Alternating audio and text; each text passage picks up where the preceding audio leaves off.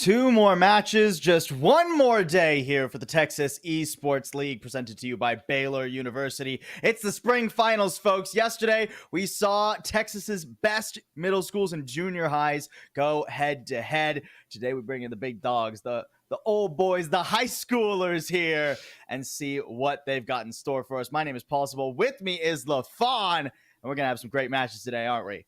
We are, absolutely. I mean, we have some expectations here, right? I mean, yesterday we got to see the first seed take it all in that middle school, junior high school aspect of things. And I mean, word around town is that this time around, the number one seed here in the high school division is also one of the ones to keep an eye out for. Of course, we are on LAN, so take a look at the players setting up across from each other on stage. Tillamook Memorial High School and Prosper Elite across from them. So, I mean, I'm very excited for this game, and you know, the expectations for me anyway are sky high. And like we were saying all day yesterday, but I'm going to keep saying it today, it's so cool to get these guys on LAN in an environment where they can get this in-person experience. Such an awesome setup there in Arlington, Texas. Thanks again once more to Baylor University, our presenting partner for the Texas Esports League. Big shout out to them. Go ahead and make sure, if you're down in Texas, or even if you're not, talk with some of the members of the Baylor OSO Esports Club. Learn about their esports program, their engineering and computer sciences programs. Get on their mailing list to get some free swag and information about Baylor University.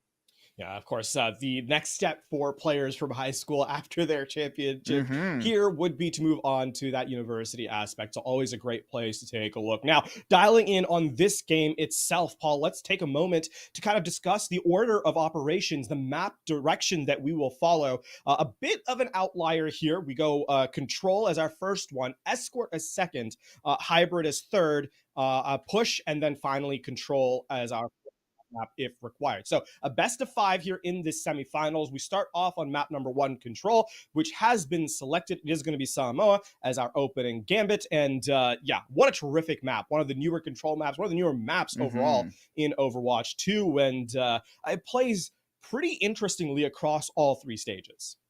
It's one of those Control maps that plays unique but not unique, you know? Like, it's 3 pretty, honestly, close quarters points. I mean, downtown maybe a little bit less so, as you've got that big what's the word for it?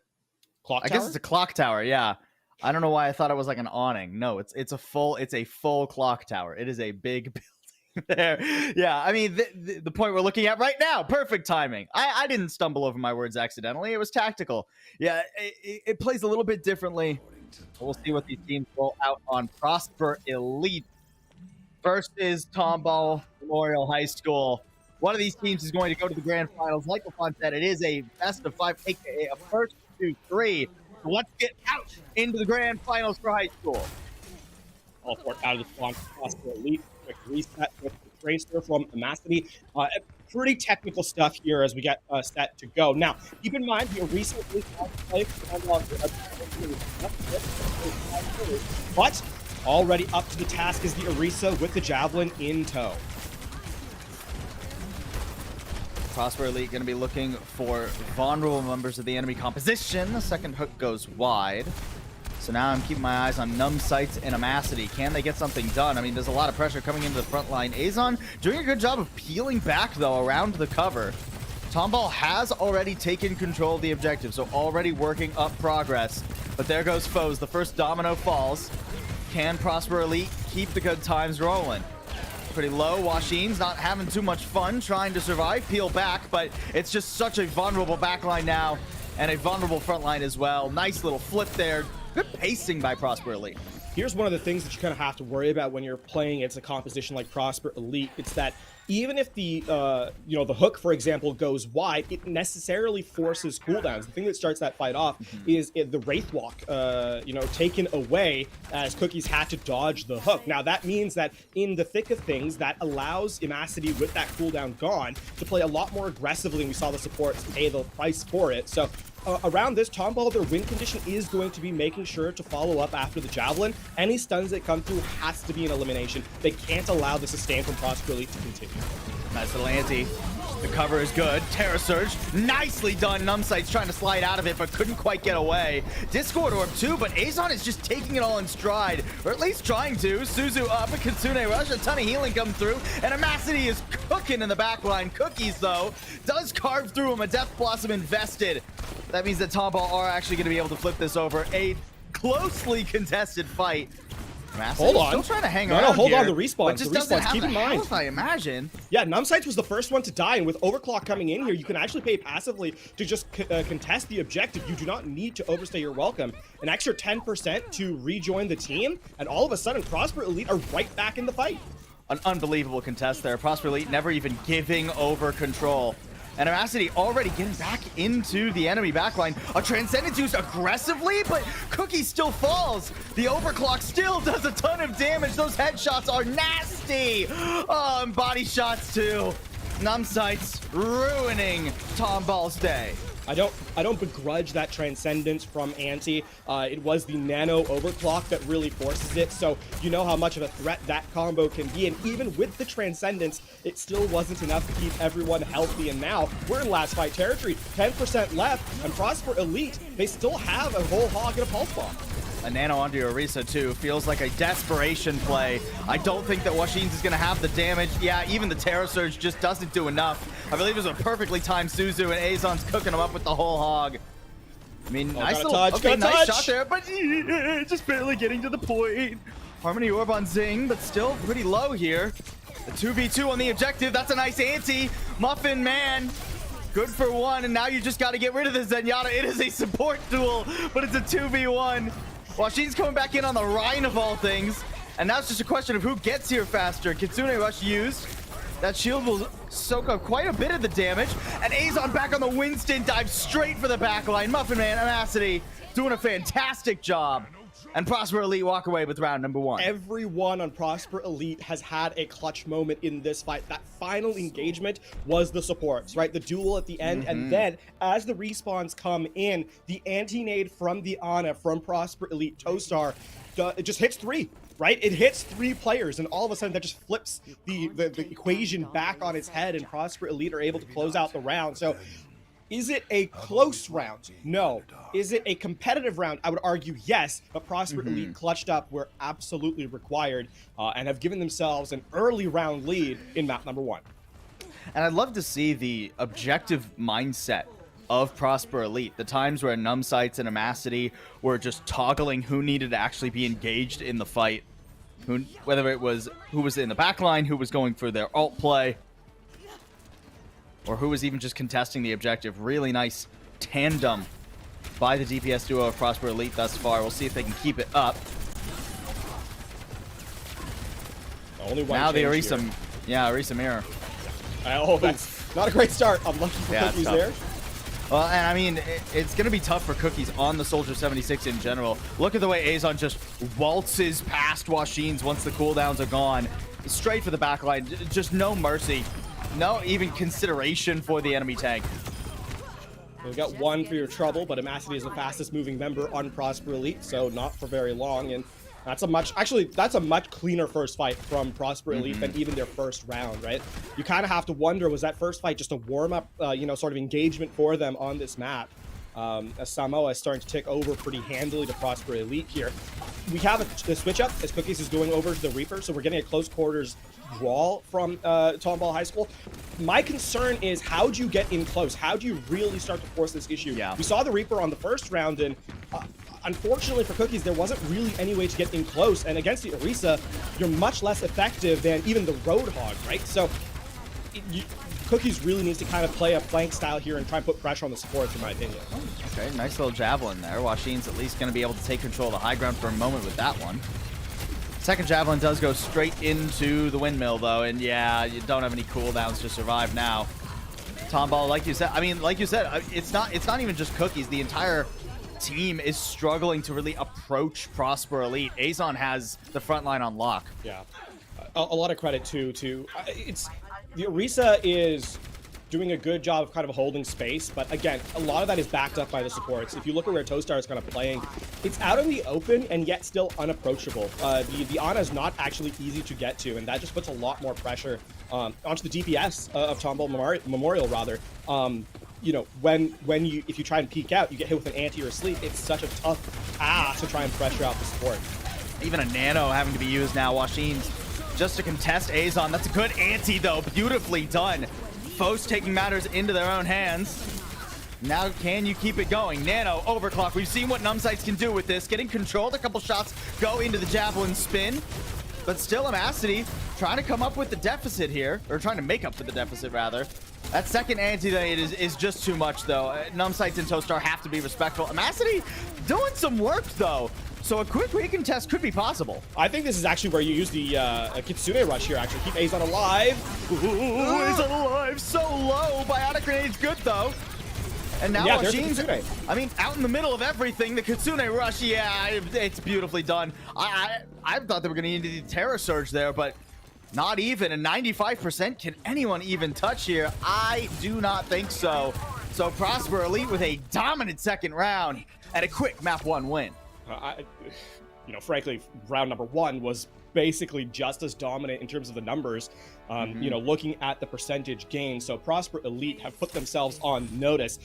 One thing to highlight here as to why, you know, a lot of times when you're down a player, it's risky to use an ultimate to actually take the fight. But keep in mind the timing of it is that the picks come as players are walking back in off the respawn. So they're no more than a second or two away from the fight actually happening, right? And with that, that's when you kind of go for the clutch play. We talked about this yesterday, but on LAN, emotions are heightened, right? They're so much more material, if you will, and nerves can really take a chance to play. So what I like here from Prosper Elite is that they're calm, they're collected, they're making these aggressive plays and kind of challenging their opponents to be like, hey, we're playing this game as aggressively as we can. How are you going to respond to that? Coupled with the on-stage anxiety that you know, players for the first time could definitely have, it's a really, really tall order to kind of deal with. And map number 1 kind of proves it in terms of the statistical differential between these two teams.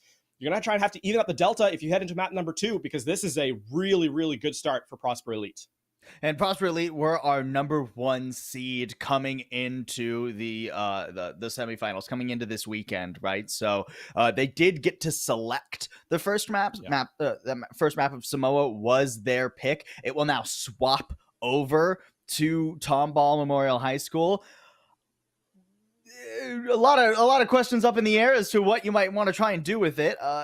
And we saw yesterday, if you don't manage to pick up that second map after losing the first, especially as the lower seed, things run away from you really quickly. So Tomball, I'm interested to see what they want to try and answer back with.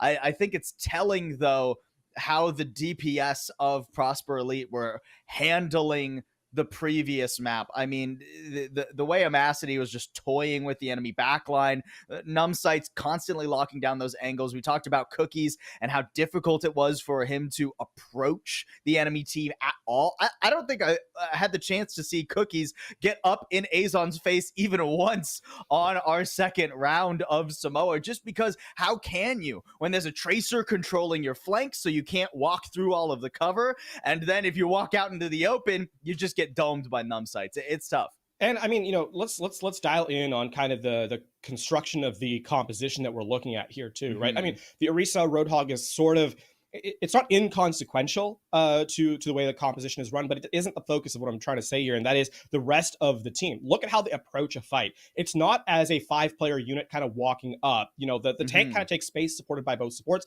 but they're playing pretty far back, so they're hard to aggress into. And with the close quarters composition that their opposition is running, right, specifically the Reaper, and the Reaper Cassidy a lot of the time, and then the Orisa as well, to get to the backline makes you be out of position. And that just opens up the flank angles from the Tracer, who we've seen Amacity has been kind of running around the entirety of the map, gets 1 or 2 before, you know, even if they're taken out, they're good for at least that many, which is not a foregone conclusion. They've survived pretty handily all the way throughout. And even if you deal with that, then the Sojourn and Roadhog / Orisa combination rather are standing in kind of front and center. So you have to deal with that as well. It's a really, really well-ordered setup from Prosper Elite, and you have to give a lot of credit for their structure as a team. Again, something that can really fall apart easily at first contact, and they've held it through, you know, a whole map. And it is early days, but I think I'm pretty comfortable saying that Prosper Elite, at least on map number 1, looked so comfortable with each other, right? Yeah. The way that they were always playing. I mean, that very first round, I was just so impressed with the discipline of Prosper Elite to look at that first fight. The first 2 hooks missed, and they thought to themselves, "Hey, we can give a little space here. Let's not run in, let Azon get killed, and then we have to fully reset. Let's just go for a soft reset, get all our cooldowns back, heal our tank up to full, and then go back in." And it's one of the reasons that they only gave over a measly 30% or so on that first round. They just look so coordinated as a squad right now, and you can look and chill as cucumbers too. just absolutely unbothered by the land setup. They just look excited more than anything, and that's what you gotta love. Shout out, of course, to Esports U and CECC May Madness 2024 for hosting the Texas Esports League Spring Finals, as well as Exposure, who are providing state-of-the-art gaming spaces in Duncanville, Texas. Go ahead and check them out. We are getting into our map number 2, folks. Rialto going to be the name of the game. This is an interesting selection from Tomball High School. I don't disagree with it, though, right? I think this is, keep in mind the structure that they're running or that they've postured so far. They've been, one of the things that's really tough to draw conclusions early in a series and yet kind of has to be done in a best of 5, right? You don't have a lot of runway to make mistakes, is that compositions, the theory that you can switch compositions is legitimate. You know, oftentimes rather, teams will have multiple looks, but the expectation is that you're going to run something very similar to what you opened up with in a best of 5, you know, in kind of a scenario like this. So I like going to a map like Rialto here, where you give your DPS and your supports the most opportunity to find success. Even this map has a good combination of long poke kind of setups and close enough quarters where you can get short range tools to kind of work. And coupled with a Doomfist, things could actually become really difficult. You deserve that one, Azon. You made your own grave there, going for the pull off the edge. Oh man, that's just brutal. That's brutal. But I mean, it is gonna cost Prosper Elite here. Yeah, I mean, Azon gets wholly cooked. Love to see this swapping composition. Oh, okay, bye Washings. Still, I love to see the swapping composition though. Tomball were having a hard time approaching, so they go to a tank that's a little bit faster. And one that can punish their opposition as well, right? At this level, one of the things you kind of have to be careful of the Roadhog is that if you're interrupted on either your hook or your heal, you're punishable, like exceedingly so. And we already saw that in fight number 1. Even with the Suzu, there was no way to survive. And on top of that, Azon forced to retreat for the first time, or well, I suppose second time this series, off the back of this. Like, look how well he's being body blocked out too. Ooh. Nicely done. I mean, the ante does make Washings think twice. The power block gone, too, so a lot of damage going through. Azon is just really, I mean, it's a giant, meaty target. It's hard to miss the Roadhog here. So we need to see Numbsights or Amacity get into the mix. Finally a pick going Prosper Elite's way. Tomball still maybe want to take this fight, though, especially if they can isolate Azon. Oh, that was really well done by Washings, but not quite the pick they were looking for. Amacity does fall at long range, though. Zing getting in on the action. And that's slowly but surely, Prosper Elite are losing control. Yeah, I'm going to assume that was intentional. Are we going for a reset here? Yeah, the point was capped. Yeah, the point was capped. And I will also say this. With the Roadhog, something that you have to kind of highlight is that to support the Roadhog when they're not getting as much value, you have to kind of overextend if you're the support, right? Toastar and Muffin Man, who were in control the first match, they had to play out in open sightlines, and that just allows Cookies to get in close. Prosper Elite gonna swap things up now. Azon going over to the Orisa. It does get smacked a little bit there. Well, she's literally just playing bouncer at the high ground here. I mean, but that is one of the things about Orisa. It's much more difficult to get value out of the Doomfist into her. She's so sturdy. It's so easy for Azon to control this choke point. And even if you get Azon off the high ground, just gonna rotate back around to the objective now. Railgun charged up. Washing stunned a bit. Still decides to go in. Meteor Strike used aggressively rather than as a reset tool. And it at least buys space for Tomball, who threw in the Death Blossom and the Sound Barrier. They're making good time.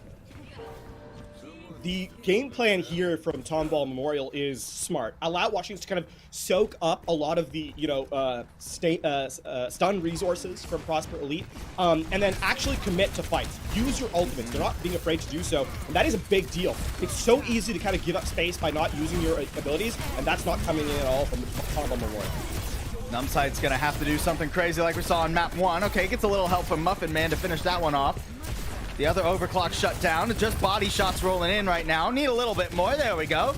There's one head lopped off as Cookies falls, but the payload's been capped, folks. That is the second point where Prosper Elite just barely are unable to keep their toes on the objective. I mean, look at that time bank. 4.5 minutes. Tomball Memorial running a speed run on this one.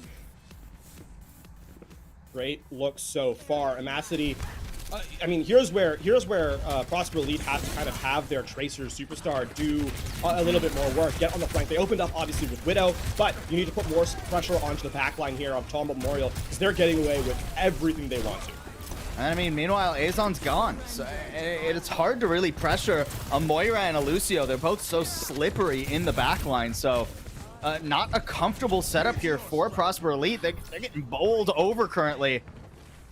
I mean, there'll be one more fight, one more desperate one, and not much in the tank for Tomball. They'll have a sound barrier soon. Somebody touch, okay. I mean, Azon gets there, but ain't gonna be there long. An unbelievable time. What is it with Rialto this weekend?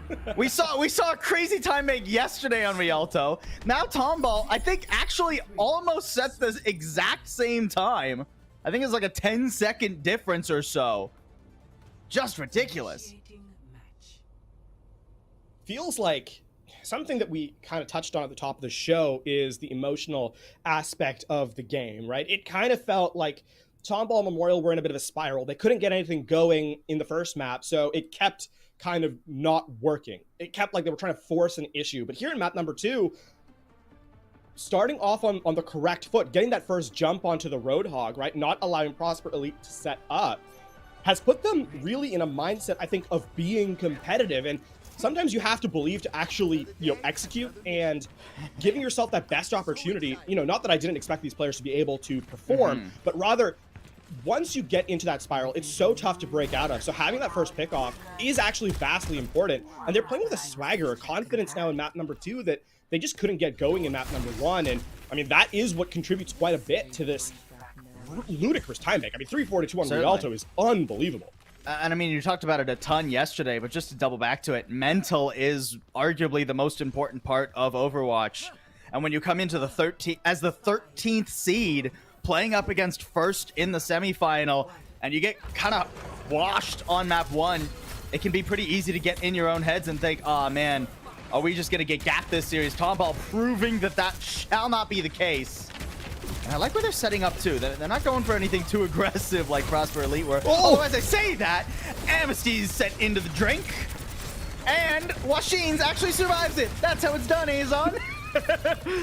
Oh man, nice little play there. A little bit of tip doesn't really stall Prosper Elite. I mean, that is their Widow. They're still going to keep this cart moving, but it's stylish. Ooh, okay, this is an interesting change to have the Sombra now. Washine's going to have, yeah, there it is. Look at the assist and the kill feed. Things have gotten a lot more difficult for this Doomfist now. Cookies does manage to get in the backline and assassinate, but unfortunately, Fos a little bit far to support the Reaper there, and yeah, cleanup comes through. So Prosper Elite still setting good time, but there will be one more contest. And here's the hero chest coming into play, as we now see Wishes and Cookies both swap off of their hero selection as well. This is the acknowledgement. Back and forth we go. It's time to find a character that actually works for the composition playing against. Well, it doesn't work if you just get nudged into the water. Zarya, you know, she's really good at weightlifting. I don't think she's an Olympic swimmer, however. And now it's Tomball Memorial seems to be a little bit confused about what they want to run. I still like the Zarya. I think the Maga swap is maybe a little hasty. I mean, it's Malga Zen coming in here. I mean, we saw what Zen can accomplish in terms of damage throughput. Can Anti live up to that is the question. Washine's already taking a heap of damage. Those Antis are going to be something that Washines has to be so careful of. The Discord Orb combined with them. Oh, it's so much damage. Coalescence being forced now. But at least Toastar, I mean, Toastar dying with the Transcendence available. That's a little tough for a Prosper Elite, honestly. But they have plenty of time to reset. Oh, okay, nice. That's a really big stagger, actually, from Tomball Memorial. That's going to give you an extra 10 seconds off the clock. And keep in mind, with the payload where it's at right now, this is considered one of the most difficult corners in all of Overwatch to assail. The question becomes now, how much do you have to invest if you're Prosper Elite? They have 5 check marks, or about to. Tomball Memorial, a little lacking in that regard. Transcendence, probably the biggest one that's up next. And it's going to have to do a lot of work to survive against the onslaught that's incoming. Overclock already available. I mean, that's so much damage. Tomball across the board, just getting completely burned to dust. That nano overclock, I mean, it's a combination that Prosper Elite love to throw out, and you can see why. Numbsights is nasty with it. Pretty good time being set by Prosper Elite, too. We are going to have some insane time banks here unless Tomball can put their foot down. Not nearly enough resources taken away from Prosper Elite either on that previous round, right? Now the big one is Transcendence, or rather the combination of Transcendence into the EMP.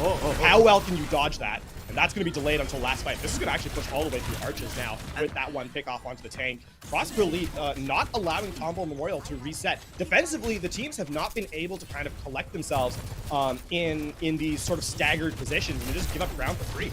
And that pick arguably makes it even harder for Tomball to avoid the ult combo you were talking about. Now they have to step up and contest the objective. There's no chance really to play around cover as they wanted to before. Transcendence out. Prosper Elite want to go for it. Anti already down. EMP out. I mean, Terra Surge not even necessary here. Unbelievable from Prosper Elite. They're about to set an even faster time on Rialto. Over 4 minutes was on the clock. That'll get whittled down to 2:17. Matching Tomball's 2 minutes. A 17-second time advantage for Prosper Elite.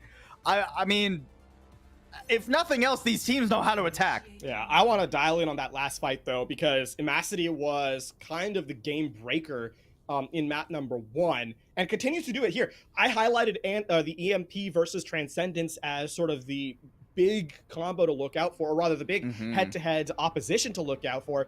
But Imacity won up that. Not only did they take out the Zenyatta and the Transcendence, nullifying that entirely, but also destroyed the cage fight, Mauga's ultimate as well. So, I mean, a 2-for-1 shutdown in such a important moment.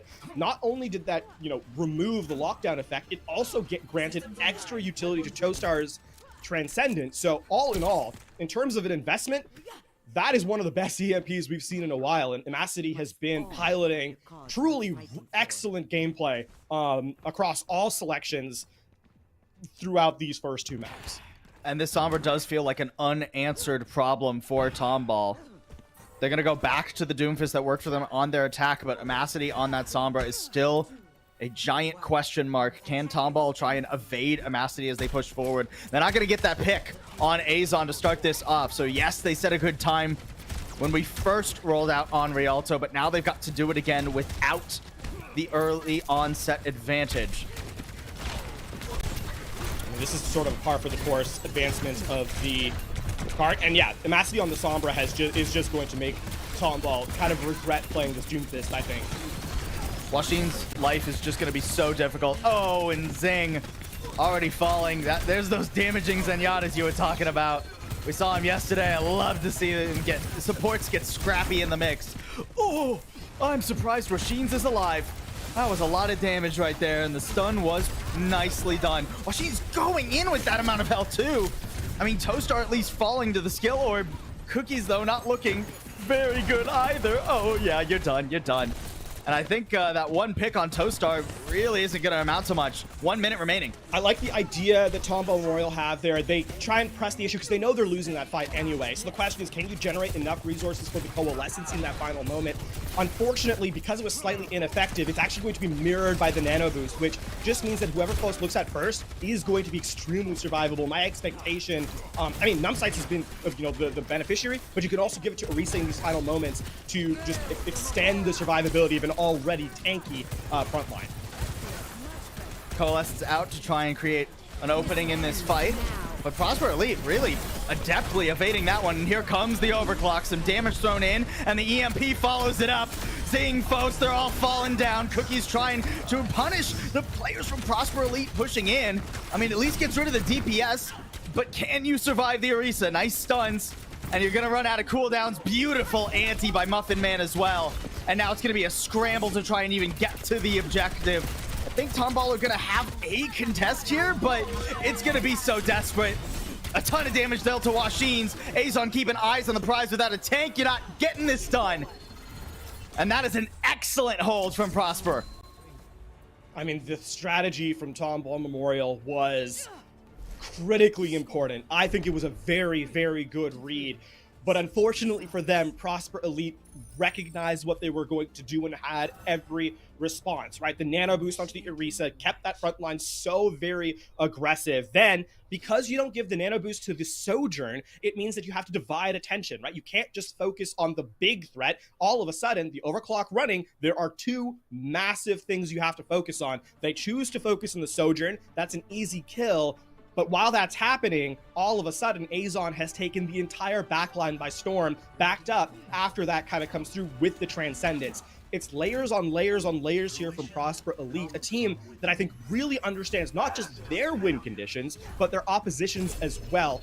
And now, all of a sudden, Tomball Memorial have, at best, a corner to work with. This is not very far to get through. And 217, you're getting at least 3 fights here.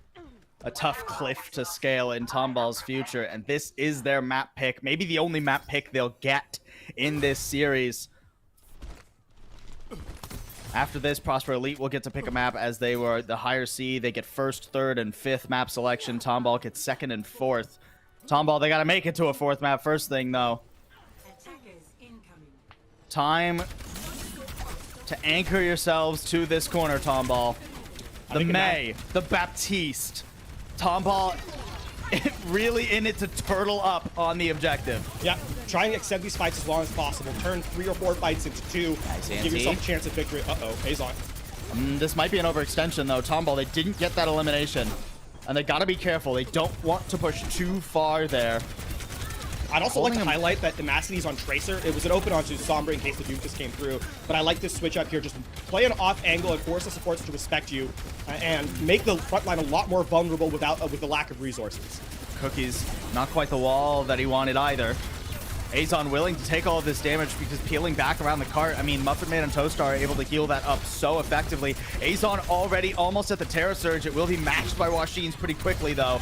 But with Zing down, the dominoes are starting to fall. Nice little flank there from Numbsights, and Amacity's in as well. Ice block to keep one alive, but Cookies, while you're taking some time to cool off, Tomball are falling all around you. 1 minute and 10 seconds more than Prosper needed. Unbelievable that they were able to still take map 2 of Rialto after the time Tomball set. This is what we were talking about with the mental. Never out of the game. And I mean, Amacity's Sombra really did feel like it sealed the deal this map. There was just no solution from Tomball Memorial. And you called it hero chess. I'm going to call it hero tic-tac-toe because it feels more like you go A, I go B. You go B, I go C.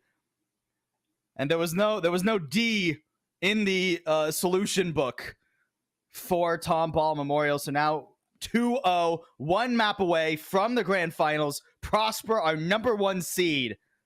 Looking pretty good so far. Tomball not out of it yet, though, Paul. I mean, we talk about the fact that there was solutions all the way through, but I think there was a bit of a renaissance on the attacking half by Tomball Memorial, right? The fact you don't get to the end of Rialto with 340, 342 actually, without having done something very, very right. So I would not count them out of the woods yet. Prosper should not let their guard down. 1 more map at the very least needs to be handled before we can come to any conclusions. Nonetheless, you're absolutely correct. Prosper Elite have looked tremendous all the way throughout, and await to see if they can close it out in map number 3.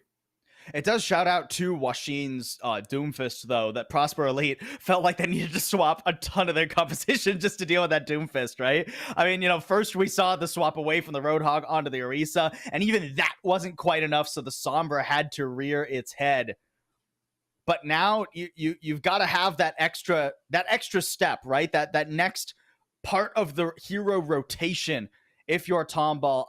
Either you keep trying to play the Doomfist and find an answer for a Sombra, or Washeen's, you got to dig a little bit deeper into the tank pool and find something else that might work, or even just play the back and forth, right? Like if Amacity wants to run the Sombra, that's fine. Maybe it's time to go back to the like Orisa head-to-head and get, I don't know, a Tracer or maybe even a Sombra of your own to look at controlling Amacity. If Amacity's not able to get that same sort of value on the Sombra, doesn't have that same, oh, I'll just hack the tank kind of target, then, you know, it becomes a more difficult situation for Prosper at the very least. Well, speaking of difficult, it is Prosper Elite's map pick, as you alluded to moments ago.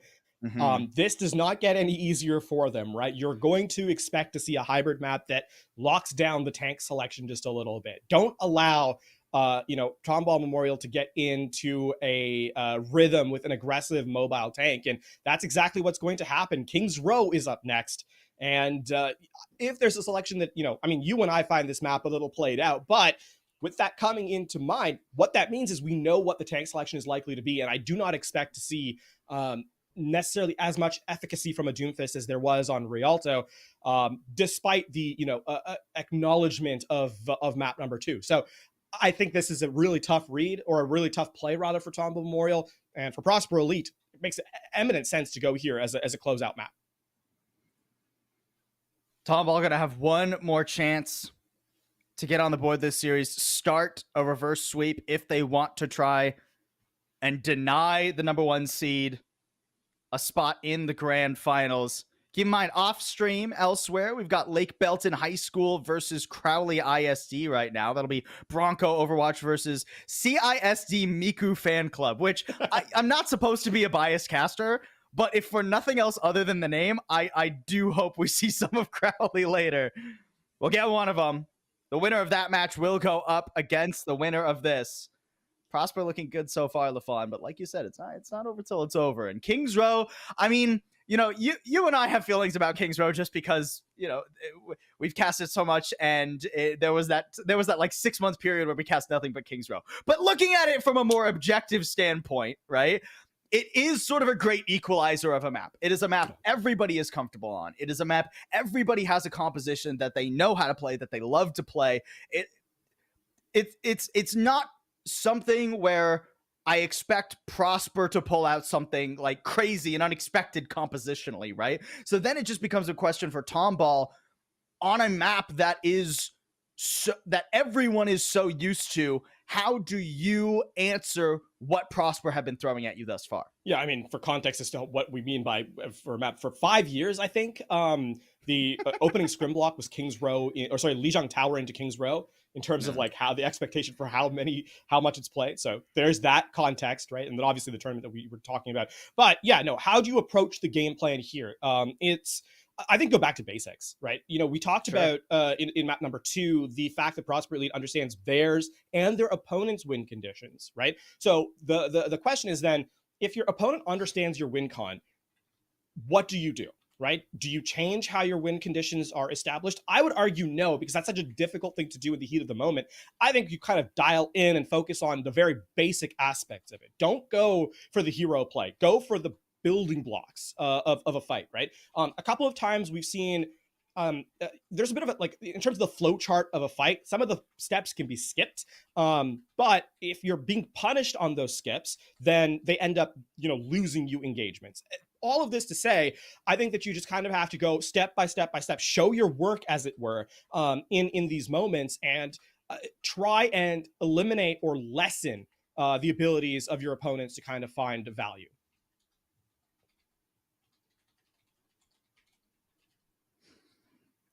Interesting here from Tomball. I'd be excited for them to walk out on this. Actually, I believe our names are swapped right now at the top. Yeah, a bit of a sub and a roll. Roll swap here for Tomball, who are in the blue right now, folks. Keep in mind, Washeen's getting off the tank roll instead onto the Venture of all things. Yep, this is, I believe, the introduction of Venture this weekend. in terms of play, right? They've obviously been there in the game for a couple of weeks now, but a look to see if Washington can find value on this newest hero in the Overwatch roster. Ooh, focusing beam. Putting some pressure on machines, but just barely above that 50% health marker. Zing, not so lucky. Already falls, and Prosper Elite with 2 ticks immediately. I mean, somebody's got to step up and answer this. Hot Glue Gun does get rid of Azon. Doesn't have enough health to get to the objective, though. Oh, it was so close. But, nah, good first fight from Prosper. This is a really good read to run the Echo, by the way, against the Venture selection. Couple of reasons. Why? One, you can actually guide Venture around the map with the stickies, and then because their hitbox is so massive, it's pretty easy to spam the tri-shot and then obviously the focusing beam in play. And once that happens, right, the Venture kind of has to go all in. They have to execute fully to get value out of their kit, and that just makes them a lot less dynamic. And coupled with the ult generation, Maxi, I believe, the first player on the field to have an ultimate. The duplicate, I don't know that necessarily is going to be expected by Tomball Memorial off the rip. Tomball seems like they want to try and wait for their amplification matrix to hold the line. They have given up about half of the second point already in machines. No chance to get underground to safety. I mean, there's an ant matrix the other direction, and Amacity with that duplicate too, just for the heck of it. I mean, the Prosper Elite are wasting no time. They already set a borderline record on Rialto. They're looking to beat it on Kings Row. Yeah, I mean, we're like 6 minutes almost. 5:45 into third point. Like this is going to be a tall order. Yeah, this is not, and a switch. Ooh. It's a gamble play here for a Widow on third point. When it works really well, but it only works about 5% of the time. Shin's gonna have to be a hero really on this hit scan to find or to stymie Prosper Elite. That's with all the resources they have at their beck and call. Okay, Macity does fall here. Prosper just giving up so much space though. They gotta go up and touch the cart. Especially after getting a pick like that. I mean, Prosper Elite do have so many ults in the bank. It is intimidating to consider going for a true contest. The accretion hitting the shield too, that doesn't help. Nice shot from Washines though. Another one to follow it up too. All right, Washines turning it on the DPS right now.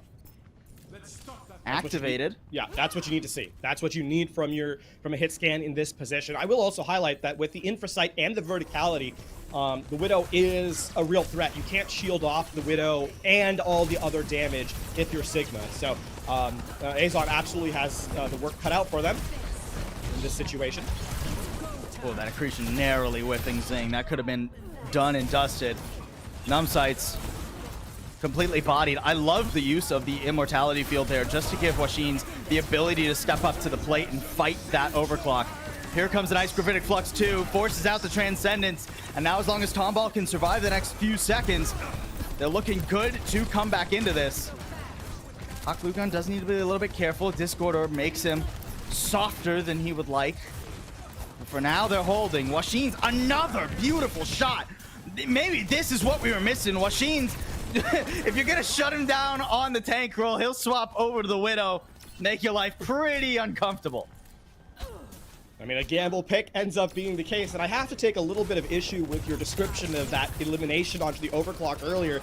It wasn't bodied, it was a headshot and a clean one at that, and so Washines continues. Jokes! Oh, man. Unfortunate field goal on the accretion for Azon. Ooh, now just gonna have to dance around the Ant Matrix. Has the kinetic grasp though, so can easily evade that one. And Prosper Elite with still over 3 minutes in the time bank are perfectly fine waiting that out. Still, a win in this next fight would put Tomball Memorial strongly into that like 2-minute counting, which is actually decent for a defensive hold. Hot Glue Gun needs to live. Okay. Oh my word, a second anti. Amacity goes for the duplicate on the Ana and lays another anti at Hot Glue Gun's feet. No way you can survive 2 biotic grenades thrown at you. Not like that. An unbelievable play from Prosper. Excellent coordination. And Amacity just being sick as per usual. Honestly, that was our fault for not accounting. You know, we consider first anti-nade. We didn't really account for seconds. If anti-nade's so good, why no anti-nade 2? Well, now there is one. It's a meal that Hot Glue Gun definitely didn't want the second time around, and that actually heralds it's filling enough the first course, you know? the biotic grenade. All right, we get to calm things down a little bit, and I mean, listen, a blistering time bank entering into third. I don't know. It's not the 4-minute and 17-second time bank. So, well, yeah, I was gonna say a rather pedestrian 2:55 at the end of it. Oh man, no, that's unreal. That Prosper Elite were able to set that, even with Tomball really trying to slow the roll of things on third. Now, I will highlight, offense has really been both teams' bread and butter. Yeah, their field of excellence has been offense. Yeah. So I would it's the worst thing you can kind of do is get in your own head here. If you're Tomball Memorial, it's not done yet. Sure, you know, light is fading, but while there's breath, there's still a chance. And I think that's kind of how you have to approach it here, as we're looking, again, hyper-aggressive, and I like this, right? You're running a backline that doesn't have, right, there's no Kiriko, there's no Lucio, there's not nearly as much maneuverability here from Prosper Elite. So try and just, you know, run them down, force those defensive cooldowns, and burn them at the tail end of things. And see if you can create an opening for Washines. Hot Glue Gun now picking up the Doomfist himself. Whoa, don't peek your head out. Don't peek your head out into Washines. Stay all the way back there, Toastar. Hot Glue Gun, oof. Yeah, hard to dive as a Doomfist into a Sigma that still has accretion up. Fun fact, that's not fun. Mastery does fall, though. But a good refrag from Numb Sight's gonna keep Tomball at bay.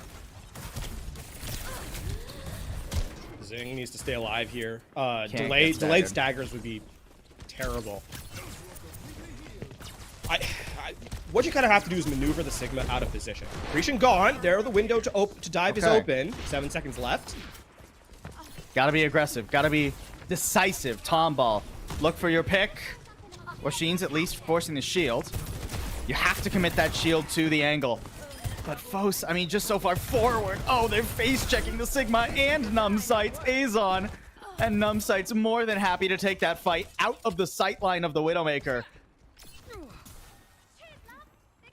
This is getting a little rough at this stage for Tomball Memorial. I mean, if Azon is willing to play this aggressively, posture around them. That was a deflect that was about to put a bullet back into Washines' head. Look, good trigger discipline from Washines. Didn't die to the deflect shot. Okay. Oh, Hot Glue Gun. I mean, just absolutely, literally rocked there. Azon not giving me a chance, and the anti-2 from Toastar is simply brutal. Half the time bank already elapsed. Tomball, they've got to find a way to break through. An unworthy trade there. Pulse Bomb for an Immortality Field. And now we're okay, I like this. A bit of a Ramatra. I mean, I think the Ramatra selection here actually makes sense. Again, the Doomfist was kind of getting rolled, or rather, rock stunned, anti slept, you know, as it were. Ramatra needs to put a little bit more pressure on Azon. Azon's been getting away with a lot right now because the Doomfist can't really just fight the Sigma toe-to-toe, but the Ramatra can walk up and make Azon's life more difficult, especially with the Nano in tow. Caught in the Gravitic Flux, does need to be a little bit careful, trying to lay in the damage from on high, but no, it's not enough. Prosper Elite, they're not afraid to dump ults. That's 4 in that fight to hold on, but only a minute remains for Tomball. I think the big thing right now too is that you got to give Azon a credit here. Remember on third where I said that the verticality kind of is the enemy of the Sigma in terms of blocking the Widow's damage while also preventing the rest of the team from kind of finding value? That's not really the case here on first because of the angles and ranges that the Widow has to play at, right? The Sigma shield can in fact block the majority of damage. Oh, it finally happened. The deflect comes in. MST's been trying to get that all day long. Finally gets the deflect shot. And now, I mean, even with the Kitsune rush, Tomball, they just can't find a way through. Azon does eventually fall, but a trade on Hot Glue Gun makes this not so clear cut. 26 seconds remaining. I mean, trades do eventually favor Tomball, but do they have the time to get in here? And in the last 20 seconds are when changes were made. They're going for one last rush attempt here, but I mean, do you even get to the objective? And if you do, can you shut down the Dragon Blade that Amacity has in tow? Tomball have made it to the point at the very least, but they will have to cap this in OT. Nemesis form out, looking for a target. Azon has to be the one on the chopping block. Annihilation out now too, going into the back line, but who's protecting his own? Hot glue gun falls, the supports just can't step up to deal with it, and Washin's going down will spell only one thing, and that is victory for Prosper Elite. Your #1 seed is on their way to the grand finals. I mean, it's what a clinic there defensively from Prosper Elite. Absolutely living up to the name there. Muffin Man, a quick highlight here. Oh, this is, I mean, look at the juggling of both the healing and the damage through the Ant Matrix. Really tremendous stuff, and I think this indicates the fact that all of Prosper Elite are operating on the same page, right? This is not a carry performance by any individual player. It is a strong team performance here, and while there are clutch moments and highs from everybody, it is in the end in service of a singular goal as a squad. So Prosper Elite, a tremendous performance to move forward, and one that is well earned, despite a close map on second. They were in the driver's seat basically the rest of the series. So expectations going to the grand finals, one to watch out for. Yeah, shout out to Tomball High School, though. I mean, came in as the 13th seed and still made it all the way to the semifinals, defying expectations to even get there to the LAN in Arlington. I mean, absolutely phenomenal stuff from Tomball. I loved to see Washin's on the Doomfist and the Widow. Tons of pop-off plays from him and the rest of Tomball, but Prosper Elite were not going to be denied. No, they knew that they wanted to play one more match on LAN, and they're going to get a chance to. We're going to go to a break, folks, and while we're on break, make sure you head on over to the Vanso booth. Oakley's, they got a range of glasses there, including their Prism gaming glasses, specifically designed to block harmful light for you folks and keep your eyes good during those long gaming sessions. They're also giving away Oakley's swag all weekend, so keep an eye out for that one. We'll be back with more Texas Esports League, the conclusion of the Texas Esports League, in just a little bit.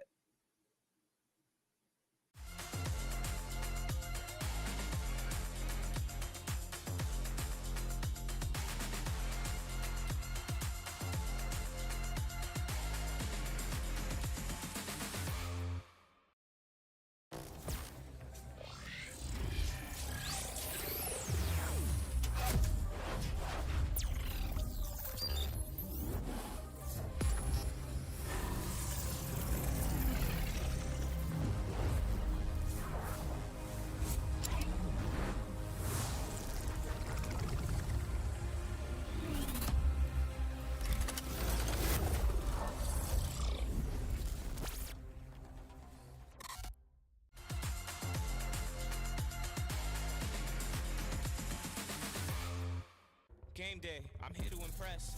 Gotta make sure that my spread is the best. Throw some Takis in it, dip some Takis in it, serve some Takis with it, and crunch some Takis in it. The flavor's immense. I'm bringing the Takis to make it intense.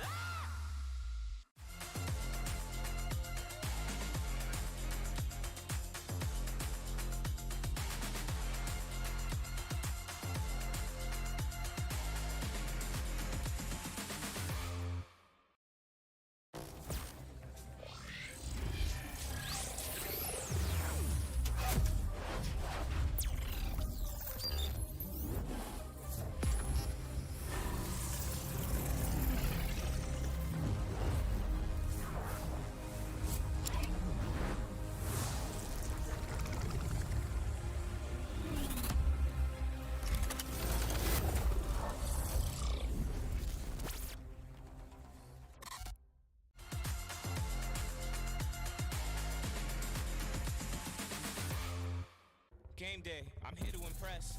Gotta make sure that my spread is the best. Throw some Takis in it, dip some Takis in it, serve some Takis with it, and crunch some Takis in it. The flavor's immense. I'm bringing the Takis to make it intense.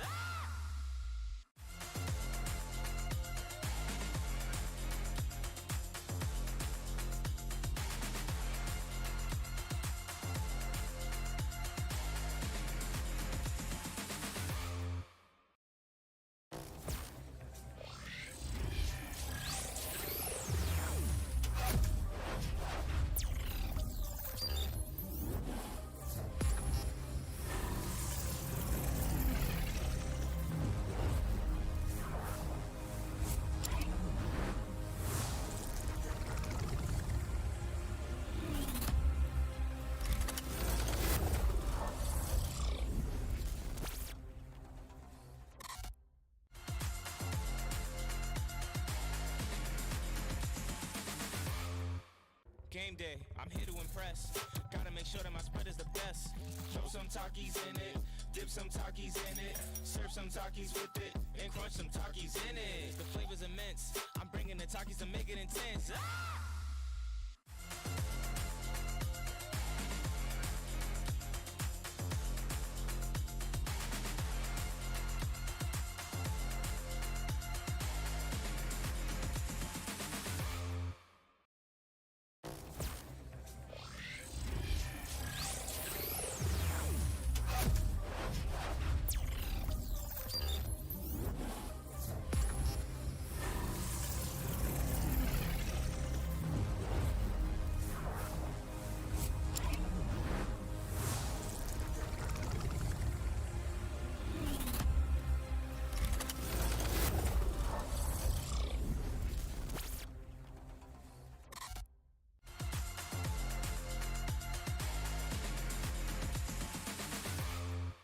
Game day, I'm here to impress. Gotta make sure that my spread is the best. Throw some Takis in it, dip some Takis in it, serve some Takis with it, and crunch some Takis in it. The flavor's immense. I'm bringing the Takis to make it intense. Ah!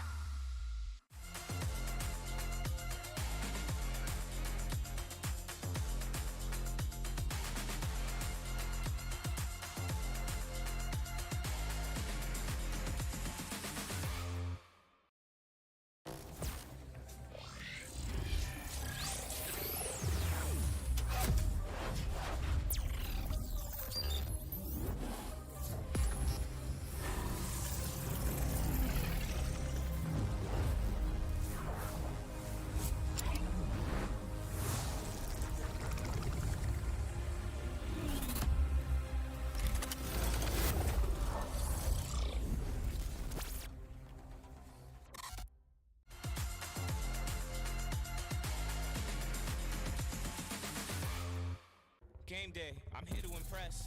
Gotta make sure that my spread is the best. Throw some Takis in it, dip some Takis in it, serve some Takis with it, and crunch some Takis in it. The flavor's immense. I'm bringing the Takis to make it intense. Ah!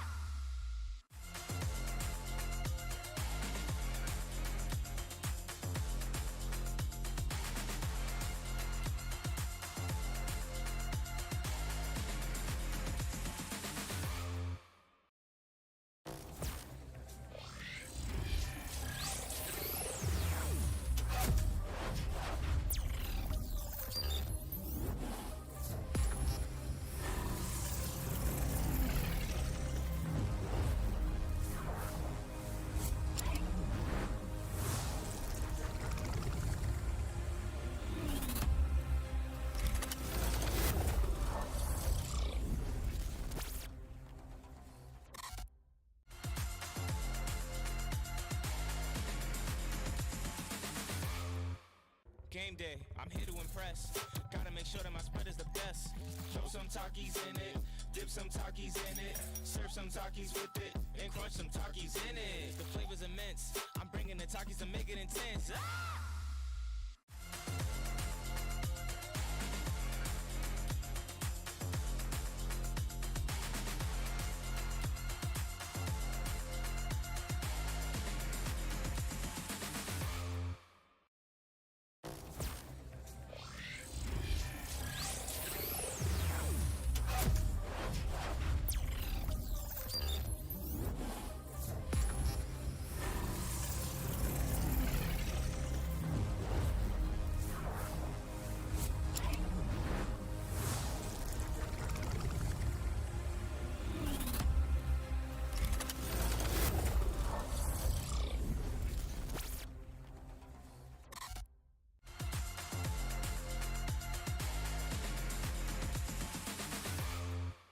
Game day, I'm here to impress. Gotta make sure that my spread is the best. Throw some Takis in it, dip some Takis in it, serve some Takis with it, and crunch some Takis in it. The flavor's immense. I'm bringing the Takis to make it intense. Ah!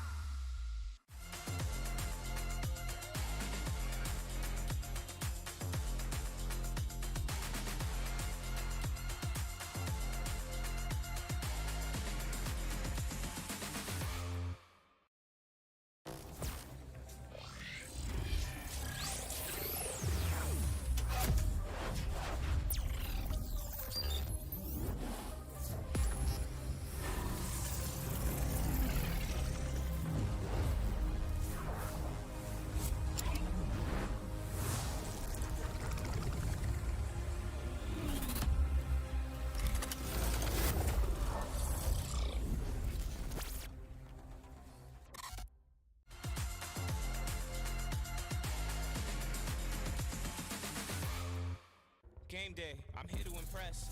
Gotta make sure that my spread is the best. Throw some Takis in it, dip some Takis in it, serve some Takis with it, and crunch some Takis in it. The flavor's immense. I'm bringing the Takis to make it intense. Ah!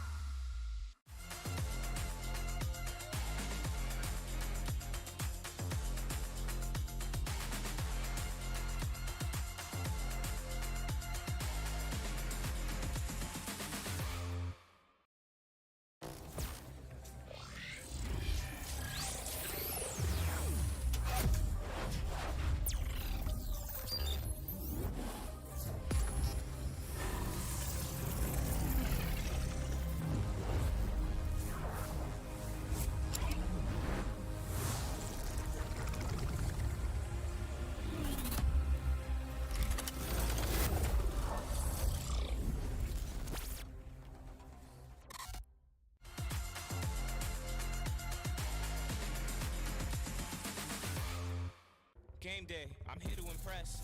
Gotta make sure that my spread is the best. Throw some Takis in it, dip some Takis in it, serve some Takis with it, and crunch some Takis in it. The flavor's immense. I'm bringing the Takis to make it intense. Ah!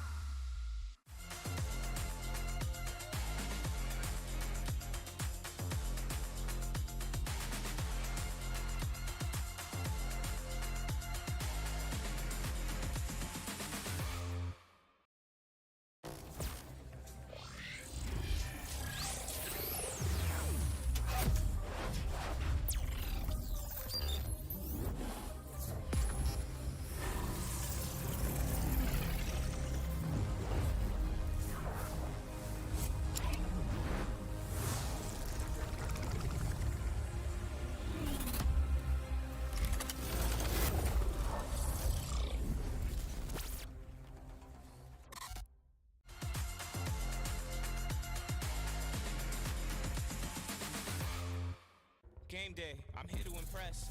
Gotta make sure that my spread is the best. Throw some Takis in it, dip some Takis in it, serve some Takis with it, and crunch some Takis in it. The flavor's immense. I'm bringing the Takis to make it intense. Ah!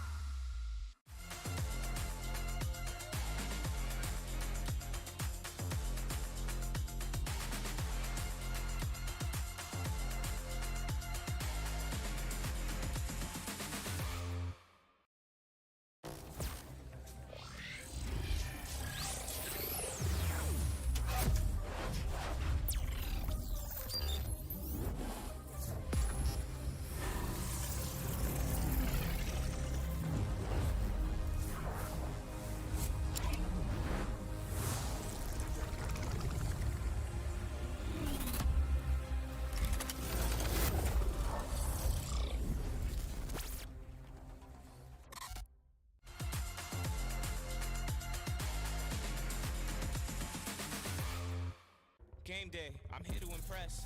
Gotta make sure that my spread is the best. Throw some Takis in it, dip some Takis in it, serve some Takis with it, and crunch some Takis in it. The flavor's immense. I'm bringing the Takis to make it intense. Ah!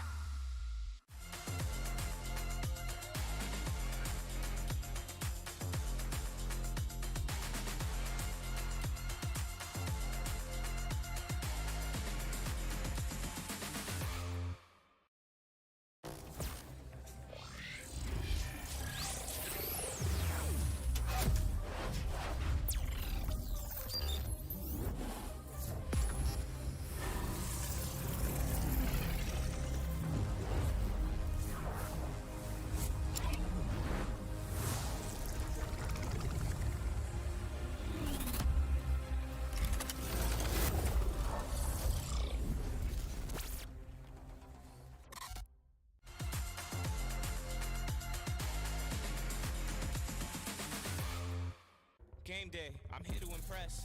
Gotta make sure that my spread is the best. Throw some Takis in it, dip some Takis in it, serve some Takis with it, and crunch some Takis in it. The flavor's immense. I'm bringing the Takis to make it intense. Ah!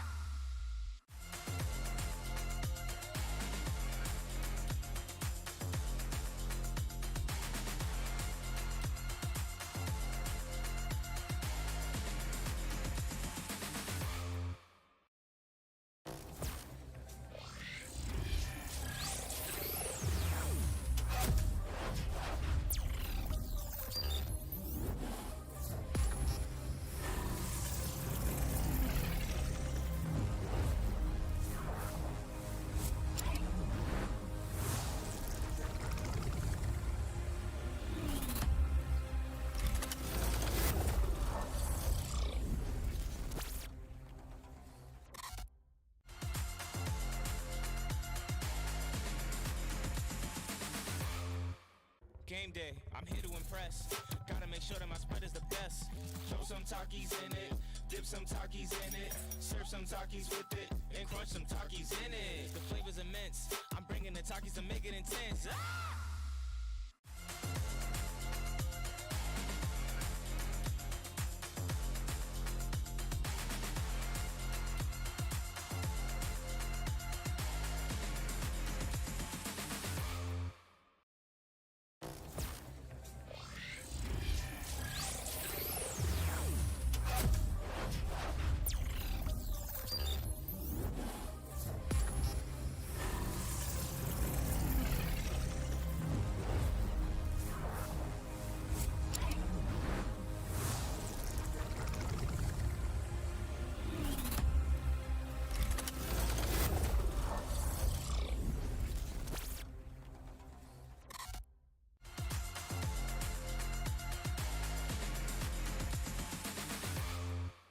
Game day, I'm here to impress. Gotta make sure that my spread is the best. Throw some Takis in it, dip some Takis in it, serve some Takis with it, and crunch some Takis in it. The flavor's immense. I'm bringing the Takis to make it intense. Ah!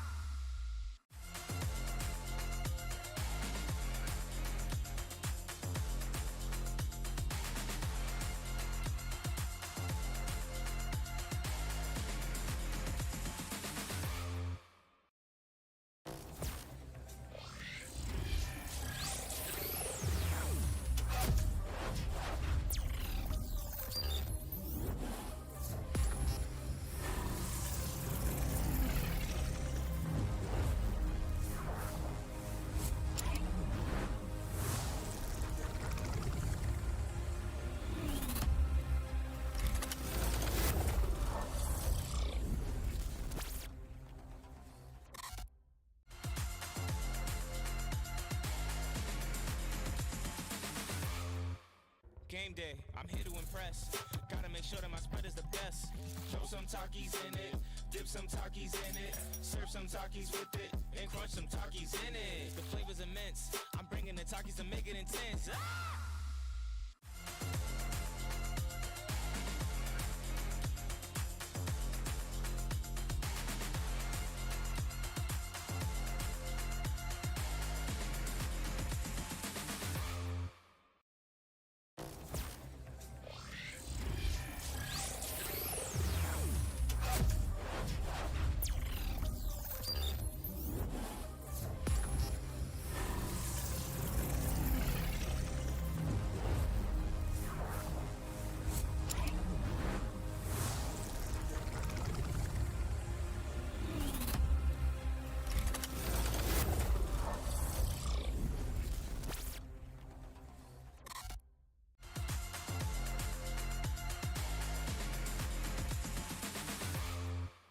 Game day, I'm here to impress. Gotta make sure that my spread is the best. Throw some Takis in it, dip some Takis in it, serve some Takis with it, and crunch some Takis in it. The flavor's immense. I'm bringing the Takis to make it intense. Ah!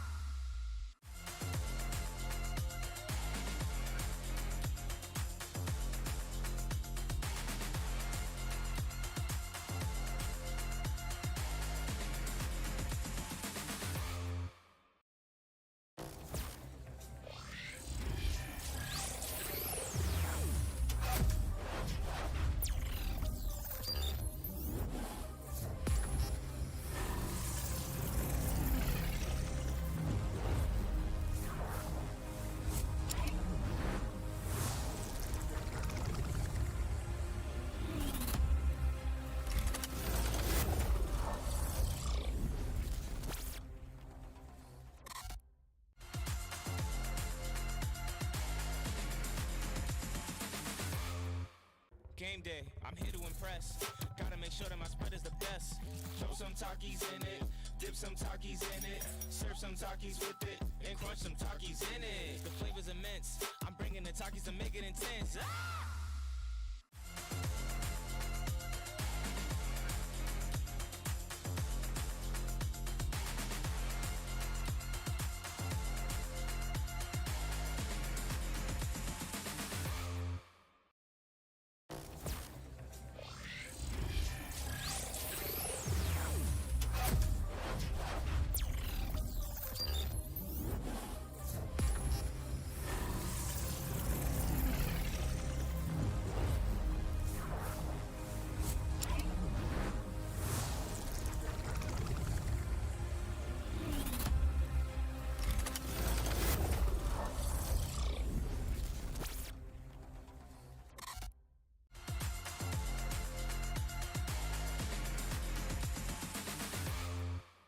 Game day, I'm here to impress.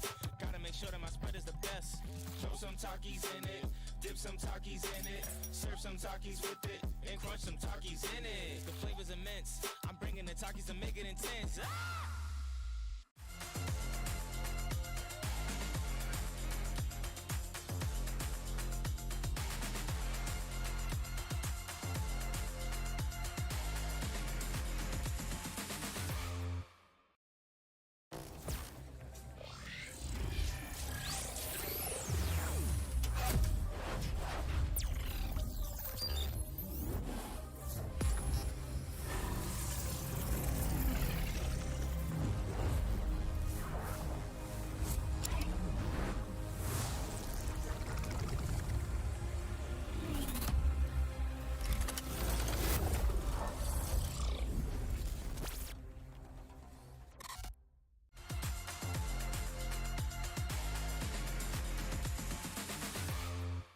Game day, I'm here to impress. Gotta make sure that my spread is the best. Throw some Takis in it, dip some Takis in it, serve some Takis with it, and crunch some Takis in it. The flavor's immense. I'm bringing the Takis to make it intense. Ah!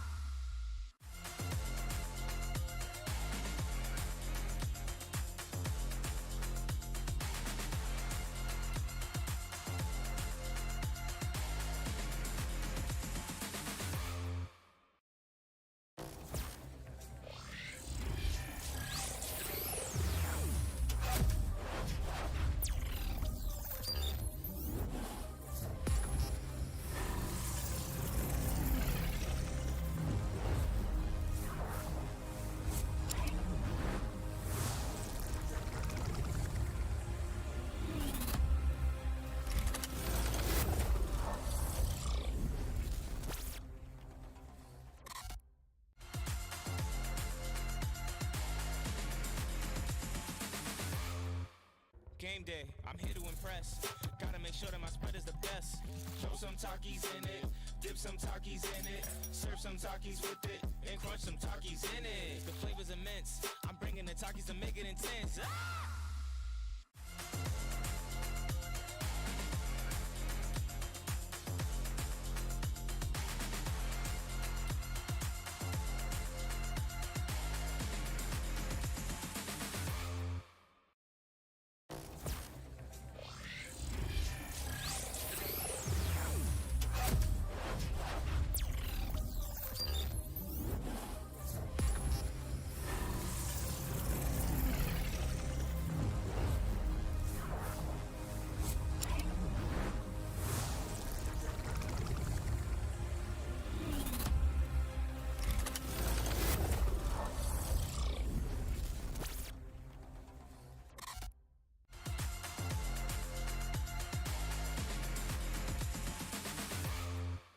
Game day, I'm here to impress.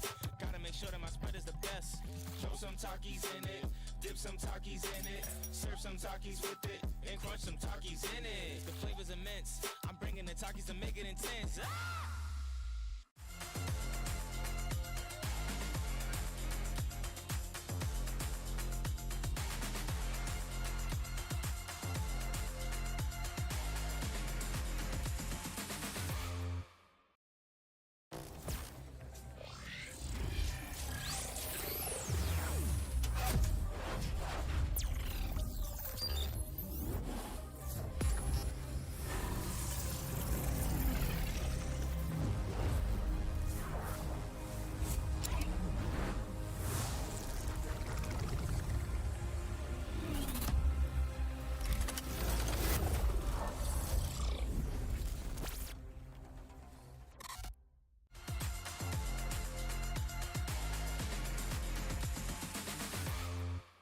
Game day, I'm here to impress. Gotta make sure that my spread is the best.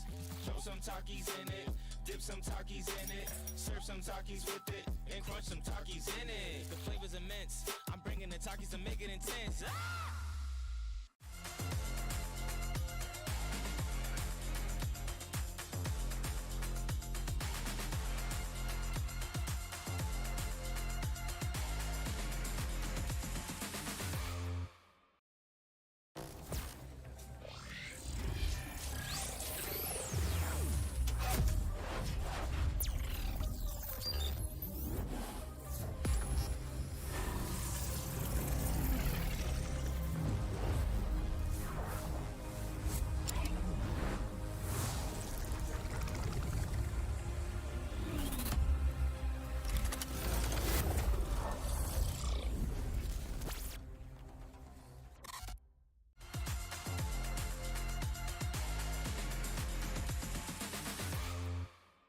Game day, I'm here to impress.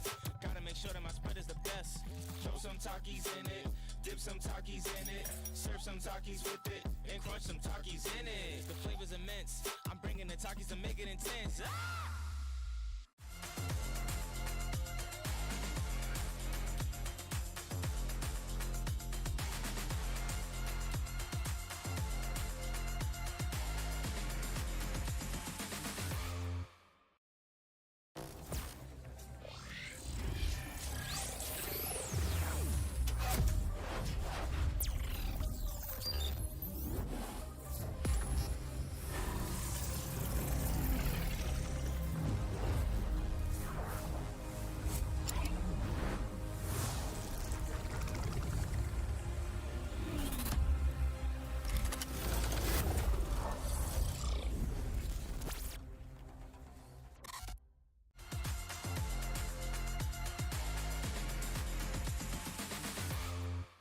Game day, I'm here to impress. Gotta make sure that my spread is the best. Throw some Takis in it, dip some Takis in it, serve some Takis with it, and crunch some Takis in it. The flavor's immense. I'm bringing the Takis to make it intense. Ah!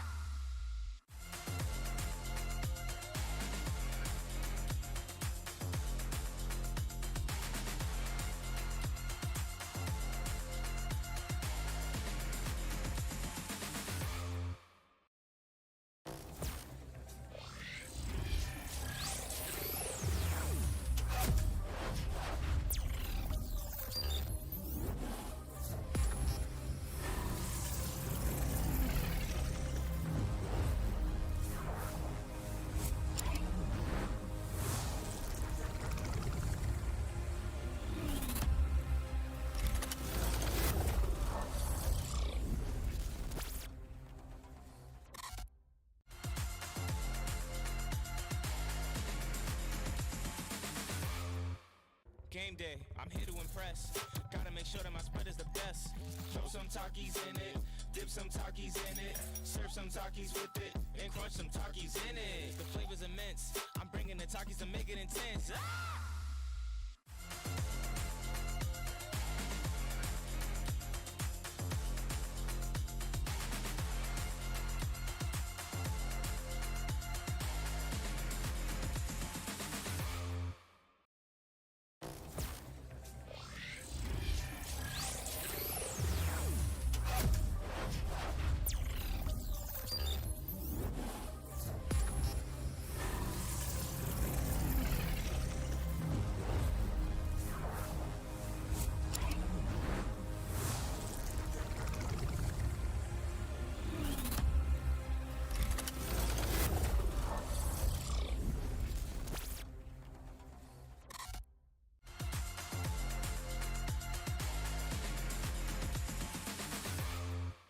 Game day, I'm here to impress. Gotta make sure that my spread is the best. Throw some Takis in it, dip some Takis in it, serve some Takis with it, and crunch some Takis in it. The flavor's immense. I'm bringing the Takis to make it intense. Ah!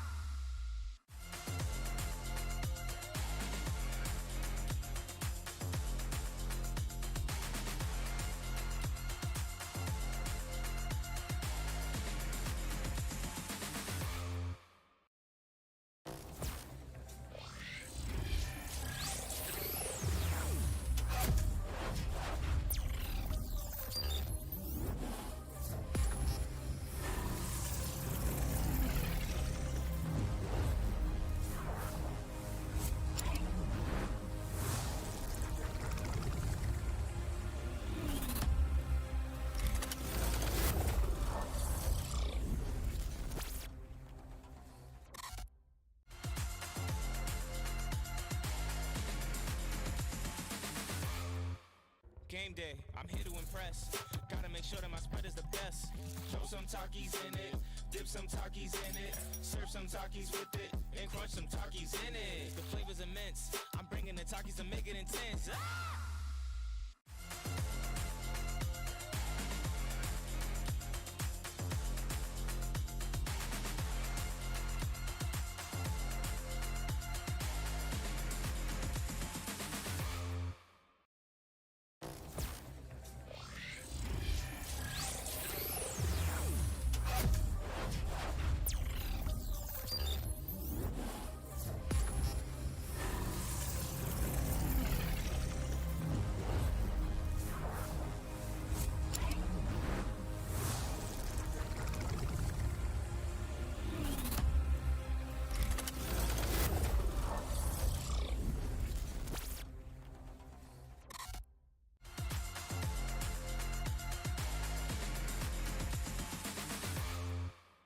Game day, I'm here to impress. Gotta make sure that my spread is the best. Throw some Takis in it, dip some Takis in it, serve some Takis with it, and crunch some Takis in it. The flavor's immense. I'm bringing the Takis to make it intense. Ah!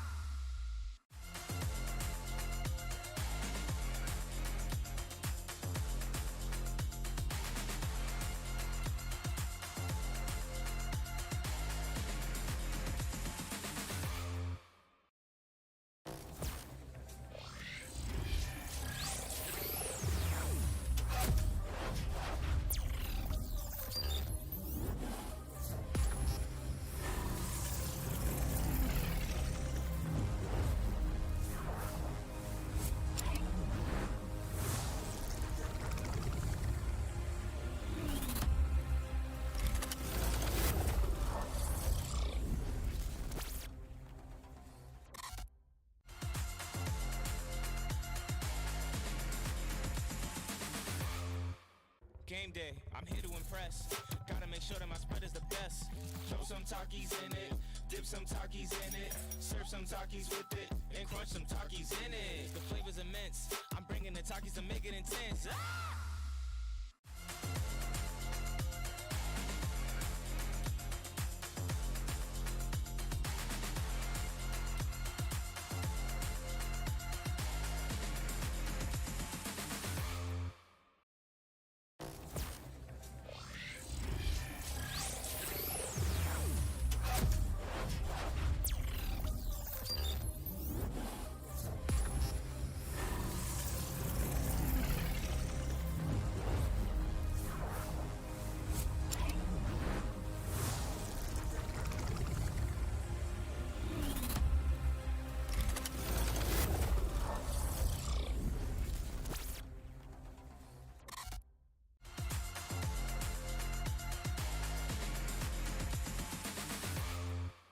Game day, I'm here to impress.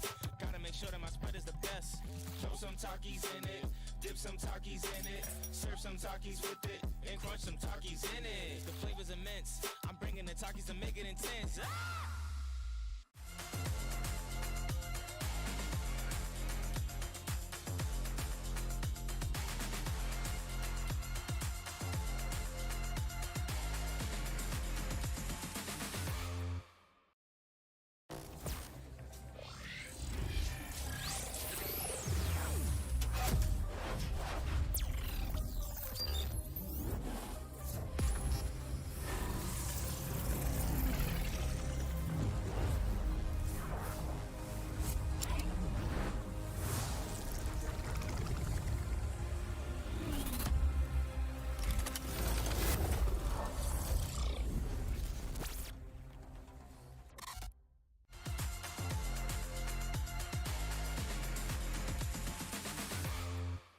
Game day, I'm here to impress.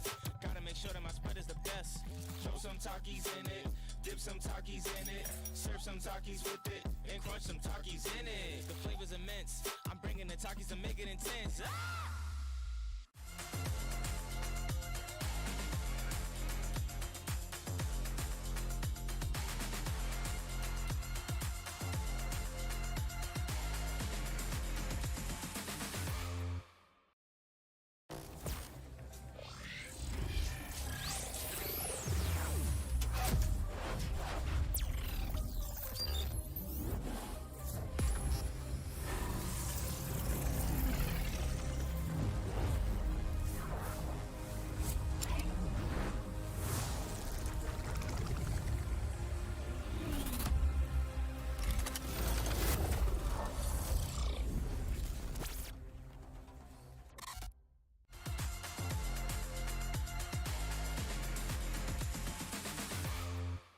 Game day, I'm here to impress. Gotta make sure that my spread is the best. Throw some Takis in it, dip some Takis in it, serve some Takis with it, and crunch some Takis in it. The flavor's immense. I'm bringing the Takis to make it intense. Ah!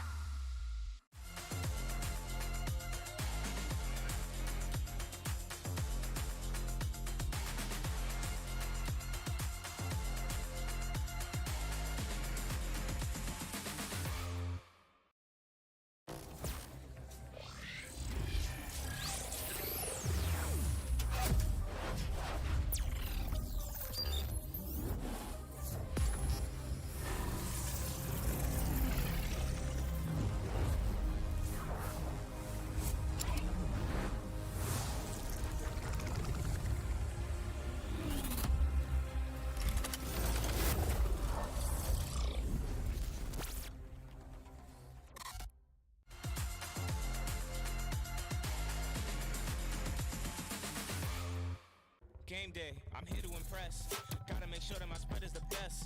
Throw some Takis in it, dip some Takis in it, serve some Takis with it, and crunch some Takis in it. The flavor's immense. I'm bringing the Takis to make it intense. Ah!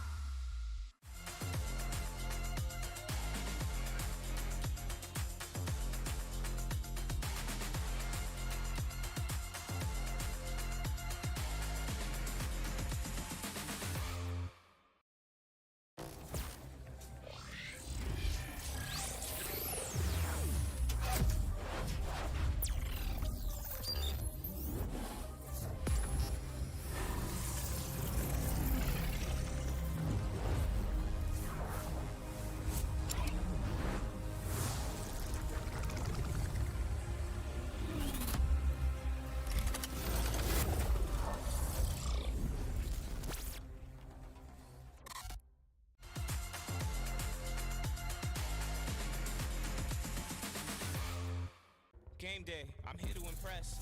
Gotta make sure that my spread is the best. Throw some Takis in it, dip some Takis in it, serve some Takis with it, and crunch some Takis in it. The flavor's immense. I'm bringing the Takis to make it intense. Ah!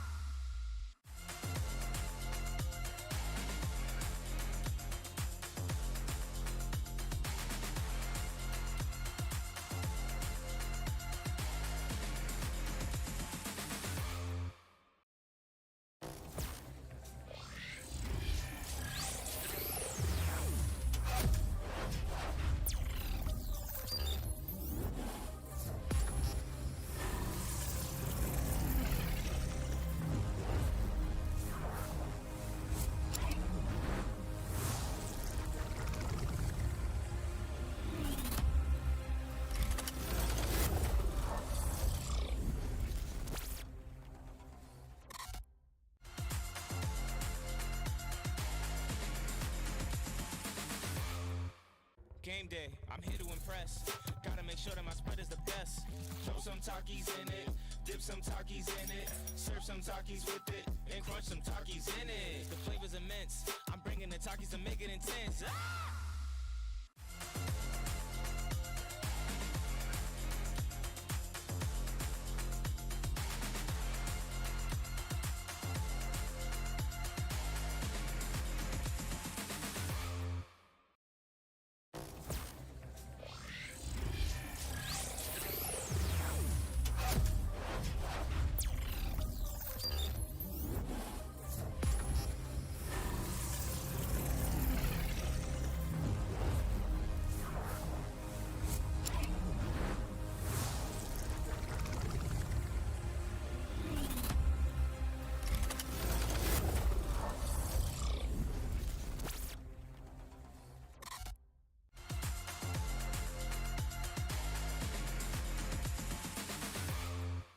Game day, I'm here to impress. Gotta make sure that my spread is the best.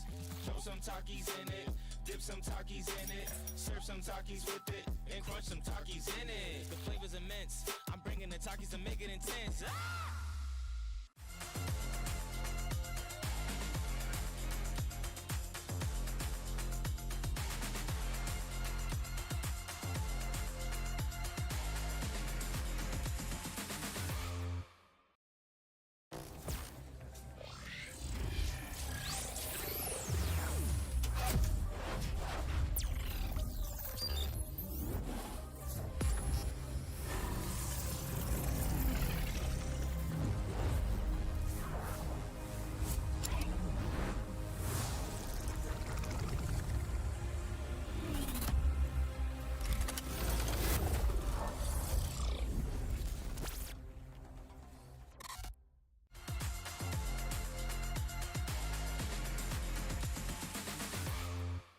Game day, I'm here to impress.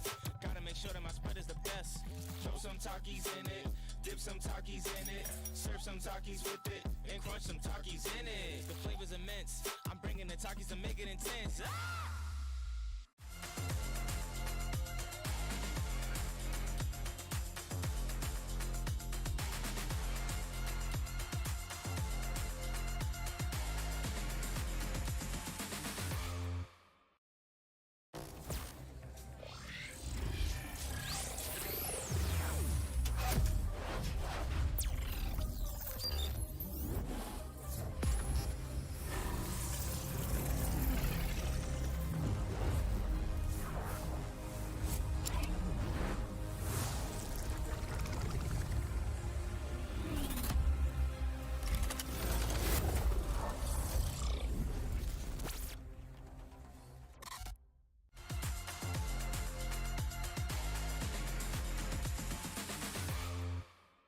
Game day, I'm here to impress.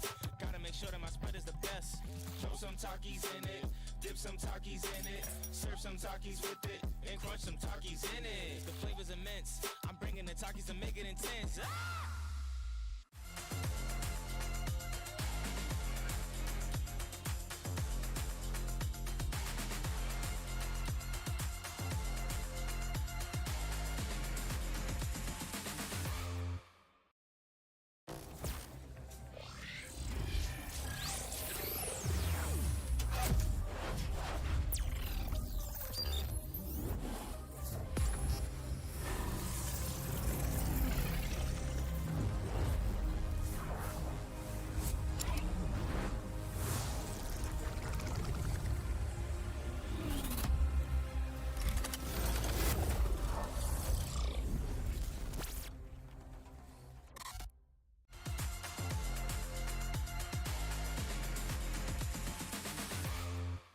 Game day, I'm here to impress.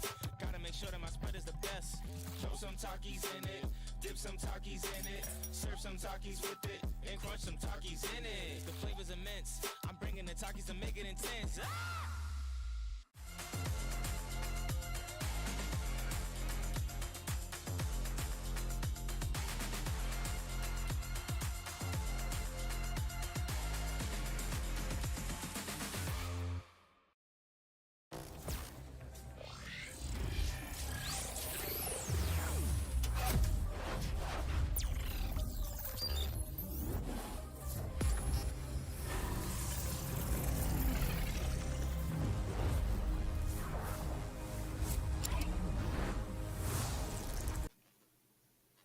One more time. Welcome back, everybody, to the Texas Esports League. Yesterday, we had the junior highs and middle schools. Today, right now, we're going into the grand finals for our high schools of Texas. We just saw proper ISD. They looked extremely clean in their semifinal, our number one seed going into this weekend and the grand finals. They're going to be up against Crowley ISD, aka the Miku Fan Club. I got what I wanted, LaFawn. I get to say Miku Fan Club live, and they're paying me for it. That's crazy. Of course, tremendous stuff here as we're going to get into it. I mean, Prosper looked fantastic in their previous match. Really and we do have the scoreline for the semifinal from the other game. It was a 3-1 scoreline, obviously in favor of the Miku Fan Club. So coming in a little bit of a difference there. But, I mean, still a fairly commanding presence. We'll see how well they're able to translate it on this one as we get into it. Of course, a reminder for everyone at home, a best of 5 here in these grand finals as we get set to decide our grand champion here at the Texas Esports League presented by Baylor University. Now, as we get in, order is a little bit different. Map order goes control, escort, hybrid, push, and then finally control as a tiebreaker if required. But that will be the order. And of course, we do know our starting map, which is going to be Samoa for map number 1. Yeah, it will alternate map choice as well. So Prosper Elite get to pick maps 1, 3, and 5, should we end up at 5.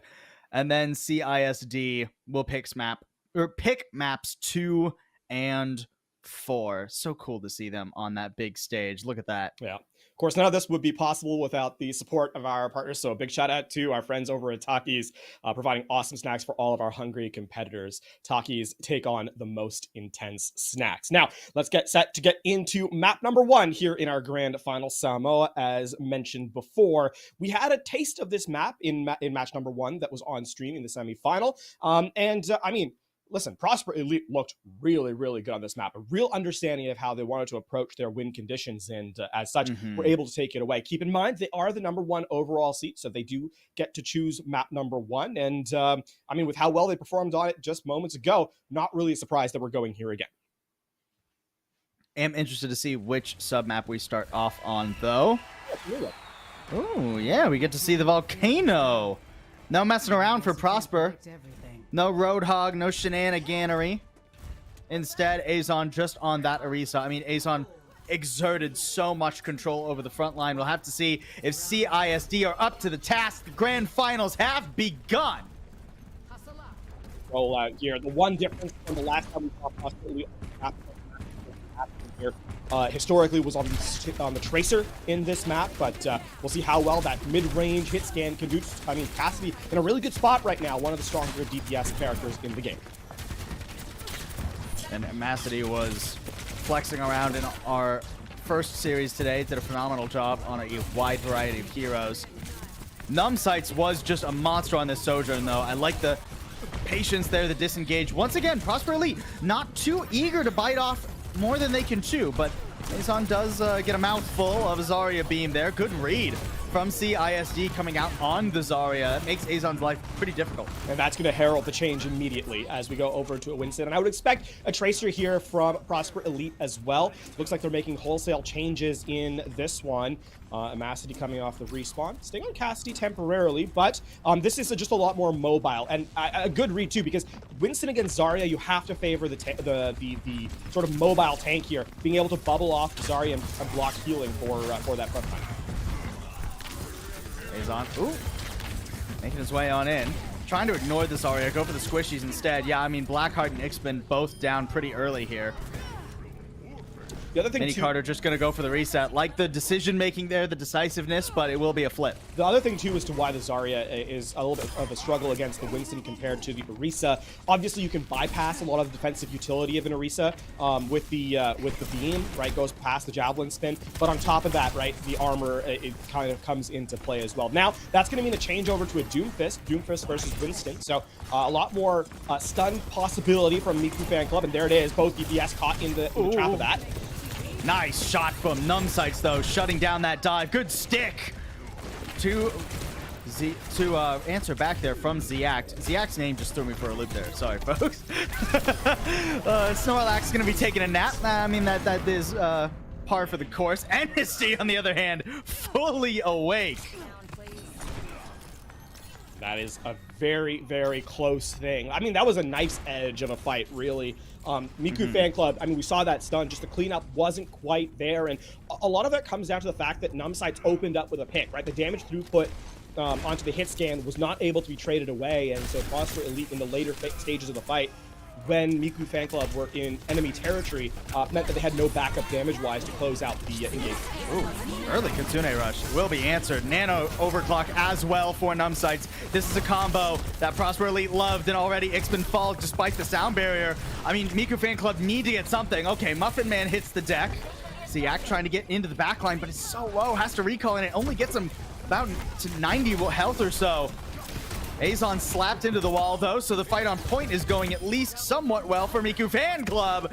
Mini Carter doing a phenomenal job, and the flip comes just in time. I will say that did feel a bit of a handshake from Prosper Elite to force final fight and then abscond from the objective via the respawn queue, because Azon had the Primal Rage and elected not to use it, went down with the ship. So in sort of this turnaround fight coming in, Primal Rage is likely going to be the focus point in terms of survivability to displace the Tracer and the Doomfist with their ultimates, as the Pulse Bomb goes wide from Ziac, so that's one of those tools down.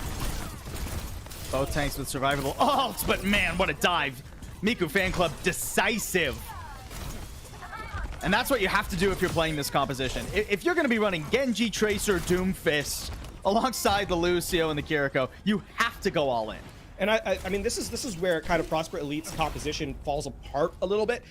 It's that they have a pseudo dive, right? It's their Winston Sojourn that are, and to a certain extent the Kiriko as well, that are expected to go in. But realistically, you want your cast and your Ana to stay stable from afar. And that is just not able to be dealt with when the dive comes in from the Miku Fan Club. Engage here from the Winston, take space on the point, Primal Rage in the back pocket to stay alive.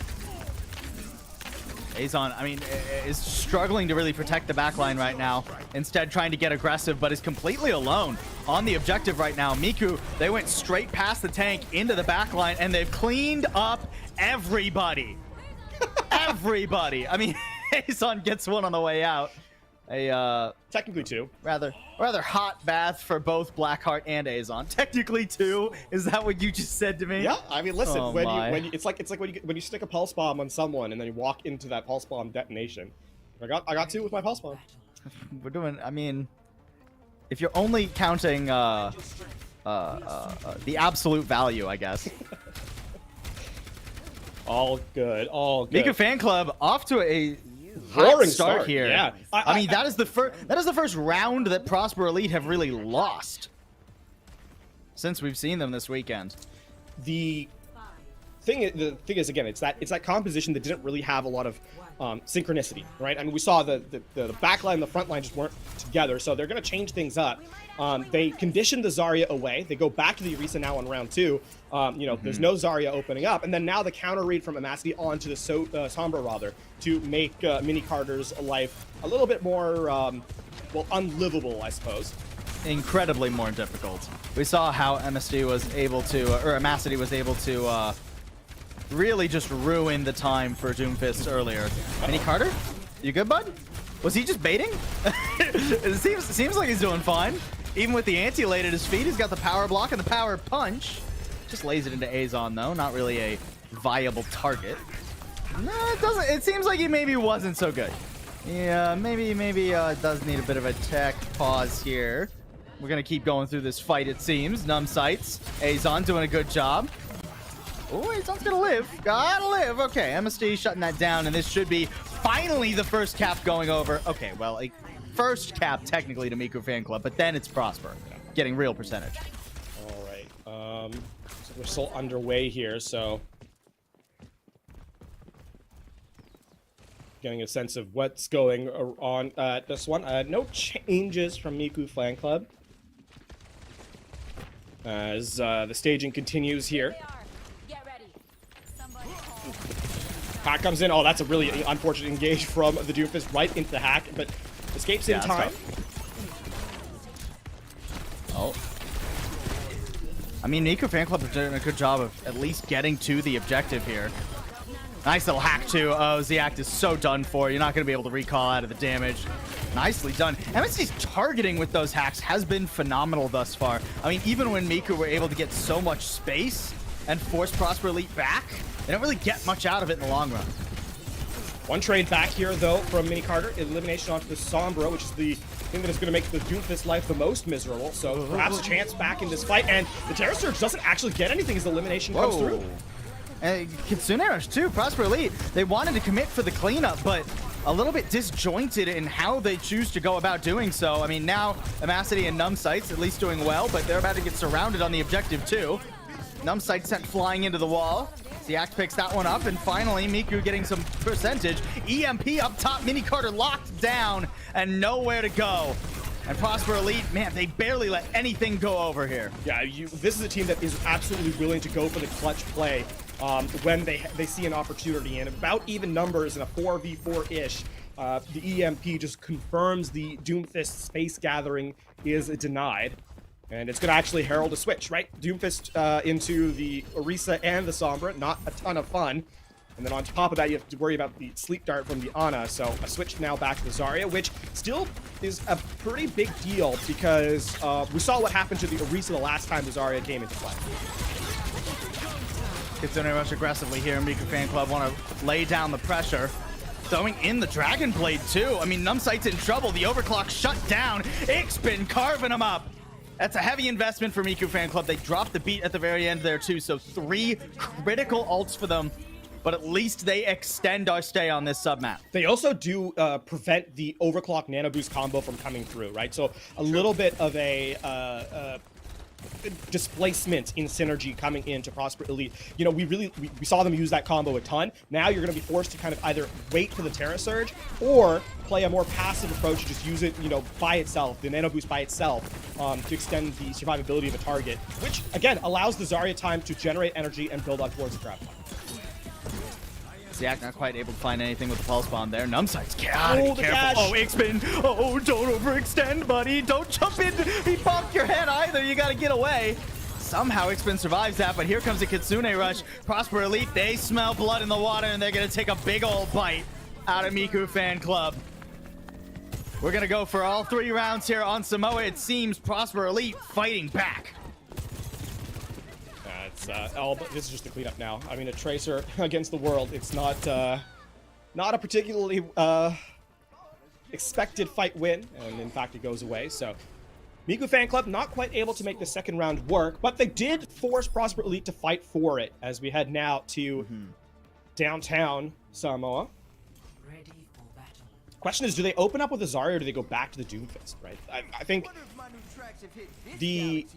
it's mind games. It is mind games. It's rock, paper, scissors, but it really depends on what you first throw out. Mini Carter hovering over the correct option currently, or at least what made Prosper Elite question themselves. Azon swapping back over to the Roadhog. This is something we've seen Azon do. It's been up and down, I would say, throughout today. But it's, I mean, at least you're not getting beamed down by the Zarya against the Orisa. I mean, I like this choice from Azon. It's what we saw earlier from Prosper Elite on Downtown as well. The one thing here is that the Sombra is, I don't think, nearly as effective against this composition as it was against the Doomfist. Yeah, already zoned out. The Massity half HP and forced to retreat. Ziak's falling early, though. Is that the sleep dart? I mean, either way, things looking dire for Miku Fan Club. Yeah, the picks come through from Prosper Elite, and I mean that is what their composition is working for now. MSD, you know, Amacity rather. I keep saying it wrong. Amacity, it's not as clear your hack target, but you can also play defensively on this Sombra. You can rely on Azon and Numb Sights to get stuff done, or you can walk into the Zarya and get eliminated. That works. I mean, Mini Carter is very high energy right now. You could call that a Miku Beam. How many of those do you have in the back pocket? I've been waiting for that one. Actually, that was really the one I had. I have a friend who's really into Miku. They'd be able to help me more, but for now, we'll just have to keep soldiering forward. Prosper Elite still holding on to the objective, despite the fact that they lost Amacity so early. Miku Fan Club's been struggling to get their foot in the door. I mean, at some point, the one thing, too, is that there's no way to really shut down the Roadhog here. You kind of have to, and what that means is that there's no way to force the Suzu with either. I mean, with the Kitsune Rush, yeah, you're just going to win this one outright. We're using ultimates down 3. Graviton Surge is an interesting choice there. Mini Carter, I think, is going to wish they held on to that one. That's or a bit switch. tough. Could be a switch? I mean, no, doesn't look like it. Okay. The thing I was kind of talking about here is that I don't know that the Kiriko adds a ton of value to this team composition, right? Not only because it doesn't really heal. Ouch. It doesn't do that the general healing that you kind of want in this AoE effect, but also because you're playing against a Roadhog, there isn't a ton of value being earned, and you're not really pressuring anyone on Prosper Elite side to kind of force resources, right? Yeah. It just kind of feels like a composition that is missing part of its identity at this stage. Miku Fan Club, they have to make something happen here. Up to 90% already, Prosper Elite. Nice stick! Oh, but it's cleansed. Good work from Muffin Man. That is not the opening Miku Fan Club we're hoping it would be. And now the whole hog is cleaning up the point, sending them all packing. Is there even going to be a touch? Just barely. But I mean, the bubbles are now gone. Mini Carter doesn't have a way to stay here and will be eliminated. A dominant final round from Prosper Elite as they find their footing to start off the grand finals. Well, the Roadhog has been 2 for 2 on City Center, or Downtown rather, on Samoa, and 2 for 2 in being dominant on this map as well. This will be a highlight from Xpin on Miku Fan Club's side. Tragically, that is just what it is. No map victory here. It goes to their map pick, though, for map number 2, so a must-win situation for them. You don't want to lose your map selection, but Prosper Elite looking real strong. Bro, my man's is on his phone. He's like, yeah, okay, yeah, you know, we won. We're gonna win. Confidence from Prosper Elite. Love it. That's what you got to roll up with in the grand finals here. And I'm interested to see what map number 2, what looks we might see. Thus far, both of these teams have been pretty flexible, trying to play that hero chess, that hero tic-tac-toe, whatever you want to call it, swapping around, never giving the other team a compositional advantage if they can avoid it. Indeed, indeed. Looks like there might be a substitute coming in here for one of the players on Prosper Elite side. We'll see if that actually plays out. But yeah, a reminder, of course, that we are on land for this championship and both teams kind of sitting across from each other on stage. first things coming to mind, obviously, is that the comfort Prosper Elite has shown that they have a level of confidence of swagger in server that hasn't yet been matched. I think Miku Fan Club have come close as they took away a round from them, but it felt like that Prosper Elite rather weren't quite perturbed by it. They were able to make the switches required even after their first round loss. I mean, a very confident showing on the Orisa and then the Roadhog later, afterwards. So in terms of flexibility and understanding of their composition, Prosper Elite has showcased a ton of success. And as we head later into the stage of the series, right, the expectation, we talked about this in their first game, where they understand their win conditions, their opponent's win conditions. I think that is being shown in full force here on map number 1. Yeah, and I'm wondering what the response is going to be here from the Miku Fan Club, from CISD, right? Because I think what we saw on downtown there is that they don't want to endlessly swap back and forth, right? That can really run you down a rabbit hole if you're just constantly trying to swap, especially your tanks with Azon already demonstrating, hey, can play a lot of different things. So I'm interested to see if we see more of a commitment to the Zarya, and if we do, what other tools in the bank do CISD have? I mean, you mentioned it while we were on downtown. I think that flex support role is a key point of vulnerability for a Roadhog. If you can get a really good Ana, especially, I mean, Ana and Zarya go hand in hand quite commonly as well, right? You get the nano for a high charge Zarya. It's nasty. So I think, if anything, if you want to try and force a compositional swap, if you want to try and get that pseudo permanent advantage compositionally, I think you need to not make as many changes in the tank role. I think that is in the right spot right now for CISD, and they have to look elsewhere in their composition. You're gonna have to see if that comes to play in map number 2. To kind of build on that point, though,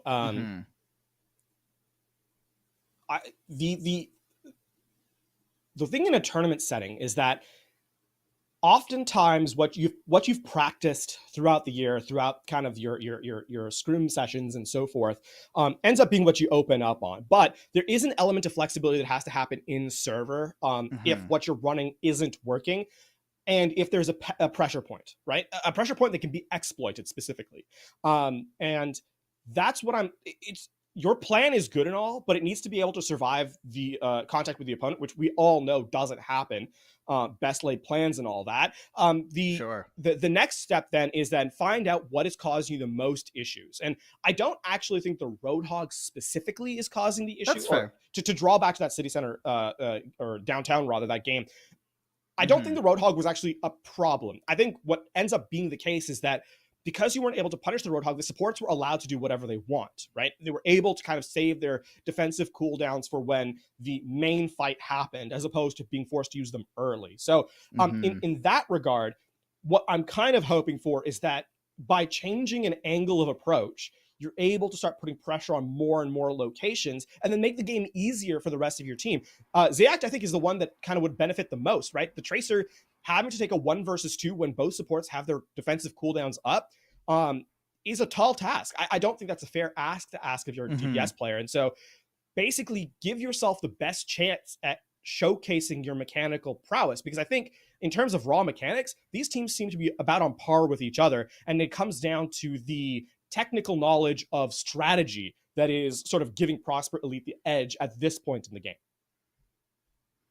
We do head now to our map number 2. The selection from the Miku Fan Club is, in fact, Circuit Royale. Historically, a pretty forcing map. I mean, you think about, I always think about snipers when it comes here. Sigma and snipers. And it seems like at least one team is also thinking about that. We got Azon on the Sigma. Numbsight's just refusing to do anything other than Sojourn. I mean, fair enough. I mean, in fairness to that, Sojourn has been kind of supplanting the Hanzo role. So I think the fact that there's a Hanzo Sojourn is more interesting than the fact that there's a Sojourn at all. We'll see how long the Hanzo stays up, especially with the fact that it's like a hybrid dive here from the Miku Fan Club. Yeah, it's interesting stuff, right? This does make Ziak's job pretty difficult going technically 2v1 into the sniper matchup, but no Widow on the other side, right? So you'd think Ziact, at least if you can isolate one of the enemy quote-unquote snipers, you could get an advantage there. Unfortunately, Snorlax already falling pretty early. And yeah, we've seen today how Doomfist can struggle going into a Sigma. That pick, though, is going to be pretty huge if you can stop yourselves from getting more staggered, but then no, the timing's not going to work out anymore. Azon will be back. And that is going to herald the fact that it's now a full dive from the Miku fan club. Tracer, Genji, it looks like. Oh, we're engaging without a full squad. I think that I think Minicard had thought the backline was weaker than they were. That's a bit of a stagger, and now, yeah, I mean, the Miku fan club, you have to kind of exit stage left here. Yeah. Need to just fully chill, group up. All 5 need to be available, especially if you're playing a dive composition. Okay. Now it's just a question of isolating and getting that accretion out. That accretion is nightmarish. You have to find a way to bait it. Okay. Oh, okay. I mean, now it's thrown in. Here's a window for Miku fan club to engage. Azon really wishing he had a big rock to throw at Mini Carter right now. At least gets a ton of shields from that kinetic grasp. Oh, a nice shot there too from Numbsights. Ziac too low to keep on the engage, and now it's just the supports in Mini Carter, and they're not going to be able to dethrone this high ground. They have to back up. So the order of operations of a Doomfist into a Sigma is that ideally, I mean, dodge the accretion, obviously, but then you want to make sure that you have a punch available for when this kinetic grasp is up. And right now, Azon is getting too much value from his rotational cooldowns on tank roll, right? Accretion has been getting value, Shield has been getting a ton of value, and critically, Kinetic Grasp has been getting a ton of value. Blade available. Beautiful Immortality Field, though, and Ixpin doesn't have a chance to pull the sword out. Ziact, I mean, trying to make something happen. At least the Gravitic Flux is forced, but Miku Fan Club only have 90 seconds left to make something happen. And I think with Tostar coming back, the delay is going to be enough that in the poke phase that the Transcendence will be up here for the Dragon Blade. Which is unfortunate because I don't know that you're really going to be able to find value with anything else on this comp. Dragon Blade already carving through, creating a nice chopping block there for Prosper Elite. That was Miku actually Fan okay. Club, at least. Yeah, I mean they get a huge pick there. I mean the stagger on Azon. Sigma's really slow. Yeah. He's going to have to filter back pretty late to this point. Well, this is still a chance. I do like that Miku Fan Club didn't wait, though. They just didn't enter a poke phase at all. It was an intense dive. See if they can do it for round 2. Good punch to slow things down here. This is going to put a back foot here onto the on the overclock. Another punch to the low ground. Nice. Oh, no, wait, maybe not so nice. Numbsights didn't have the angle. Now he does. Okay. I mean, if nothing else, it's back and forth. Azon has so much health on this objective. You gotta find him. Oh, the accretion goes wide too. Support ults traded, but Miku Fan Club, they're running out of steam. So close to the end of first, but will they be able to regroup in time? There will be another fight. 15 seconds for the highly mobile composition is pretty big. It's going to be a 4v5, but they do have Kitsune Rush, so it's not, and Prosper Elite has nothing. So it's going to come down to a big pick here from the Hanzo, from the Sojourn, and it does not look like it's forthcoming. Yeah, hits Kitsune Rush just too much there. Nice little deflect too by Xpin. So this first point will go over to Miku Fan Club. They extend their time bank 2.5 minutes. It was labored, but they get it done. I would like to see this cleaned up a little bit from the Miku Fan Club. If you're going to engage as a team, you cannot be playing defensively. The fact that Numbsights' overclock gets any eliminations when Sound Barrier and Suzu are both up just cannot happen, right? And for the Miku Fan Club, that's emblematic of the pace that they're trying to play at without really being comfortable with it. Nice accretion there. Snorlax getting bullied. Prosper Elite wasting no time getting back into this. Are they going to go for the spawn hold as well? Blackheart's so low. The Gravity Sphere is just not quite making their way around the corner in time. All right, there is the Dragon Blade here. Get to the high ground. Dodge the accretion. Gotta be the blade. Go for a clean Dodge dive. the accretion and the Gravitic Flux. Mini Carter in a little bit of trouble too, trying to finish off the Lucio, but a beautiful Immortality Field for Muffin Man. Not able to survive though. Gravitic Flux, where did it go? I guess it got Snorlax, but you needed so much peel for your backline there, and it doesn't quite land. Still, this is a messy fight, and Azon, okay, does not get the last elimination. But there will be, because of those delayed kills onto the Miku fan club, they will not be able to hold aggressively in a forward position to prevent the recontest from happening. So Prosper Elite, I mean, you're looking at a final fight on this stage with, I mean, Pulse Bomb, you'll have the window, you'll have the overclock. Can Miku fan club turn it around with just a Pulse Bomb and a Kitsune Rush of their own? Miku fan club have to try and outpace this Ant Matrix. That is going to be nightmarish for them to deal with. Oh, especially without Snorlax.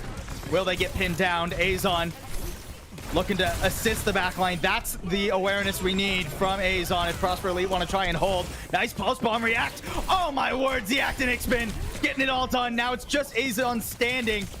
Tries to double back to the objective. I mean, how long can Azon really hold on to this though by himself? I mean, Ziac's got his numbers. Shield goes up. Azon tries to get out, but it is too late. And Miku fan club once again, right as it comes down to the wire, extend their time. No matter what happens on this map, Ziac is an absolute MVP for that fight alone. That was a lost fight. Insane. Miku fan club lost that fight, and Ziac and Ixbin clawed it back from the absolute brink. An unbelievable performance there in that engagement. And now, I mean, a chance to kind of snowball this one. A Kitsune Rush here could be detrimental, could be absolutely killer, and destroy the economy that Prosper Elite have built up on this map. And Prosper Elite have come close to holding, but they've just been bleeding mileage this whole time. Gravitic Flux going out, catches the Lucio. Once again, poor Snorlax, nothing you can do there. Nice Flux to start it off. Prosper Elite, can they keep this fight cheap? I think so. One ult to win there is huge as a minute remains. Still, the Gravitic Flux against the Kitsune, sorry, the Gravitic Flux, when the Kitsune is on the field, can actually be a pretty good shutdown for it. So the fact that that's no longer in play makes the Kitsune Rush that much more valuable. So I think that's a trade that Miku fan club are okay with making. Still, they're down to the last 40 seconds left, so they'll have one real chance. Mini Carter with the empowered punch. Oh, just barely a little bit wide. Numbsight still does fall, though. So Miku fan club are back in the driver's seat.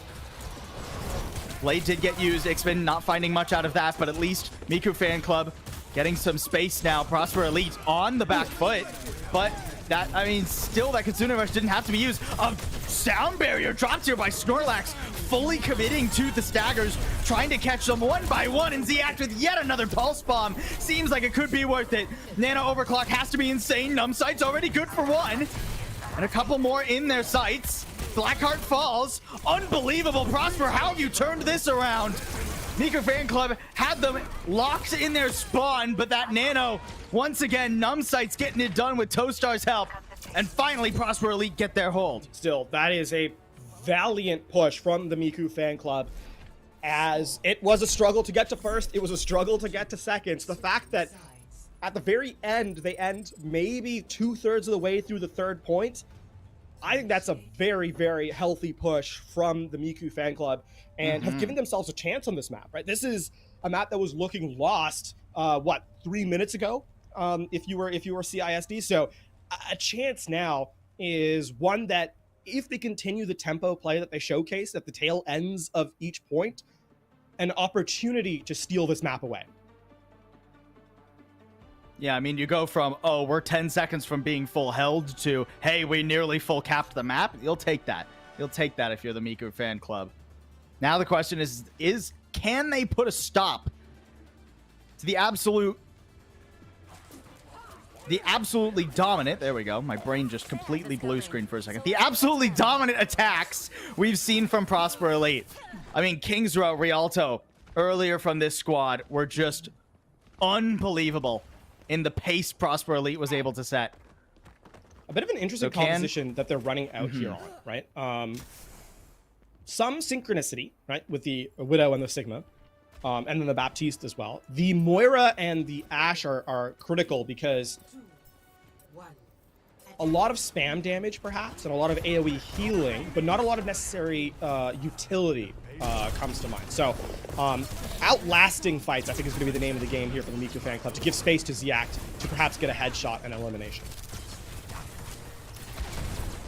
Yeah, the pace of the game likely will be slowing down as both teams are opting for a long-range composition right now. Oh, although I say that, Numbsights has fallen. Trade back though, Muffin Man getting in on the action, and I'm not super convinced by a Moira here either. I think Blackheart is gonna have a tough time assisting in these sniper duels, or even really assisting Mini Carter too much. Although that being said, the Moira burst heal will be pretty good for at least the front line. So Mini Carter, even as snipers trade shots back and forth, is able to keep Azon back. I will say Ziak was good for a 2-for-1, took out both DPS single-handedly. What the Widow headshot does. Ooh. Nice accretion, but not enough follow-up. Azon taking a ton of damage as well. Have to be careful stepping up to the plate like this. Where are those snipers? MSD finds one, but it's a trade of supports, and the Infrasight's now out for Ziak, who has beaten MSD to it by a whole 50%. And, oh, Numbsights! Unbelievable, Moxie. Yeah, I don't care if you can see me. I'll just take your head off. Then you won't be seeing much of anything. Azon does fall, so the Kitsune Rush has to be used, though, to clear off Miku Fan Club. Still, this is going to buy time for the respawn for Snorlax to come back in with the Baptiste, and the healing plus the frontline differential should be enough to slow this card down before Azon returns. And yeah, Ziak just puts a close to it.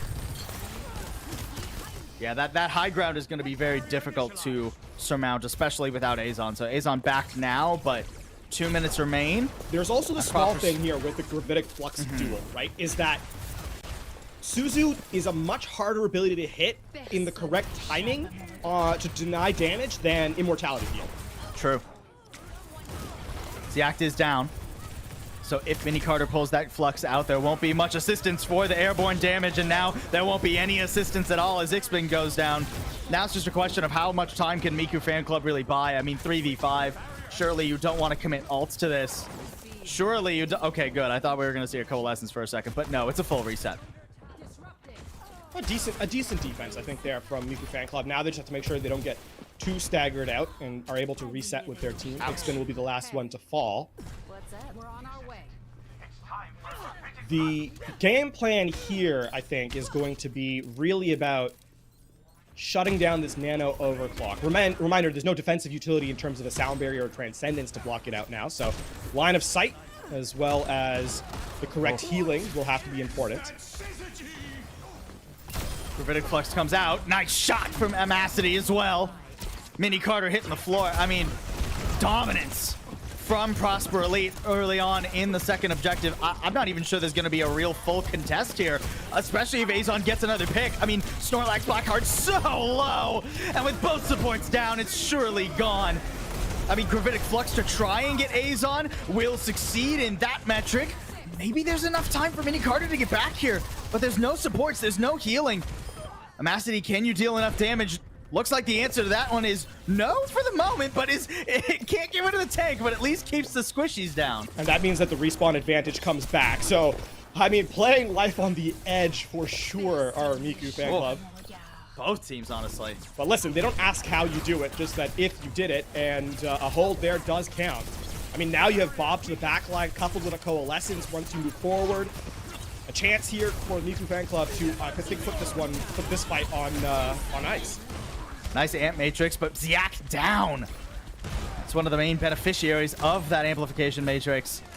And Prosper Elite, we've seen it before. They're more than happy to just peel back and ignore the window while it's up. Re-engage with ults of their own. Kitsune Rush on the horizon. A Nano ready to go to save Azon, and you need it. And I don't even think you do already. Yeah, just walk it in. Easy peasy. Coalescence doesn't do squat. Not against 5, not without a tank. And Prosper Elite have a healthy amount of time coming into third. And as changes coming to Miku Fan Club as well. Oh, Amacity has... Amacity's nasty, dude. Found a little bit of space and has decided to take it all. And what can't this guy play at this point? I mean, Widow, Tracer, Sombra. I think you saw Genji. Did you see Genji? Yeah, or Echo. Unbelievable in both flexibility and deadliness. Really just one fight left here for Miku Fan Club, and they've got nothing. They've got no ults coming into quite the bank for Prosper Elite. Amacity has fallen, though, so I wonder if Prosper Elite will just opt to back up. It seems so. So, I mean, you're allowed, you can give time up here for sure. Really, you just want to make sure that you don't feed too much. Over push. It got a little dicey there. I was worried when Mini Carter got stunned that more damage would come in. but it seemed like the respawn timing didn't quite work out. Amacity now over to the Tracer as well. That's a nice accretion. Oh, could set up a Gravitic Flux. I mean, if you take too much damage here, it's going to be nightmarish. Kitsune Rush and the Gravitic Flux. That's a lot of damage coming through. Nobody could absorb that much firepower. And surely this is Prosper Elite walking it over the line. One more map for Prosper Elite. Just one more is what they need. Tremendous stuff here from this squad. And I mean, you know, you kind of keep saying it, but there is no individual that stands out above the rest. It is a team effort. The final play of the map ends up being the highlights, and well, it should. I mean, a Flux with no defensive utility. The cleanup is so easy. And even then, insult to injury, the sleep dart on their opponent as they try and recontest. I mean, a casual day, it feels like, for Prosper, even as they're so dominant in server. Well, and Miku Fan Club is putting up a fight, right? But the grit from Prosper, the discipline as well. They just know when they can take fights and when they can't, when they have an advantage, when Amacity is going to be able to hit those shots, or when Azon is going to be able to roll over Mini Carter. Conversely, Miku Fan Club, deep in thought, deep in conversation about how they're going to try and pull this back. We've said it before, I'll say it again. A reverse sweep, the only way to stop Prosper at this point. Miku Fan Club will not get to select the next map either, and I think I know where we're going. I have to imagine Prosper gonna just run it back. I smell a King's Row in our near future, LaFon. The point of it, though, is that it doesn't even matter. It almost doesn't matter which map we go to, right? With that performance on Circuit Royale, right? Because when you talk about map selection, oftentimes it's because you consider playstyle, right? You consider hero selection, compositional selection, and then you kind of build out from there. Obviously, you know, we know that they have an affinity for King's Row. We know that they performed so well on it before. It was a full hold into a full 3-point capture for them. But the what kind of adds on to that is that we've seen from them now, we've seen for them rush, like the Roadhog / Orisa. We've seen a little bit of, we saw Sigma from them and looked really good. You know, Sigma poke compositions. We've seen dive from them a little bit. Arguably their weakest composition when the Winston came to play, but I think that felt more a case of just misidentifying the correct way to approach their opponent than it did a mechanical or playing it mechanically incorrectly. And so with the fact that we're going to King's Row, you get to play back into like hyper comfort. And on top of that, this is somewhere where you've already had the confidence of performing well today. To add, so both the in-game situation, meaning your confidence in your ability, and then the mental situation, which is the confidence in your past performance, I think this is coming together to putting what could very well be just a bow on a very pretty package that is the championship performance from Prosper Elite. Championship level performance. All 5 members of this team. I mean, you said it before. But it's fascinating because it's not, you know, sometimes when you talk about a team and it's like, oh, you know, all 5 players of this team contribute. It's in like a very quiet and coordinated way, right? It's just like, oh, they're just like perfect team play and that makes it work. But Prosper Elite, it's pretty much all 5 of these players have pop-off moments. Just when you're like, oh man, Amacity must be the best player on this team. Then Azon does something crazy. Or Numbsights comes out with a nasty overclock. Or Muffin Man hits a sick ante. It's all across the board. It's star power, firepower. Miku Fan Club gonna need a way to match defending on this dive composition with the Doomfist too. I mean, Amacity, if he doesn't hit a shot, you have to imagine he's gonna go over to the Sombra, and if he does hit a shot, then all good. Slow start so far. It goes over to an Echo. Oh, wow, Mini Carter. That forces lucky to survive the accretion there. It also forces but will Suzu you be able so to early. recontest? Suzu already gone, like you said, and Amacity actually not going over to the Sombra. Instead, the Echo just wanting to beam down Mini Carter. I mean, already so low. Snorlax, Ixbin both feeling the heat. Ziak the first one on the board, but I don't think I don't think that's gonna have much follow-up to it. The DPS of Miku Fan Club trying. but it's still a lightning fast cap on point A. What a nice shot there at the end. That was filthy. Yeah, that's what I said, man. Numb sights is nasty. Okay, another switch from Mini Carter. Zarya into a Sigma. I mean, this is tough. This is really tough. Still, some decent pressure. Forces both the kinetic grasp out early, and it already weakened shield, so you can have some level of presence in the front line. The one saving grace for Miku Fan Club after a pretty disastrous first point is that Prosper Elite won it so handily they didn't actually generate much in terms of resources. So, a small window of opportunity.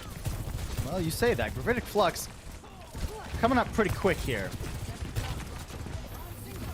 The window is keeping an eye on small. X-Spin too. Oh, just dominated. Completely ruined on that flank. Scouted perfectly in Amacity.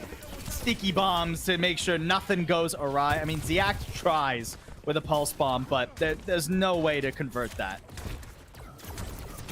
It does slow down the Transcendence build, which means that you can actually take this fight with the respawns coming back in.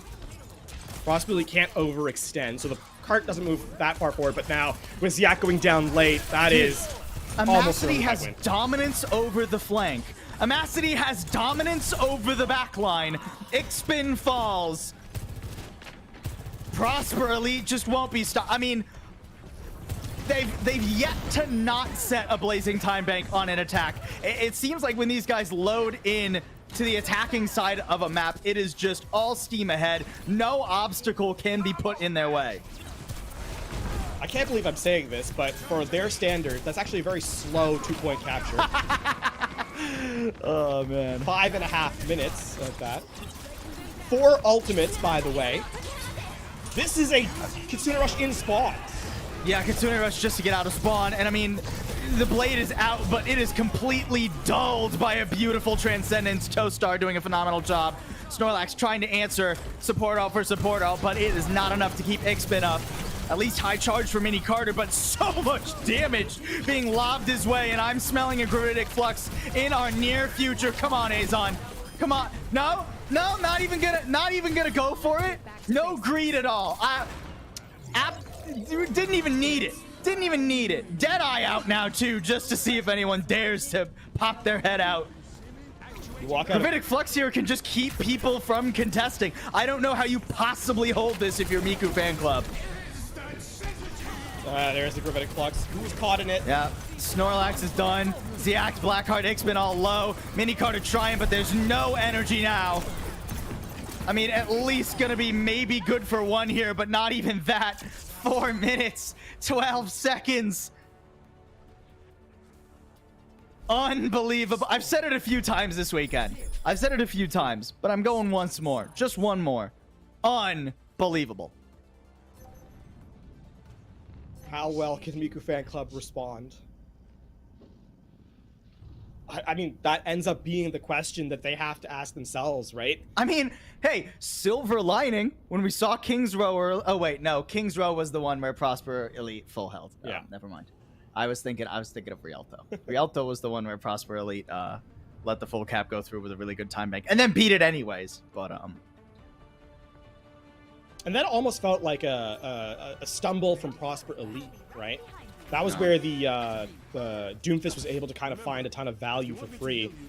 And then Amacity went Sombra afterwards, and they counterpicked basically their opponent and ended up, running the record there. So for Prosper Elite, I think their biggest, honestly, that was their biggest challenge to date. That was their biggest challenge because it forced them to have to change their composition midway through a game, which is very difficult to sometimes do, right? You kind of fall into the trap of, okay, this was working and now it's not. How do we change it? We don't know what to change to, so let's try and just keep forcing what worked. But I've simply loved the flexibility and the proficient flexibility, right? Anybody can select heroes that in theory counter the opponent, but to constantly work and adapt through a series to find a composition that works for you and then stick to it. I mean, last series it was the Sombra that was the really big talking point. Now it's the Sigma. There simply has not been a way for Miku Fan Club to reliably get rid of this frontline pressure, and that gives Numbsights and Amacity so much room to work. I mean, even when X-Spin tries to take that fight head-to-head. Amacity's good for it. That is a very tough fight for an Echo to win, by the way, and Amacity just double tapped a Tracer. That is ridiculous. Absolutely cold with it, too. Not freaking out or anything. Man, the focusing beam. Oh, okay. Dipping and diving and dancing around the shield. Mini Carter doesn't get staggered. Also crosses his arms, just a little too angry to die. Oh, accretion into a sleep and still survives. Not so lucky for Blackheart, though. And I mean, without your Kiriko, how can you step up here? Already over a minute has been burned away. Prosper Elite. I mean, look at their ults, too. Oh, Feels like it's getting more and more difficult. It feels like Prosper Elite are just becoming better and better as the series goes. And they're not content with sitting back and allowing their opponent to reset. This is pressuring, holding space. I mean, with this many ults available, why not? Just go for it. Force an now for Miku Fan Club, force the Immortality Field. Go for a Pulse Bomb, stick after it. Guarantee a pickoff. Play this one slow. Yeah, just force the Immortality Field. Smile. X-Spin on full. I mean, does force it, but combines both steps into one. Now has to try and do this dry. Manages to get Numb Sights and survive. If someone can get this guy healing, then things are looking good for Miku Fan Club. There we go. Ziak does fall, though. Both supports. Oh, my word. Toestar of all people. What was I saying? What was I saying? Just as one member of Prosper Elite gets shut down, another will shine. Toestar has been quietly one of these superstars from the backline, right? We didn't get a ton of first-person POV from them, but constantly hitting sleeps. I mean, when they're on the Zen, they're just a real threat as well, damage-wise. But they are coming up with the goods. The final blow is Azana. And I mean, it's an all-in fight, but it's an all-in fight without your Tracer.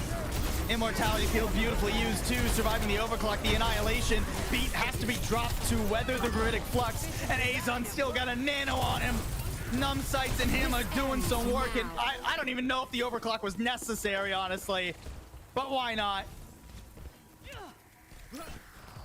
Well, I mean, your opponent, a little bit of a acknowledgement of your opponent's skills, perhaps.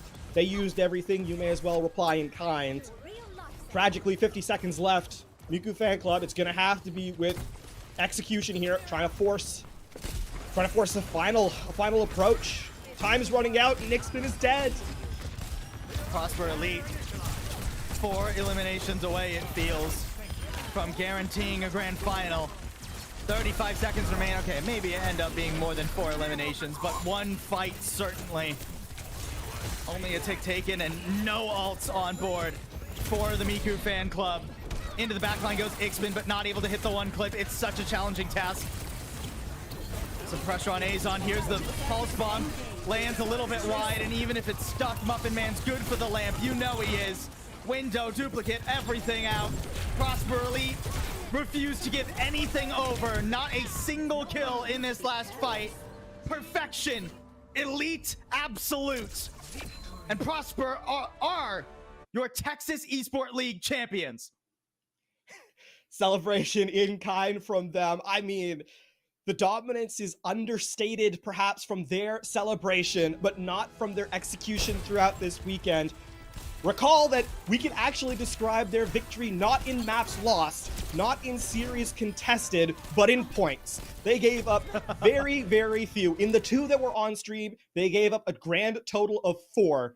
1 on Control, 3 on Rialto, and the sum total ends in championship performance. As what a storyline from them.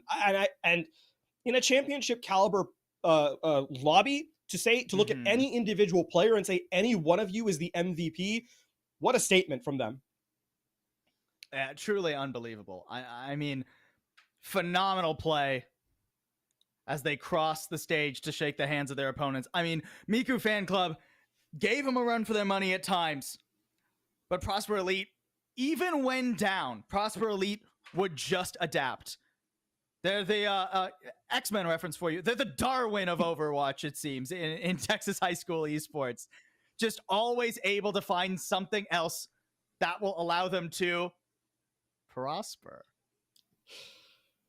One more for the road in terms of a terrible joke. I gotta squeeze one last terrible joke in, LaFon. You know me. I mean, a quick retrospective, though, on what they were able to accomplish, and more critically, how they were able to accomplish it, right? Their map selections were near flawless. Anytime that they ran a composition that was unexpected, they were perfect on it. I mean, that Roadhog look on downtown Samoa, or incredible, right? They gave up exactly 31% across 2 rounds of that with that composition in play. And beyond that, I mean, every single one of the players on that team deserves a praise and applause for what they've done. They get to stand on the podium as champions, but we would be remiss in not remembering their opponents and every other team that played this weekend as well. A highlight worthy across the board, and every one of them gave a show that was absolutely worth watching. So a tremendous showcase, and once again, a congratulations to our victors, the champions, Prosper Elite. Yeah, it's been fun so far. It's been fun so far. It's not even done. I mean, Overwatch is done, right? That's it for myself, Paulsable, and LaFon. But as so much more today. I mean, the trophy's gonna be handed out soon, and up next there is Rocket League, and that'll be Orbital and Visionary bringing it to all of you fine folks. Thank you all so much for joining us for Overwatch, and a thank you, of course, to one of our amazing sponsors as well. Big thank you to our friends over at Tetris. Not only are they supporting this fantastic tournament this weekend, but they've also got prizes that you, whoever's watching, whoever's listening can earn. If you're in Arlington, head over to the Tetris Arcade. You get a high score for the day and walk away with some exclusive Tetris merch. And if there's a line at a computer, or maybe you're at home, check out the Tetris mobile app and play along on your phone. Play ends at the end of each day, so go get that high score. That's been it for myself and LaFon, but there's plenty more Texas Esports League coming up when we're back from a break.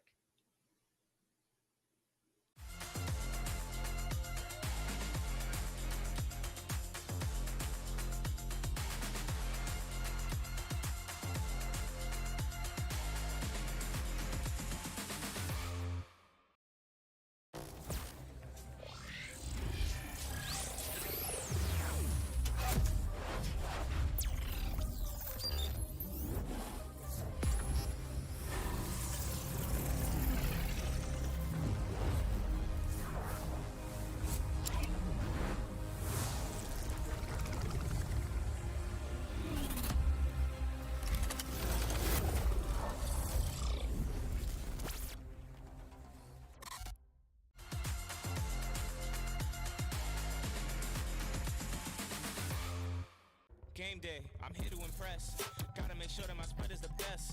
Throw some Takis in it, dip some Takis in it, serve some Takis with it, and crunch some Takis in it. The flavor's immense. I'm bringing the Takis to make it intense.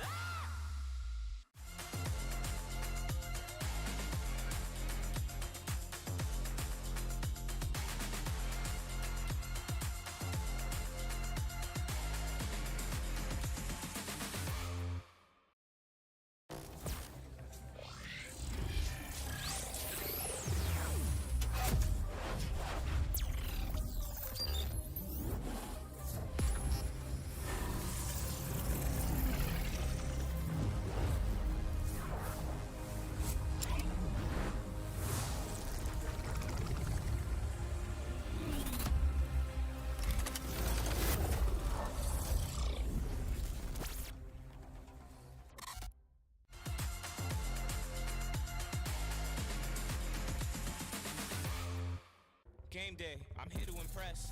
Gotta make sure that my spread is the best.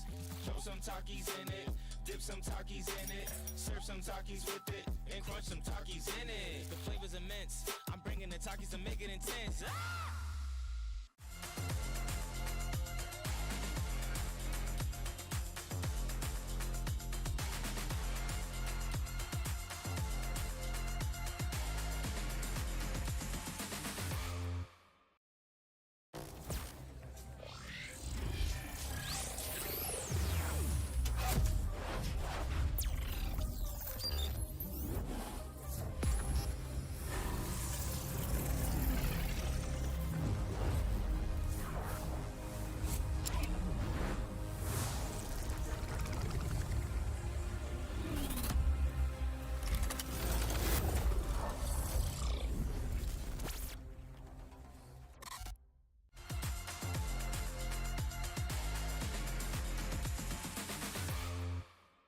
day, I'm here to impress. Gotta make sure that my spread is the best.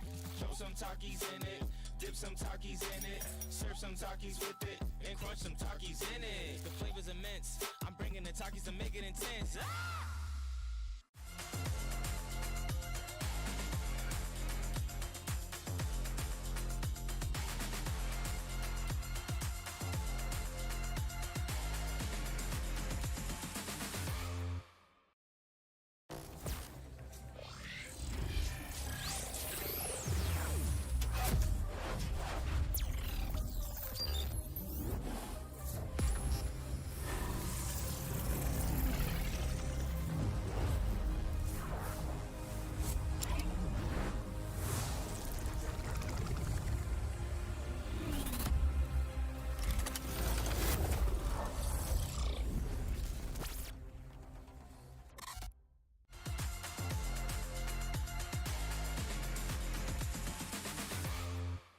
Game day, I'm here to impress.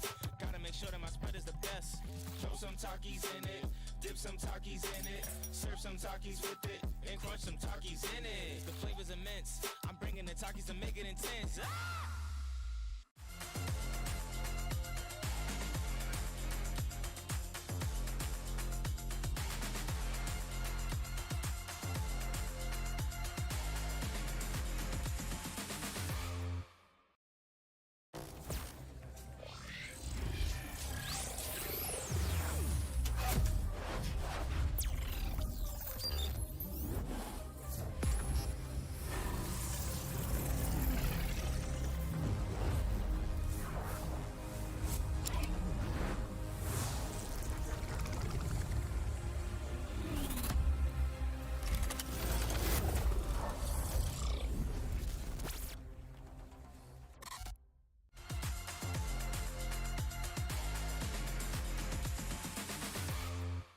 Game day, I'm here to impress.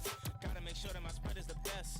Throw some Takis in it, dip some Takis in it, serve some Takis with it, and crunch some Takis in it. The flavor's immense. I'm bringing the Takis to make it intense. Ah! Game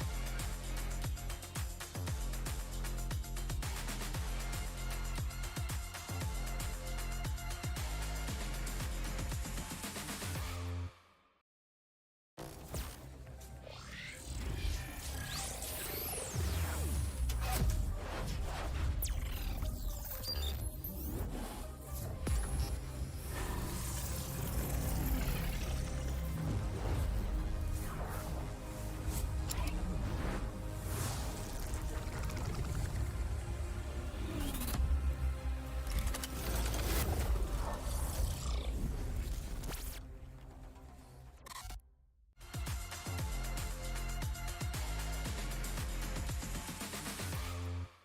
Game day, I'm here to impress. Gotta make sure that my spread is the best. Throw some Takis in it, dip some Takis in it, serve some Takis with it, and crunch some Takis in it. The flavor's immense. I'm bringing the Takis to make it intense. Ah!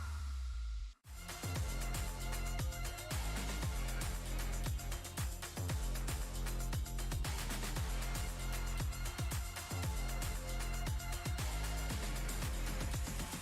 Gotta make sure that my spread is the best. Throw some Takis in it, dip some Takis in it, serve some Takis with it, and crunch some Takis in it. The flavor's immense. I'm bringing the Takis to make it intense. Ah!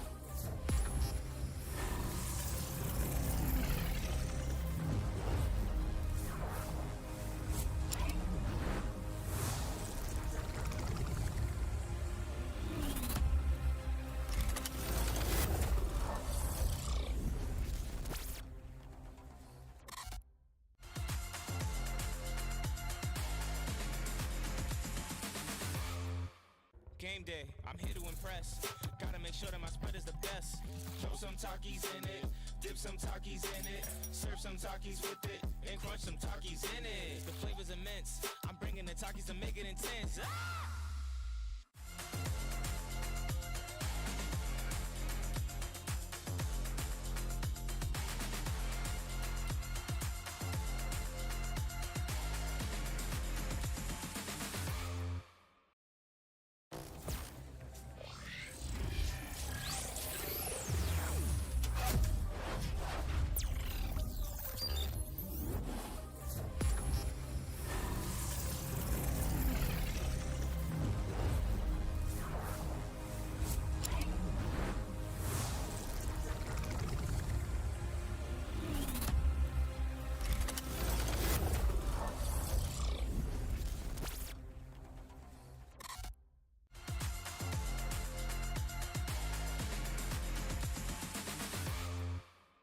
Game day, I'm here to impress.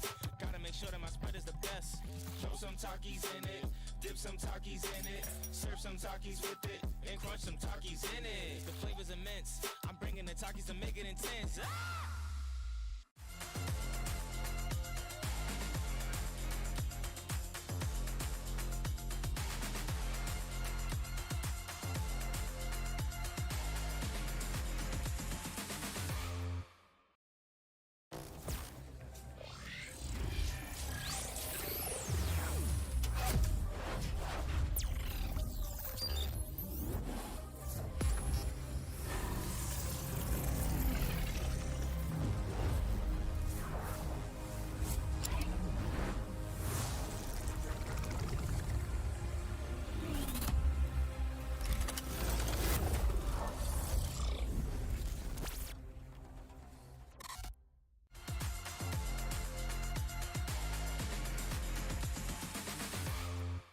Game day, I'm here to impress.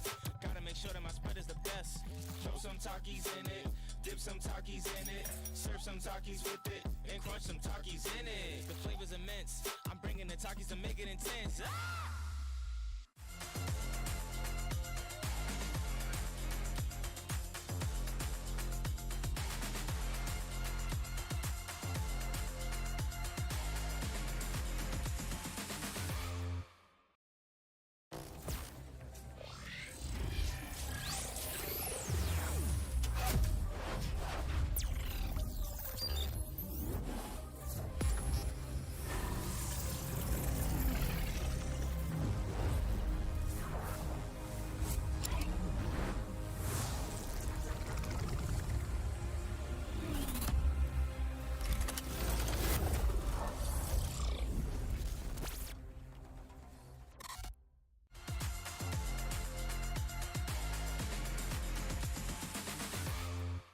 Game day, I'm here to impress.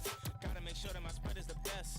Throw some Takis in it, dip some Takis in it, serve some Takis with it, and crunch some Takis in it. The flavor's immense. I'm bringing the Takis to make it intense. Ah!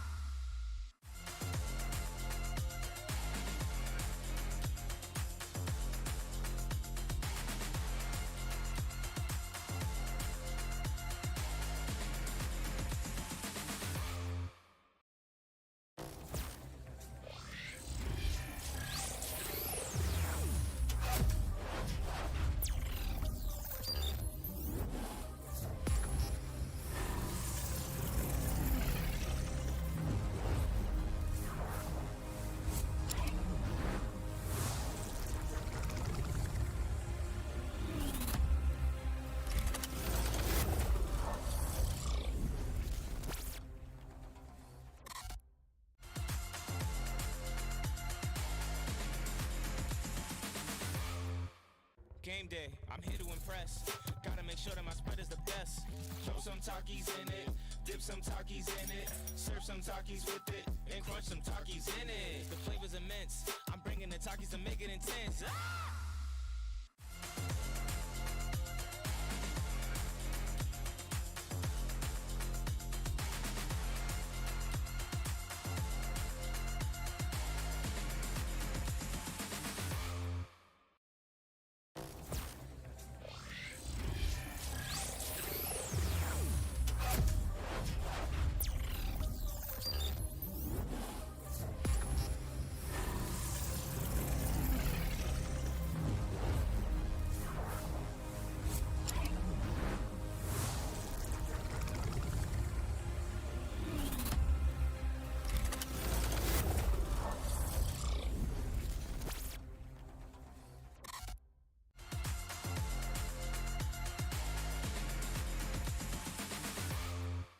Game day, I'm here to impress.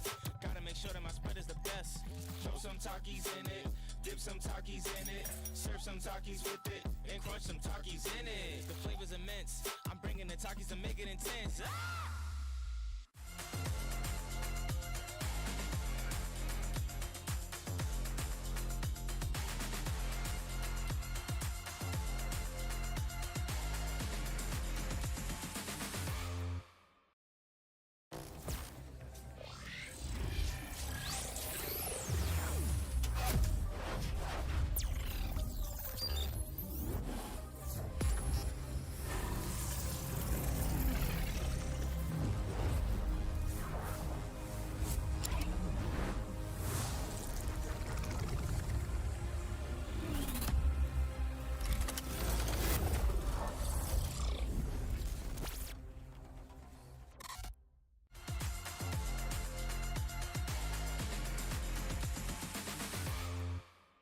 day, I'm here to impress.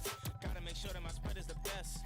Throw some Takis in it, dip some Takis in it, serve some Takis with it, and crunch some Takis in it. The flavor's immense. I'm bringing the Takis to make it intense. Ah!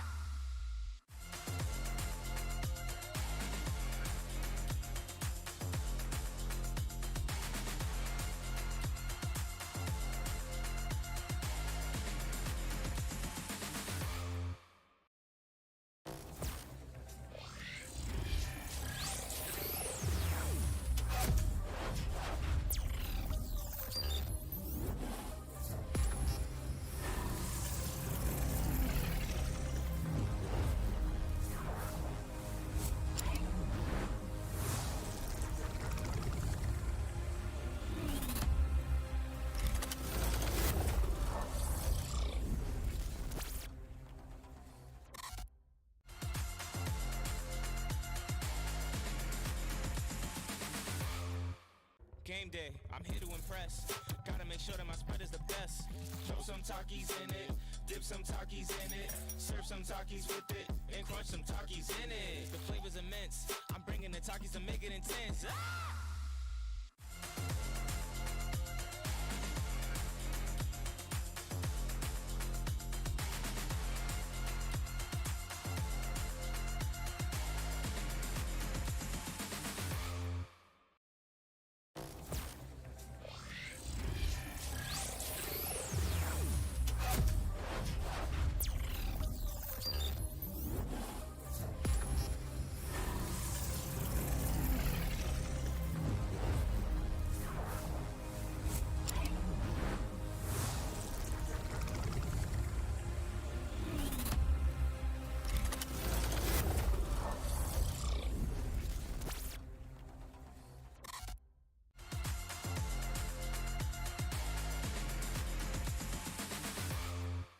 Game day, I'm here to impress.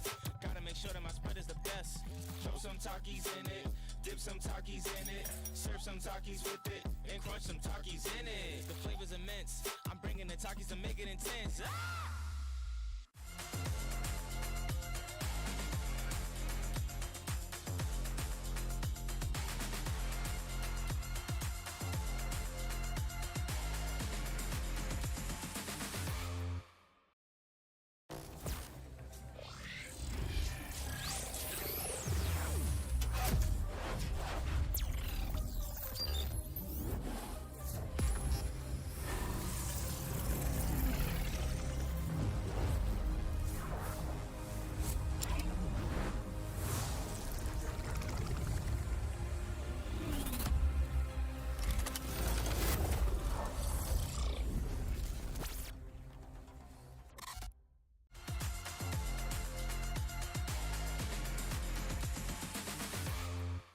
Game day, I'm here to impress. Gotta make sure that my spread is the best. Throw some Takis in it, dip some Takis in it, serve some Takis with it, and crunch some Takis in it. The flavor's immense. I'm bringing the Takis to make it intense. Ah!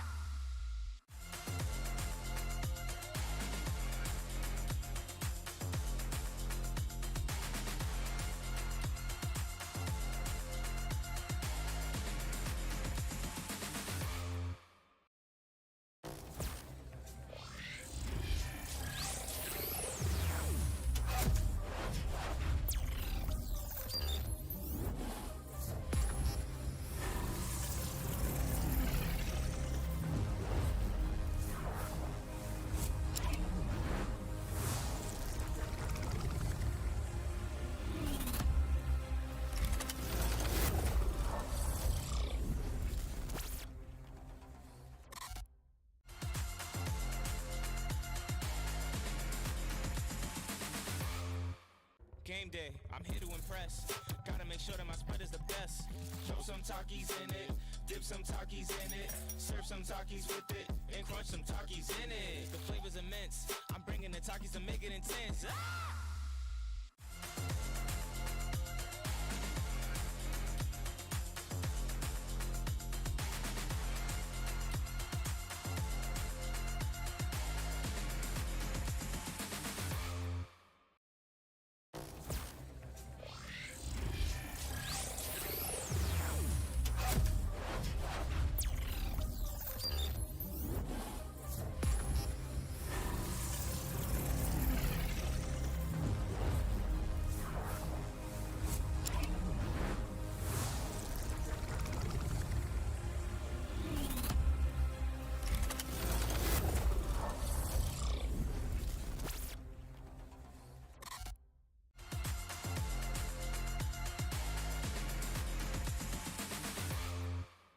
Game day, I'm here to impress. Gotta make sure that my spread is the best. Throw some Takis in it, dip some Takis in it, serve some Takis with it, and crunch some Takis in it. The flavor's immense. I'm bringing the Takis to make it intense. Ah!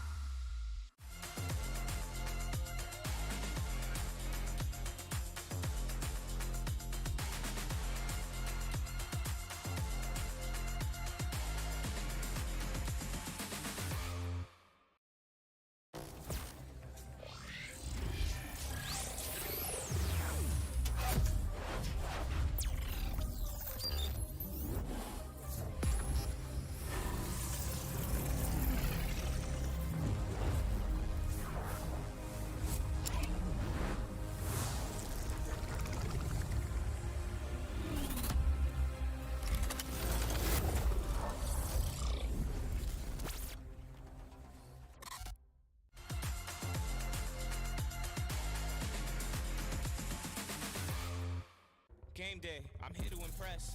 Gotta make sure that my spread is the best.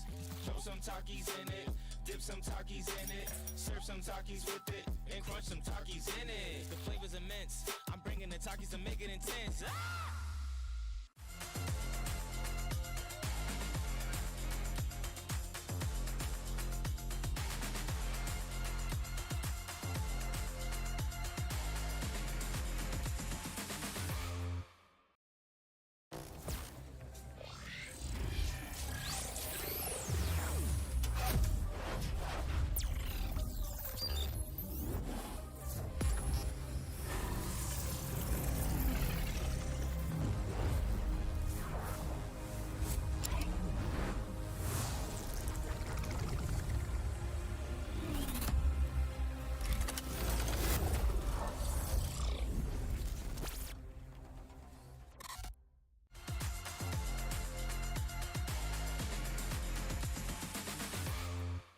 Game day, I'm here to impress.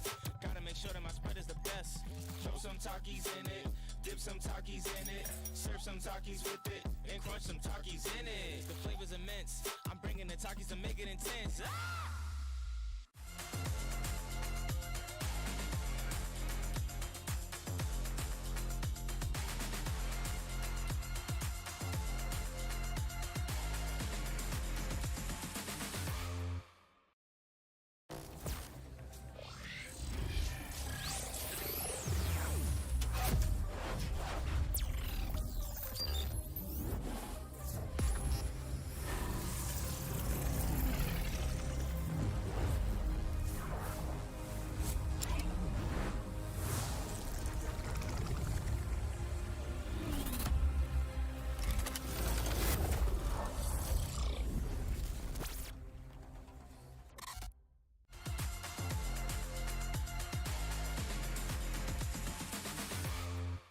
Game day, I'm here to impress. Gotta make sure that my spread is the best. Throw some Takis in it, dip some Takis in it, serve some Takis with it, and crunch some Takis in it. The flavor's immense. I'm bringing the Takis to make it intense. Ah!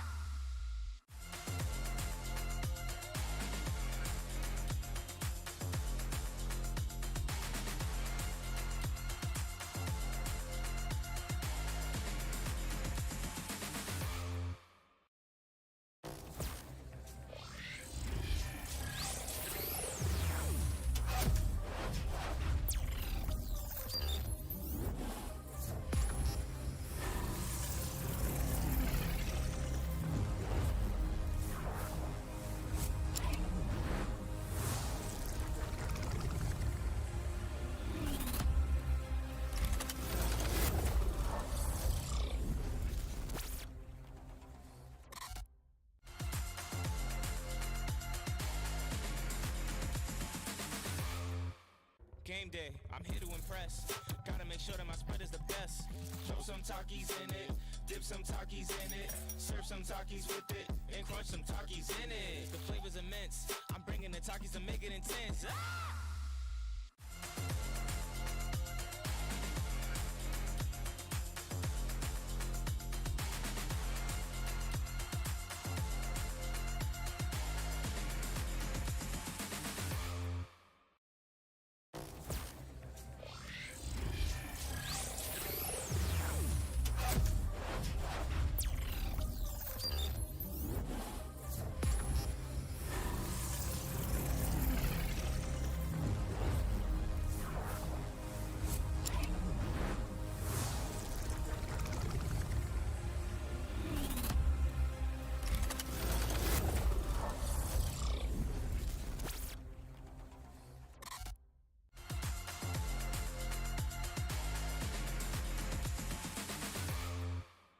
Game day, I'm here to impress. Gotta make sure that my spread is the best. Throw some Takis in it, dip some Takis in it, serve some Takis with it, and crunch some Takis in it. The flavor's immense. I'm bringing the Takis to make it intense. Ah!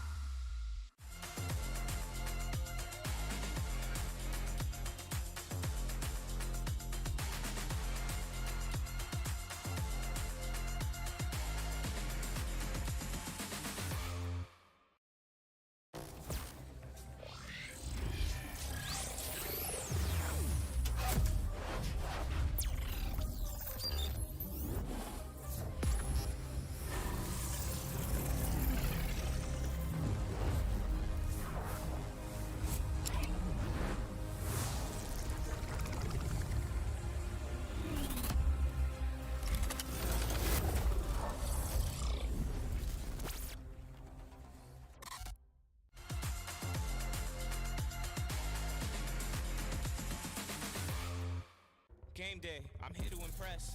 Gotta make sure that my spread is the best. Throw some Takis in it, dip some Takis in it, serve some Takis with it, and crunch some Takis in it. The flavor's immense. I'm bringing the Takis to make it intense. Ah!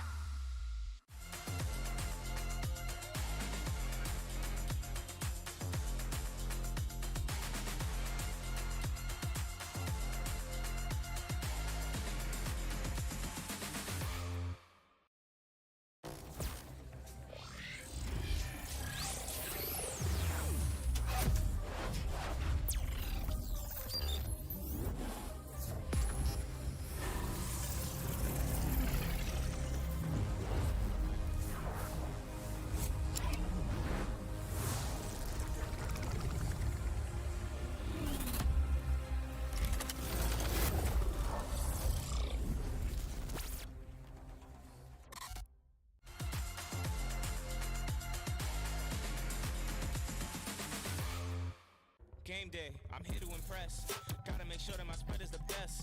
Throw some Takis in it, dip some Takis in it, serve some Takis with it, and crunch some Takis in it. The flavor's immense. I'm bringing the Takis to make it intense. Ah!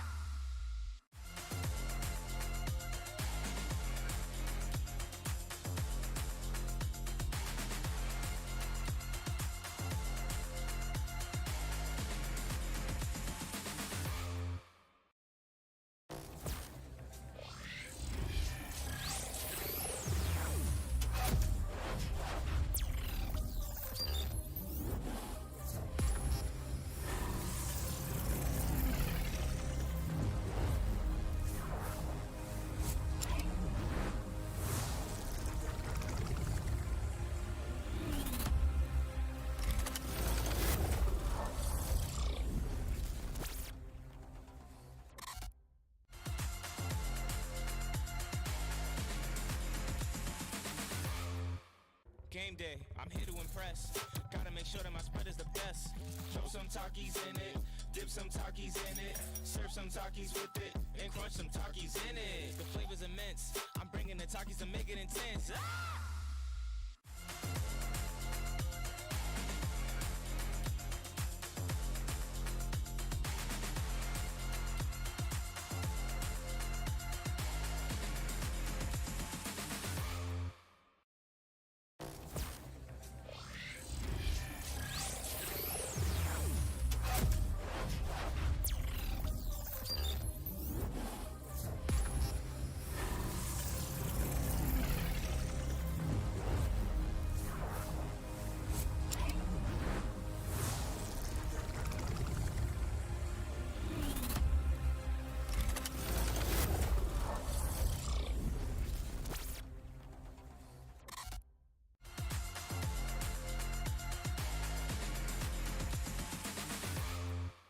Game day, I'm here to impress.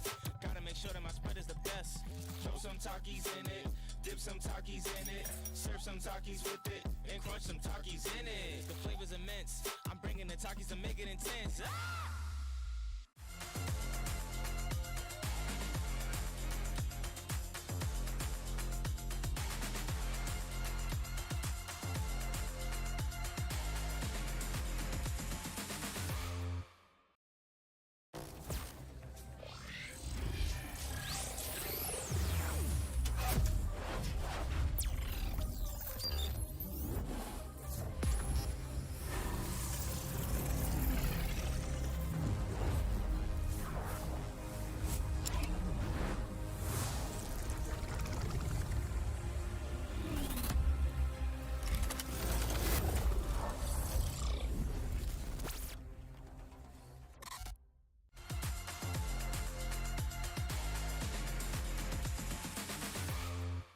Game day, I'm here to impress. Gotta make sure that my spread is the best. Throw some Takis in it, dip some Takis in it, serve some Takis with it, and crunch some Takis in it. The flavor's immense. I'm bringing the Takis to make it intense. Ah!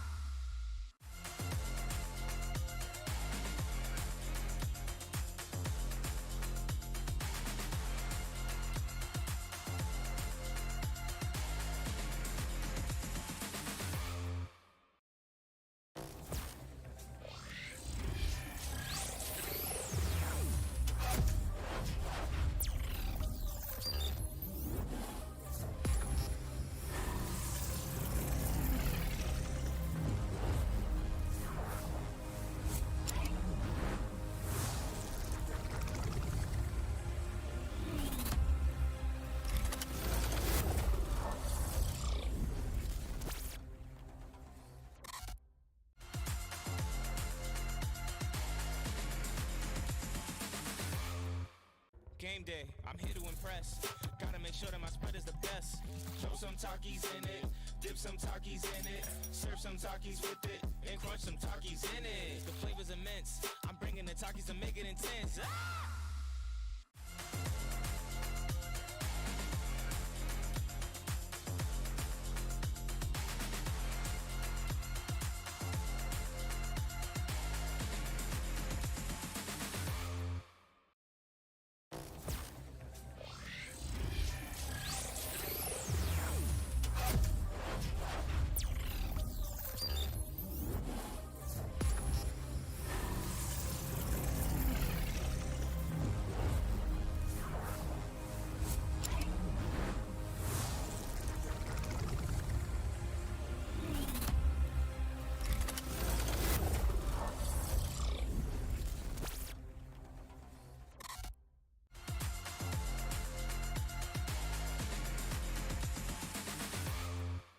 Game day, I'm here to impress.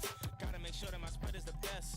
Throw some Takis in it, dip some Takis in it, serve some Takis with it, and crunch some Takis in it. The flavor's immense. I'm bringing the Takis to make it intense. Ah!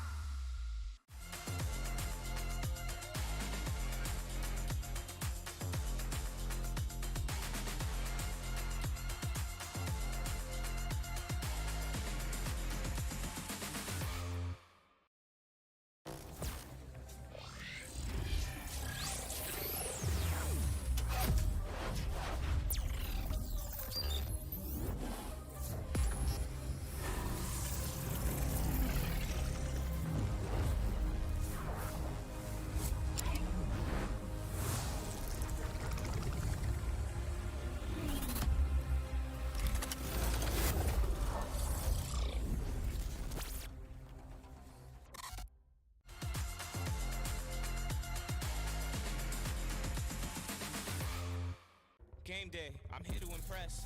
Gotta make sure that my spread is the best. Throw some Takis in it, dip some Takis in it, serve some Takis with it, and crunch some Takis in it. The flavor's immense. I'm bringing the Takis to make it intense. Ah!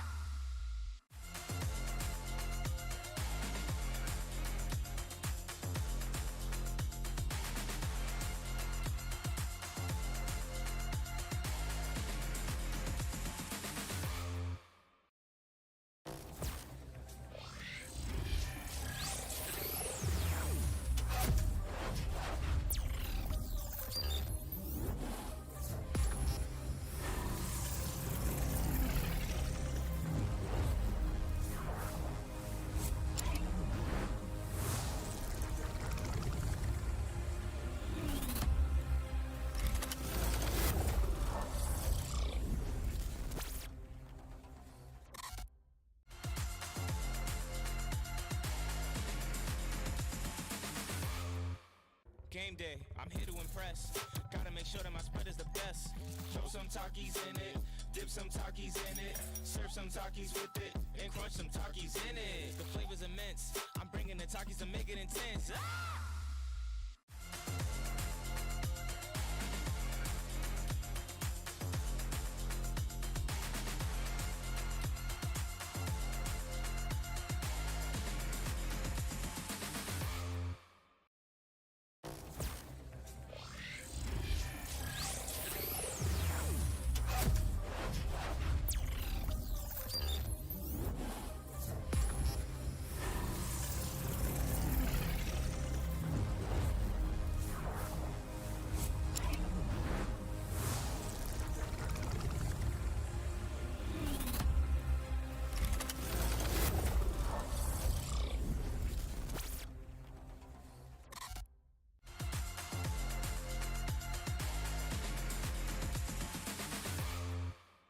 Game day, I'm here to impress.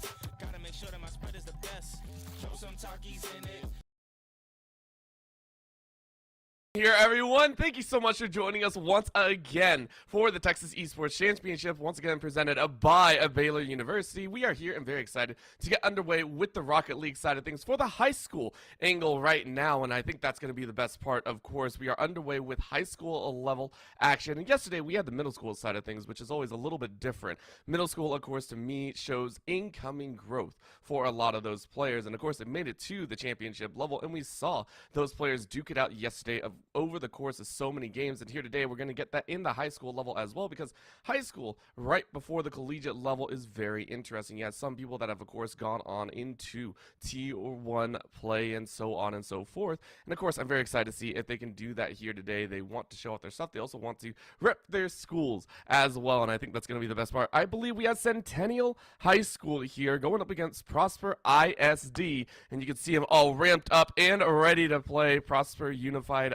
on your right side screen, and then Centennial 10 Rocket on the left side. And of course for them, they're going to be trying to throw down. I love the fact that you can go ahead and see all the players really lined up there by Prosper ISD, and one of the big things that we saw yesterday is a rotation of a 4-man team. The middle school, I believe, previously had used kind of rotational value, and to me, that's really the big question is, are they going to field multiple people? Because that can actually change a lot for Rocket League itself. Being able to have that team coordination, be able to have that value of that 4th man that can shake up the entire system, I think it's very good, especially when you're trying to throw down in a best of 7, which is going to be awesome to go ahead and see. Best 7, of course, is a little bit longer than I think a lot of these players have done in the past in the regular season, maybe even in this playoff set. So, hoping to have a good time, hoping to see a really good game, and if we do, that's going to be all the better. So, I'm going to get underway. Keep in mind, we do have a very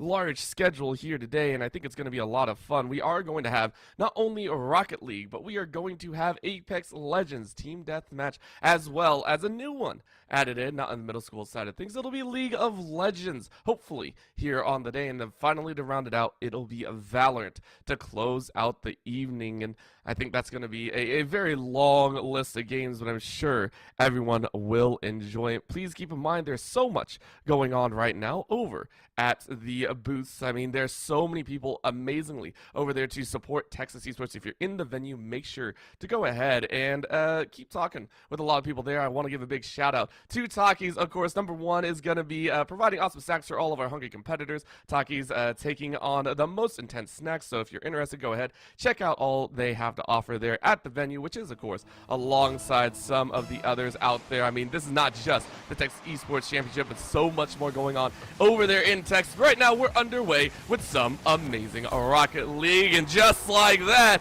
an easy score and a half off rip. Send it in. God. Literally off rip. What was that? 5 seconds in. And I always say it, I'll say it once again, you heard me yesterday. There ain't no way that you can let some of those goals go through, because sometimes that singular goal can be all that matters. Prosper Unified going ahead and grabbing one right off the bat. That singular goal can really be the surprise factor, I think. You know, there are sometimes where we see the games go down to just 1 goal, 2 goal difference. And that could be it.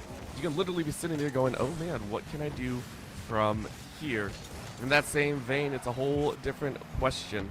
How much are you actually going to get out of that 1 goal? Because that goal can either mean at the end of the game, if the defenses are pretty stalwart, or if the goals just aren't hitting, or it can be just that simplified situation of, hey, you know, it's only 1 goal. It doesn't really matter. That's all it's going to be, because we're going to score like 7 more on either side, and it's really keeping eyes on what goes down right now. Sen 10 Rocket going to try their best. Prosper Unified just looking a bit better. 2 tap in off the backboard. It is just that simple. Apache first with the goal, this time with the assist. Snapalicious sending in a tasty goal number 2.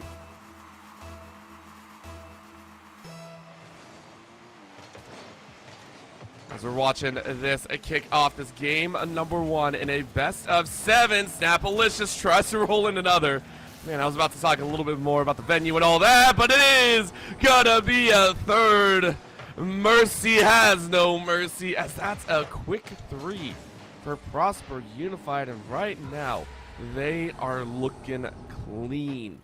An individual play, a team play, and a follow-up. 3 very diverse sets of goals. That's making, I think, everyone pretty excited for what can go down here in the rest of this series. Keep in mind, this is just game number 1. Plenty more to be played for, of course, but we'll be watching to see exactly how that brings out. And you can see a little bit of 50-50 sent it to the sidelines here. Stellar on the side of Sen 10. Rocket going to try and make an option for themselves, but hits a little bit too high. Streaks right back down to the ground. Jay, a little bit in an awkward position, tries to use that boost to reposition, but it's a slow ball. And again, a little bit of a bump, going to deny it right back into the middle. But it is Prosper Unified to have it all on hand. Long ball high, and Apache gets a freebie. Season. What a day. I love this as well. Midfield punt.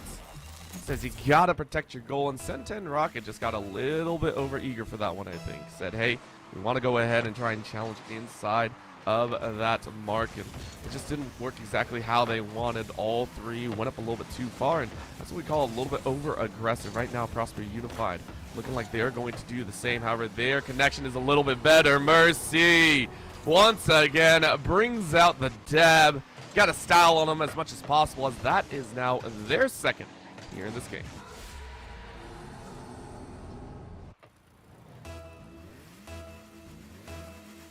Quite honestly, Prosper Unified showing up big right now, just like Tetris has been for us here with Texas Esports Championship, Texas Stream Finals. Once again, we want to give a big thank you to our friends over at Tetris. Not only are they supporting a fantastic tournament here this weekend, but they also have prizes for you to win. If you're interested there at the venue, you can go ahead, check it out. You go ahead, head on over to the Tetris Arcade, and you can win a high score of the day and walk away with some exclusive Tetris swag. Of course, there's a line for the computer because I know it's busy over there with so much going on. Check out Tetris Mobile and play along on your phone. If you play, if the play ends at the end of each day, so of course you have plenty of time to go ahead and try and reach that high score and claim your prize for yourself. I want to mind, of course, if you see a large roll, and this time it's gonna be on the opposite end. Sen 10 Rocket go ahead and get there first.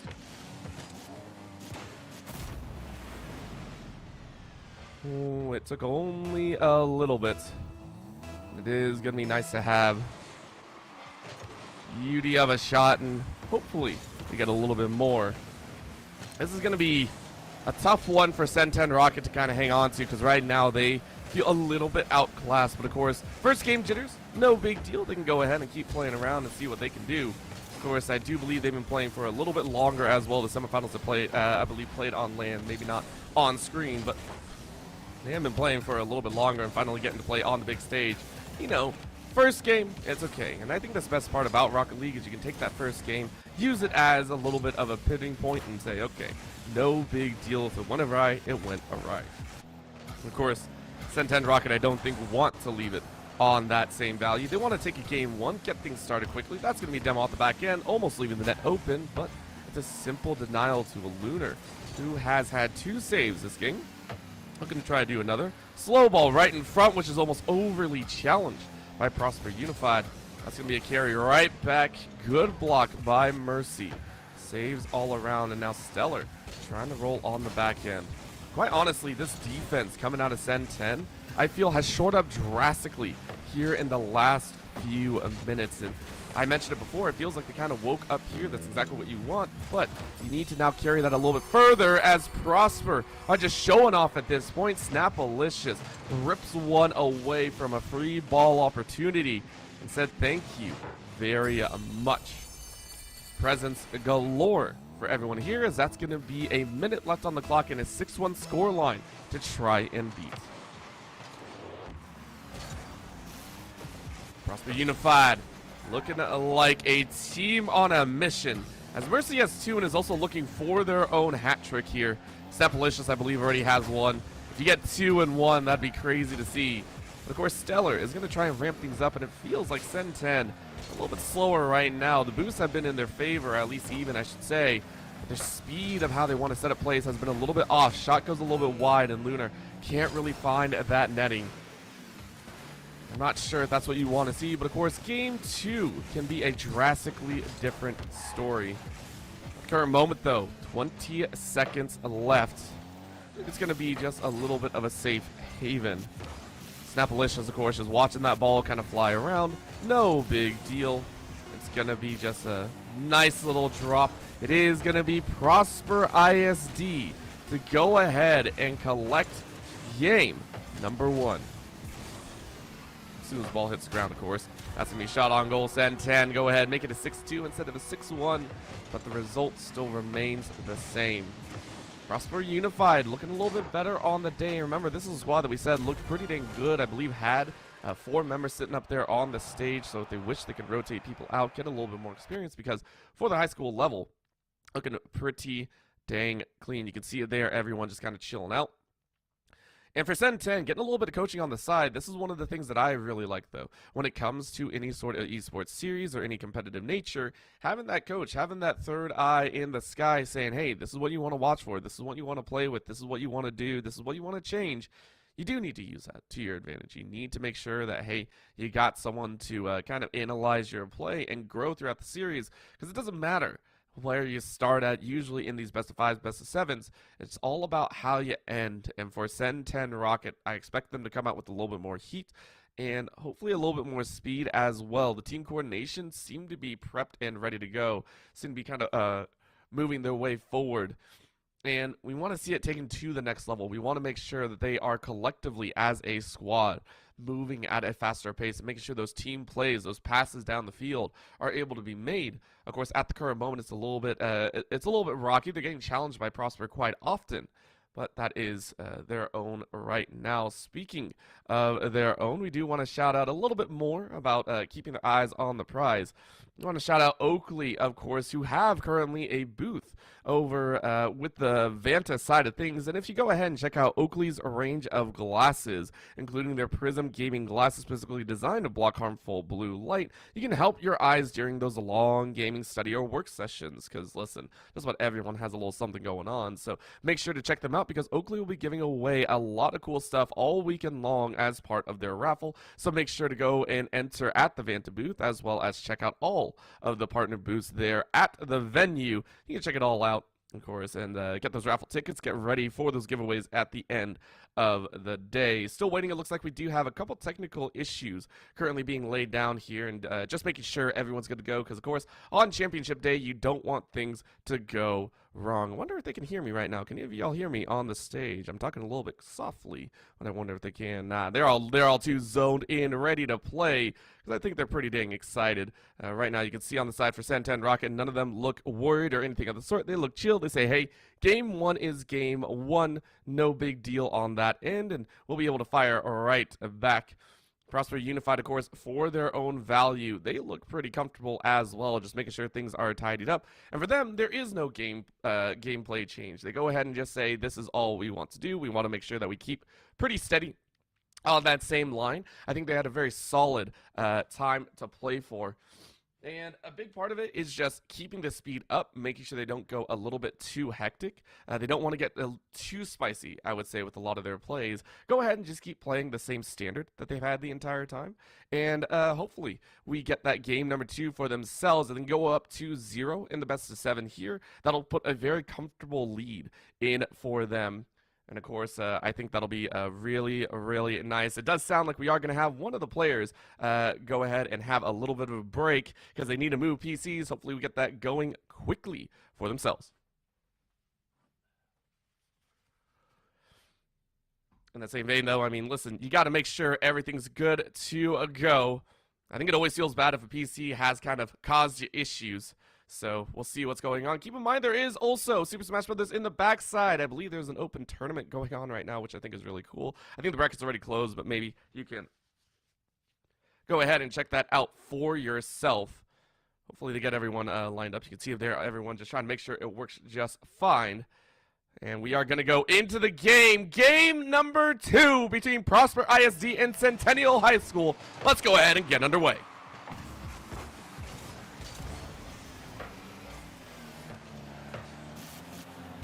Already, we can see a fiercer battle than we expected.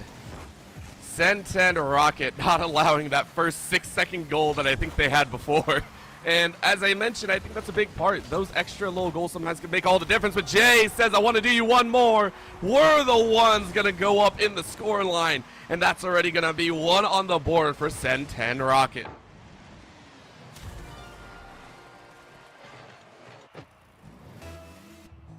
Honestly, solid way to start this game at number 2. And I mentioned it, it's all about how you adjust. As 50-50 sends it off on the sidelines. A little bit scary to say. Follow-up, not exactly going to reach that goal line.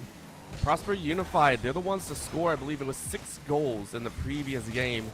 And this time around, they're saying, yo, it doesn't matter if we win by a foot or a mile. We'll try and take what we can. Of course, with a minute almost flown off, it's going to be a little bit of a shake-up here. Mercy rolling into the best of their advantage. And they were one of the top scorers before Apache Season. The other one, but Sapalish was really the one to watch for, as that's Apache Season going, thank you very much. Let's go ahead and get that goal. It is now tied to Sen 10 Rocket. Let a one go by. Multiple members in that goal. Unfortunately, no one able to defend, which feels a little bit bad there. Prosper Unified, though, going to happily try and keep this pace up. Remember, for them, they scored 6 in 1. And I say that because we saw yesterday in the middle school finals that, yes, a team can score 6 or 5 even, and yet games 2 through 6 can be a whole different story. Coordination of Prosper Unified, though, as well as their individual capacities, has seen pretty dang good. And I think that's going to be the main name of the game. Can they, continue on with their aggression? Of course, Sen 10 Rocket is happy that they're not getting outscored this time around and saying, hey, let's go ahead and try and roll it forward. That's going to be a demo right in front, a simple one, to say the least. As Sen 10 just use it to kind of stall out that aggression, but that's going to be Mercy firing right back. Holy moly, this is getting a little bit spicy. High ball Stellar getting challenged in the air. Snapalicious carries it forward. Remember, Snapalicious is one of the 2 members that I believe got a hat trick towards the end of that game. That's going to be a big spicy one. Missed pass as Stellar tries to pick it up and carry it in, but was not ready to try and take that shot on goal. Jay, though, is going to interfere and make sure that, they're a little bit cleaned up. For these 3, though, it's a little bit of a question mark, I think, because, Sen 10 and Prosper, both these schools have fought their way through, I believe, a 16-team bracket, and that's been the big mess of things. I don't want to say mess, but it is very challenging sometimes to play so many different matches, and that's what we got to really watch for. Ball, unfortunately, misses out in that mid, and Prosper Unified going to give it their best shot to try and fire back. Of course, it's been a challenge back and forth. The defense has been stalwart, to say the least, and I like this adjustment. Prosper not sending so many people downfield each time, instead saying, hey, it seems like Sen 10 Rocket are getting a little bit more on the nose about it. And I'm excited to see what they can do. Another 2-man defense, but Jay looking for the second touch. Not going to have it, and now has to go back on defense, but the goal is wide open, and that's going to be Prosper Unified, prospering off an opportunity. Snapalicious once again saw it. Look at that race. As soon as Sen 10 gave the 3-man rush, Prosper said, you messed up. And those are mistakes that hurt, because quite honestly, Prosper, we're all on the offense last time, and this time Prosper, we're on defense, said, hey, they're going to get over aggressive, they're going to be messing around a little bit too much, and Sen 10 did just that. Honestly, I can't even fault them. They wanted that second goal. It was just a difficult time, and I'm just, man, that feels a little bit bad. And right now, hopefully here in the second half, things can change up. We'll see what they can do, of course, right now, as we are about a minute 45 left in this game. Pretty good challenge coming out here from Prosper. However, everybody is dusted. Just getting a little too aggressive there is Prosper Unified. And Orbital, I might have some inside information here. Prosper's actually the team that I've coached before in Rocket League, and Apache's been there since 2 years ago. We're going to have some talks about rotation. Well, considering they rotated pretty dang well, Visionary, they went ham in game number 1 is 6-1 with this last second goal by Sen 10. So, maybe this time they heard, hey, Visionary is watching in, and we'll go ahead, chill out for a little bit, no big deal. And then you're just like, nah, we're going to have a talk with them. That, might make them sit up in their seats a little bit more. They might need it. They might need it. And, Dude, kill in game 1, by the way. I just wanted to say thank you for that. Man, we got a nice little catch here. Good flick to beat out 1. The problem is a little too much pace on that. Going to go to the corner. Off the ceiling. Drop down pass. Looking for the demos. It's Prosper not able to connect there, and that's a good little pass to get it over to one. And oh my murder, Apache just absolutely demolishing Jay. And that's actually been a very consistent factor here. Sen 10 have found these pockets for demos that have kind of snuck their way out, and it has actually slowed, I think, a lot of what Prosper wants to do, and Prosper have answered back in pretty resounding fashion, but it was not there in game one. It felt like Sen 10 were a little bit slower off the mark pretty much everywhere they go. That's going to be a double demo on the other side as Stellar and Apache, I believe, take each other out. I like what Sen 10 have done, but their speed is still, I want to say, a mite below Prosper, as Prosper take another shot on goal, but Stellar with the save. It's a great challenge off the ceiling as well from Sen 10, especially with limited boost, right? Like, being able to evaluate your options and know that you have to go off the ceiling that quickly is ridiculous. Touch here going to be just wide. Prosper looks to continue pushing the offense. It's going to be Stellar up right now. 50-50 going to fall towards the midfield, front of the box. It's going to be a huge challenge. However, Mercy able to get it around one.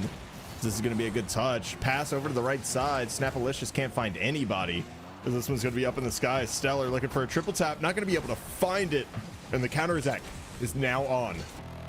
Well, we say that, but the counterattack stops short of the OT clock. And, you know, you try your best here. Visionary, this is almost exactly like yesterday. We had a game one blowout, and then game two went to OT, I think. What is going on here with the team? Just really liking game one blowouts and then game two close. I don't think they really like it. I think it might just be a disparity of style and the way people approach game one, right? Like, some people use that game one as a feel-out game to really get a read on their opponent, especially in a best of 7 when you have enough time to really... Dropping one game is not going to kill you like it will in a best of 5, right? So I think really you might just see kind of one team wanting to dominate their will and the other one being like, okay, we're going to see what they're going to do this game. We're going to go ahead and bring it to the table, but this is going to be down in front. It's going to be awkward. Oh my, Snapalicious almost gets that dunk, but it's not going to be there. Snapalicious looking for the pass across. Nobody there in the waiting yet. It's going to be a big miss here, but Stellar's going to be able to pick this up. He's looking dynamic. He's got the mix. Oh. Can't beat everybody else out. Sometimes it's a little bit difficult, and honestly, Prosper Unified, same for their own right. What can we do? That's going to be a side lineup play, a little bit of flyby, a Sen 10, pretty much triple up on that corner. Going to try and race it away. Of course, Mercy says not. You don't get a free shot on goal. No way, no way. We're now about a minute 15 into this OT, and honestly, I think both teams have really come alive here. The defense has really started waking up, and Sen 10 have started reading that ball path a little bit better. Also, Unified haven't had the free shots that they wanted pretty much in the previous games. And I think that's going to be the big challenge here is how do you find extra opportunities? A little bit of a missed pass there. Could have been a midfield shot. At the current moment, though, they're just kind of riding around waiting for that optimal chance. They might be waiting for the optimal chance. The difference here, however, is the ball is consistently in the blue half. And we see their boost starting to get starved out just a little bit. As soon as I say it, though, we have a huge read opportunity that's going to be just wide. Oh, if Jay would have hit that, it would have been nuts. No, we're good. We're good. Stellar's already back. Both these teams are pretty settled into their defensive rotation. I love that fact, too. We are seeing those opportunities challenged, though. I think a big part of the issue that came down last game is Sen 10. They would go for this all-out aggressive attack, and they forget about the defense. That's what led to about 3 or 4 opportune goals. And this time around, they are, as you said, in that rotational value. Stellar has managed to get back, same as Jake, and just Jay has been really phenomenal. Snapalicious so far has had a little bit of trouble. Was one of the few that scored, I think, 3 in the previous game, and has had a really tough time finding those routes. Has had, I think, 4 shots on goal so far, only 1 connecting. It feels kind of bad. It's just everyone's really jostling so hard for that ball. A little bit of a high one. Snapalicious has to get back on a defense. Good challenge to pop it out, but Lunar tries to roll it away. This is going to be a streak down the sidelines here. Mercy wants to get in front, and that's the one that you want. Apache was ready in the middle. 3 minutes on the dot, no T, and Prosper take a 2-0 lead. I mean, that was just... It's one tiny little mistake that kills you. Sen 10 Rocket League coming in. That last challenge that they had was a double commit, and it led to the third man having to deal with this ridiculous pinch that went like 120 miles an hour back towards him off the backboard. And then you can't fault the third man there. It's the first 2 for the double commit. opens up everything, and you have to scramble back and try to make a play. And unfortunately, it's just a great touch coming out, not going for the shot, going for the pass. Apache in position. Prosper takes game 2 after 3 minutes of overtime. I mean, that's wild. That's basically another game. At this point, they're going to play 8, and they're going to say they only played 7. It's crazy. But I love it because of the fact that it went down to the wire, and we saw those rotations, something that I wanted to see out of Sen 10 earlier on. But now you don't want to put yourself in that same situation. And quite honestly, Sen 10 have not had, I want to say, a structured goal just yet. A lot of the goals that they had in Game 1 and in Game 2 felt a little bit more opportunistic. And while I don't dislike that, it feels like the speed of Prosper ISD is just a little bit more so. And whenever that happens, those opportunities tend to dwindle very, very quickly because you're banking on the opponent to either slow down, miss passes, or mess up 50-50s. Yeah, and you can't bank on mistakes at this level, right? Like we saw how talented the middle school was yesterday, and this is just taking a whole nother pace to a different level, as we're going to see. Actually, the backboard read not made. Good job controlling this ball here. Snapalicious just going to fall from the heavens in perfect position. Sometimes better to be lucky than good. Is the rotation going to come out for Jay? And this is going to be sent all the way down once again. The read is going to be had, but that's a huge dunk from Stellar. Looking for the Doomsy dish, not going to be able to find it. And offense for Sen 10 coming out early. I think they're going to go ahead and hold their own. Right now, I want to keep in mind, we've had some spicy goals in the early stages, Game 1 and Game 2. I think I had under a 15-second goal. Game 1 was under 5, and it was a very quick pinch right off rip. So both teams have shored up the defenses in the early stages, which I really do appreciate. Of course, first minute now going by without a single call, and I think that's amazing in its own right. Sen 10 really buckling down, ensuring that they're digging deep. Prosper Unified for their own is going to play that same balanced style. I know you were talking about a little bit unorthodox or a little bit different styles between the two, but both of them feel like they're on the exact same pace. They just don't want to adjust, as that's going to be a ball rolling off that goal post. Feels so bad. Opportunity number 2. Jay's going to try and go up and deny. A 2-time issue of Prosper Unified seeing a goal in their eyes and not getting it. Oh, that is just Heartbreak Ridge, and that's a huge backside demo as well. It's going to open up some space, but Lunar not going to be able to get there in time. The chase down coming out. The 50-50 is won, but Stellar solidly planted in net is going to be able to get that one away. Double tap opportunity here going to be gone. Stellar doing work on the defensive end again, and it's a quick transition out. Apache getting tripped up over on the other side. This is going to be awkward as all get out to command, but Mercy comes diving in and saves it. Oh my, Prosper, a little shaky on the defensive rotation there, but able to get out with their lives. At this point, you're like, no worries, it happened. I saw the big little ping in the top right corner. I know I got the save. Don't test me on that. While they're wiping like a massive amount of sweat off there. Right now, it does feel like a single goal could be that game changer. Of course, a hard streak in. Mercy not able to find the goal. Good defense by Stellar. However, second attempt will come through. Mercy gets the demo, and of course opens up an opportunity 2 off the backboard. Jay gonna try and swing it out. Of course, off that sideline value with only 36 boosts, you can do something, but it's only going to be one tap. Tries to carry it in. Teammate backs it up, but once again, the defense is good, but that's a 3-man commit. Apache going to try and roll it over. Flicks it up. Corner post. Opportunity abounds, and Mercy sends it in. That's the goal Prosper Unified needed. Prosper has just taken advantage of every single offensive double commit that there's been. Jay was sitting there. He initiated the entire offense, had no boost, and then immediately has to turn his third man and be put in a 1v1 situation. And I mean, honestly, more like a 1v2, 1v3 situation at that point. It's just so difficult to have to deal with that, especially when you don't have any boost. There's only so much you can do as the defender. Cover the net.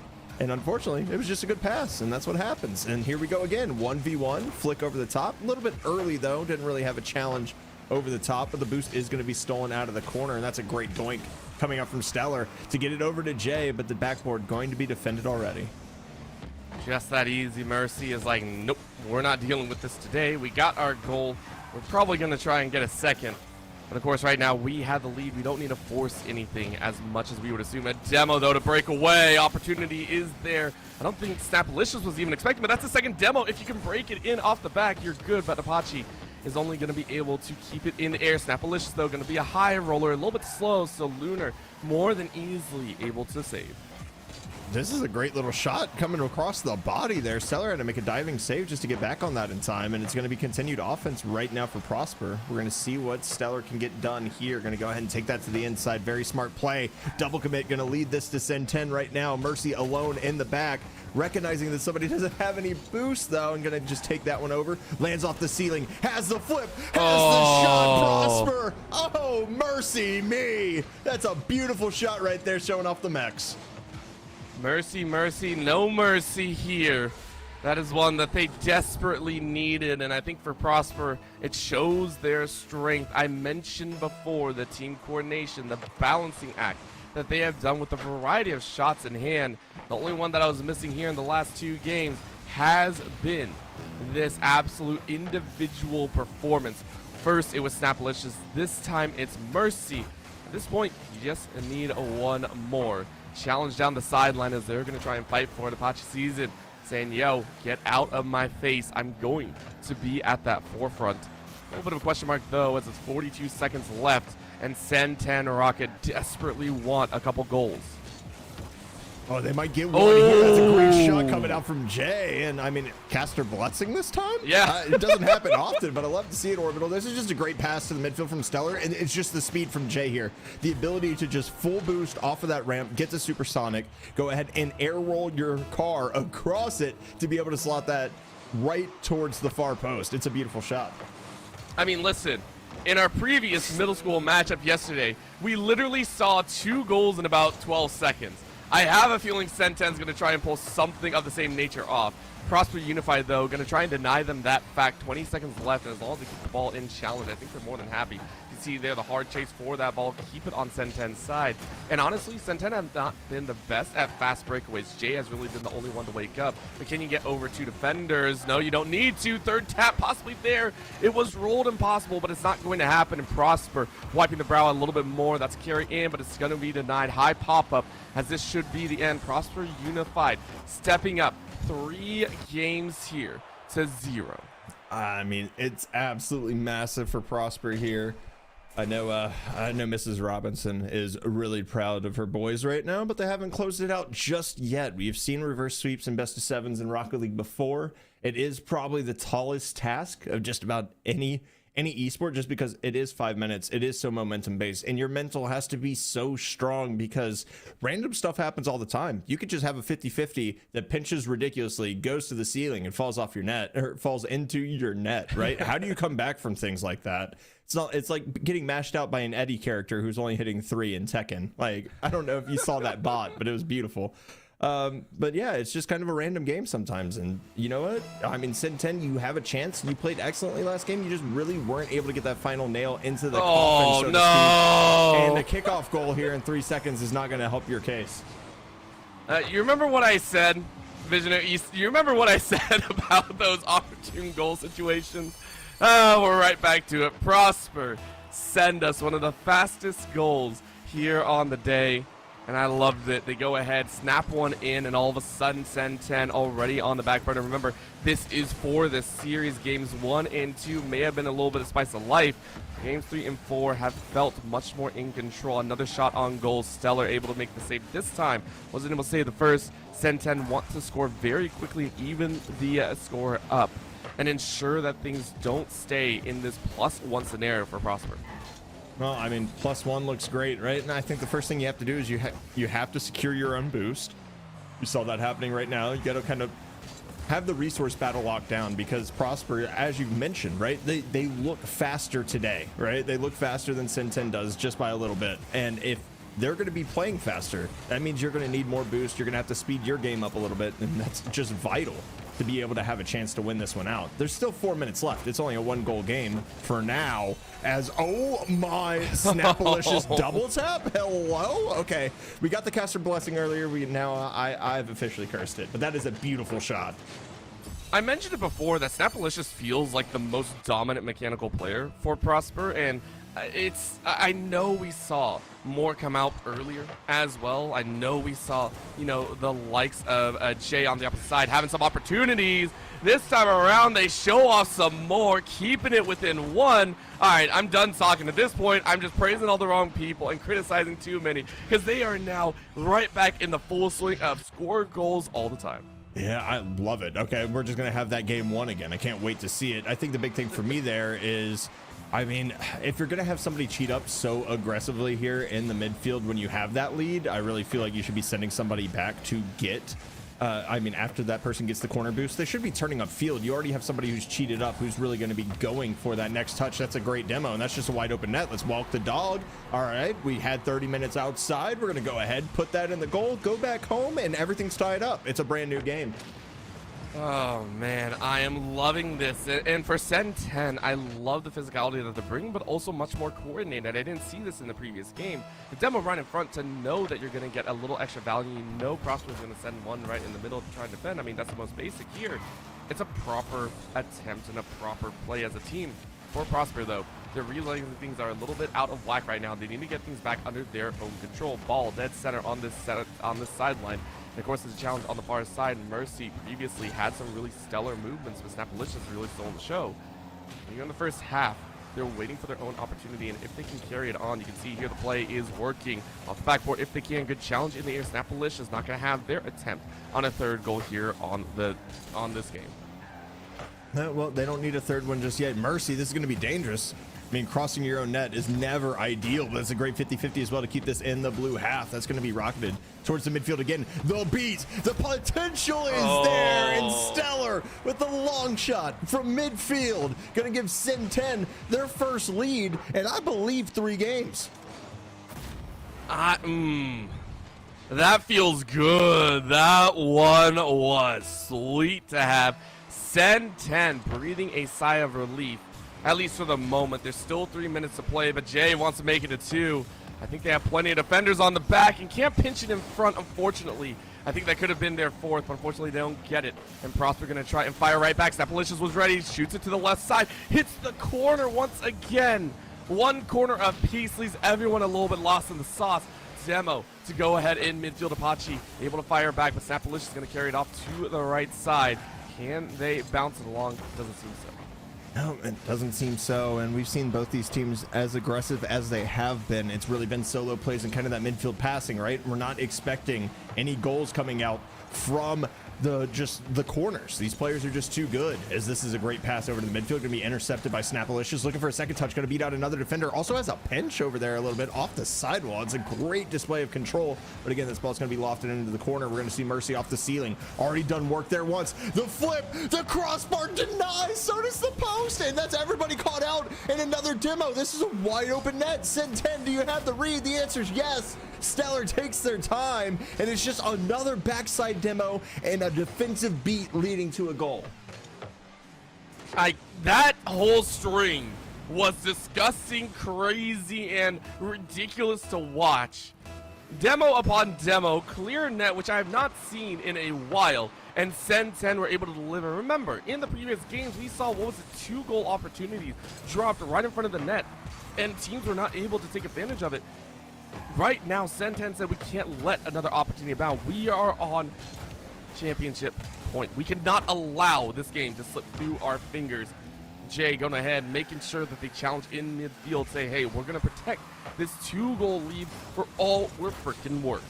I mean, they have to at this point, right? I mean, 1:18 left. We've already seen 2 goals in 6 seconds, like you mentioned earlier, from the middle school game that we had yesterday. And that's an awkward team bump. However, this is going to be taken over to the sidewall. Not the best place to be, because that's exactly where Stellar recovered.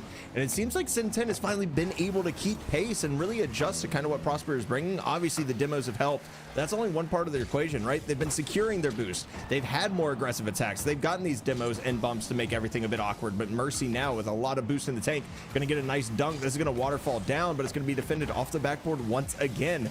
Sen 10 just looking a bit cleaner. Another demo, but his team not communicated. Nobody is up there. There's a flip reset. Unfortunately, not able to get any touch is Snapalicious as this gets recentered, but the team nowhere to be found. And that one hurts a little bit. You wanted to try and get this game back. Honestly, you're not overly worried. I would say it's not the worst thing in the world, of course, if you lose this game. But, man, did you want to close it out 4-0? You wanted to look clean. And a shot on goal, as you might as well. Sen 10 breathing a sigh of relief. Step 1 in the way to come back in this series has been completed. There are about 3 more steps that they need to take to be able to close out a reverse sweep series. Those steps are pretty far and wide between, but it looks like Sen 10 Rockets are more than willing to step up to the challenge. I mean, they have to be. They don't have any other choice. They don't only have to step up. They have to continue this style of play for 3 more games. It's extremely difficult to be able to do that in a series of Rocket League. However, that game plan of counterattack, demo, win. I mean, it's a great way to call out an offensive-sided team. It's not like the rotations were terrible from Prosper either. They're actually pretty solid, minus that kickoff goal that came in originally. It's just that when you're able to kind of chase down those backside demos, you go through, you kind of look at everything that's happening. And unfortunately there, Prosper has to make an adjustment here and maybe play a little less aggressive. I think they did that in games 2 and 3. You saw them get pretty safe, and that's why the goals were pretty null and void throughout the entirety. I think we sat on, what was it, a 2-2 scoreline for about 5 minutes total if you count regular time plus OT. Going back to the style might not be bad, and granted, this is what I always like to see and say is we start seeing some of these teams when they're up so far, whenever you feel like you've won the game, you get a little bit spicy with it, get a little bit sloppy, get a little bit fun. There's no harm in that. You just need to know how to draw it back in. You need to know how to really pull yourself back in and say, hey, we need to get serious about this. We need to kind of go ham here. And that's what they got to do. So in this current moment, I want to see him do so. You know, you can see him still pretty happy about things. You can see him pretty well in discussing what they want to do. I think they got it. We'll see what they got to throw down. A Sen 10 Rocket and Prosper Unified are going at it here at the Texas Esports Championship presented by Baylor University. The high school's going at it here on day number 2. Looks like they're ready to go. They want to get in to this game number 5, and so do I. It could be the end here. We could be looking at one more. I mean, it just all comes down to this great touch. Going to be defended off the backboard by Jay. Once again, good backside bump here. Might open up the goal. Here's Mercy. We've seen the mechanics. Going to be able to beat one, but that's going to be listering around in front of the box, and Snapalicious is obviously going to take advantage of that. It's a great defensive effort right here. Coming from behind is Jay, but the double tap just removes Stellar from having any opportunity, and it's going to be Snap coming in and getting Prosper the lead. Not 3 seconds this time. It's actually 4. It's just so good. And of course, we want to see this continued onward. Mercy, of course, rolling up the right side, getting challenged around midfield, which is very much appropriate. Can they do a little bit more with it? That's my big question. High punt once again towards that mid, and someone's ready this time. Snap Alicious says, yo, let's get to right away. This is the squad that I saw in game number 1. And Sen 10 maybe a little bit baffled at how Prosper got that right back. I don't think they're baffled at all. Apache actually bumped both defenders who were on the front post side backboard. I don't understand how he did it. He had 6 boost, had no momentum whatsoever, and was still somehow able to bump both of them out of the way just so Snap could get there in time. That is just, I mean, selfless play. Honestly, you're not going for goals. You're not going for passes. You don't care about points. What you care about is making sure your teammate gets the goal and puts you up too. Oh, man. This is getting to that spice of life once again. Prosper really playing as a squad right now, but Seller finds a freebie for no reason whatsoever. There was no one, it felt like, from Prosper right there. And I mean, Seller goes, cool. Thanks for the goal. Well, I think that's a little Air 404 right there. You know, when you have Chrome and it's like, oh, sorry, we couldn't connect to this website, defense not found. It's literally that simple. I don't know what happened there. It looked like Prosper might have gotten a little too aggressive, trying to steal boost away from Sin 10 without realizing that, hey, we don't have any possession either. So, yeah, one of these things has to come before the other, unfortunately. But it's going to be Sin 10 finding a way to claw their way back. And this is exactly how game number 5 went. Orbital. Those little opportunities that spaced into amazing comebacks. And I got worried again, but Stellar goes high in the air. This time rightfully challenged Jay, trying to put themselves in a proper spot. It's going to be Lunar on the defense to try and get that ball under control. And at this point, Prosper are saying, okay, here's what we can do. We can play smart, we can play it slow, we have a goal lead, not the worst thing in the world. That's going to be a high jump as well, but Apache misses that shot. Unfortunately, has to carry it right back. Look like Prosper trying to set something up, but for Prosper, sorry, I keep getting distracted. I want to see what they can do. I want to see them play a very much more balanced. Of course, individual skill could come out here as Mercy tries to go in against them, and it is going to be a shot in Apache. I didn't think that was going to go in because I thought Stellar had the save, but it is going to be Prosper to take another goal after the challenge. Defense rattled and the goal wide open. That's a ridiculous challenge in 50-50 going Apache's way. Gets back around it, hits the flip, and just a continuation of the flip actually allows him to somehow get that re-centered. Sometimes these mechanical plays that these high schoolers make blow my mind with how just calm, cool, and collected they can be in situations that look like, okay, I lost this challenge, it is what it is. No, the continuation allows the goal to come through. Apache going to get a demo here as well and might open up some backside rotation. We're going to see that. Luckily enough, it's going to be Lunar able to go ahead and get a small clear, as it's another challenge here in the midfield. Now both these teams kind of have the dot on what they want to do, and it looks like the midfield is going to be key for the rest of this game. This is going to get a little bit spicy. Right now, Sen 10 have found success a little bit in those opportunities that arise. They need to be a little bit faster, and if they can take advantage of it. Right now, as you said, a little bit of a middle challenge here. Of course, for Prosper, they should also understand that factor. It's not going to be, hey, you know, we got goals off our individual skill. It's about ensuring that they understand the state of the field, understanding where Sen 10 are, putting a lot of their members in the rotations. Snapalicious goes ahead, sends it up on high. One's there though, opportunities, and once again Mercy denied that goal, but Apache might have it. Can he roll it over one of the defenders? No. It is going to be Sen 10 quickly back on defense. Scary stuff right there. Yeah, scary stuff, but don't give up the goal. So you know what? At the end of the day, they're making it out okay. The demo though is going to open this up in front, and it's a Feels backflip on the backside. The rotation was there. However, trying to get that double jump as quickly as possible, just accidentally. Oh, Stellar. I know you don't have a lot of boost, man, but that feels bad, man. I think that's also the first time that we've seen an attempt like that to go ahead and demo out the defender on your own. Pretty much so well called by Prosper's side, really smartly played, and I think that's more than adjusted correctly. A huge part of that is, hey, we know they're always challenging from the side, and if I carry it in slow, something that I have not done before, it's going to be there, and now it's just an easy roller.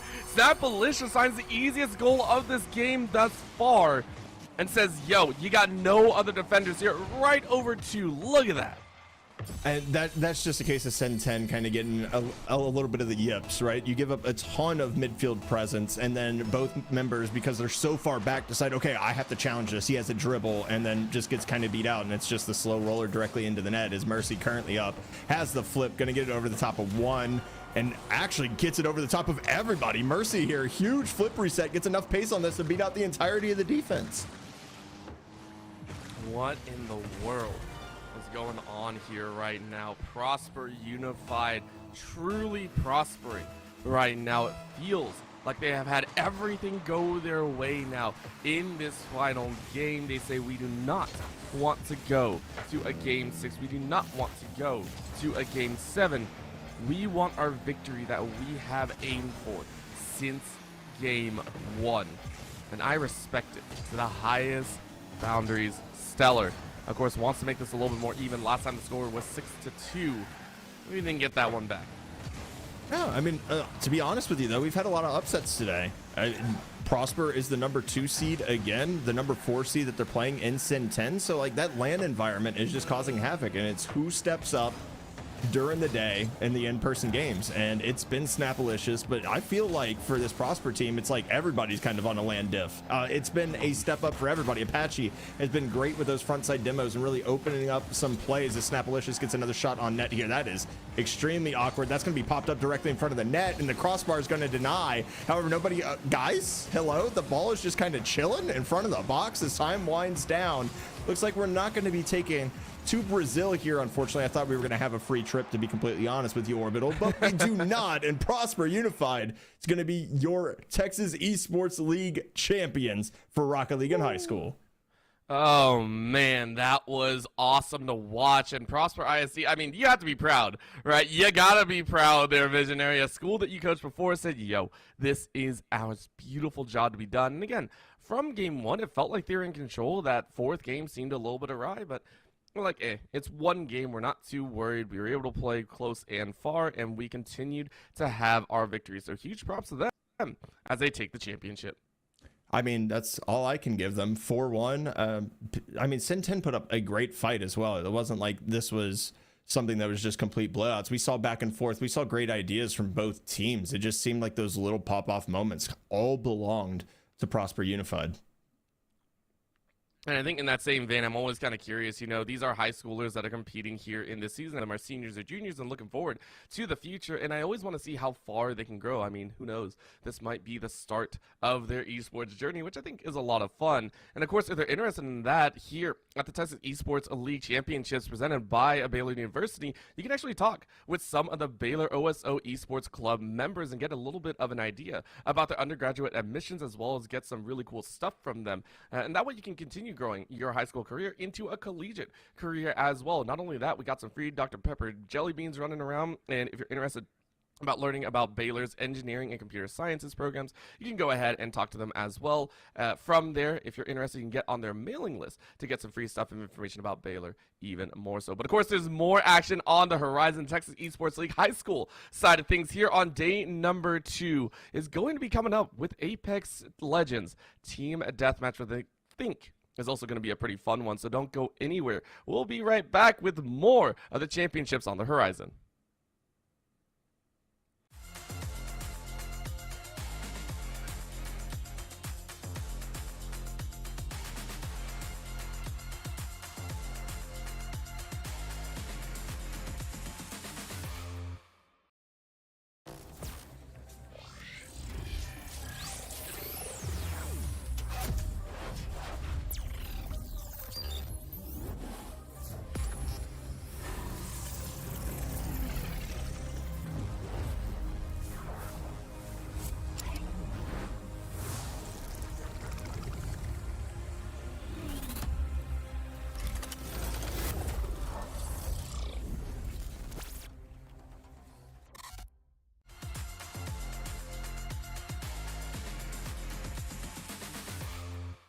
Game day, I'm here to impress. Gotta make sure that my spread is the best. Throw some Takis in it, dip some Takis in it, serve some Takis with it, and crunch some Takis in it. The flavor's immense. I'm bringing the Takis to make it intense. Ah!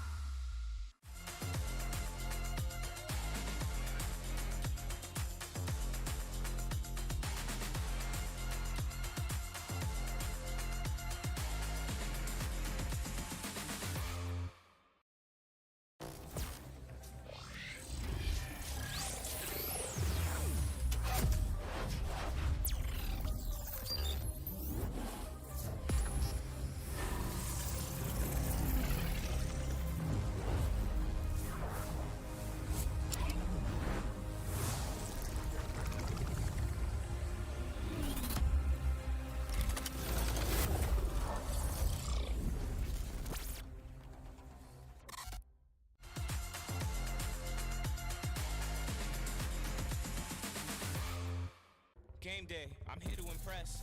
Gotta make sure that my spread is the best.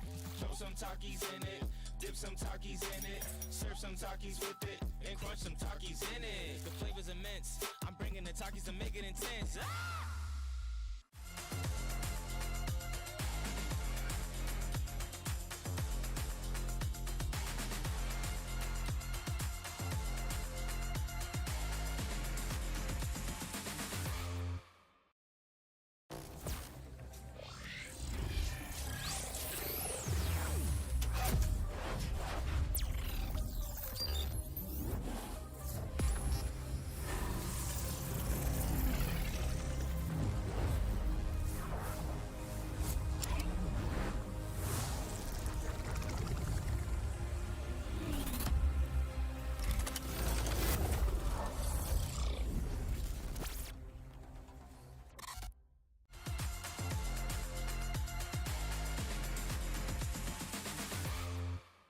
Game day, I'm here to impress.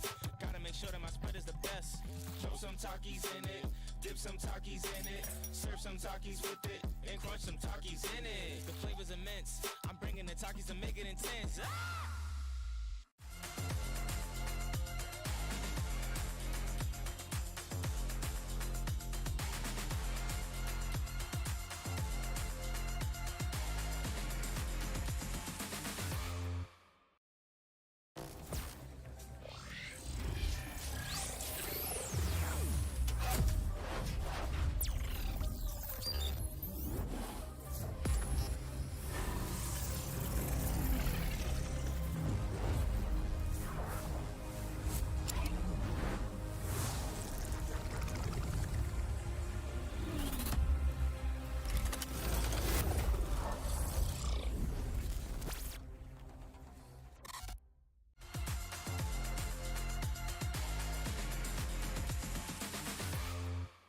Game day, I'm here to impress.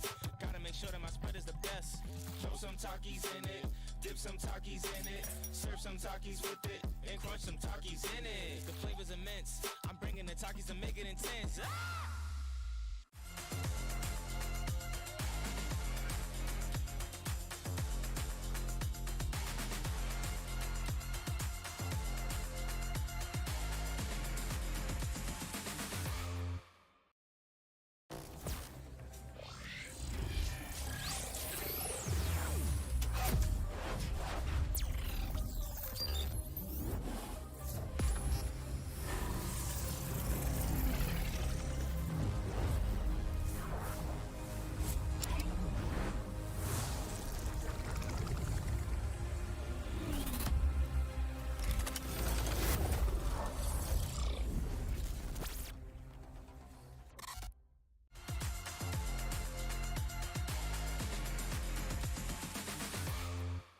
Game day, I'm here to impress. Gotta make sure that my spread is the best. Throw some Takis in it, dip some Takis in it, serve some Takis with it, and crunch some Takis in it. The flavor's immense. I'm bringing the Takis to make it intense. Ah!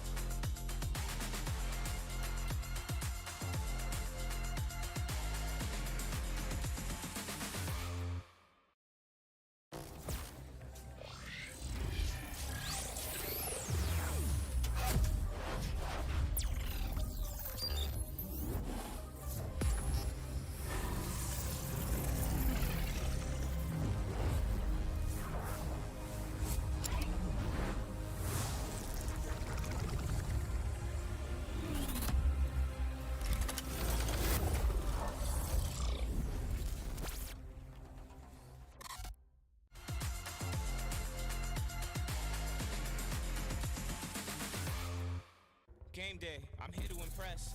Gotta make sure that my spread is the best. Throw some Takis in it, dip some Takis in it, serve some Takis with it, and crunch some Takis in it. The flavor's immense. I'm bringing the Takis to make it intense. Ah!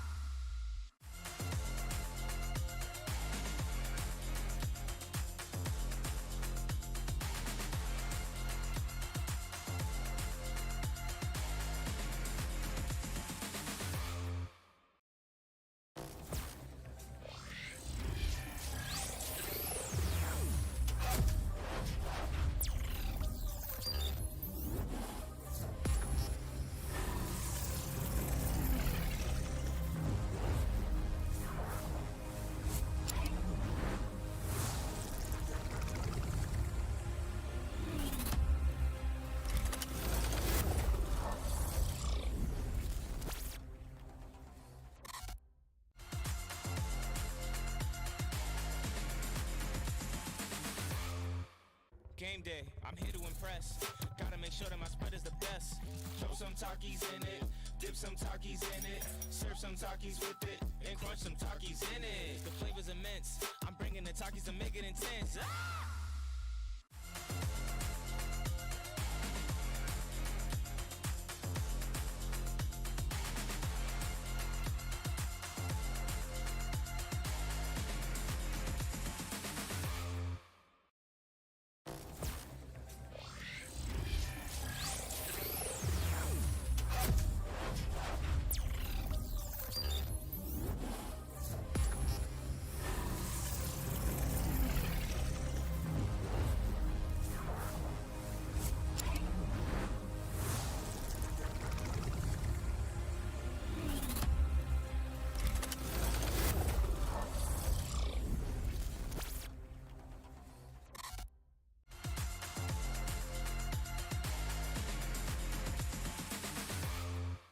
Game day, I'm here to impress.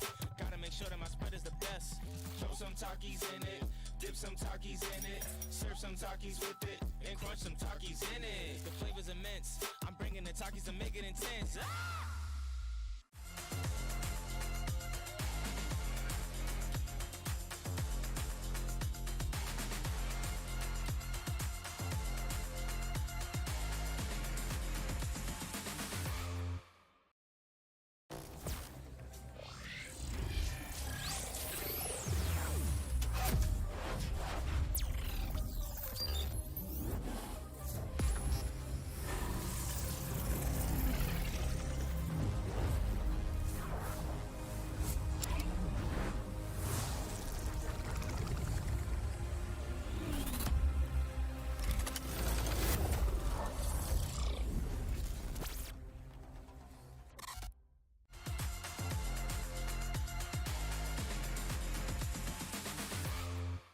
Game day, I'm here to impress. Gotta make sure that my spread is the best. Throw some Takis in it, dip some Takis in it, serve some Takis with it, and crunch some Takis in it. The flavor's immense. I'm bringing the Takis to make it intense. Ah!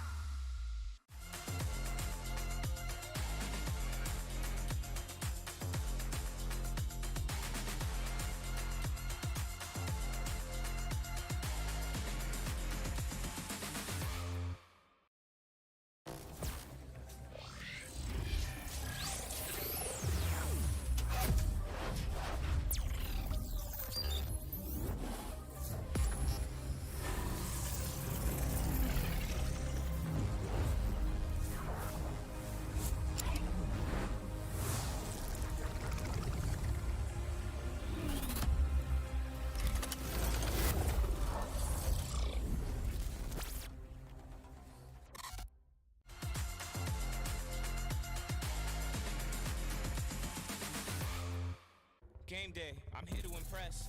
Gotta make sure that my spread is the best. Throw some Takis in it, dip some Takis in it, serve some Takis with it, and crunch some Takis in it. The flavor's immense. I'm bringing the Takis to make it intense. Ah!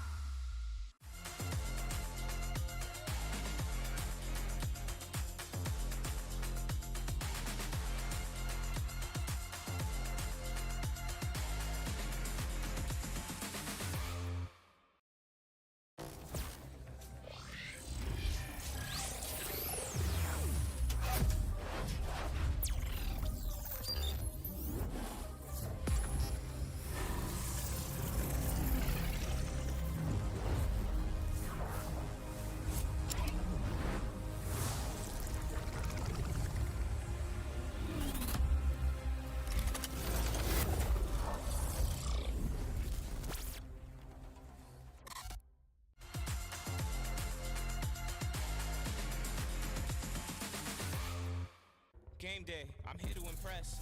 Gotta make sure that my spread is the best. Throw some Takis in it, dip some Takis in it, serve some Takis with it, and crunch some Takis in it. The flavor's immense. I'm bringing the Takis to make it intense. Ah!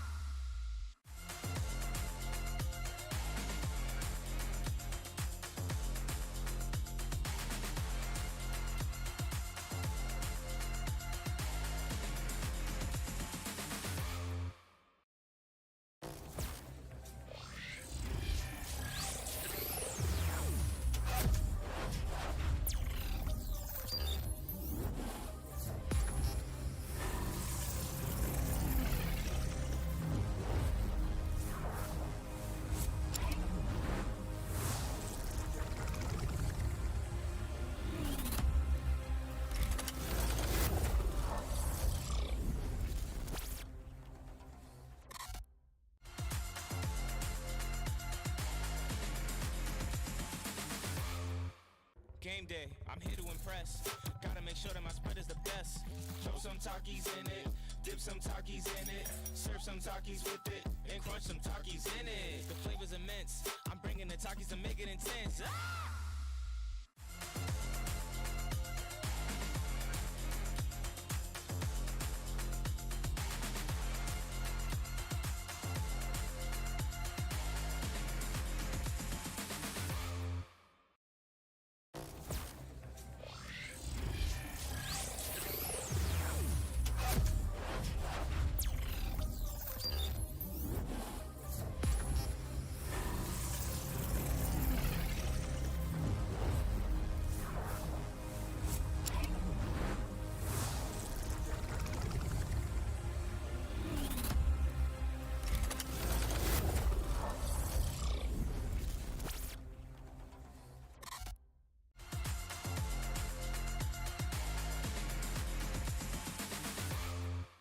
Game day, I'm here to impress.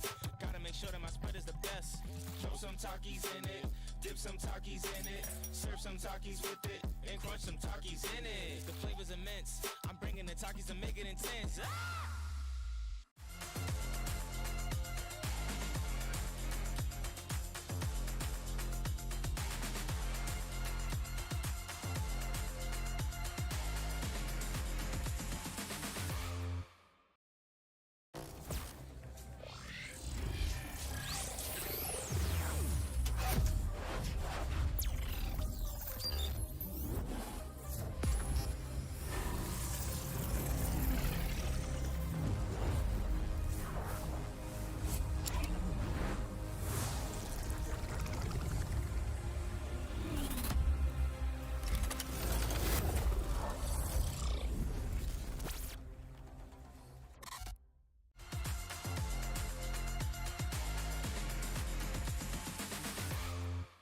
Game day, I'm here to impress. Gotta make sure that my spread is the best. Throw some Takis in it, dip some Takis in it, serve some Takis with it, and crunch some Takis in it. The flavor's immense. I'm bringing the Takis to make it intense. Ah!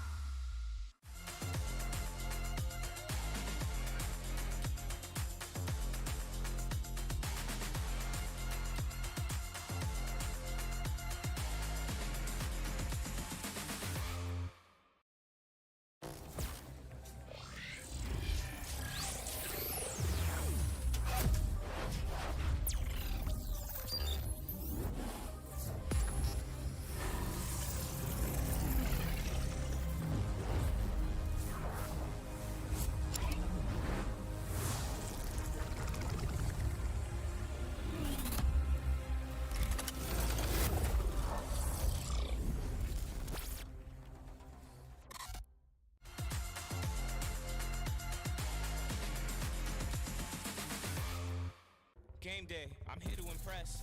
Gotta make sure that my spread is the best. Throw some Takis in it, dip some Takis in it, serve some Takis with it, and crunch some Takis in it. The flavor's immense. I'm bringing the Takis to make it intense. Ah!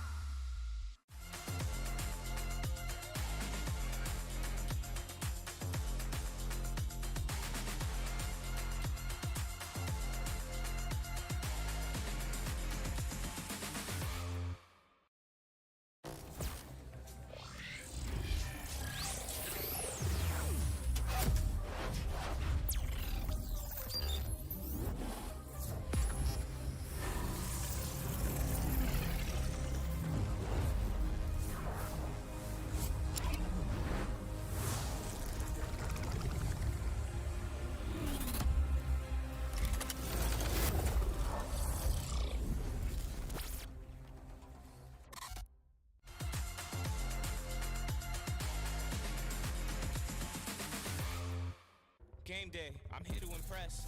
Gotta make sure that my spread is the best.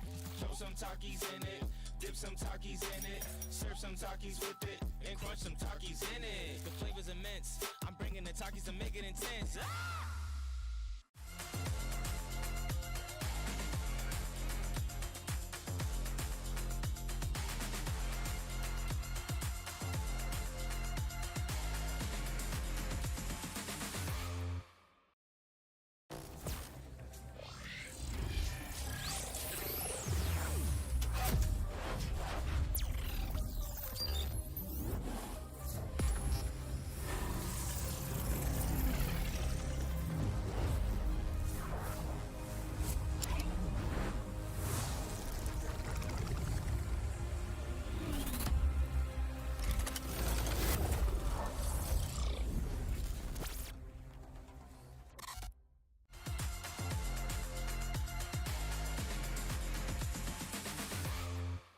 Game day, I'm here to impress. Gotta make sure that my spread is the best.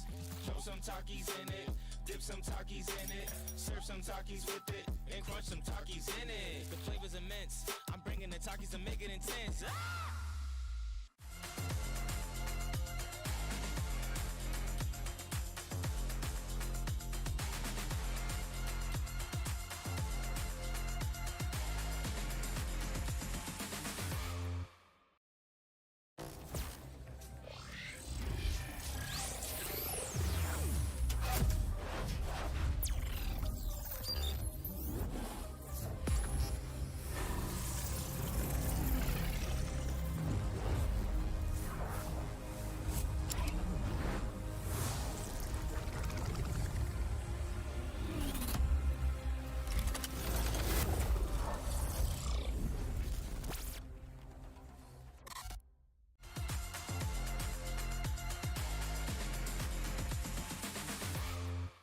Game day, I'm here to impress. Gotta make sure that my spread is the best. Throw some Takis in it, dip some Takis in it, serve some Takis with it, and crunch some Takis in it. The flavor's immense. I'm bringing the Takis to make it intense. Ah!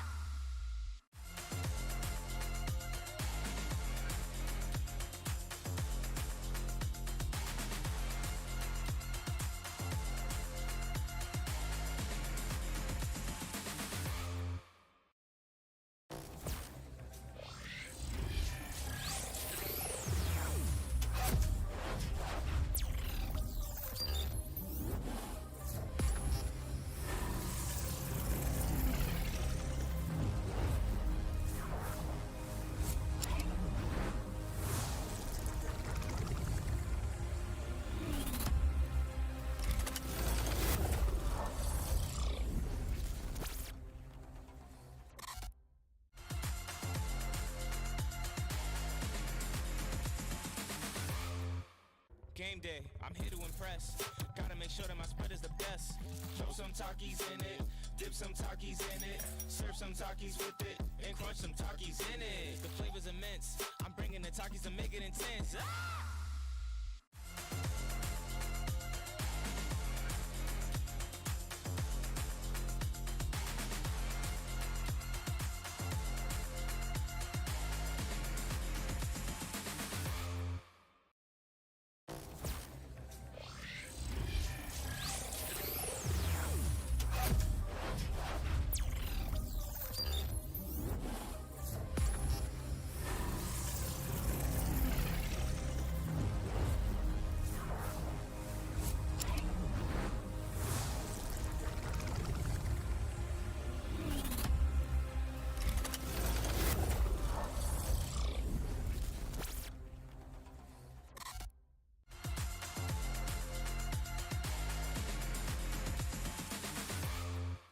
Game day, I'm here to impress. Gotta make sure that my spread is the best. Throw some Takis in it, dip some Takis in it, serve some Takis with it, and crunch some Takis in it. The flavor's immense. I'm bringing the Takis to make it intense. Ah!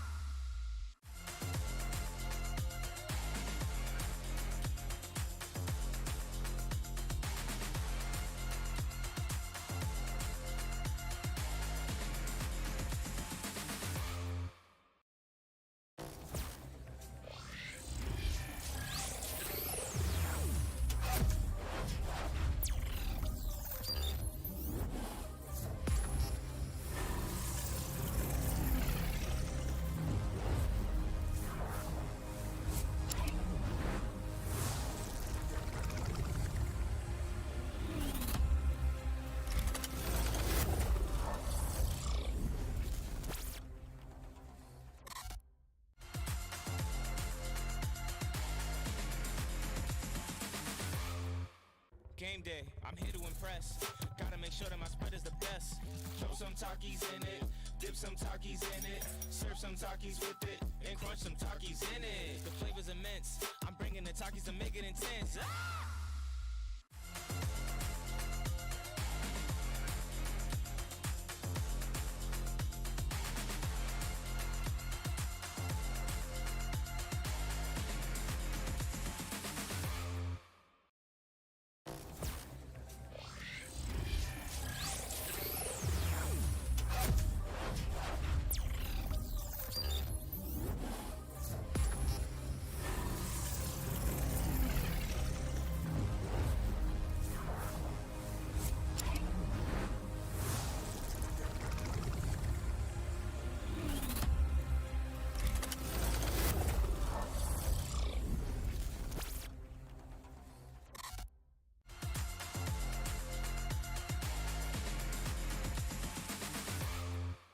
Game day, I'm here to impress. Gotta make sure that my spread is the best. Throw some Takis in it, dip some Takis in it, serve some Takis with it, and crunch some Takis in it. The flavor's immense. I'm bringing the Takis to make it intense. Ah!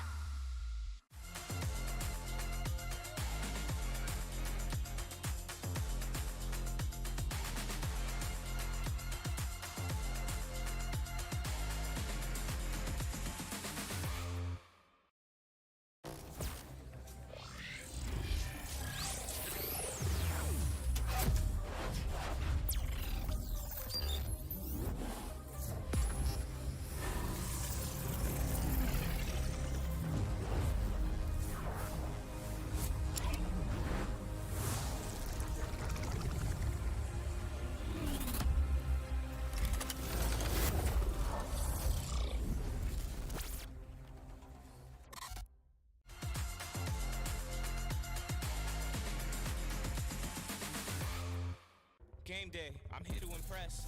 Gotta make sure that my spread is the best.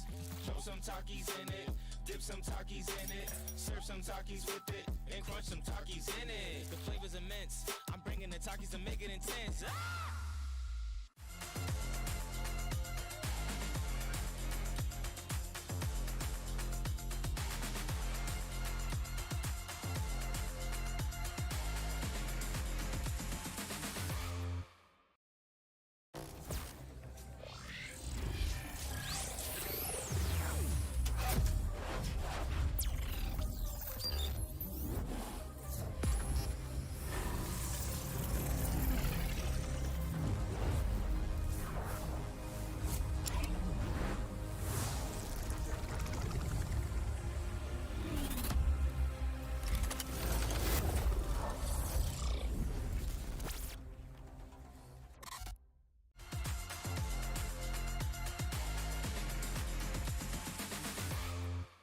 Game day, I'm here to impress. Gotta make sure that my spread is the best. Throw some Takis in it, dip some Takis in it, serve some Takis with it, and crunch some Takis in it. The flavor's immense. I'm bringing the Takis to make it intense. Ah!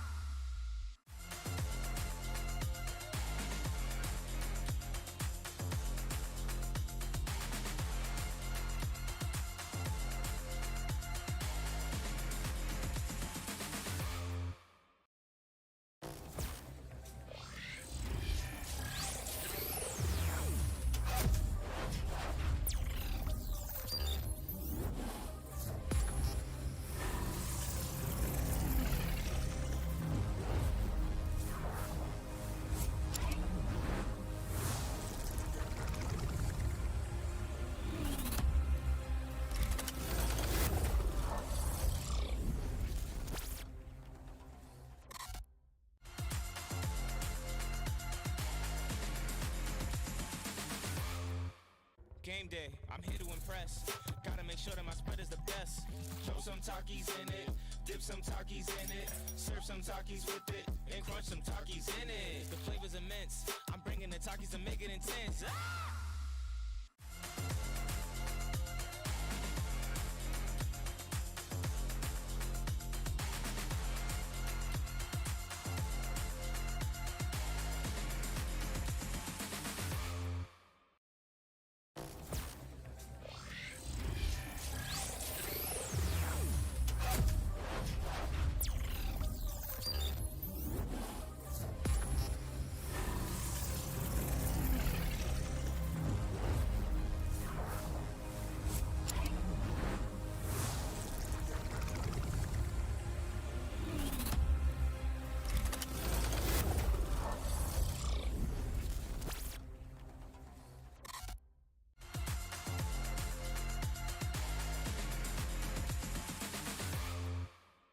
Game day, I'm here to impress.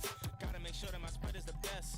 Throw some Takis in it, dip some Takis in it, serve some Takis with it, and crunch some Takis in it. The flavor's immense. I'm bringing the Takis to make it intense. Ah!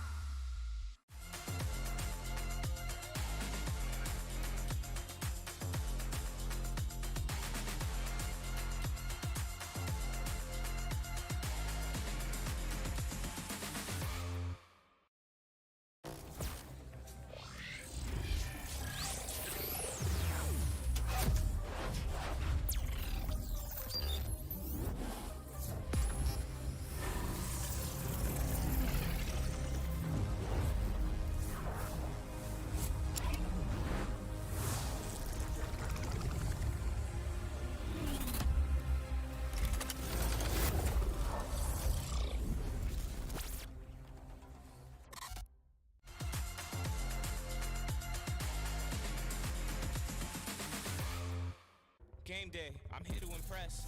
Gotta make sure that my spread is the best. Throw some Takis in it, dip some Takis in it, serve some Takis with it, and crunch some Takis in it. The flavor's immense. I'm bringing the Takis to make it intense. Ah!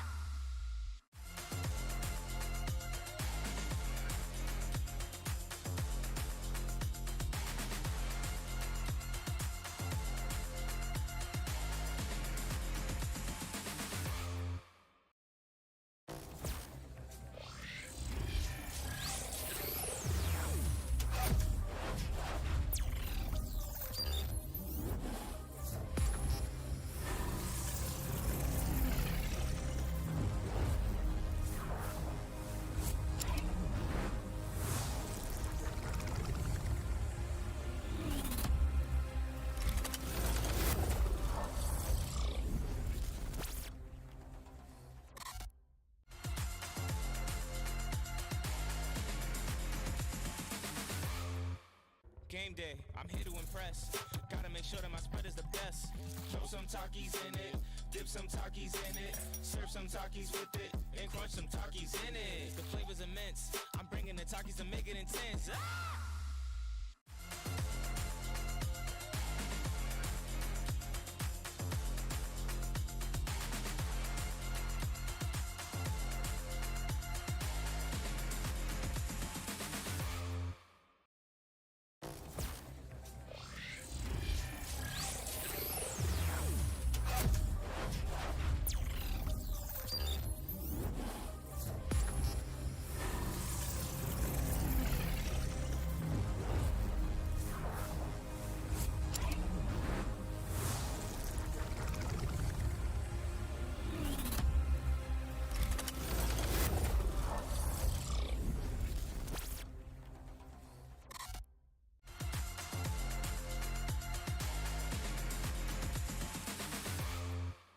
Game day, I'm here to impress.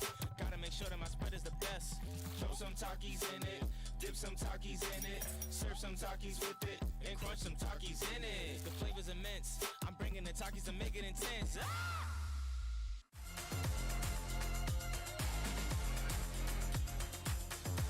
Game day, I'm here to impress. Gotta make sure that my spread is the best. Throw some Takis in it, dip some Takis in it, serve some Takis with it, and crunch some Takis in it. The flavor's immense. I'm bringing the Takis to make it intense. Ah!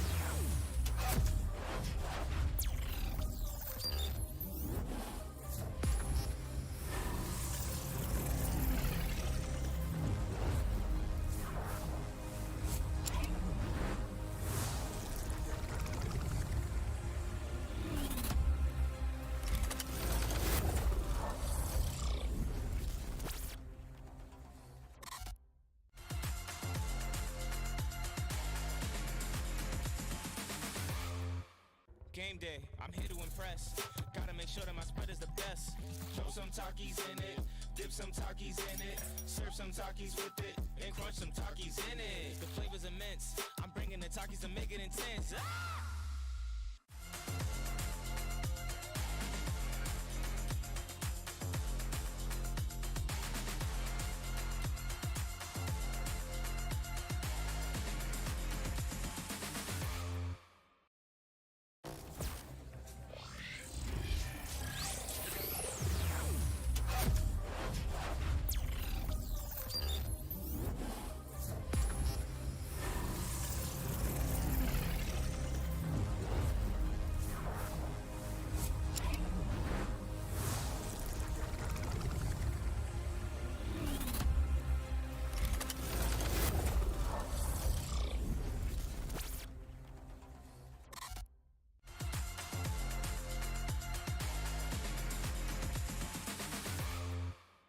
Game day, I'm here to impress. Gotta make sure that my spread is the best. Throw some Takis in it, dip some Takis in it, serve some Takis with it, and crunch some Takis in it. The flavor's immense. I'm bringing the Takis to make it intense. Ah!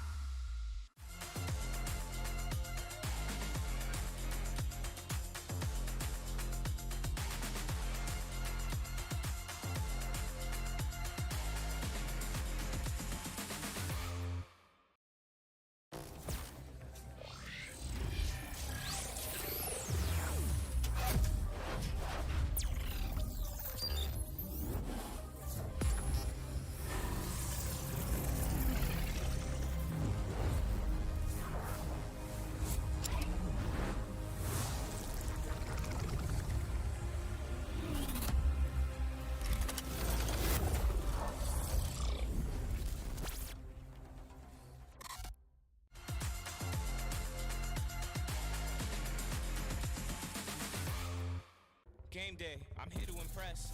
Gotta make sure that my spread is the best. Throw some Takis in it, dip some Takis in it, serve some Takis with it, and crunch some Takis in it. The flavor's immense. I'm bringing the Takis to make it intense. Ah!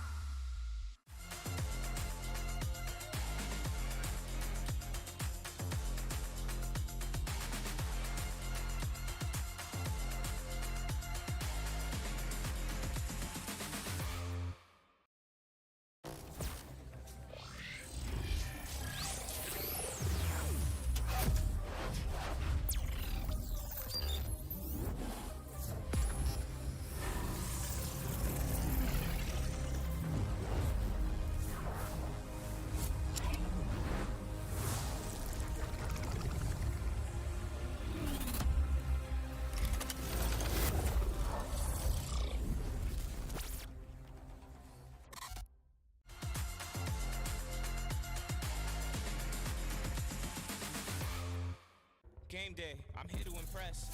Gotta make sure that my spread is the best.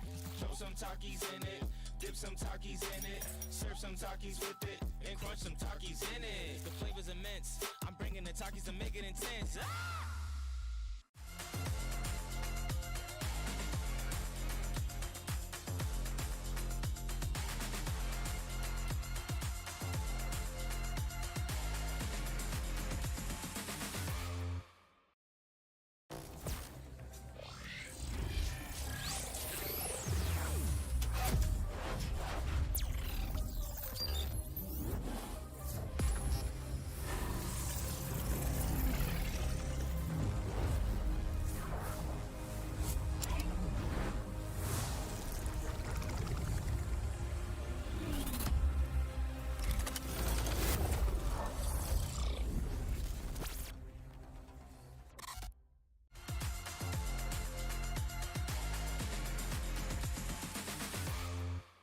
Game day, I'm here to impress.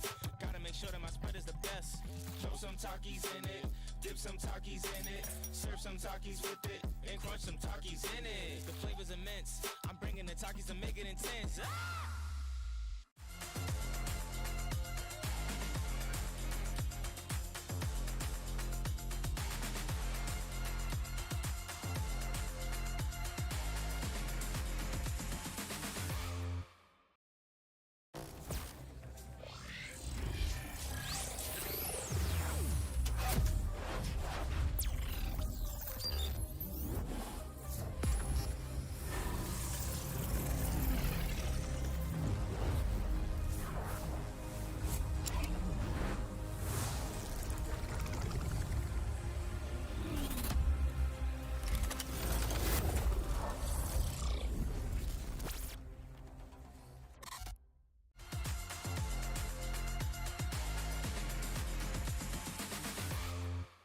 Game day, I'm here to impress. Gotta make sure that my spread is the best. Throw some Takis in it, dip some Takis in it, serve some Takis with it, and crunch some Takis in it. The flavor's immense. I'm bringing the Takis to make it intense. Ah!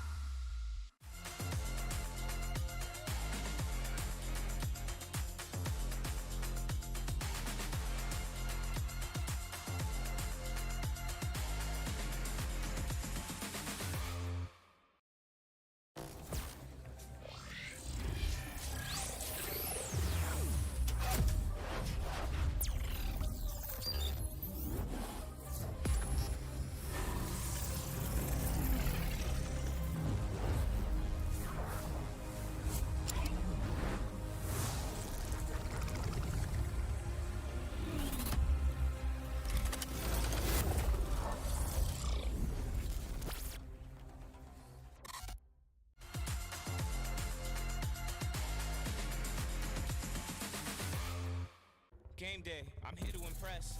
Gotta make sure that my spread is the best. Throw some Takis in it, dip some Takis in it, serve some Takis with it, and crunch some Takis in it. The flavor's immense. I'm bringing the Takis to make it intense. Ah!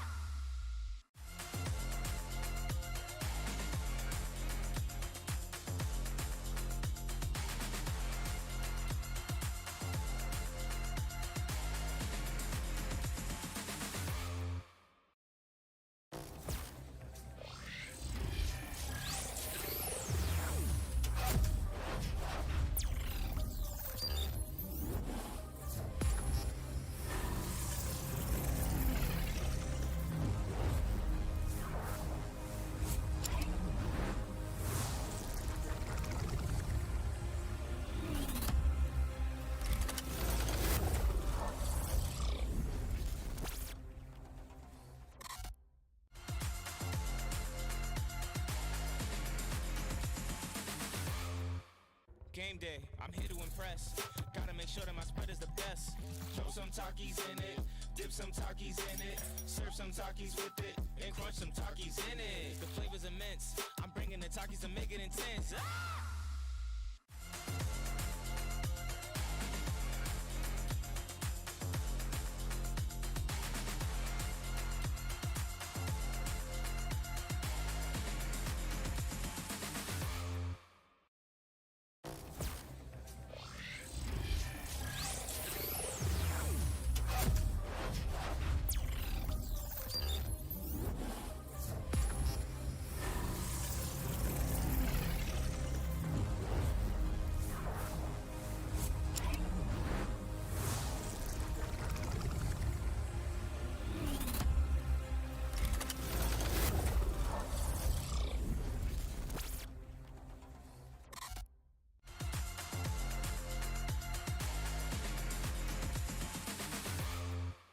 Game day, I'm here to impress. Gotta make sure that my spread is the best.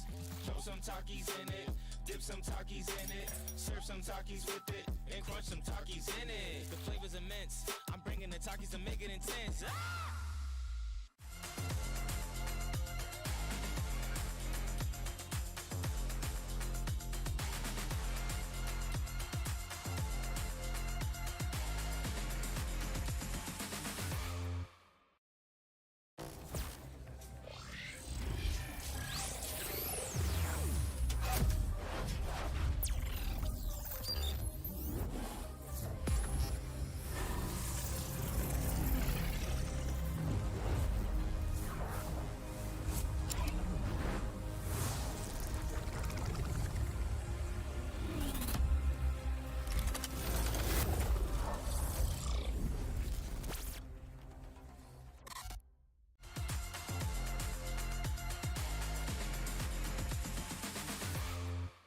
Game day, I'm here to impress.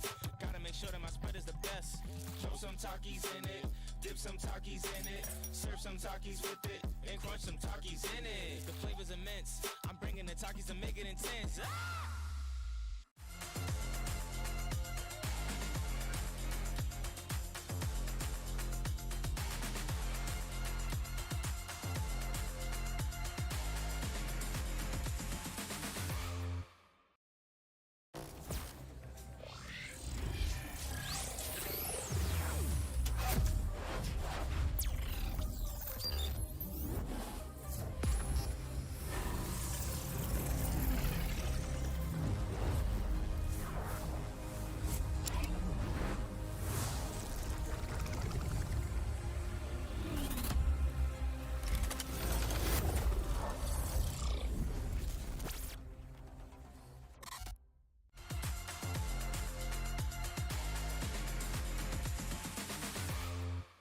Game day, I'm here to impress. Gotta make sure that my spread is the best. Throw some Takis in it, dip some Takis in it, serve some Takis with it, and crunch some Takis in it. The flavor's immense. I'm bringing the Takis to make it intense. Ah!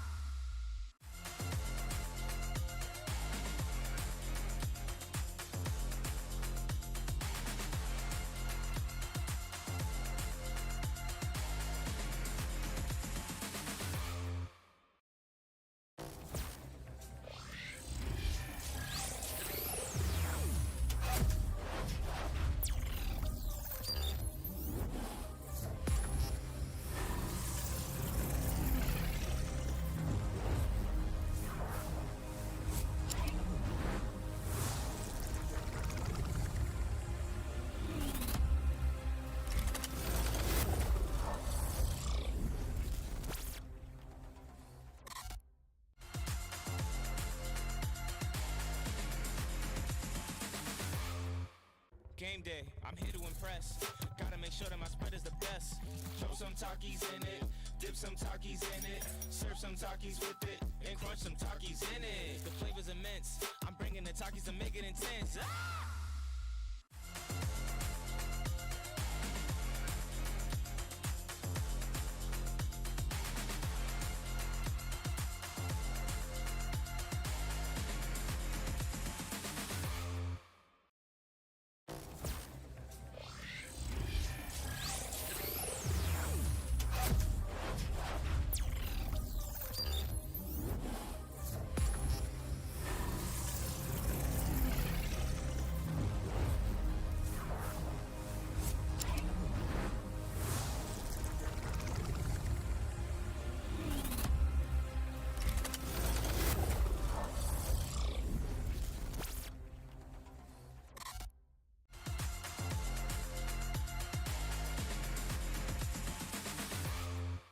Game day, I'm here to impress.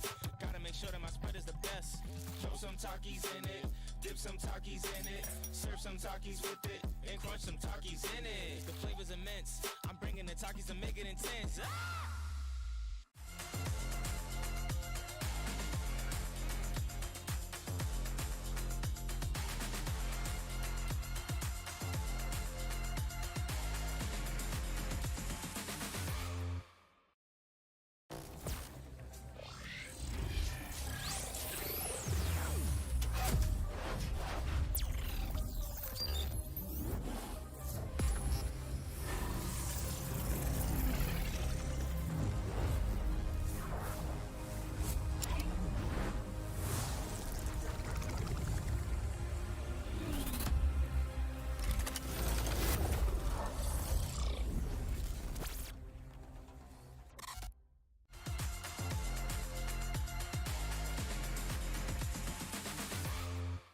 Game day, I'm here to impress. Gotta make sure that my spread is the best. Throw some Takis in it, dip some Takis in it, serve some Takis with it, and crunch some Takis in it. The flavor's immense. I'm bringing the Takis to make it intense. Ah!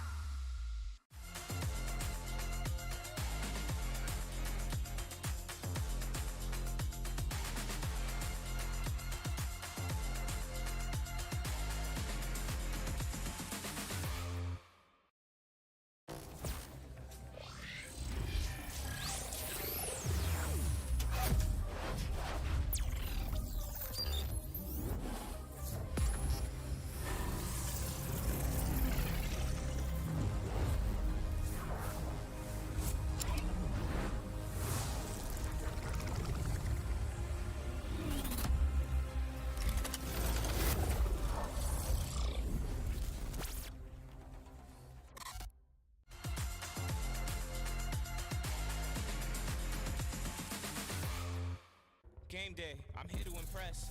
Gotta make sure that my spread is the best. Throw some Takis in it, dip some Takis in it, serve some Takis with it, and crunch some Takis in it. The flavor's immense. I'm bringing the Takis to make it intense. Ah!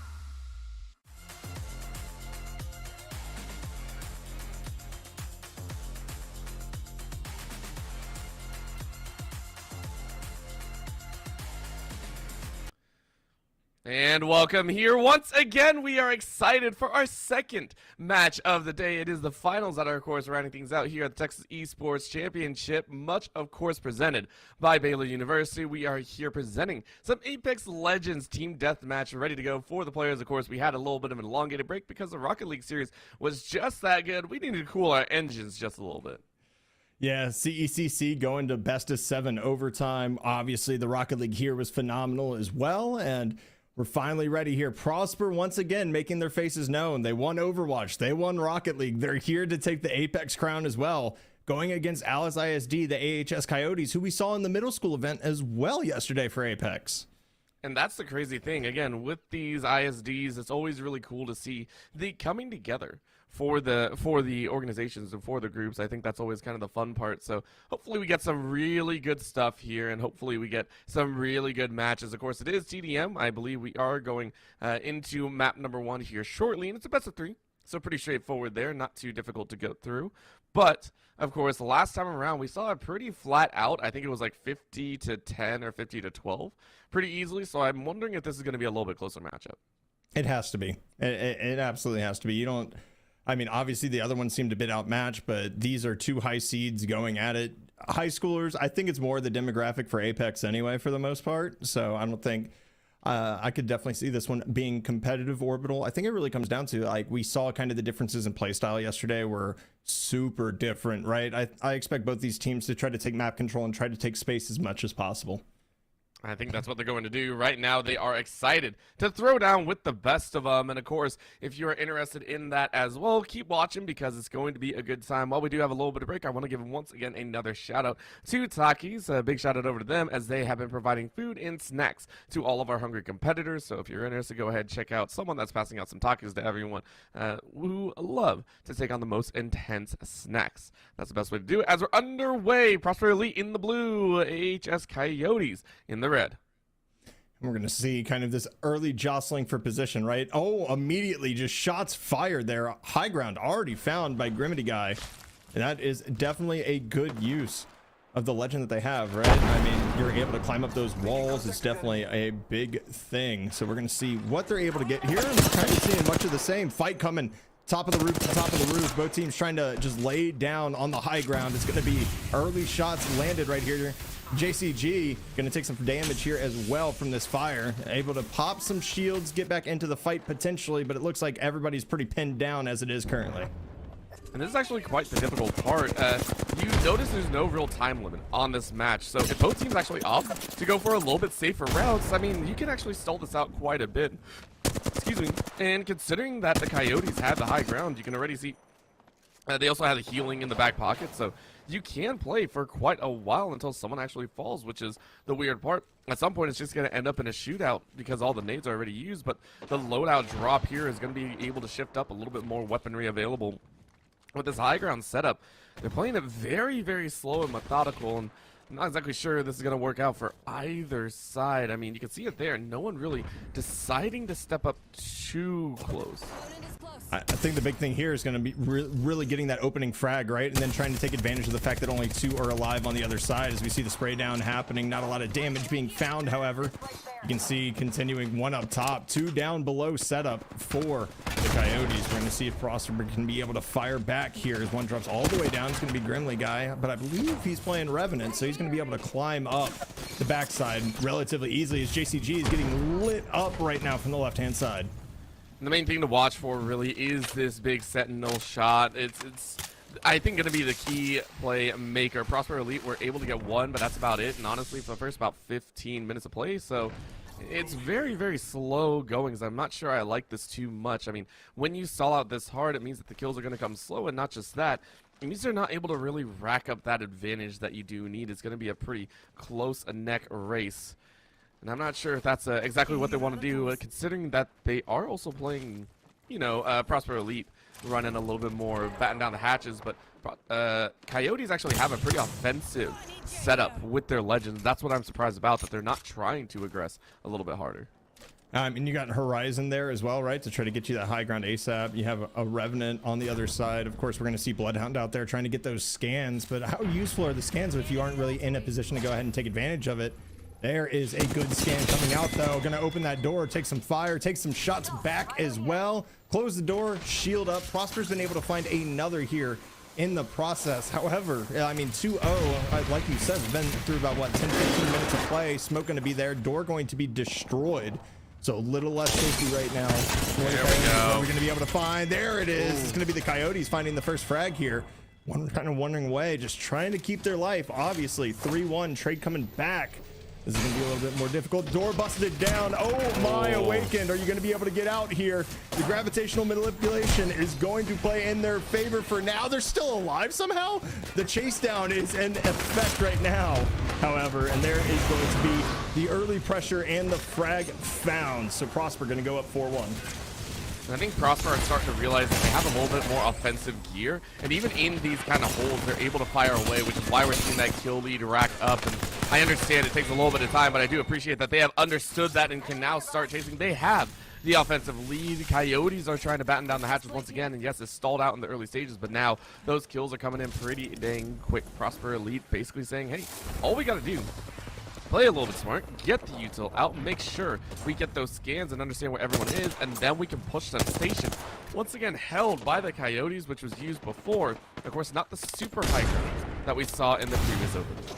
Yep, some good frags coming out as well. Grimly having to drop all the way to bottom floor just to go ahead and be able to shield back up. And this is a very different setup from what we saw yesterday for the most part, as look at this coming all the way over the top, gonna dive into the smoke as well, come out with their life somehow, awakened power, getting super aggro there, almost paying for it, but somehow staying alive just enough. As Grimly here doing some damage. It's gonna be another kill for the Coyotes as they kind of double up here.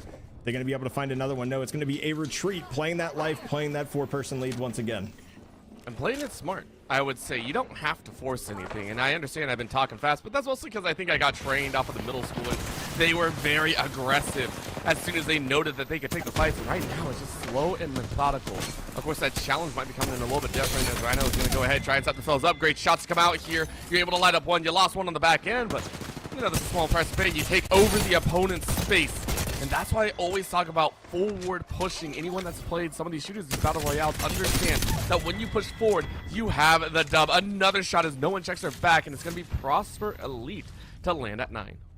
Not only do they land at 9, that was a complete team wipe right there for Rhino. It was a great individual play. I mean, obviously there was teams, you know, there was kind of a third-party action going on. However, it doesn't really seem to matter because Rhino was in a perfect position, able to scale around the building and be able to go ahead and get that kind of pseudo flank in the close range territory, as we're going to see, of course, Bloodhound being used again, getting a couple marked, and it looks like this building is going to be the main point of contact for the majority of the game. But the drop is here now, going ahead, getting tagged up just a little bit, looking for that extra gun. Definitely agree with that, as we see a sniper coming out on the other side. Good shots landed down, however, no frags found just yet.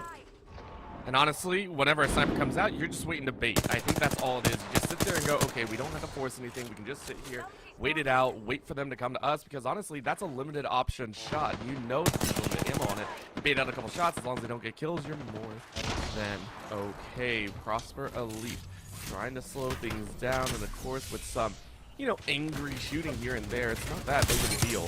High shots though, as Lumion is going to try and rip through a couple shots. Unfortunately, JCG not really able to lay down the boom. Instead, going to have to wait and see where the opponent goes. Again, it's the same location, just jostling for this map control, jostling for this position. And right now, with the high ground being held by Prosper, I mean, you have to believe that they're going to have a small advantage here over the Coyotes, but no, it's going to be actually a push. They're jumping down off of it. They want to go ahead and hit the flank. They're going to come over the top. And talk about high ground, it's achieved once again. Sniper going to be out here, but it's kind of close range. I'm wondering if you can get these shots. I know it's going to be difficult. There's one down. However, the miss coming out, falling down, trying to get the 360 no scope. This is going to be dangerous. To get out. Do you live is the question. Oh my. They're still, what is going on? They're still alive right now. I'm actually flabbergasted. Potentially able to pop shields as well, as some fires coming down from all sides. No kills just yet though. I mean, you smoke out as soon as possible. And that was just a mad scramble for your life. Unfortunately, you are going to get jumped on, but JCG more than ready for it. Prosper Elite, first ones to hit double digits, and then the wipe is out. Very nicely done by Prosper Elite. Coyotes were just a little bit slow on their engagement, and that feels so bad. But well done by Prosper Elite. It was a messy spot. By the way, JCG should not have lit that. You are 100% correct, but it was all that util, the smokes that went out, denying vision, and you scramble hard enough, and with your teammates covering your back, you can't get away, and that's exactly what they did. Coyotes were left wondering. And now look at this, already spotted, so they know exactly where everybody currently is. It's going to be interesting, just kind of sitting under this overpass here that you see on the highway. It's going to be interesting to see if, you know, the push decides to come through. Oh, we're getting some beautiful little emotes coming out right now, as the action is kind of slow. I believe we might have had a controller DC, so I think we're going to be swinging back into it. So I don't know if it's just going to be a pause, how we're going to technically handle this. I do have the rule book in front of me, but just a small pause before we get back into the action. But obviously Orbital leading out into kind of that team wipe, right? I think that's the big thing that we kind of need to focus on, is the ability to use Horizon, right, to get that high ground. And even if you're going to give up your current spot, you're still able to get above the opponent team and then do the damage that you need to do. I think a big part of that comes down to, once again, the legends that are being used. A lot of the time we are seeing Prosper Elite just more than willing to kind of fire in ASAP. They are willing to pull that trigger to kind of jump in. I see some thumbs up as we're probably going to get right back into the match. But again, with the legends currently selected, AHS feel like they're a little bit more safeguarded, and whenever they're kind of pushed, it's a little bit difficult for them to really get things under control. Of course, they did lock out. You can see the missiles are pretty much up and ready to go for Get Wrecked, and that's what they're going to look for. Sniper shot does miss, unfortunately, and that one feels a little bit bad. That could have been on the nose there, but of course, the rush forward as Rhino is able to fire against one inside that util. The shield is going to pop. Of course, you don't get the full kill, but the teammate could follow up behind. JCG going to look to try and hold things out. Traded 1-for-1, though, still leaning into Prosper Elite side. Keep in mind, this is a 13-4 situation. Even if you trade 1-for-1, for the entirety of the rest of the match, Prosper Elite will come out on top. They could trade out 2-for-1 for a few, too, and still be in the lead. So it's kind of just what you're doing, getting ahead of yourself. Injured to a degree, doing a great job there. Going ahead and picking up this sniper as well. Going to find that gun. It's going to be a boon for them if they're able to go ahead and get to that high ground and land those shots. We haven't really seen a lot of sniper shots landed just yet. I kind of give props to everybody for their ability of, as far as movement goes, as Awakened Power looking to land some more down. AHS potentially trying to bring this back. It's going to be a little bit awkward, but it's going to be Prosper finding another kill using that gravitational pull, and it's going to be a trade once again from Awakened Power. Both these teams deciding to run that Horizon. I definitely love to see it just because you can kind of flip the script on the high ground. And from there, it's the adjustments made out afterwards as well. Can you identify that the teams are kind of shifting things around a little bit? JCG, of course, enjoying that one, but for the Coyotes, they themselves are still, you know, as much as the high ground is there, you're still kind of left wondering exactly what's going to go out. A little bit of a sweep there as the smoke is currently thrown down. A lot of shots going out, and you can see him. Quick taps, though, as JCG realizes they're a little bit alone. Has to get back to safety, heal up on the shields a little bit more. This is going to be the big blow. A little bit of a high movement here, but just to get an over-the-ground movement, and I don't think it's really going to work. That's going to be Coyotes to lose one. Will they lose another? They are on the high ground, but they're getting fouled. The chase is good. Shoddy is bigger, and that's Get Wrecked to lay into the name. Once again, massive wins by Prosper Elite as they take out that last member. Should be a pretty quick dub. They're 11 in the lead.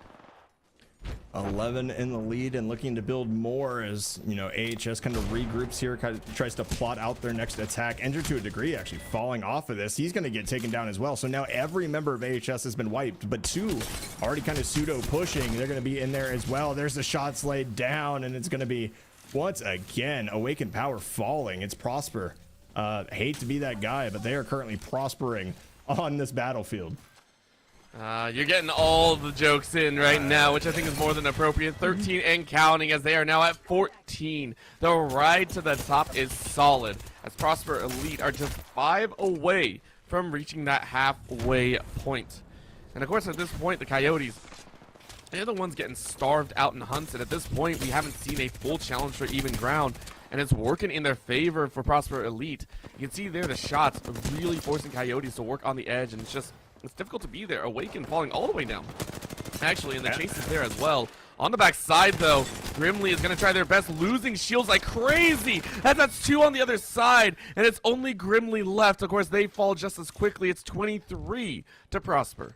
Oh, Get Wrecked. Just the movement diff, having that secondary shotgun to kind of chip away at the shield, go back to the primary and get the kill there. That is massive right there for Prosper Elite. They're continuing to hunker down, kind of own the areas, and here we go. Early shots again onto JCG. We're going to see if he can survive out here.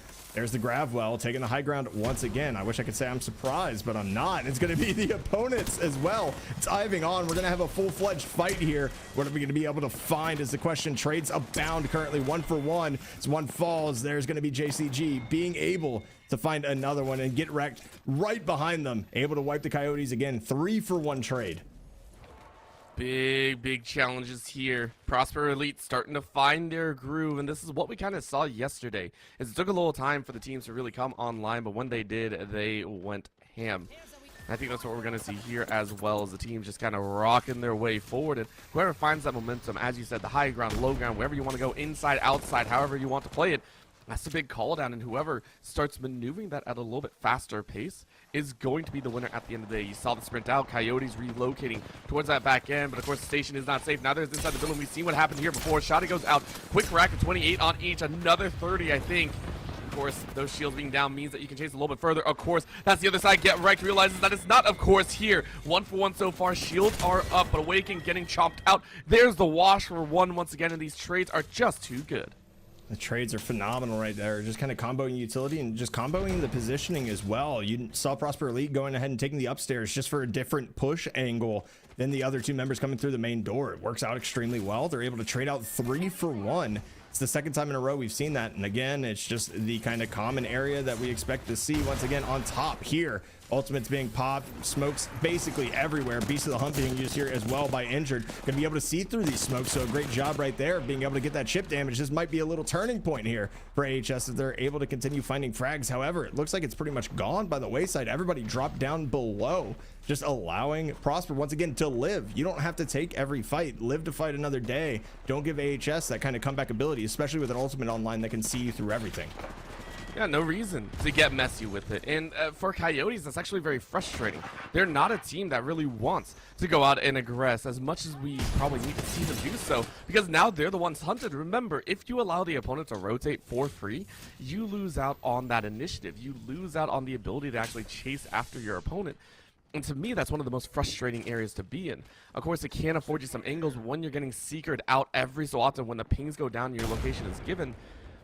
I mean, is it really good to stay in the same spot? The other team can't formulate a plan. Right now, it is going to be a melee as Awakened Power says, no, get back down. You're not allowed to stay safe. Of course, on the top ropes, it is powered through as Rhino gets a shot. JCG sends it with the boom. And it looks like it's another wash. Prosper at this point are taking 3-0 wipes all day long.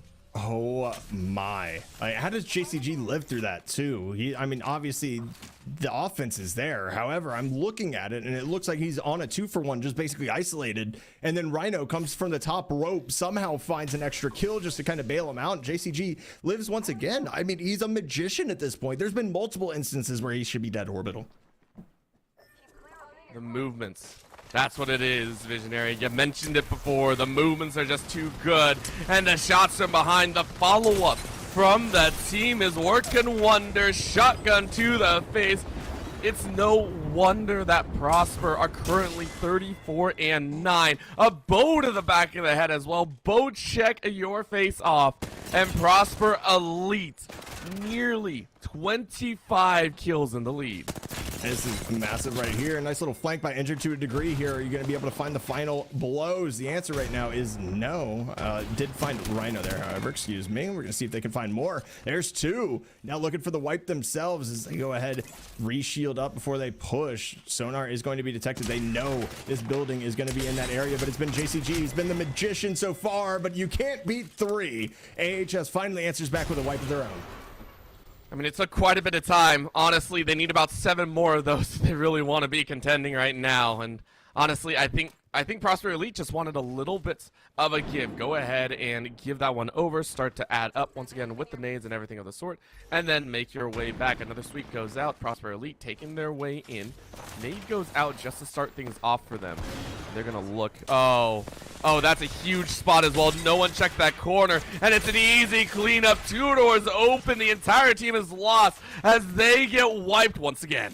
Oh my, Prosper has an answer for everything. Using Octane out there, getting that movement diff, getting the shotgun close range. It just continues to surprise me how Prosper is able to push it so effectively all the time, knowing that this high ground is going to be vital as well. Going ahead and taking it to them once again as they kind of sit on the bottom of that canopy. We're going to see what can come from this. Once again, I don't really think it's going to be much. I think it's going to be a little bit more jostling for position, but the Octane and Get Wrecked has other ideas, just pushing like a freight train forward.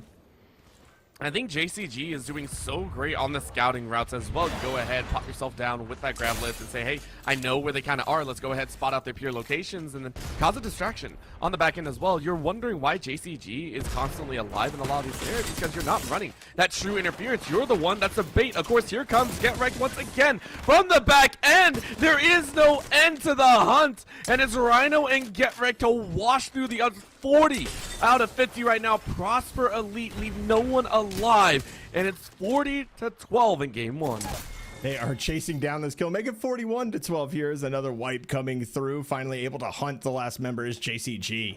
Able to get that frag, and Prosper has an answer for just about everything right now, it seems. Being able to use that Horizon, get up high, and then immediately just kind of take down, I mean, the entire team of AHS, to be completely honest with you. We're going to get Revenant falling over the side. Oh my, not caring about anything is JCG. Able to get one. Are you able to get a second? Oh my gosh, just using the enemy's Horizon against them and diving up behind the enemies as Rhino's going to be able to complete the wipe. Coyotes left wondering what the heck just happened. And listen, it was slow at the beginning. We have to be honest, it was slow. Everyone was very respectful and very cautious of each other. But as soon as you get that first wipe, as soon as you get that first team fight win, it felt like Prosper were unlocked. And I love this adjustment and understanding of how the opponent is currently playing. The movements and schmovements are just too good. Get wrecked. Dancing on him with the Octane. Rhino getting into the mix as well. A singular wipe will allow Prosper to take map number 1 and move one step closer to the championship. This is looking very good for Prosper Elite's chances as we see that Revenant looking to get high ground. Maybe try not to telegraph the position by using that Horizon, of course, because you can see that from just about anywhere. Here's the get up, and it's the get down right here from Awakened, who's going to be diving down the other side. Shot's going to be landed, but oh my gosh, it is so quick, it is so fast. The wipe comes through, and it's 50-12 as our final score. Not a moment to lose. You can see there Prosper chilling out almost. They understand that the start of the game may have been a little bit slow, but they had it under a lock, and I really like how they are very still very focused. And on the other side, it's another question to be had. You can sit there and say AHS, they were, a little bit slower off the rip, but their understanding and speed, I think, was just a little bit behind at that point, and you can almost see that switch get flipped for Prosper. AHS Coyotes have to understand that right now, the sit and wait kind of style works maybe in other areas, but at these, you have to be aggressive, you have to be proactive to see what you can do. And I mean, we saw AHS kind of play a very similar style yesterday, right? With their middle school team. So, or Alice ISD, excuse me. It wasn't AHS specifically. Of course, they kind of operate in different schools, but we're seeing just the huge difference in, okay, we're going to be aggressive versus, okay, we're going to be a little bit more passive and try to hunker down. I think, I don't want to say that it's throwing, but not having an Octane on your team and not having the ability to kind of get that movement diff, to be able to utilize shotguns like that and really get in somebody's face in a TDM game mode, I feel like is kind of a missed opportunity for the most part. I would even say just an overall offensive feel to how their composition wanted to work. You saw the swap to the Horizon saying, hey, that's what we want to use.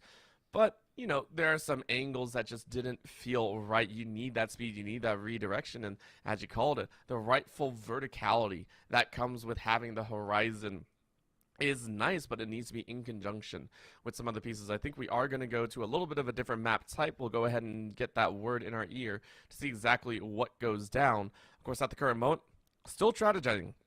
How do you want to play? And I think a big one, that was coming into this one is Prosper. I want to see them off the rip play quickly. As soon as they see the adjustments of the agents, if there are any, I want to see them take advantage of that and basically just run that into the ground. Just say, hey, yo, this is what we're going to do. We did it well in the latter half of that game number 1. We can do it once again here. Yeah, absolutely. And I think the other thing I really kind of want to discuss with you is we saw like multiple legends that had the ability to get high ground, right? We saw a Revenant and a Horizon run in conjunction for Alice ISD. Is that like the play? Obviously, being able to get high ground, get that flank with Revenant makes sense, right? But when you're chasing that many frags, it doesn't really make sense to kind of go for flanks. You're going to have to play with your team. You're going to have to be aggressive. You're going to have to get those wipes, right? So running the Revenant with the Horizon kind of confuses me a bit. I really want to see them try to bring out something else, whether that be a Wraith, whether that be an Octane, just something with the ability to get out of dodge and keep yourself alive. Well, we'll see if they can do that, because at some point it does fall just to the players themselves. No matter what legend you take, no matter what you run, sometimes it all comes down to the mechanics in hand. And honestly, there were some members on the other side. I mean, Rhino was one that I really like to watch. I mean, Get Wrecked as well, being those forward players. And it's very different between having a balanced composition like I think that the Coyotes were trying to run versus what we saw coming out of the side of Prosper. I mean, Prosper were literally running 2 aggressives with 1 support in the back end, and we were like, okay, that can work, and then it just really clicked online. I have a feeling it doesn't matter, because even at the beginning, we saw the Octane at the end. They didn't run the Octane at the beginning. They were chilling with some others out there, and still, Prosper Elite made it work. Yeah, I mean, Prosper's been wildly adaptive here too. We saw after those initial fights, right, the difference that it brought to change the pace of the game as well. Like, you kind of get comfortable, right? Like, oh, we're just going to be sitting on rooftops. We're going to be duking it out. We're going to be throwing haymakers and seeing kind of who we can get chip damage on and potentially go kill. And then Prosper says, no, this is boring. Let's do something else. And immediately just kind of throw all the skirmishers in the world at it. And hey, look what it did for them. So I'm wondering if we're also going to see that related change of pace from Alice ISD with AHS Coyotes, or if they're going to go ahead and kind of go the same direction and see if they can kind of cook up a counter play to what we saw from Prosper. Ooh, and we are going over to the pylon. This is a little bit different than what we saw before. I think we went to Estate in yesterday's matchup, and that was map number 1. So pylon is a little bit more singular grounded, which I think might actually benefit the Coyotes depending on how they want to play. Remember, there aren't too many other buildings that they posture straight in the middle with, especially with those loadout drops. It might be big. That's going to be a first opening here, as it is going to be the Coyotes to grab kill number 1. With the Watson available, this bleeds very much more into their playstyle. Of course, high ground is going to be a little bit different. Who gets shot down? It is Coyotes to rock 2 right off the rip. Definitely love to see Coyotes starting out hot here. Did change that composition, knowing that you're going to be fighting for this mid ground, basically for the entirety of the game, and the high ground really isn't as excessive as it was on the previous map. So we're going to see again those tags being used. Awaken Power looking for more frags, going to come over the top, a little bit slow on that one, going to try to dive down and keep their life. Does a great job of doing so, but JCG is going to have an answer for Prosper almost immediately. Rhino has a second one as well, and Get Wrecked just looking to do massive amounts of damage here. We're going to see if they can find it, and they do. Rhino able to find the third, and we're all tied up. I think these are very different scenarios, though. Coyotes, they wanted to prep early with the Watson pylons, of course. This is named Watson pylons for a reason. I'm interested. I think if Coyotes are going ahead and already getting that laid down, it's going to be perfect. You can already see blocking off 2 of the entrances. I think they got a third as well. But JCG, this is the other side of it. Prosper Elite are so great at picking apart your enemy team, and I mean, that's going to be the problem. Yes, Coyotes are great at situating themselves, keeping themselves in the right zones, and, really bunkering down.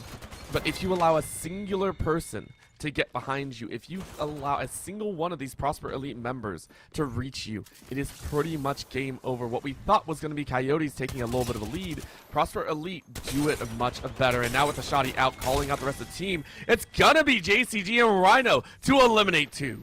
Oh my, it's just consistent with how they trade. They get the flank, and then Rhino comes in and immediately helps out JCG, who's in a 1v2 situation. Like, we continue to see this Prosper team just communicate so gosh darn effectively that it blows my mind right now, as 2 are going to be detected by this Bloodhound once again. We're going to see if they can take advantage of it, as AHS hasn't really gotten a frag since the opening skirmish for the most part. And as we said, it's the adjustments being made. Every single time that I watch this, it's just very, very difficult. And now the nade's out, something we haven't seen in forever. Go ahead and throw down, get right to Rhino. Basically pigeonhole Coyotes. This is looking like Coyotes are falling apart a little bit. They're not allowed to take that 30-second timer that they're hoping for and really stock up on their position. They are forced into these fights where they are not prepared. And with that Watson, you want to lay it down. You can see that Bloodhound is the only one that they really got running for them in terms of offensive power. Other than that, it's all utility, and it's just not working for them. On the other end, you can see the Octane is just providing so much more level of aggression. Prosper Elite showing why they're elite. Lay down another wipe. Oh my god, it's just the collapse. It's the speed with which it happens as well. It doesn't really allow you to get anything done. Like, you're trying to get set up, this high ground is achieved, and guess what? We have to go ahead and find you on the spawn. They're not even running a scanner, if I'm not mistaken, are they? Orbital? Like, they're just kind of running in, using the high ground to get the locations and going from there. I think they're just, well, okay, let's be honest. I don't think you really need a scanner. In this one, you're just like, yo, I know where you're going to be. It's one of the 4 floors here. It's just like, yo, I got you. Even in the trades, it doesn't matter. 10 kills in the lead is Prosper Elite. you don't need scans when it's just open. You can take a look. Even the indoor sides are just kind of weak. And if you do spot them out, you can see them from a mile away. I don't think you need a scanner at the current moment. Of course, that leads to the other side as well. Everyone kind of knows where everyone is. So let's see what gets thrown down. Right now, Prosper Elite sending their best. In that goes, and even if you know where they are, sometimes it doesn't work in your favor. Grimly finally gets a kill of their own. They're able to put 6 on the board. Pylon's now going up for this team too, and as we talked about, Coyotes, when they're given the opportunity to really set themselves forward, it's a whole different story, it feels like. It certainly is. They've been able to do great work when they get set up. However, Prosper's been so early in taking the fight to them that it's been difficult to kind of deal with. As we're going to see JCG here once again, looking over the top, looking for those frags on that high ground, not going to be able to find much and repositioning themselves. To get wrecked, doesn't have anything here. He's got to just kind of pile up his shield as Rhino does as well. It's going to be a little bit awkward.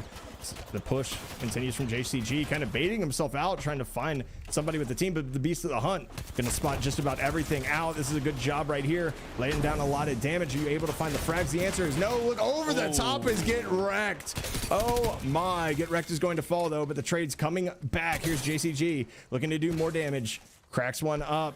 Just, oh my, the chase down is here. You're going to be able to find this standing in front of the door. Playing just playing a little bit of cat and mouse, but that's actually a good job getting out, getting some damage down onto JCG. He's going to use that Horizon to get all the way back up. At this point, though, Prosper Elite are in the perfect position. You hit the ground running as Injured is a little bit scared. I think Injured wasn't here in map number 1 as well, so they did do a tactical swap out for Coyotes, and maybe that's why they're playing a little bit better in this high ground situation. It's not the fights are looking a little bit closer, but Prosper Elite are still taking those dubs. Yeah, no, it was a Grimly guy who I believe wasn't in the first one. Injured was still running that Bloodhound last map, if I'm not mistaken. I do apologize. Oh, you're good. You're good. I just want to clear the air a bit 100%. there. So, oh yeah, JCG. Okay, he's just gonna go ahead, take initial fights once again, call out to his team where everyone is, and then go from there. It's 20-8 now. Those trades still kind of really favoring Prosper, as AHS has been more successful in getting one out of those fights, but it's looking like 2v1 trades all the time, and this is using that movement to go ahead and spot out too. I mean, Octane gets so much value here, especially on a map like this where you can kind of just free dive just about anywhere where you want to go. Shots are going to be landed here. Injured to a degree, going to be able to find one, but it's JCG again. Can you get 3 here is the question. Ooh. The answer is no. A 2-for-2 trade here coming out for Prosper and the Coyotes, but guess who it is? It's going to be Rhino finding the one on the backside. Skeet shooting at the end. It's a clay shot, and it works so well. And honestly, Coyotes, I like the idea. For the first time, I think they are the ones to be on that offensive angle. And they said full send. Everyone went high with the Horizon. They said go ahead, see what we can get. Obviously, it didn't really work out, but you went a 2-for-3 instead. And I think that's better than how some of those 3-0 wipes have been going down. Right now, though, JCG setting themselves up for a solid. And instead, chasing behind out of field of view. That's the way to do it. You joke with them if you can. That is some heads up macro right there as Prosper Elite take another 3. That was disgusting, Orbital. Like, actually using that and just, oh my, hello, up close. It's Get Wrecked. Says, what's up once again. This is ridiculous right to now. end that, by the way.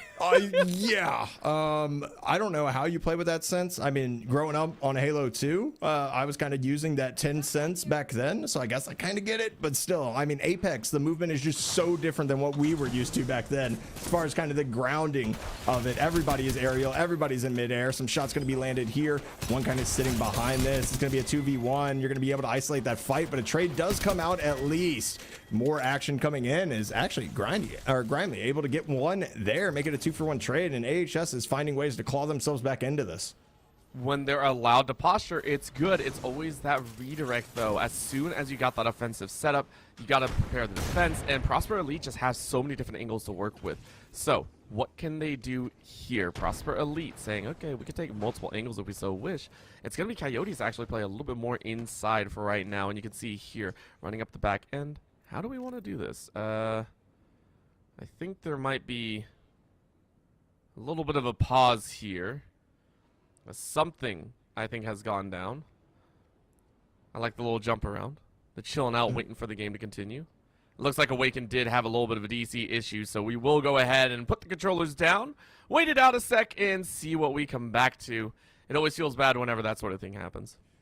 Yeah, it certainly does. Obviously, we're in a very crowded LAN environment, right? NECC is going on, CECC is going on, this is going on. So I don't want to blame anything in particular, right? I'm just saying there's a lot of stress on the internet in that location currently. So we'll see if we can go ahead and find something. We got a little bit of, it's not even BM, it's just a little bit of fun kind of dancing around with each other, some emotes being used, right? So love to see the teams are still having fun with it, of course. And they have to be. I mean, this is an environment that even though you're here to win, I think it's great to have all the people around them. And that's something that we don't really get to talk about too often. LANs are something that I think for some people is still a very new experience. I mean, they've been around for ages. You and I have been here for a while, and we know what LANs are all about. But for kids that are in middle school, high school, that this might be their first or second LAN, we talk about the LAN stress, but also the people you meet at a LAN. The other side of the bucket is you get to meet all the players that sometimes you only play against online. You get to meet all the people that you maybe have competed with throughout the year for the first time in person. You get to see, hey, you know, they're just another gamer, and the and getting to have kind of that camaraderie with some of your opponents and rivals is I think a very fun aspect. And it also helps those rivalries grow, right? Because I mean, you can be friends outside of the lobby, but as soon as you get in, it's your job to dominate, right? And so it's like, I mean, nobody ever likes losing to their friend. Like, I mean, I grew up playing arcade games and playing fighting games in the arcade, right? Like having to give up your spot and wait for another 3 to 4 players to come through was the worst feeling in the world. And I didn't even know half those people. You get to actually mingle, you get to sit down, you get to see where they're from, how their kind of environment is over at, you know, their esports facility and everything else that we're seeing popping up all over these high schools. It's just something different, but it's definitely that feeling where you definitely don't want to lose to your friends. And I think that's another big part is because we are watching a lot of these players really step up to the challenge. I mean, Prosper Elite, you mentioned before, you watched them really keep up with the with this entire thing. And I mean, kind of sourcing amazing talent throughout their entire district. Is this what you expected them to be able to pull off so far? I mean, right now they're 2 for 2 as far as championships go. I wouldn't bet on any team to go ahead and win back-to-back state championships in 2 different games. I'm just going to be honest with you. The competition is fierce here. There's definitely no doubt about that. But Prosper, they've invested in their esports program heavily. So I'm not surprised to see them contending for everything. But as far as it's been today, winning everything, that's a different story. Yeah, that's fair. We'll have to watch and see because, I mean, they've been amazing so far, and it's given us a good insight into how quickly these players are growing as players, and not only that, competitors overall. Of course, if you need help seeing any sort of that action, or you're looking to get into a little bit more rigorous training, make sure to keep your eyes in check. So go ahead and go to the Vanta booth and check out the Oakley range of glasses, including their Prism gaming glasses specifically designed to block harmful blue light and help your eyes during these long gaming sessions as well. As we're studying for work, you know, collegiate side, you also got to take a little bit of work for us. Oakley will be giving away a lot of cool stuff all weekend long as part of the raffle, so make sure you go ahead and enter at the Vanta booth as well as check out all the other partner booths to get those raffle tickets in. You can get a lot of cool stuff, not only from them, but also from some of the other groups like Baylor OSO Esports Club. Big shout out to them for also presenting the Texas Esports Championship. Keep in mind, not only do we have Apex Legends here right now, we got League of Legends and Valorant on the horizon as well. So much to think about. I mean, my eyes are glued to the screen right now, just going, hey, what more are we going to have? How much more action are we going to have? We're going to have a ton more. I mean, I'm super excited to see League of Legends as well. But while we kind of get this disconnect resolved, I think we're going to give ourselves a breather. Obviously, the action was fast paced, but I need a moment to take my breath back in. So Orbital, I think we're going to take a quick one, get this disconnect resolved, and we'll be right back with any information that we could potentially bring you.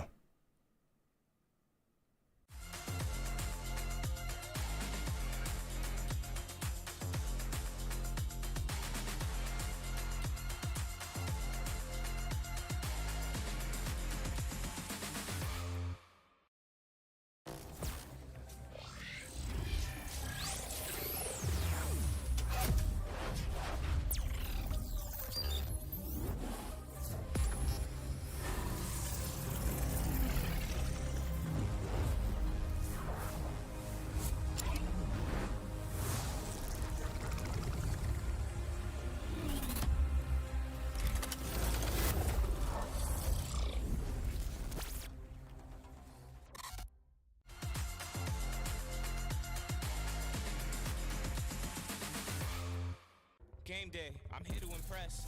Gotta make sure that my spread is the best. Throw some Takis in it, dip some Takis in it, serve some Takis with it, and crunch some Takis in it. The flavor's immense. I'm bringing the Takis to make it intense. Ah!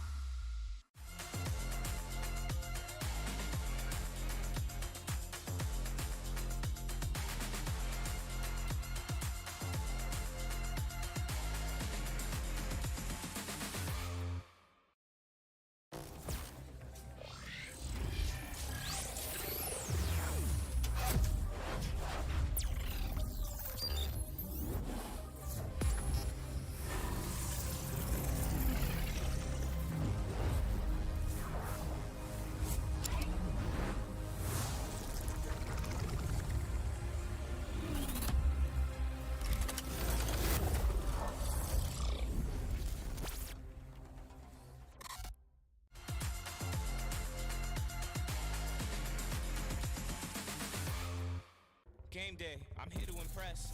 Gotta make sure that my spread is the best. Throw some Takis in it, dip some Takis in it, serve some Takis with it, and crunch some Takis in it. The flavor's immense. I'm bringing the Takis to make it intense. Ah!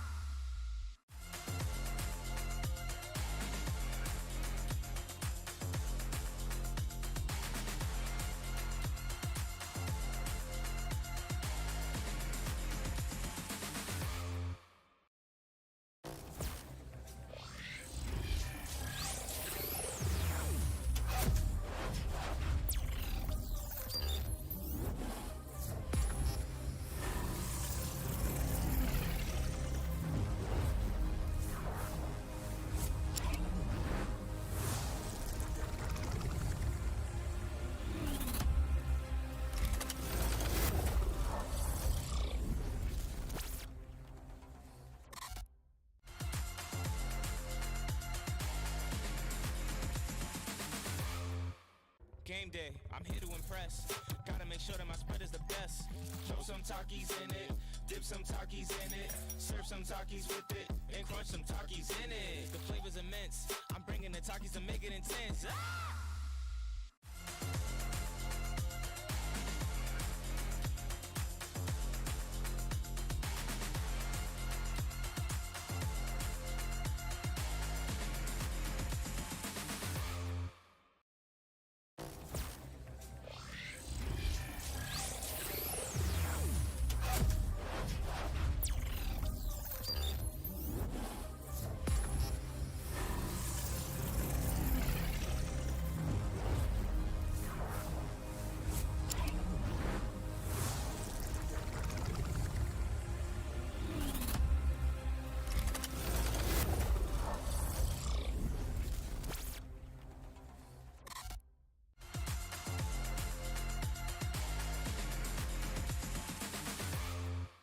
Game day, I'm here to impress.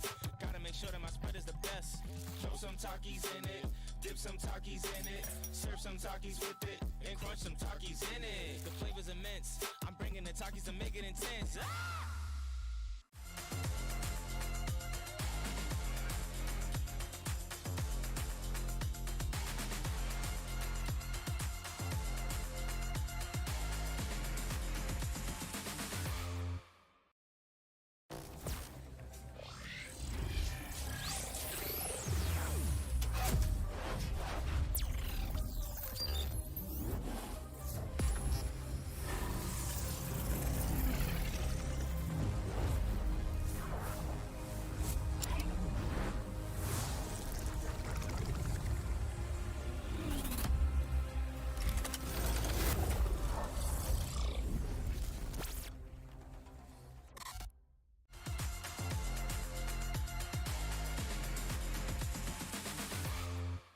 Game day, I'm here to impress.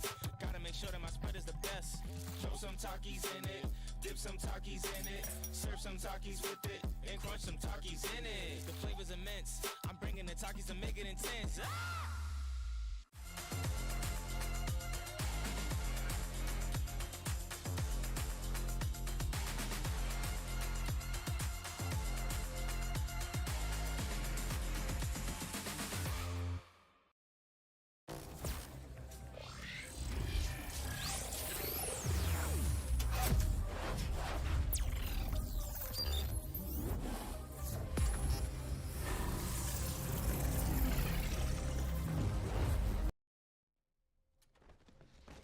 So to give a little bit of an update right now, because of the connection issues and we don't know how it affected the previous game, we are restarting game number 2 here. So we're starting back at net 0, which does give the Coyotes a little bit of a chance to kind of fire away at what they want. A little bit more offensive now as we got a barrage now on the table for Grimly. Very different than what we saw earlier. Not only that, no Watson to play with. This is a pretty much all offensive setup here, I think. Much different look for Coyotes.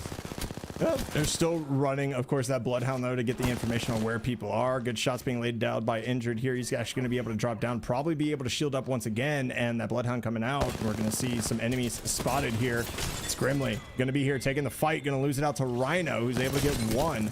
Now Injured to a degree, going to get some good chip damage down, but Prosper already building up that 2-0 lead. And I think this is not going to change anything up so far. Awakened, of course, trying to come out with a big boom. Got JCG.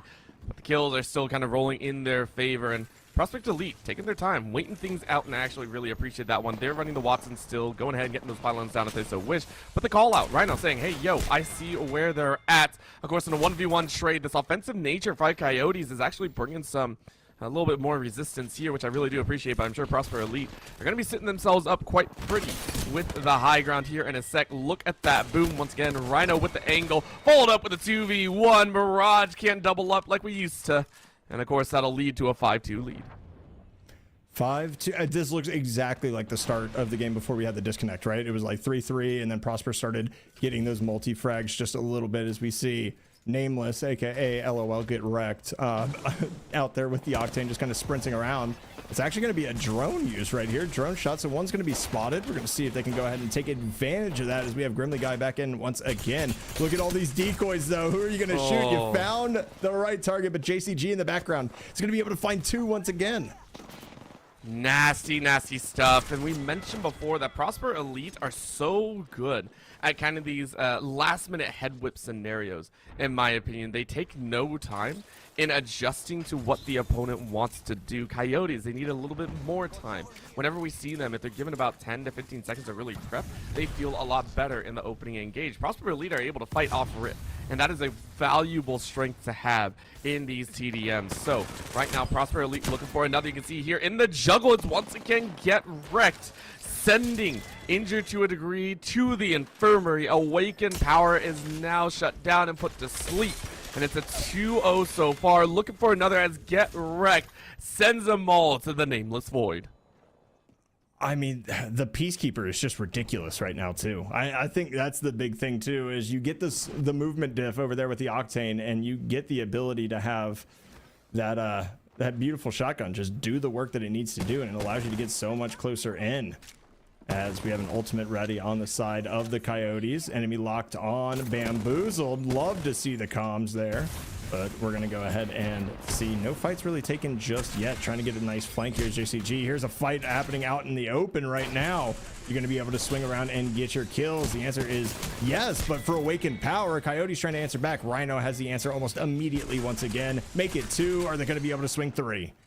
I think they can. Look at the chase. Grimly is stuck in the corner, and that's a full team wipe coming out of a Rhino rampaging through with the horns. Even on a Watson, of all things, which is kind of crazy to think about. Normally, it's the Watson holding it down, getting that support util out. But gosh dang, does it look just too good. It does look too good right now. 14-4, that 10-person lead going to be opened up once again here for Prosper, who did take map 1. We're going to see if, this high ground, if there's any potential setup. Coyotes are really going to have to do some work here just to be able to get themselves kind of in that entrenched position that they've been so successful at. We have 2 people just dropping down. Here's a fight coming up. Back up the rope they go. Oh my, what is going on? The clone going to go ahead and get thrown out as well. I like the usage of the clones here.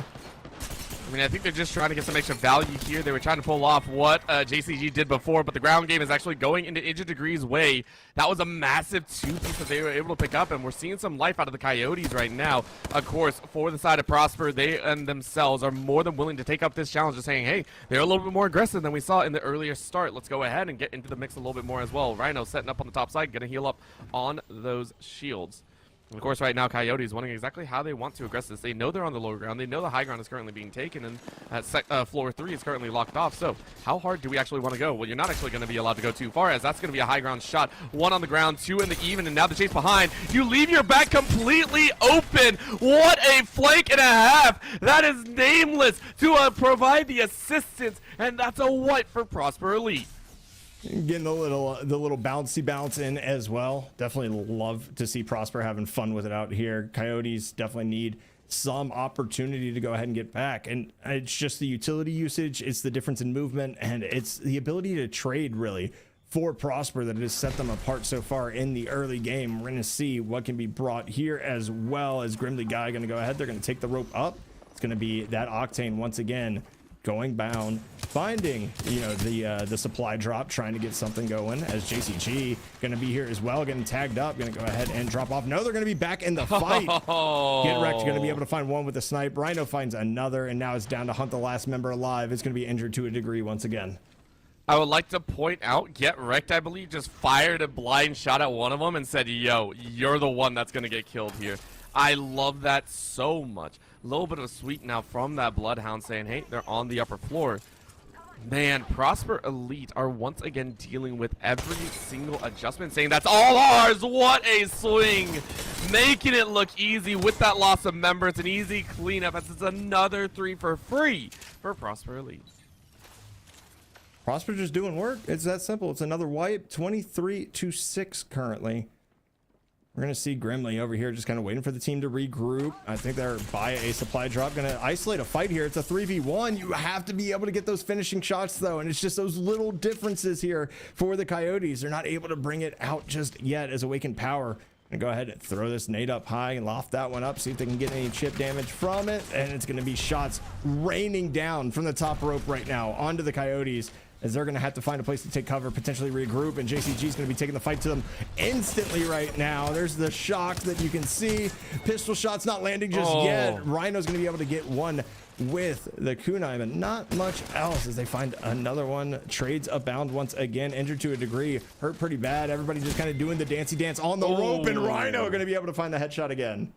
Playing the juggle on the rope is so key right now. We mentioned Prosper Elite's movements just look too good. The mechanics for them are just on another level right now, and Coyotes are not really able to deal with it. We saw the jiggle inside of the shields and outside that, yes, Coyotes were able to try and manage, but the shots that were raining down were just too powerful. So for Prosper Elite, they're more than available to take these quick, aggressive fights. You can see on the top rows Get Wrecked more with the sniper saying, yo, you're not going to get up here. Once again, the Mirage is out and about, and you go ahead, take a look, quick snipe out. He is able to find, and Rhino sends him to the ground. Once again, Grimly is spotted out as well, and Rhino is just washing through him. The chase from behind, and JCG is like, yo, give me another if you can. Get Wrecked with the melee butterfly. What a one to be had, bursting out of the cocoon.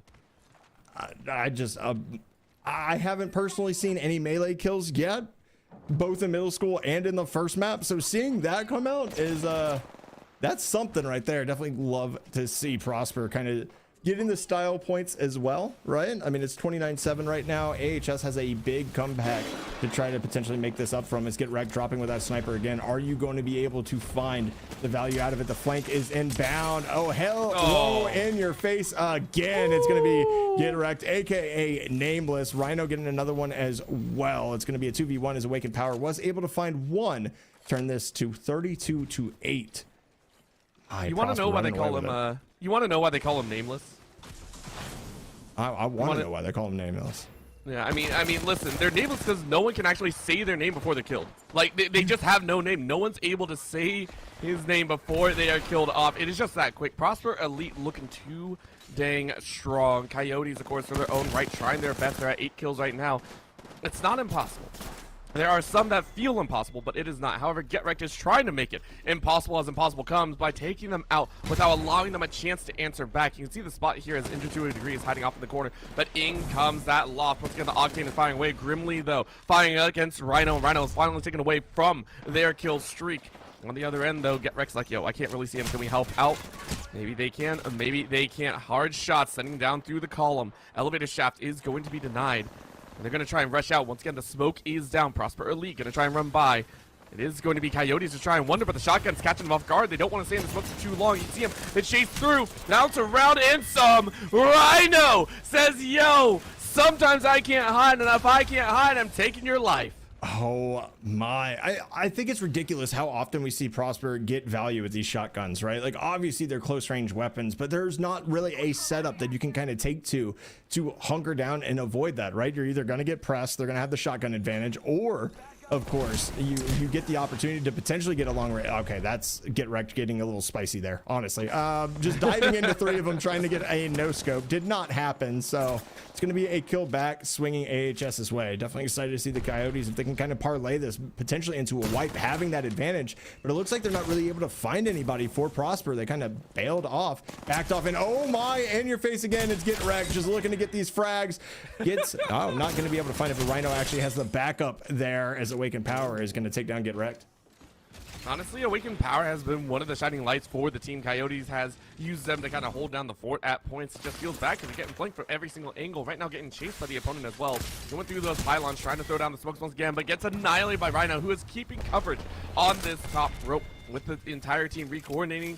Rhino is able to push Prosper Elite to 39 points. Only need 11 more kills to go ahead and take that dub. High ground shots with that burst fire is not really going to bring anything. Down they go. Rhino says, yo, what's up, peep? What's up? Bring it some. And then JCG is also down. So feels kind of bad there.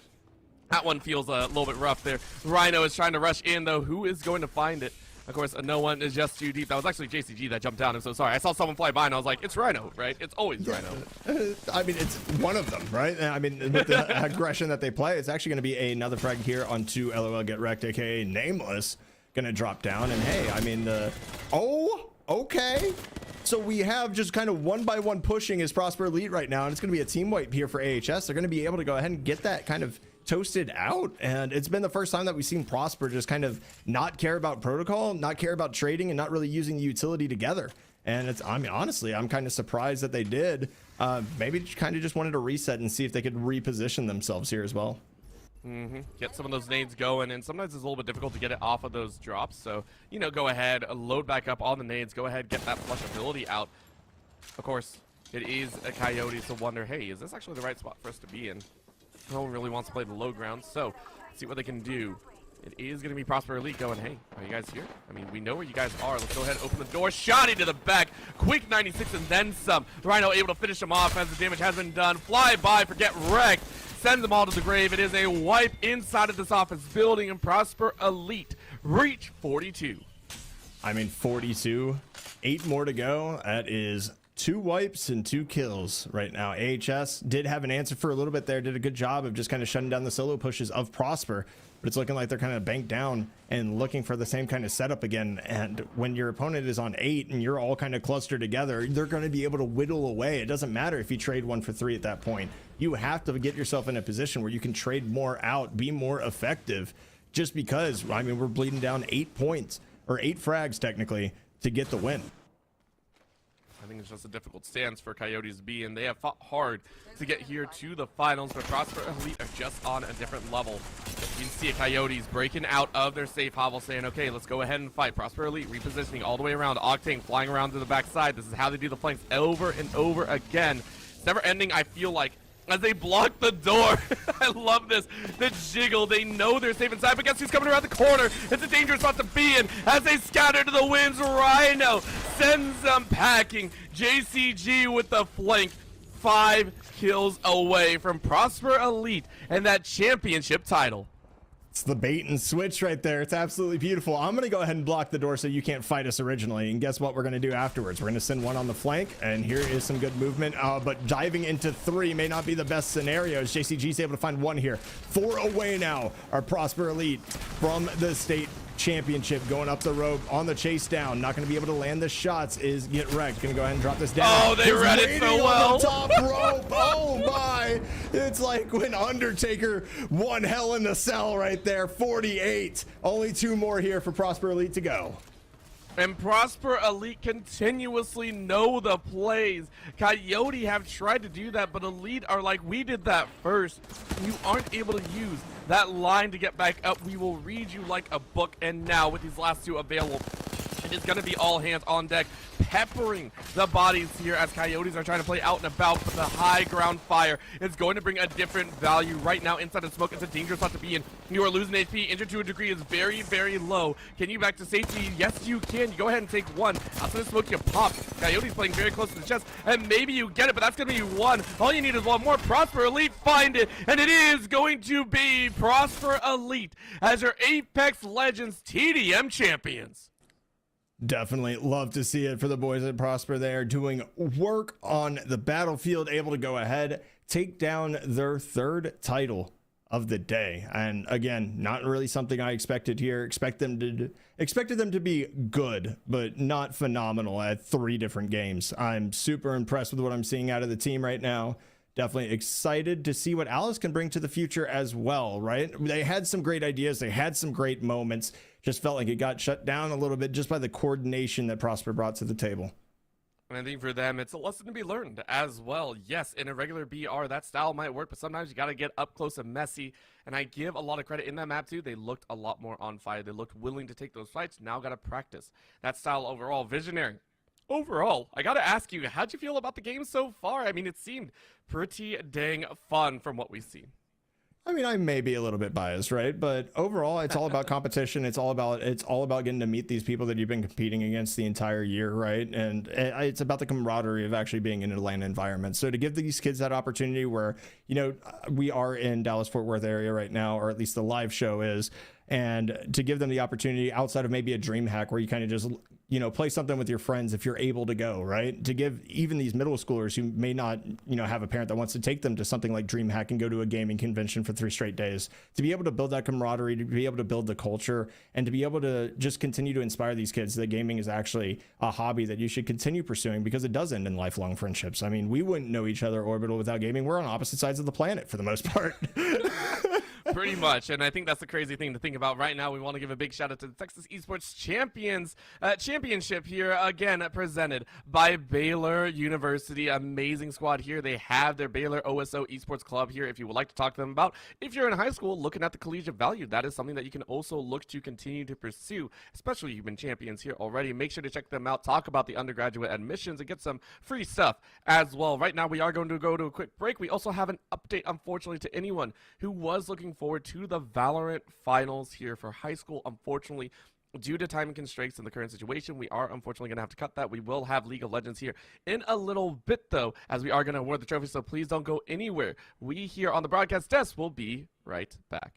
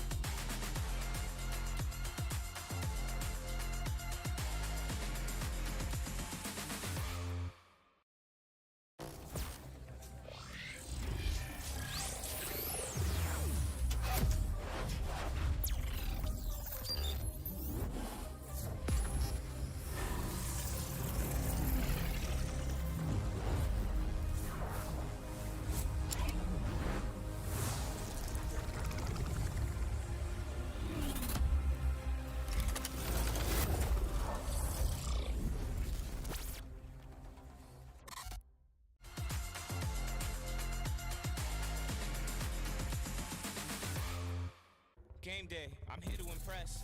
Gotta make sure that my spread is the best. Throw some Takis in it, dip some Takis in it, serve some Takis with it, and crunch some Takis in it. The flavor's immense. I'm bringing the Takis to make it intense. Ah!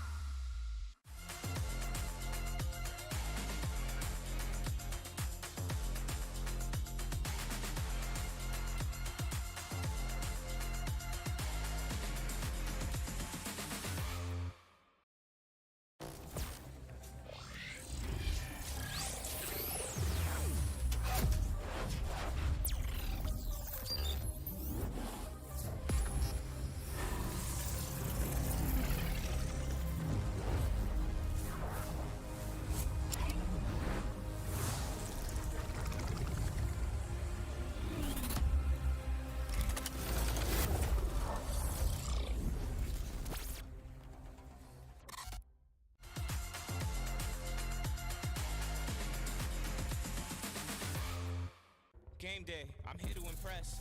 Gotta make sure that my spread is the best. Throw some Takis in it, dip some Takis in it, serve some Takis with it, and crunch some Takis in it. The flavor's immense. I'm bringing the Takis to make it intense. Ah!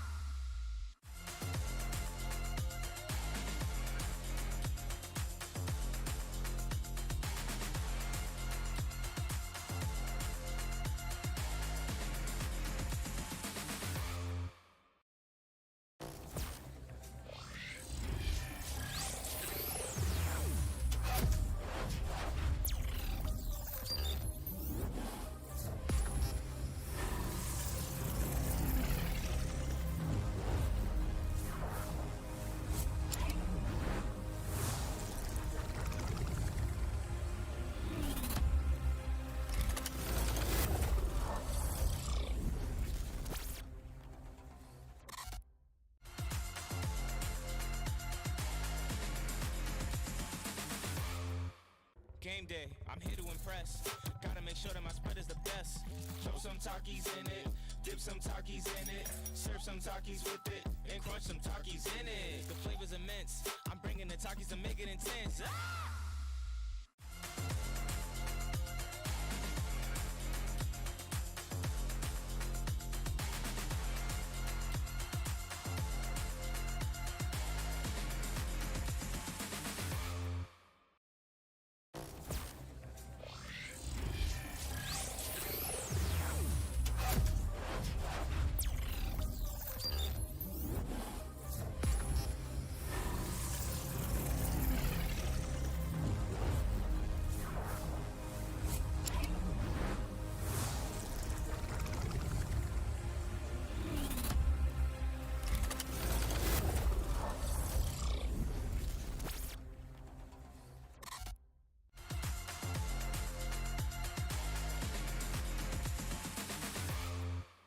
Game day, I'm here to impress.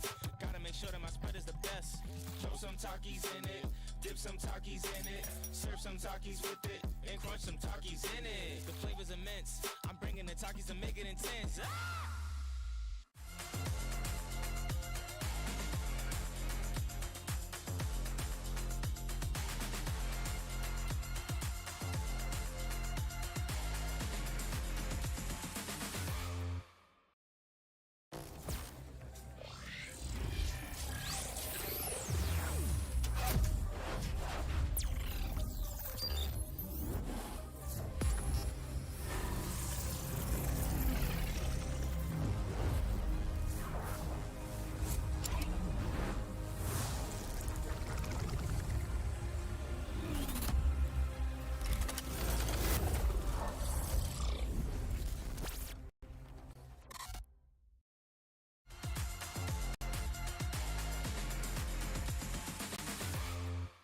Game day, I'm here to impress.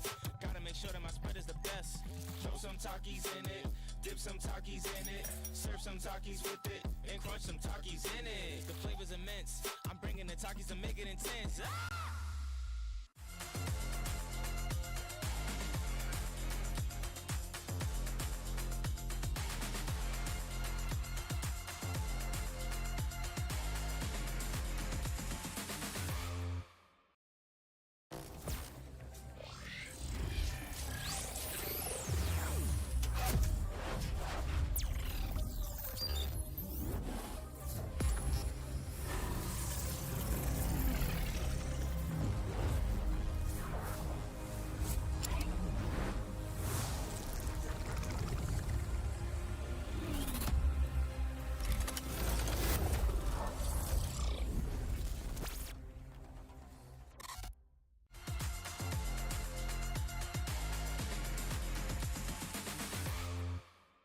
Game day, I'm here to impress. Gotta make sure that my spread is the best. Throw some Takis in it, dip some Takis in it, serve some Takis with it, and crunch some Takis in it. The flavor's immense. I'm bringing the Takis to make it intense. Ah!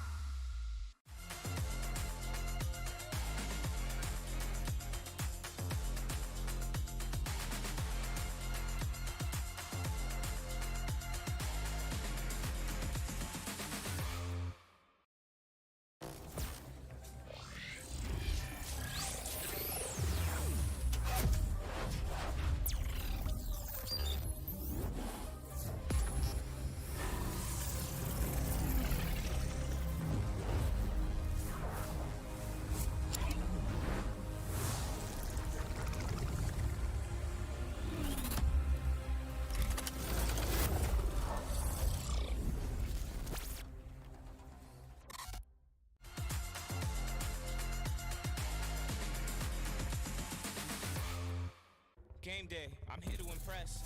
Gotta make sure that my spread is the best.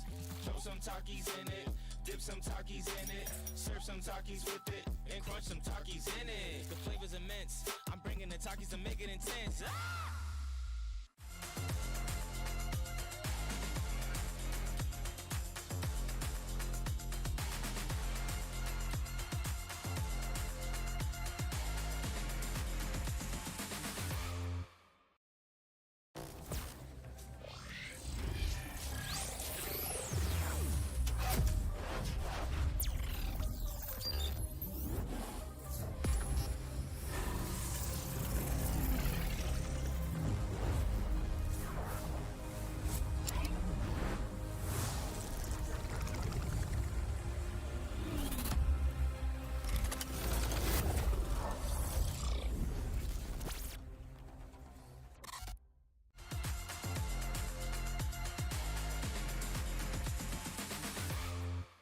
Game day, I'm here to impress. Gotta make sure that my spread is the best. Throw some Takis in it, dip some Takis in it, serve some Takis with it, and crunch some Takis in it. The flavor's immense. I'm bringing the Takis to make it intense. Ah!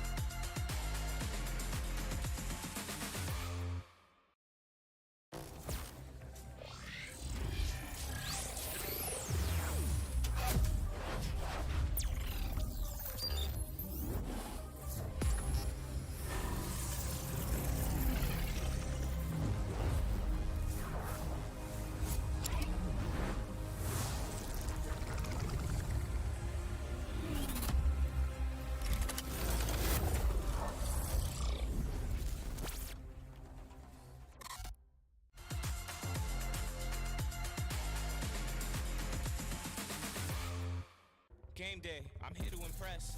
Gotta make sure that my spread is the best. Throw some Takis in it, dip some Takis in it, serve some Takis with it, and crunch some Takis in it. The flavor's immense. I'm bringing the Takis to make it intense. Ah!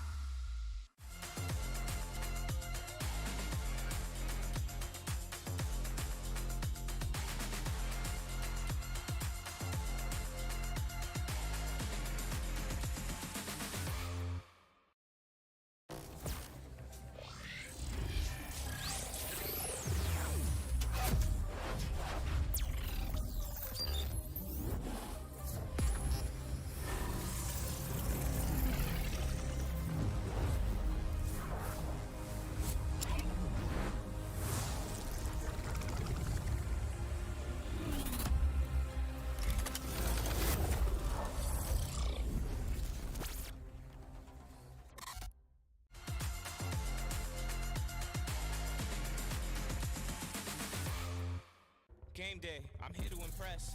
Gotta make sure that my spread is the best. Throw some Takis in it, dip some Takis in it, serve some Takis with it, and crunch some Takis in it. The flavor's immense. I'm bringing the Takis to make it intense. Ah!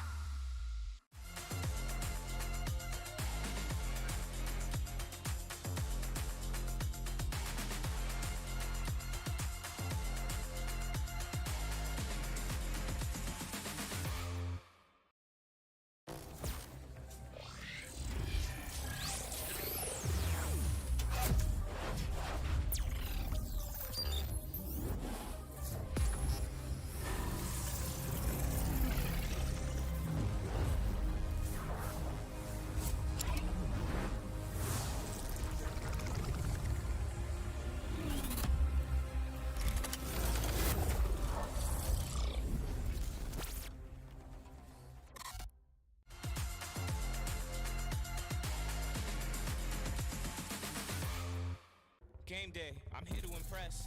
Gotta make sure that my spread is the best. Throw some Takis in it, dip some Takis in it, serve some Takis with it, and crunch some Takis in it. The flavor's immense. I'm bringing the Takis to make it intense. Ah!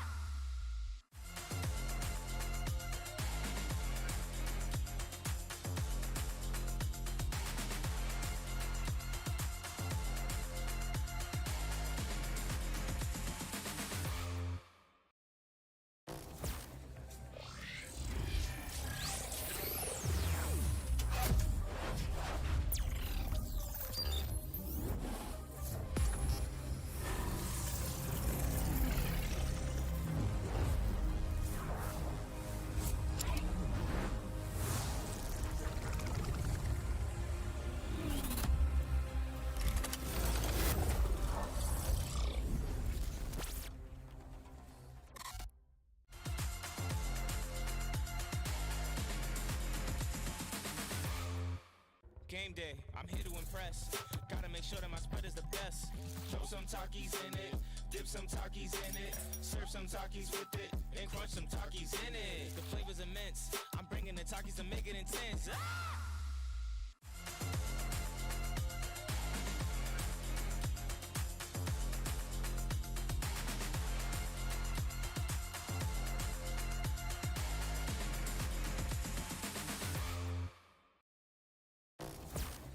Whoosh.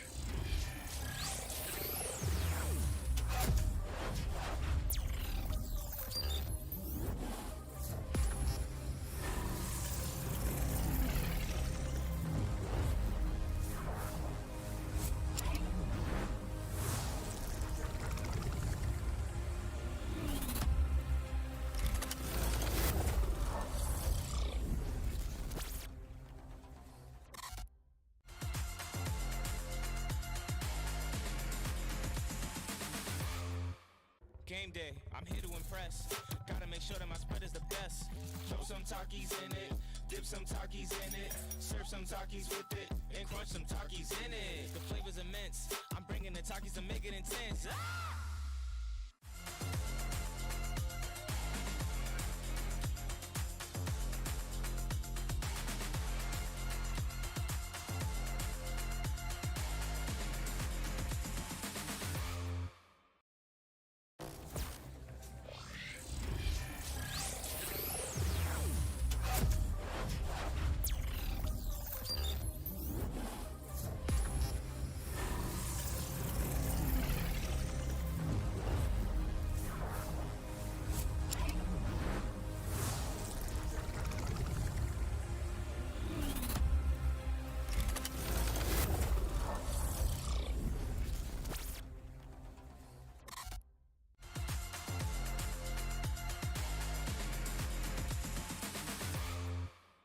Game day, I'm here to impress. Gotta make sure that my spread is the best. Throw some Takis in it, dip some Takis in it, serve some Takis with it, and crunch some Takis in it. The flavor's immense. I'm bringing the Takis to make it intense. Ah!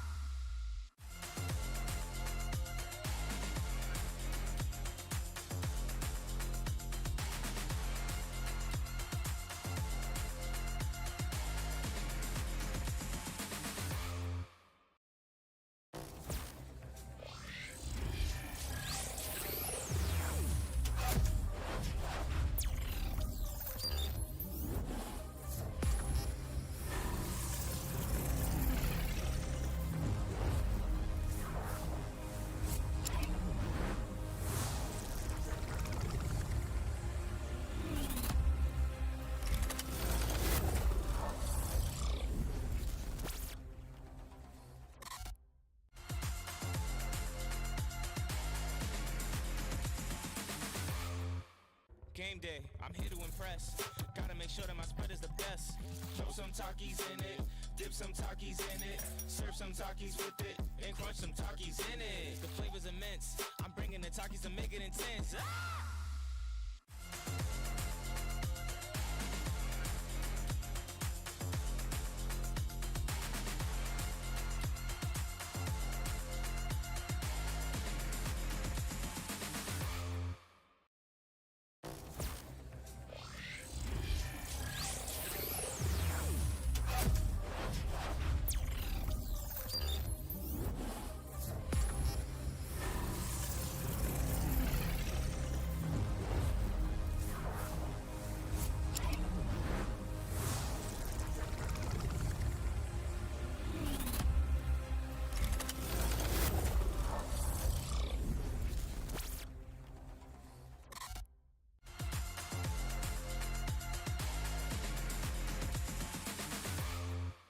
Game day, I'm here to impress.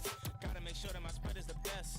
Throw some Takis in it, dip some Takis in it, serve some Takis with it, and crunch some Takis in it. The flavor's immense. I'm bringing the Takis to make it intense. Ah!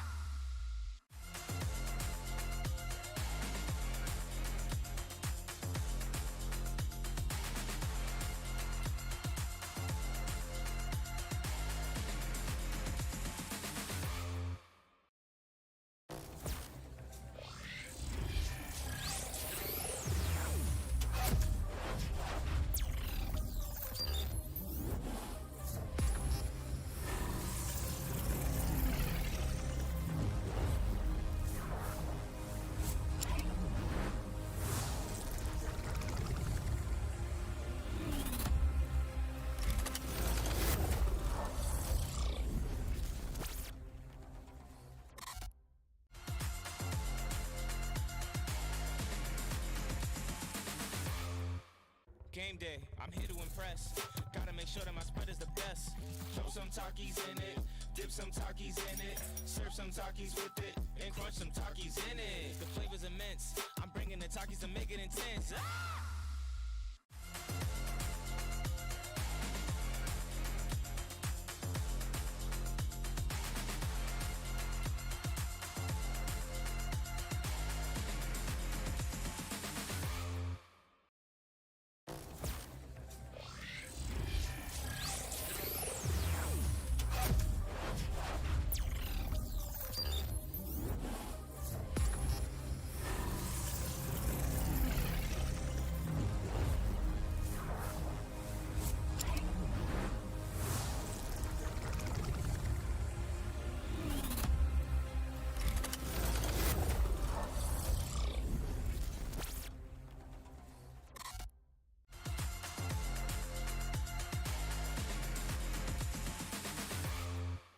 Game day, I'm here to impress. Gotta make sure that my spread is the best. Throw some Takis in it, dip some Takis in it, serve some Takis with it, and crunch some Takis in it. The flavor's immense. I'm bringing the Takis to make it intense. Ah!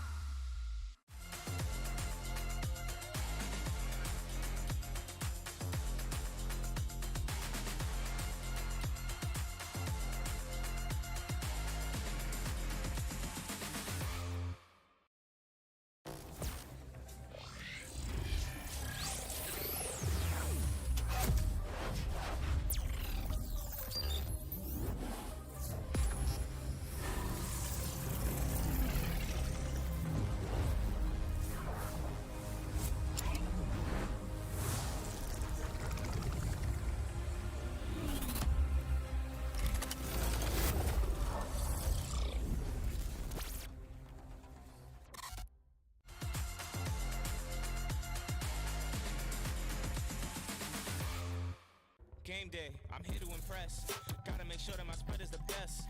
Throw some Takis in it, dip some Takis in it, serve some Takis with it, and crunch some Takis in it. The flavor's immense. I'm bringing the Takis to make it intense. Ah!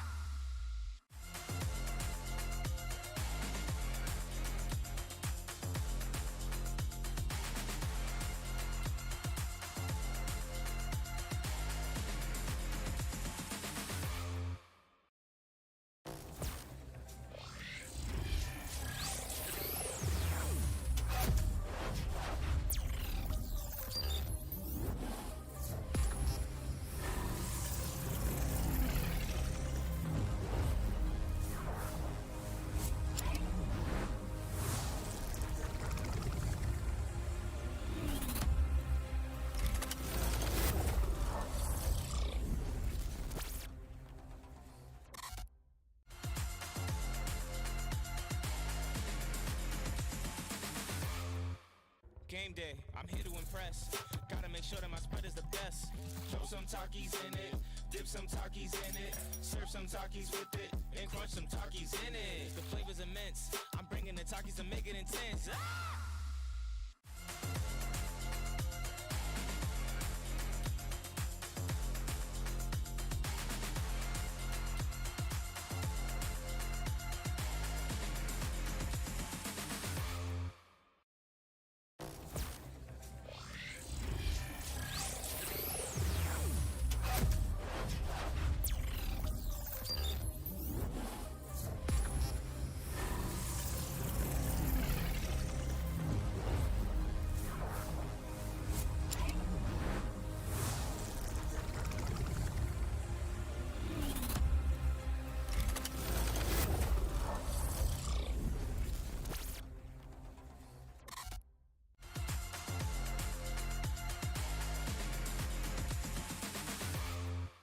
Game day, I'm here to impress.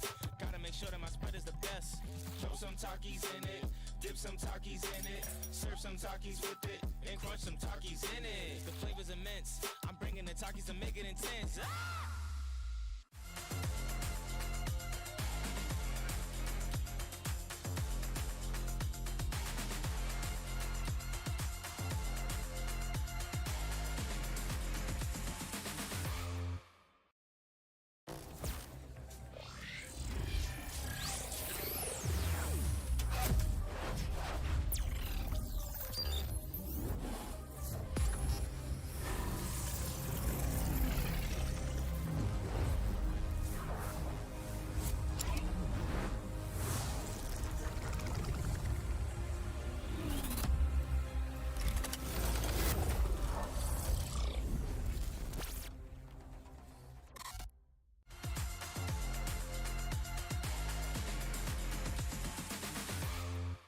Game day, I'm here to impress. Gotta make sure that my spread is the best.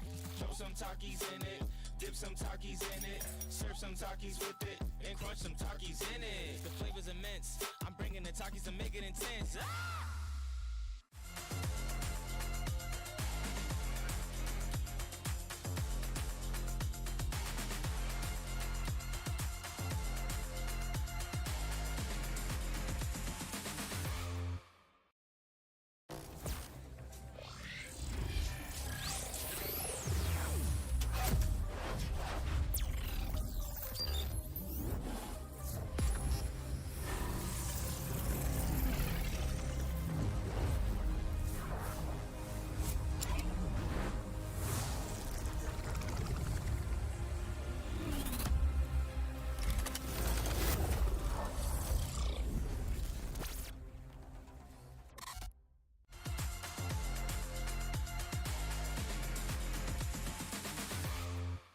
Game day, I'm here to impress. Gotta make sure that my spread is the best. Throw some Takis in it, dip some Takis in it, serve some Takis with it, and crunch some Takis in it. The flavor's immense. I'm bringing the Takis to make it intense. Ah!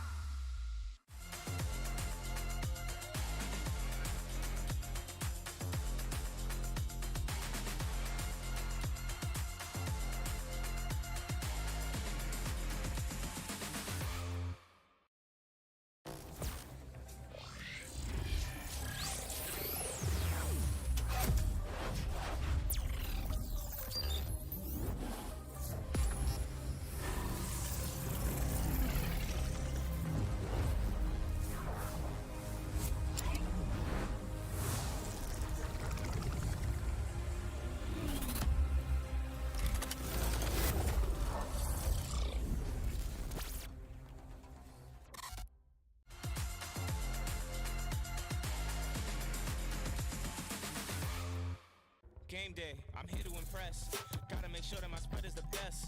Throw some Takis in it, dip some Takis in it, serve some Takis with it, and crunch some Takis in it. The flavor's immense. I'm bringing the Takis to make it intense. Ah!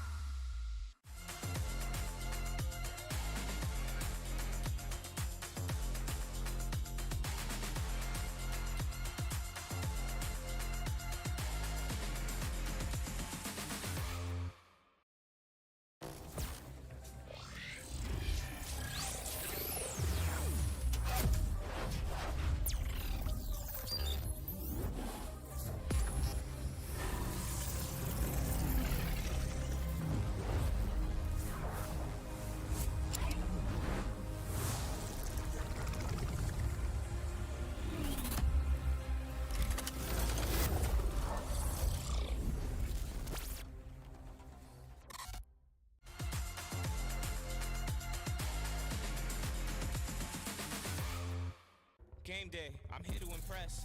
Gotta make sure that my spread is the best.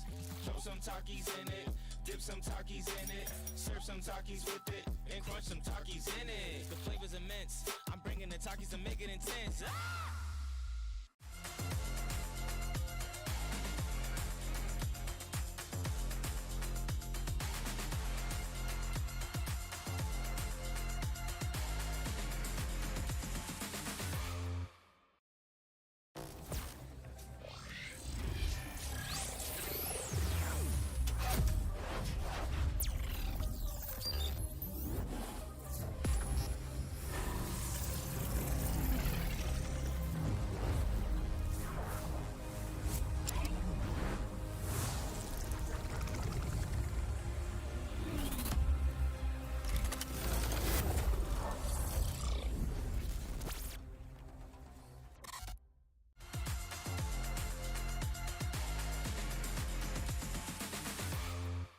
Game day, I'm here to impress.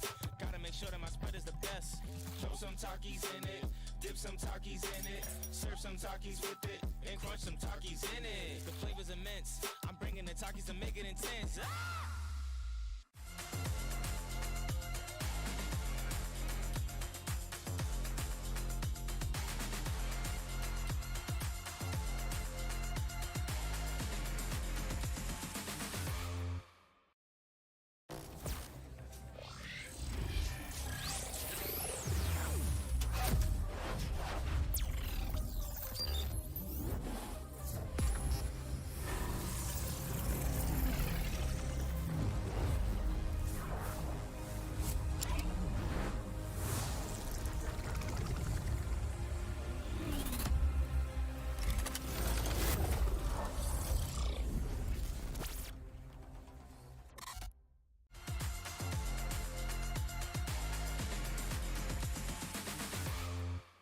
Game day, I'm here to impress. Gotta make sure that my spread is the best. Throw some Takis in it, dip some Takis in it, serve some Takis with it, and crunch some Takis in it. The flavor's immense. I'm bringing the Takis to make it intense. Ah!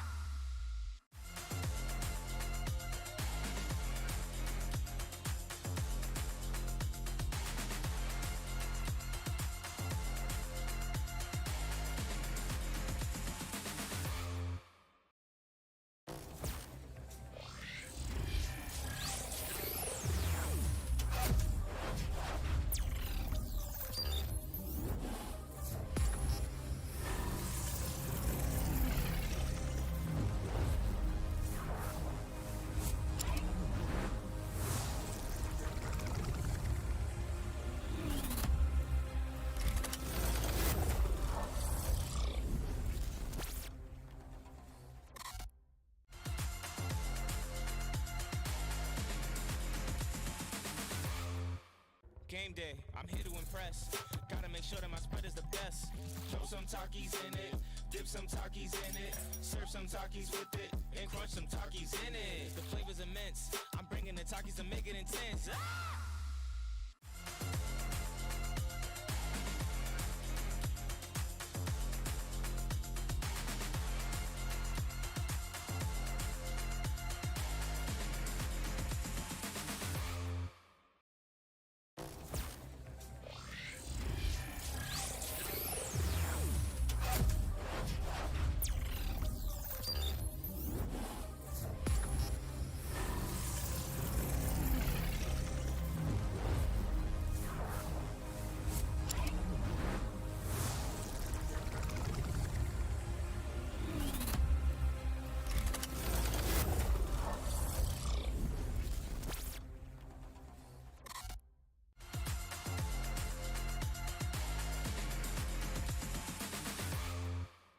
Game day, I'm here to impress. Gotta make sure that my spread is the best. Throw some Takis in it, dip some Takis in it, serve some Takis with it, and crunch some Takis in it. The flavor's immense. I'm bringing the Takis to make it intense. Ah!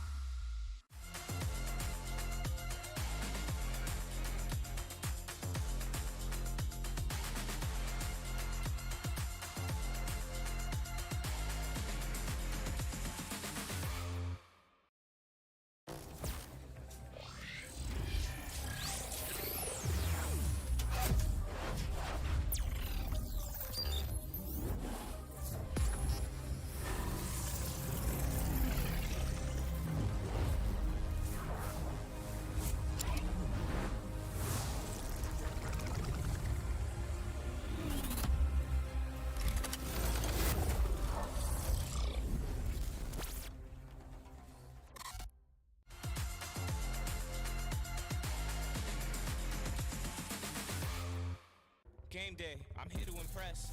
Gotta make sure that my spread is the best. Throw some Takis in it, dip some Takis in it, serve some Takis with it, and crunch some Takis in it. The flavor's immense. I'm bringing the Takis to make it intense. Ah!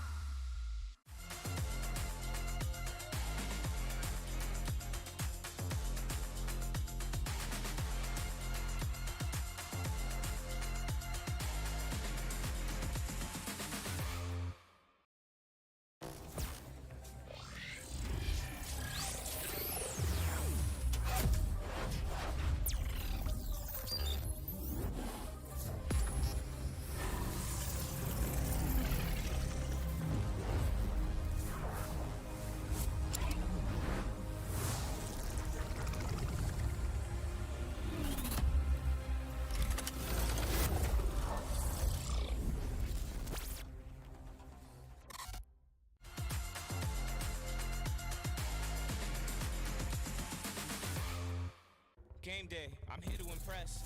Gotta make sure that my spread is the best.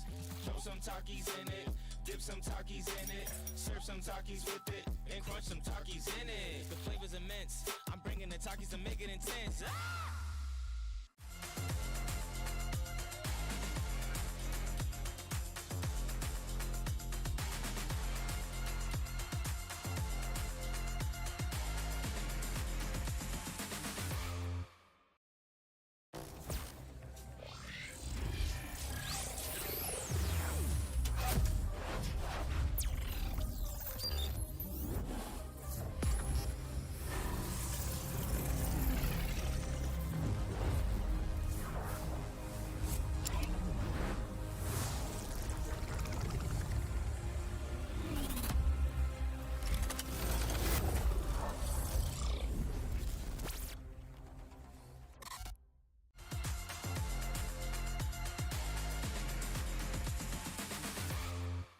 Game day, I'm here to impress.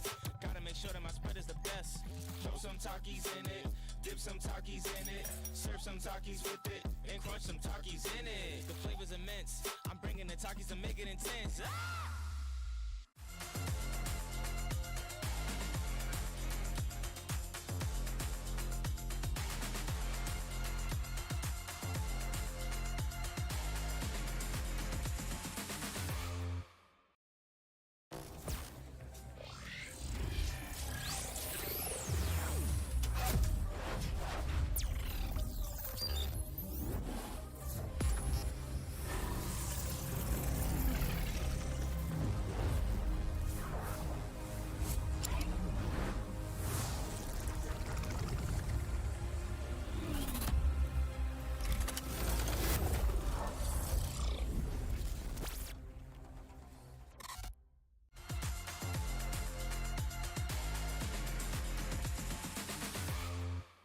Game day, I'm here to impress. Gotta make sure that my spread is the best. Throw some Takis in it, dip some Takis in it, serve some Takis with it, and crunch some Takis in it. The flavor's immense. I'm bringing the Takis to make it intense. Ah!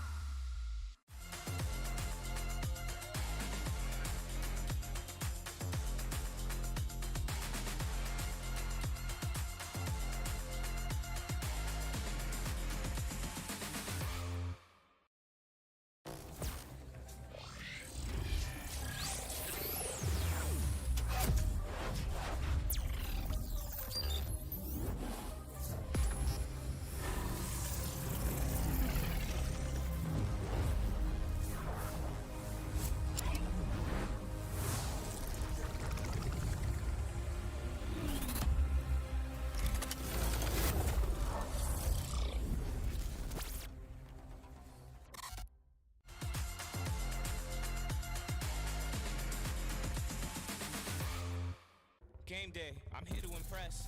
Gotta make sure that my spread is the best. Throw some Takis in it, dip some Takis in it, serve some Takis with it, and crunch some Takis in it. The flavor's immense. I'm bringing the Takis to make it intense. Ah!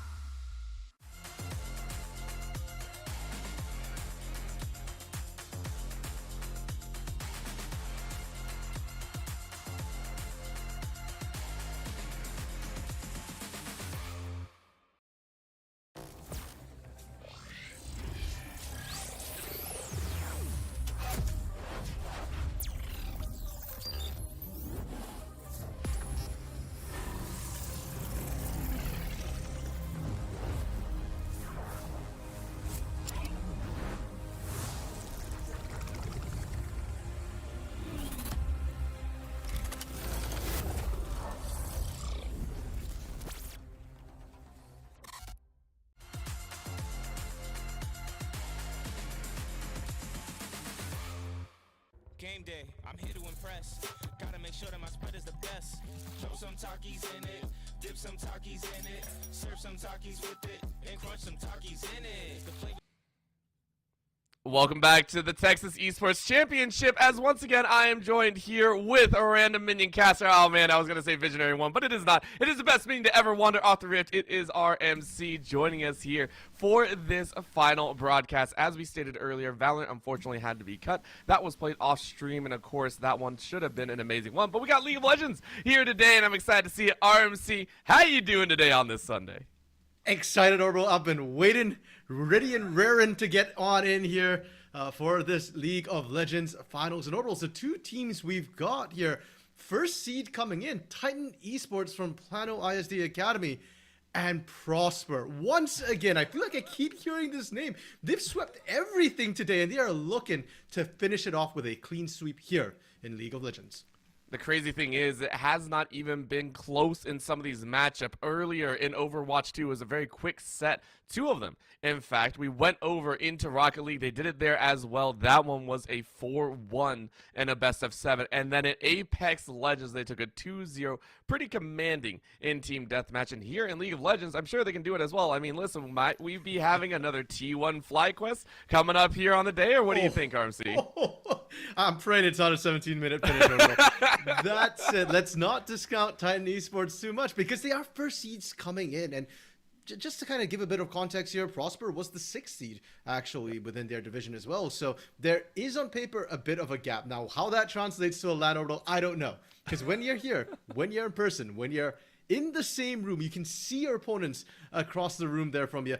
Things change a little bit, and it's who performs on the day. It's all about the mental, and for these young players, Orbital, who knows what's going to happen in this grand finals.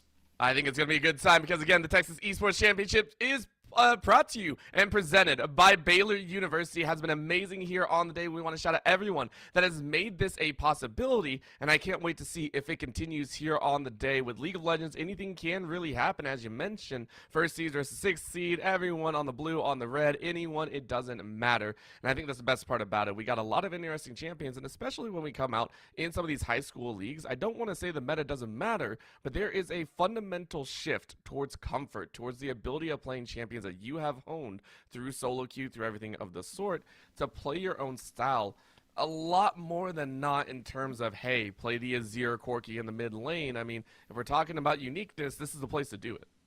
And I feel like the meta has opened up enough, Orbital, that a lot of things are viable, and it comes down to the players more than anything else. How well can you execute on the champions? It is going to be a best of 3 here, so in game 1 especially, I am looking very much forward to seeing what these players have to show us. Now, we are into pick and bans. On the blue side for game 1 will be Prosper ISD, with Kura in the top lane, Zeta in the jungle, Nerf Mobility in the mid lane, counter side as AD Carry, and Blanfis as their support.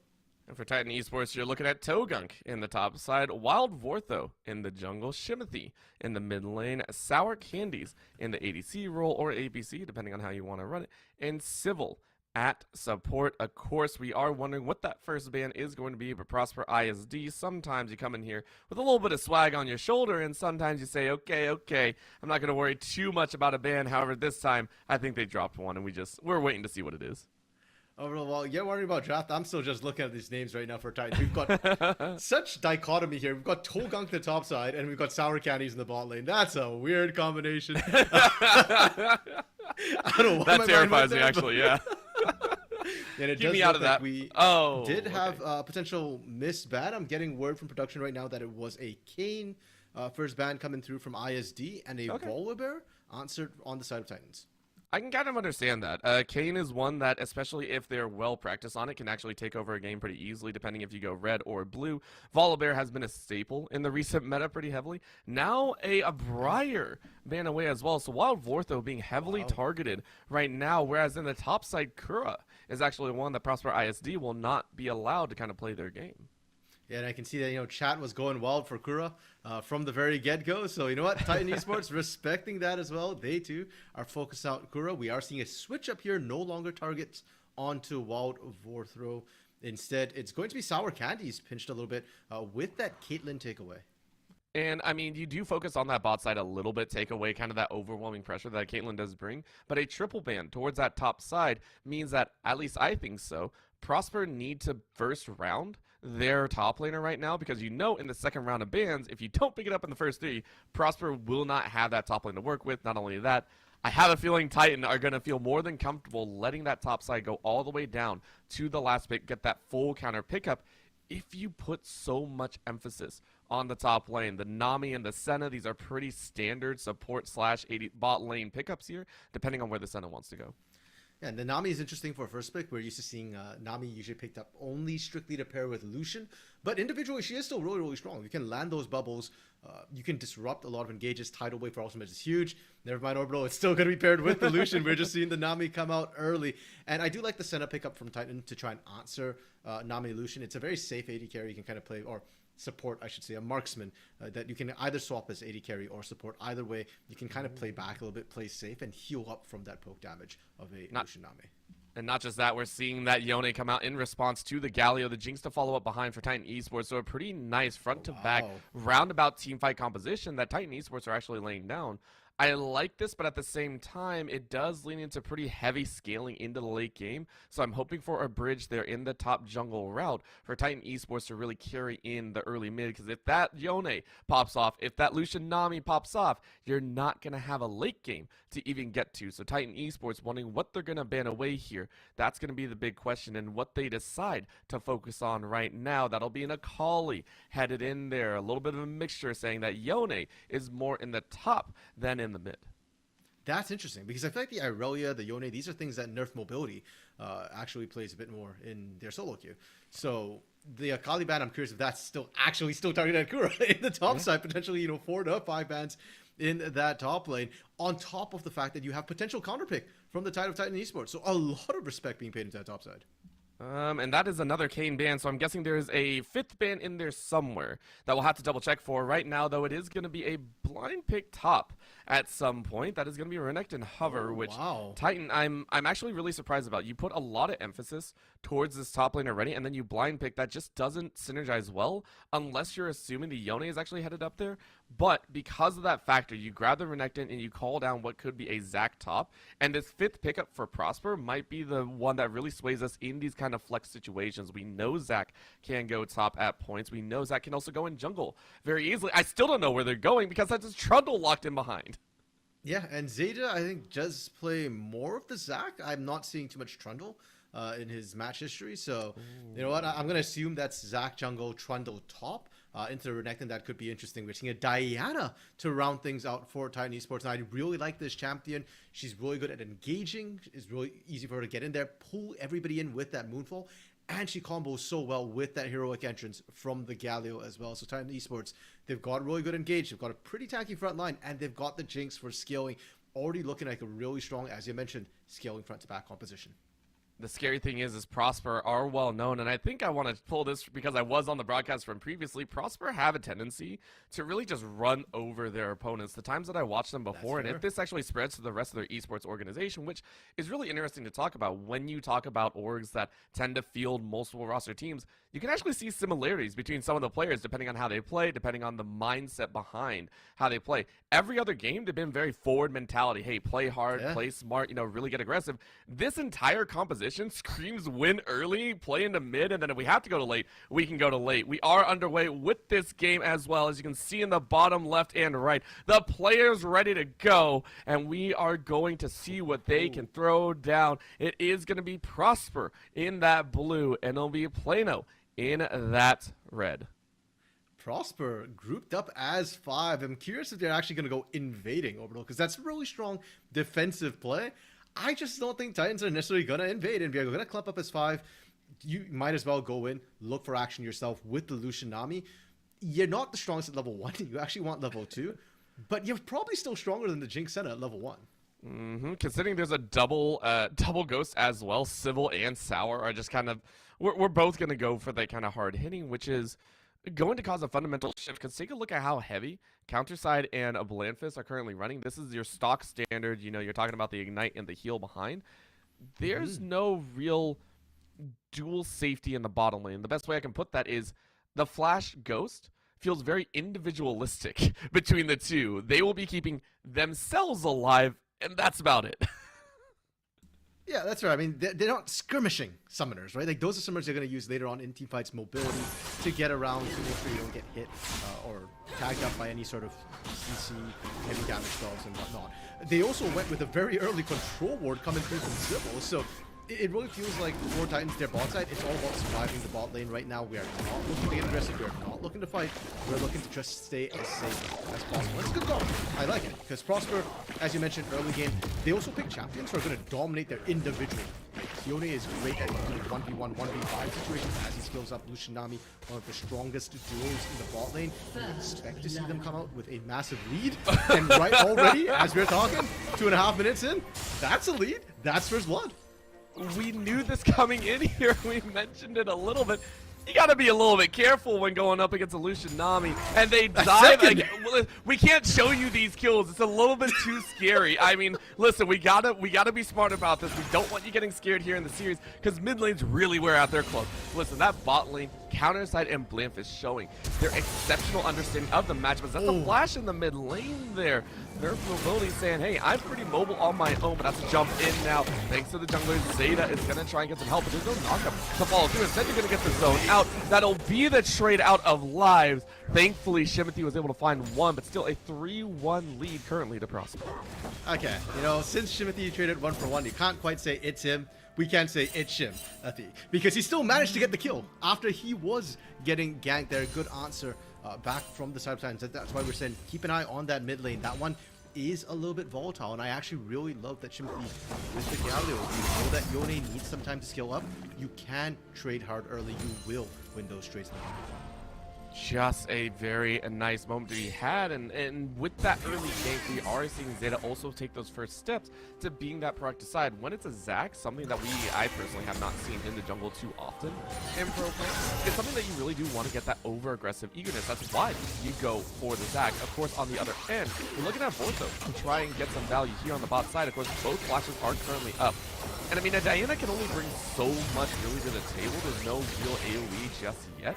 So you're only going to get a little bit of damage. Instead, you actually eat about half your HP. And both Blamfist and Counterside are like, I mean, you didn't really lose anything. Yeah, fair enough. They actually answer back really, really well. Now, for Bortho, because of the way Diana works, she clears the jungle really, really rapidly. So Bortho doesn't fall behind by going for that gank. They've already cleared out their jungle. They'll be up in time for that Krug spawn. Everything's a-okay. So neither team really lose too much. And what's a little bit scary for me is Counterside and Blamfist already got those early 2 kills. They survived that gank no problem. And now, Sour Candies and Civil being pressed up against this duo, you're kind of going to get zoned out, or you risk dying. Yeah, that's and that feels bad at only 4.5 minutes into the game. And we mentioned this at the beginning when we saw those first champions kind of roll down. You were like, this boss that can get really, really dangerous if you're not careful.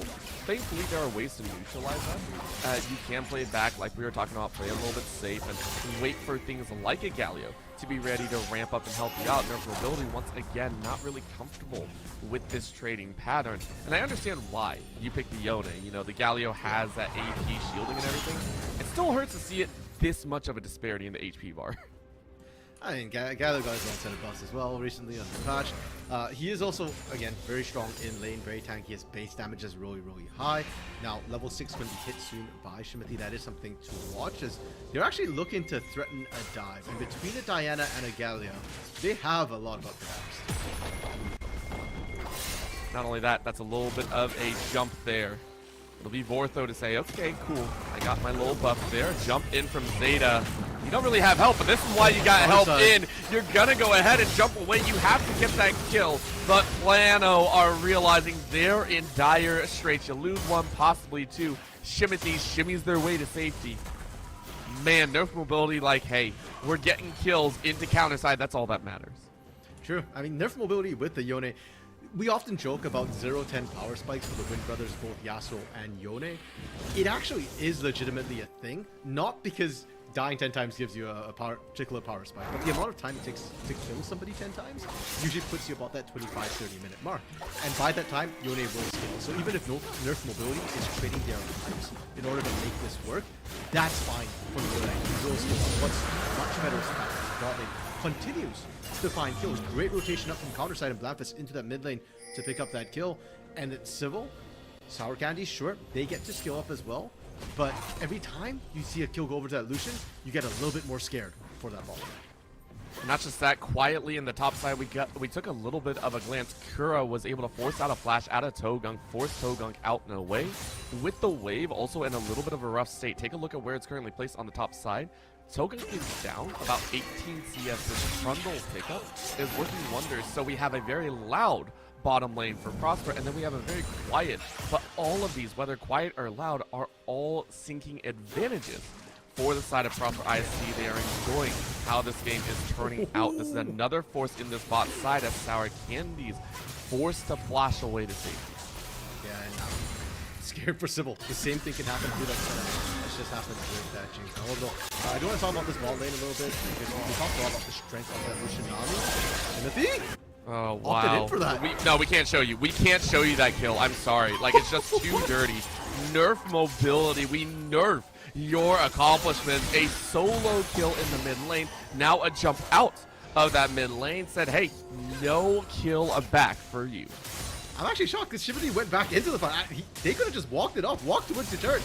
You'd have been nice and safe, but already the fact that nerf mobility, that's the first solo kill we're seeing come through for nerf mobility. Everything before that had Zeta helping up, had counterside, had Blamphus roaming up, and overall, okay, maybe we get a bit of time now to actually talk a little bit about Titans and their potential win conditions, because their individual lanes are really good and strong. Nothing's going to change in terms of that soon, except for the mid lane who's doing well in the 1v1, and that might have changed. But their win condition was never about the laning phase anyways. It was always about the team fight. You've got double marksman. You've got Jinx on your side. If you can get Jinx at 2-item power spike and not be too far behind, you can let her pre-fire in a team fight, you can still win. So for Titans, well, giving over a couple kills, not a big deal. Just make sure that Jinx farms. The problem is, Sour Candy is down 20-something CS already, and that almost is a wild. It's going to be much longer. I'm actually really glad that we don't see the Cole that we sometimes see out of desperation. I've seen some people grab it. I'm just like, don't. If you're not CSing, don't do that. But this dive on the bot side, Blamphus with the heal already expended, saying, yo, it gets me more advantages. And take a look at Sour Candy's and Civil's HP bars. Because of that going down, Prosper have also gotten it. I don't even know when they took it. They took it a while ago, it looks like, and I'm just like, I'm blind apparently. And Prosper's just applying so much pressure across the map in every single role.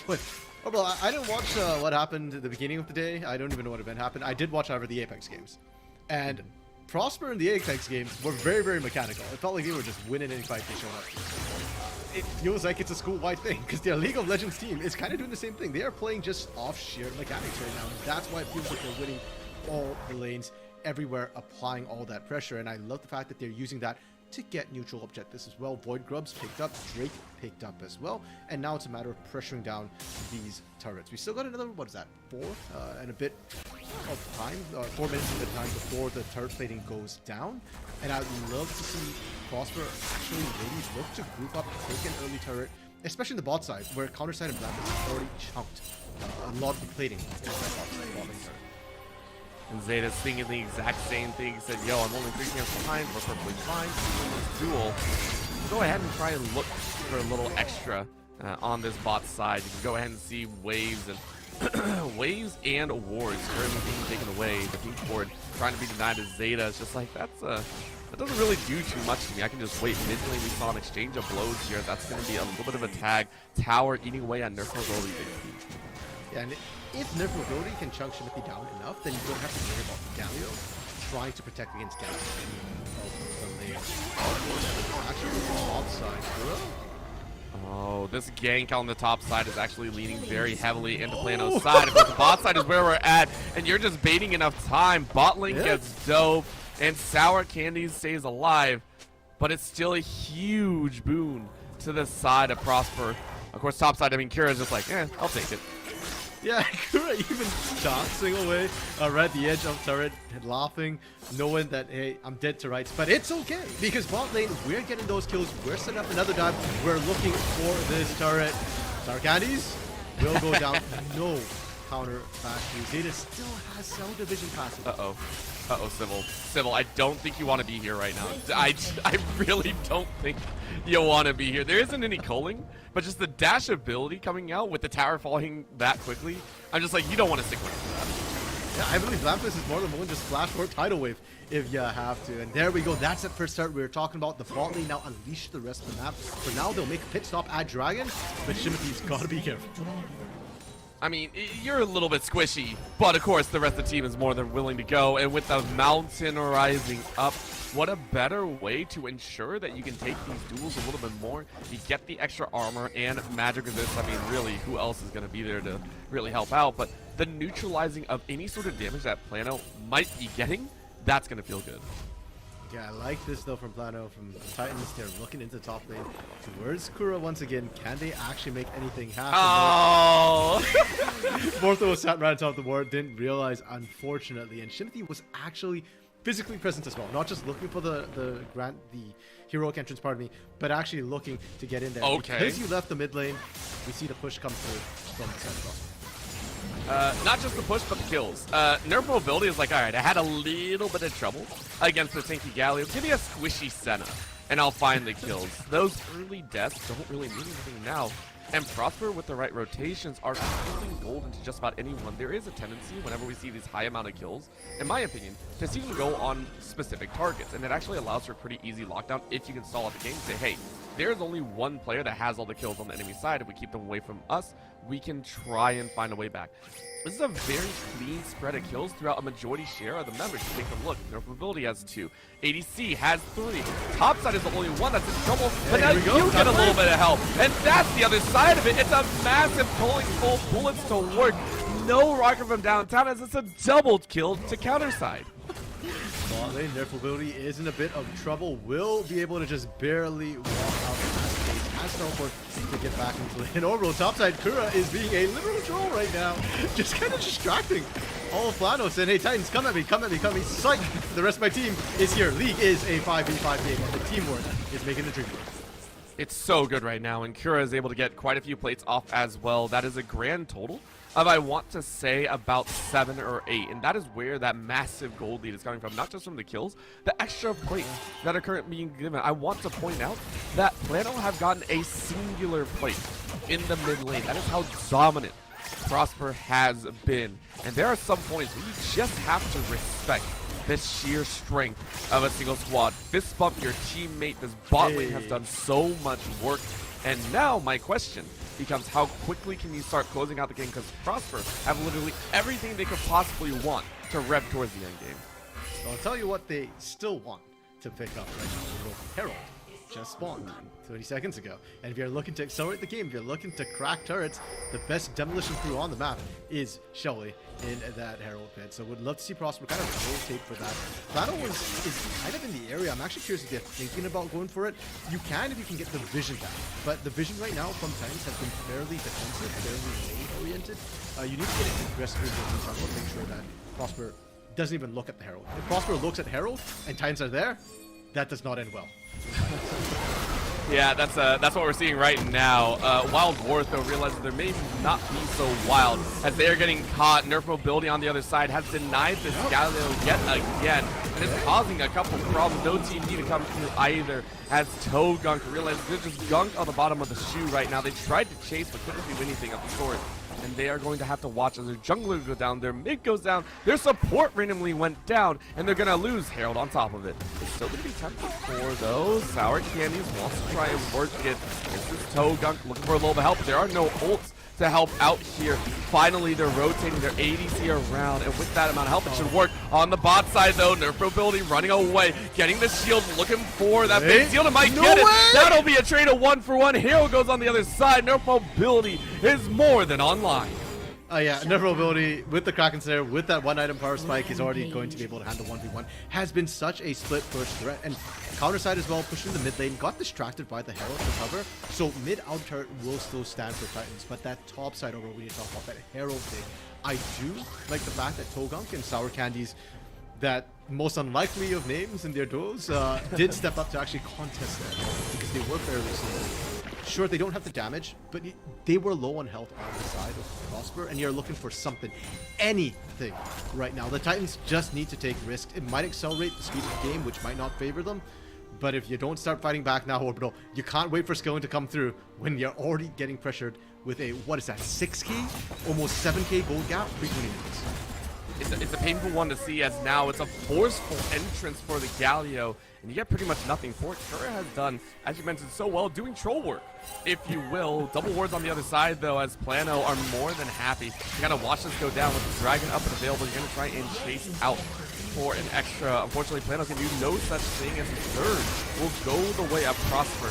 They have literally gotten every objective on the table. And on the top side, we're seeing this fight go out. Subjugation with a full dominance means that Togunk actually has almost negative HP armor and magic resist.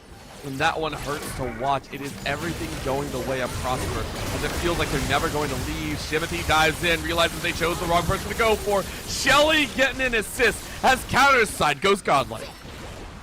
Right now, Sarkandi's just trying to clear. Does get tagged by the bubble. Good Dawning Shadow just to dissuade Prosper from going into that. Okay, did Bortho actually steal that away?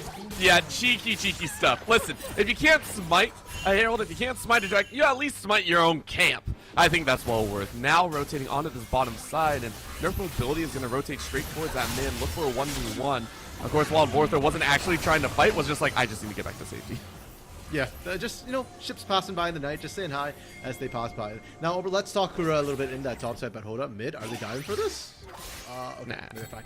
Top side, Kura, really good footwork to beat out Togunk.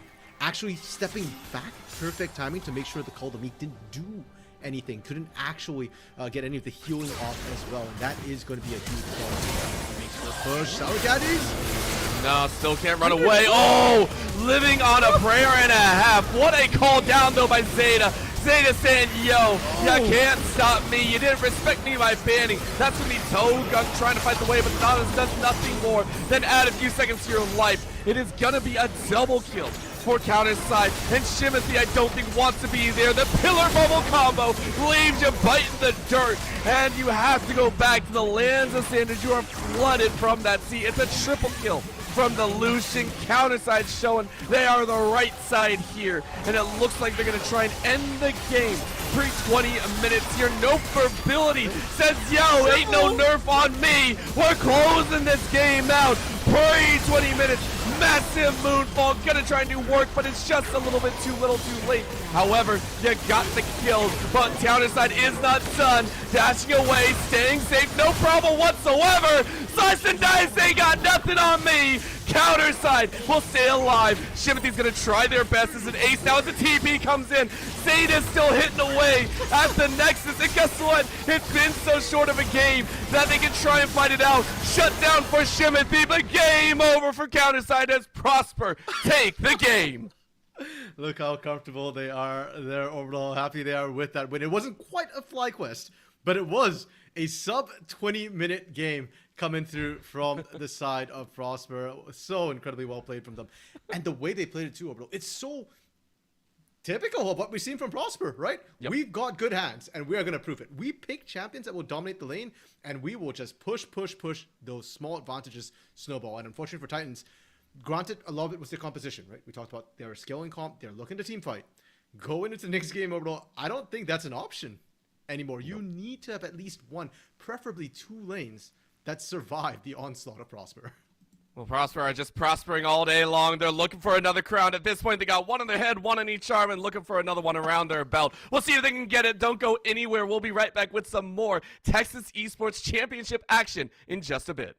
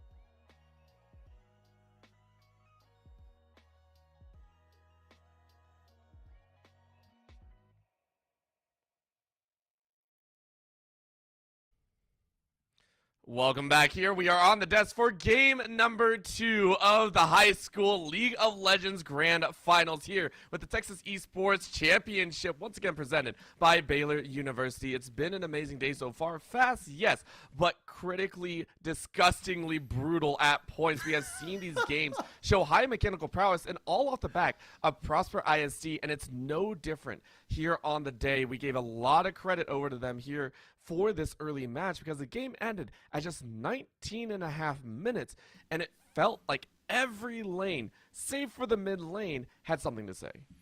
Well, but I think whether it's disgusting or not depends on your perspective. If you're a Titans fan, yes, that was disgusting. If you're a Prosper fan, that was awesome. And the backdrop to this as well, bro. I mean, right now, NECC, ECAC land is happening with esports going on. They had League of Legends happen. I think it was last week, and then earlier this week, pardon me. And then there's collegiate CLOL happening right now. CLOL Championships. Some of their games are running right now. It does my heart good to see that the high school scene is also very, very active, and we're seeing so much talent potentially come through. Now, bro, the big question for me, though, going into game 2 is on Titans, because we've seen what Prosper can bring to the table, not just in League of Legends, but across multiple titles, Rocket League, Apex, whatever it be. Now, Titans, your first seed. I'd love to see them draft a bit more 4 lanes, because I believe that, hey, they can go toe-to-toe. I think a lot of what happened last game was a function of draft. Going to game 2, Titans opting for the blue side. And I think that's a good change, so we'll go ahead and see if that does shift into their own favor. Remember, it was last time that Titan Esports basically hard banned top, I think 3 times. We mentioned that it was a lean a little bit into maybe nerf as well, or basically in just the Kura, Zeta, and nerf area. But it looks like they're staying the same for Prosper's side as well, focusing on Bortha, who, quite honestly, really well done banning out that Kane and a little extra behind. But the rightful ban here, I think, is very appropriate. If you're going to field a late game, you can't let that early game through. Yeah, and specifically that Lucian-Nami combo for Counterside and Blandfist was absolutely nutty. The first 2 kills went down at, what, 2 change in terms of timing? Like, it was incredibly fast. Now, we did see a Caitlyn ban come through from Prosper as well last game. I'm curious if we see that again, because I do think that was a very specific ban to allow for the Lucian-Nami lane. And now that Lucian has been banned, I don't know if you need to keep banning it.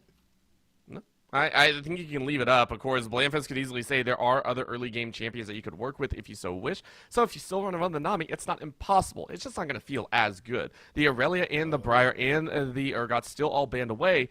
And Civil looking to run this Morgana, unless that is a flex to jungle, which I have heard inklings of, but I still don't think it's strong enough right now. So we'll see where it kind of floats. Morgana jungle clear still remains pretty strong, though personally I think it's very binary. I'm wondering if we see a Morgana Caitlyn potentially come through. Right now we often see more Lux Caitlyn, Karma Caitlyn, but Morgana is still a champion that pairs very, very well with her. The Black Shield can also enable a lot of different champions, so maybe you pick this for the Juggernaut. As response though from Prosper, this is not necessarily the most lane dominant of lanes. Ezreal and Lux. Now Lux could be flex mid as well, but if it is for the bot lane, there's a lot of range, a lot of poke, and normally Ezreal needs time to scale. When you pair it with the Lux, you can start hitting harder, faster, because you outranged most of the lanes. Yeah, harder, faster, and maybe stronger, because now you don't have to deal with that Caitlyn in there. It is the Jhin to come out instead, which honestly, Jhin still brings power, but it's not as overwhelming with that range value. And again, that reload allows for many spell slinging components. And it is going to be the Tom Kench. So this is leaning into that Morgana, possibly even mid for Shimothy, rounding out, Giant Wave Clear, which I think was one of the lanes I did mention. Shimothy did actually seem to have decent value on the Galio early on. So if you're looking for wave domination, clear the wave, try and punch out nerf, and then roam out, that is something you can do. But the Jhin Tom Kench looks a lot better to me than a Jhin and Morgana. Fair enough. I mean, Tom Kench able to keep Jhin safe as well. He's not the most mobile of AD carries.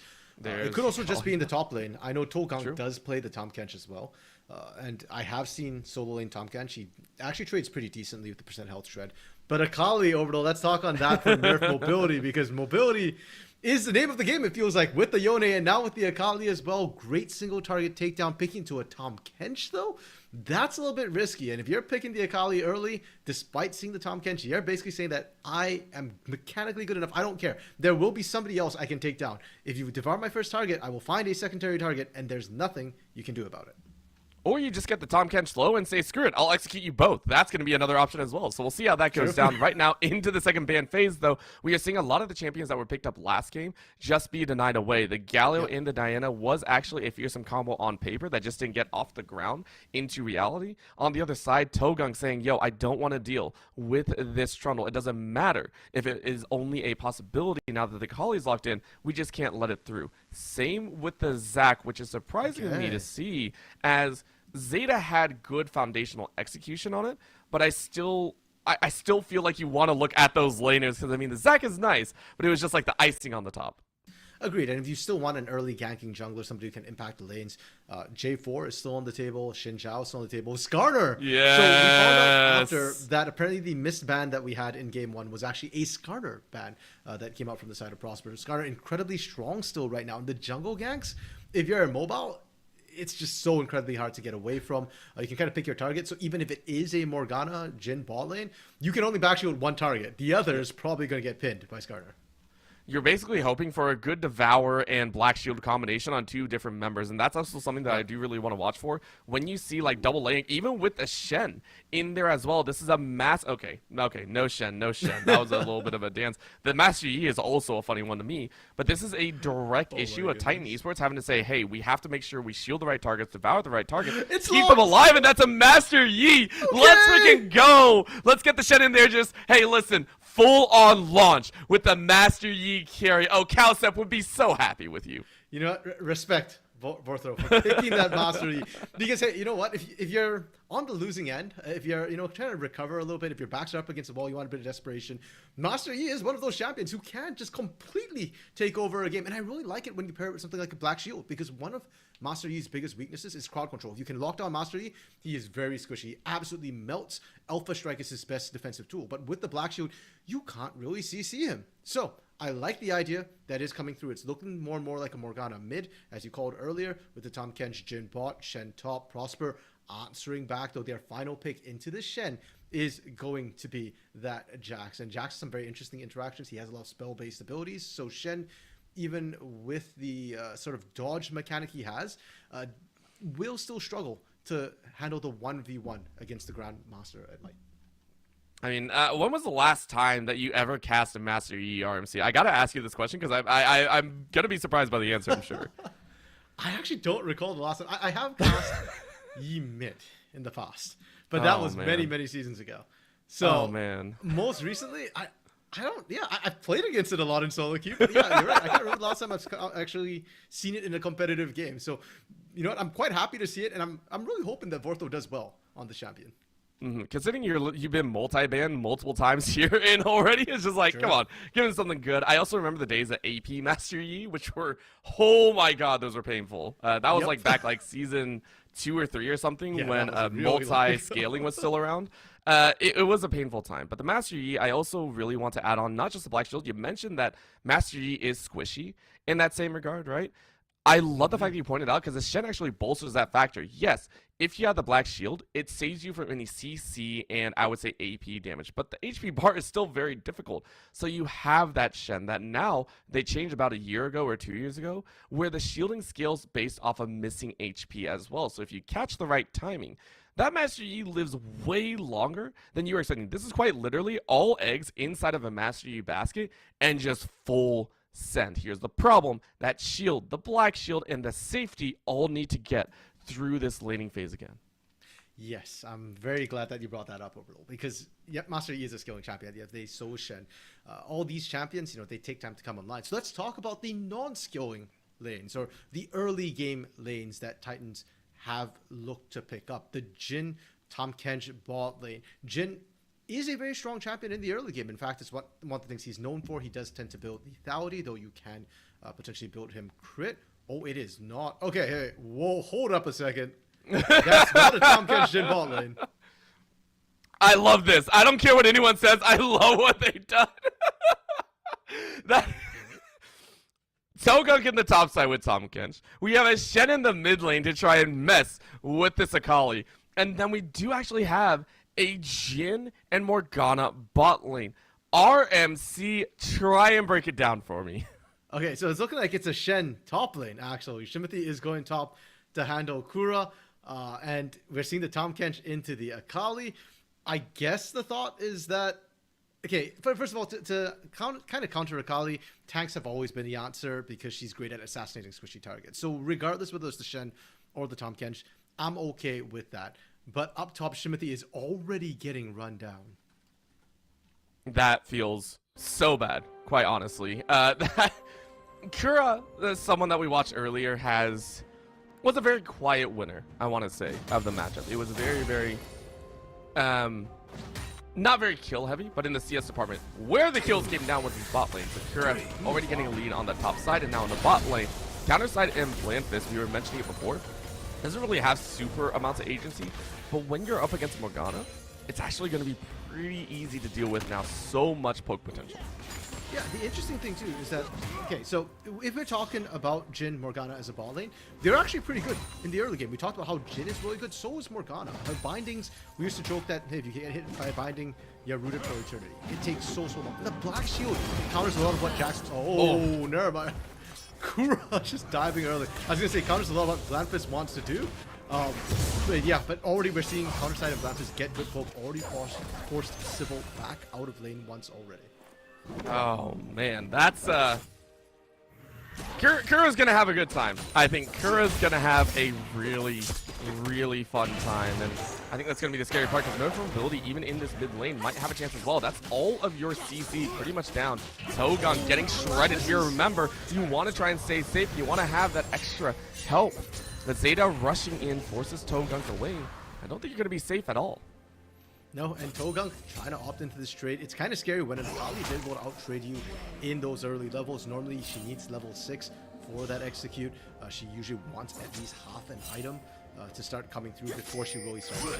Now, she is kind of squishy. We are seeing Vorthro look around, and right now, Flash is available. You probably won't get the kill, but you want to burn those summoners. This is going to be real nice. Nerf mobility once again getting ganked here, but again, Togang is just like, I just need the help. And Wild Vortho has been trying to farm up a storm, and I don't know the clear speed of a Mastery right now, but it seems like Zeta's keeping up pace. This champion that was banned away in game number 1, getting a lot of value early on, and I love this call down. Hey, you see the enemy jungler recalling right now? You know there's no flash. You go ahead and get the slow. You go ahead and get the extra damage. That's a slap on the back end, and you'll trade out your life for sure. 1v1 as Togang is like worth. Nerf mobility is like worth. Yeah, I mean, Nerf mobility made the choice to go in. That was some Lee syndrome right there with the Shuriken strike. Your flash was already used. Hey, but as an Akali, this killing is better for you than it is for the Tahm Kench. So I think for Nerf mobility, the decision was made. I want that gold. I want to scale up. I'm okay giving you this kill. I think it's still going to be better. You do see Shimothy on this top side pushing in right now. Zeta was thinking about it, but with the huge minion wave, they're just going to let Kura find it. I would also like to point out, yes, we understand that the minimap is currently disabled, and we do appreciate your understanding here. We are going to try and keep eyes on where the junglers are at each time. I would also like to go back to the game itself, because the reason that dive, I also think, benefited Nerf mobility a huge amount as well. Togang had the wave pressing away from them. That was a massive boon of a wave, and you can actually see the CS differential. 20 CS for Nerf mobility. Not only that, most likely about halfway or more so to the level 6 hour Nerf mobility, realizing they might be in a little bit dangerous straight. That CS lead might feel really good coming in to the next few, as we are going to go just to us real quick. We're going to try and figure that out, of course, because we also want to show the players they are showing up here at the Texas Esports Championship and giving us a show and a half. Can I just say, I actually really like the fact Titan Esports, you know, they're in uniform, they're ready to go. And you got Prosper just chilling, casual clothes right now. I mean, when you prosper that well, sometimes you don't need to show it off with the clothes, right? Like, you just walk in, you do the job, and you walk back out. To a certain extent, I feel like this does reflect on their draft and how the teams have been playing as well, right? Like Titan, their drafts are cohesive. You can tell what the game plan is going to be. You know, they've got skilling, they've got like very clear carries, and they've got Prosper just like, okay, guys, every man for themselves. Like, pick whatever works for you, pick whatever's going to win your lane, and we'll just kind of smash from there. Hey! Hey, mini map's back. There we go. Hey! okay, we're good. We're good. All right, let's get right into it, though. This is going to be a good sign. So, as you can see, there are actually words in the map, and we can actually see where they are located on that mini-map in your bottom right. It's very, very nice. We also see where the junglers are currently rotating, as this mid lane is going to be a little bit of test. Nerf mobility gets visited by a traveling and bypassing Vortho, who's like, maybe I don't want to gank this lane. The archetype of a wandering swordsman. It's a Porto was like, nope, actually, this is not a good idea. Nerf mobility is level 6. I am very, very squishy. We said it before, Akali very good at making Hellfire Spanish. So Vorthro deciding that discretion is the better part of Valor goes right back to farming. I do want to touch bot side as well. I think Sour Candies and Civil doing a much better job this game. Did even in terms of CS. What does stand out to me is the Sheen already picked up by counter side. You compare that to the Swifties coming through from Sour Candies, very, very normal build, but it does mean that if it does come to a straight up actual fight to come through, Titans, Prosper is going to have an advantage in that stand. Oh, and this little mess down on the bot side is getting a little bit interesting here, because Zeta was hiding over a wall, but was spotted out by a ward. And now in the mid lane, we're getting a Dance of Death, as that's going to be a catch, and then some tower shot works, and it's done! Togunk gets a free kill in the mid lane, and we mentioned this. Togunk game 1 was like really one of the only members that actually had a lead over their opponent for a bit. I don't think I'm going to say this over on broadcast, but Nerf ability just got messed up by Togunk. Clip it and chip it. That's a beautiful Devour though. Togunk played that Yes. incredibly well. And Nerf ability just does need to respect the Devour and how far he can actually travel with that particular spell, and got spat in a turret, took 2 turret shots, if not maybe Nerf mobility. That's it, in open ground. Togunk still has to be very, very careful. Nerf ability is still. Oh, what a call down! No binding needed and no extra Q. It was just all damage. And beautiful at that. We mentioned how well Sour Candies and Civil have been playing, but HP bars always spoke a little bit of a different story. We constantly saw Civil on low HP. And this time around also running that TP. You already used it, so you have no safety spells, which I don't even know if a safety spell would have helped there. Maybe a heal might have saved you, but I agree. It's such a tough one. The other part of the problem is that Poke doesn't care about your safety spells, or probably doesn't care about your skirmishing spells, because once you use it, you're done. The Poke will rain down as soon as the cooldowns come back up, and those Mystic Shots are such short cooldowns. Prosper wouldn't be able to pick up the Dragon off the back end of it as well, considering all the kerfuffle we saw with the warding and trying to control the bot lane. For Prosper, that's a huge pickup. So they're going to be happy about that one. And also, for the first time in this series, we are seeing a trade of objectives. However, the bot side is really where things are getting a little bit messy. You see the catch on Zeta's life, but forcing and ensuring that Plano are consistently in the dark is something that I can really appreciate. You see Zeta just zooming into that mid lane. We see Nerf mobility heading back up towards that mid lane as well. And with those Void Grubs being taken, it is going to be Wild Vortho still looking for really their first engagement. Now remember, with the Master Yi though, you can wait around for a while. You're much more of an opportunistic champion than an actual proactive side. So I don't disagree with this. I'm just glad you're able to match some of those global objectives. Yeah, and with the Void Grubs as well, it's not a bad thing to pick up for a team which has Mastery, has a Shen. You are looking at split push as a potential way to play that game. And later on, theoretically, the Master Yi might be a bit harder to deal with. That said, Prosper does have a Jax, who's one of the best split pushes in the game as well. He can match that 1v1. And already we're seeing Kuro win out against Shimothy, so the Shen split push probably not going to be the best option. The big question for me will be if and when we see Vortho try and match up against Kuro. That would actually be really, really scary to me. I would just be... I mean, Togunk has been doing such a good job, but when someone can kind of dip in and out, it's always kind of a scary notion here, I would say. We see another travel down as their mobility is looking towards that bottom lane. And the top side is where the angle is currently at. Vortho seen on top of a ward, but bot side is really where we're watching. What a binding! Nerf mobility getting stopped in their tracks by one of the most one-directional abilities. Yeah, Kuro actually able to survive the gank up top as well. And bot side, huge props to Sour Candies, getting that root down, predicting the flash coming through from Nerf mobility, and they get counter side as an answer as well. Lux out comes across, but Sour Candies easy sidestep. We didn't really see what happened, but I watched a flash go down, and it looked like counter side tried to dive in without the help of Blamphis. Blamphis was in no position to follow up. And that's the over-aggression. Sometimes these opportunities do arise. We now see a TP to hold the wave as well, so Blamphus is not really going to have that extra piece. Of course, the Black Shield doesn't really come through fast enough. But that is going to be Prosper. A little bit worse for wear off that engagement. Yeah, perfect on that binding from Blamphus. I know it doesn't lead to any kills or significant blow, but I just want to highlight the timing of that was so perfect. Civil is spamming that Black Shield as you're trying to TP in, but even with the spam, like binding, perfect timing still lands the root counter side.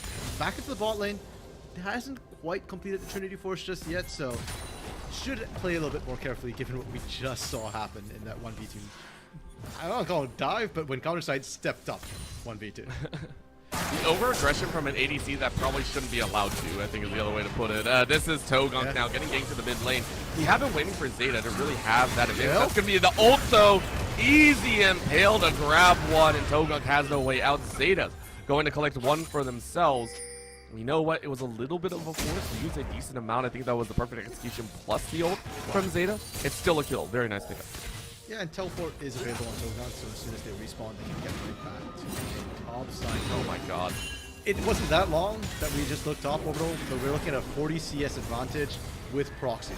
Like, Kura's just becoming a menace, and you need help for Shimothy, but who's going to come and help you? Togunk is stuck in lane, trading constantly with nerf mobility, and Vorthol still hasn't gotten off the first game. And I think that's something that's kind of scary because you're also banking on the fact that you can have Shimothy in your back pocket to at least get the shield down, but as soon as Shimothy decides to do that Stand United, you know you're locked into a dangerous spot. I don't think Shimothy's actually used a single ult thus far in the game, and you're level 9. Whenever you have these global ultimates, you want to be able to use it pretty much off rip as soon as you can hit level 6 or 7.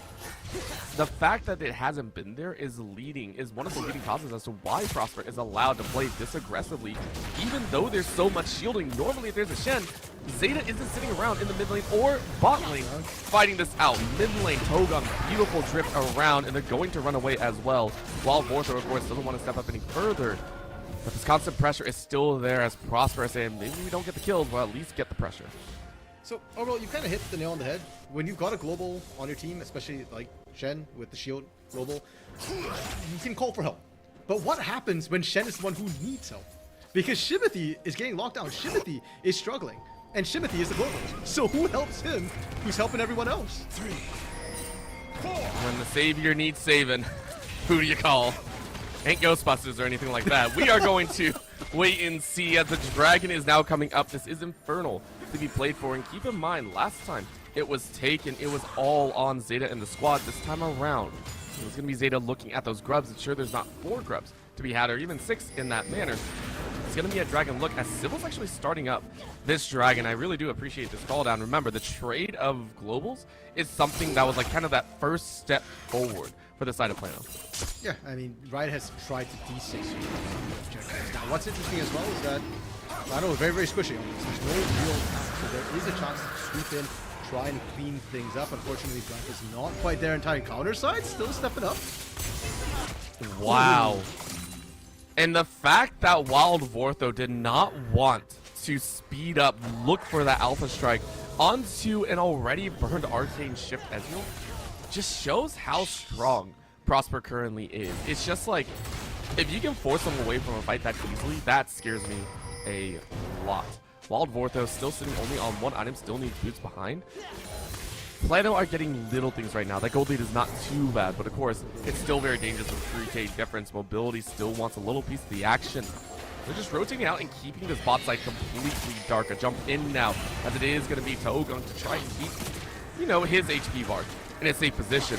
But the range that they currently get to play for is out of this world. That's going to be a very nice execution. And the show can land. Backflip the safety, and nerf ability is out. However, that's going to be a flash over with the soul shackles.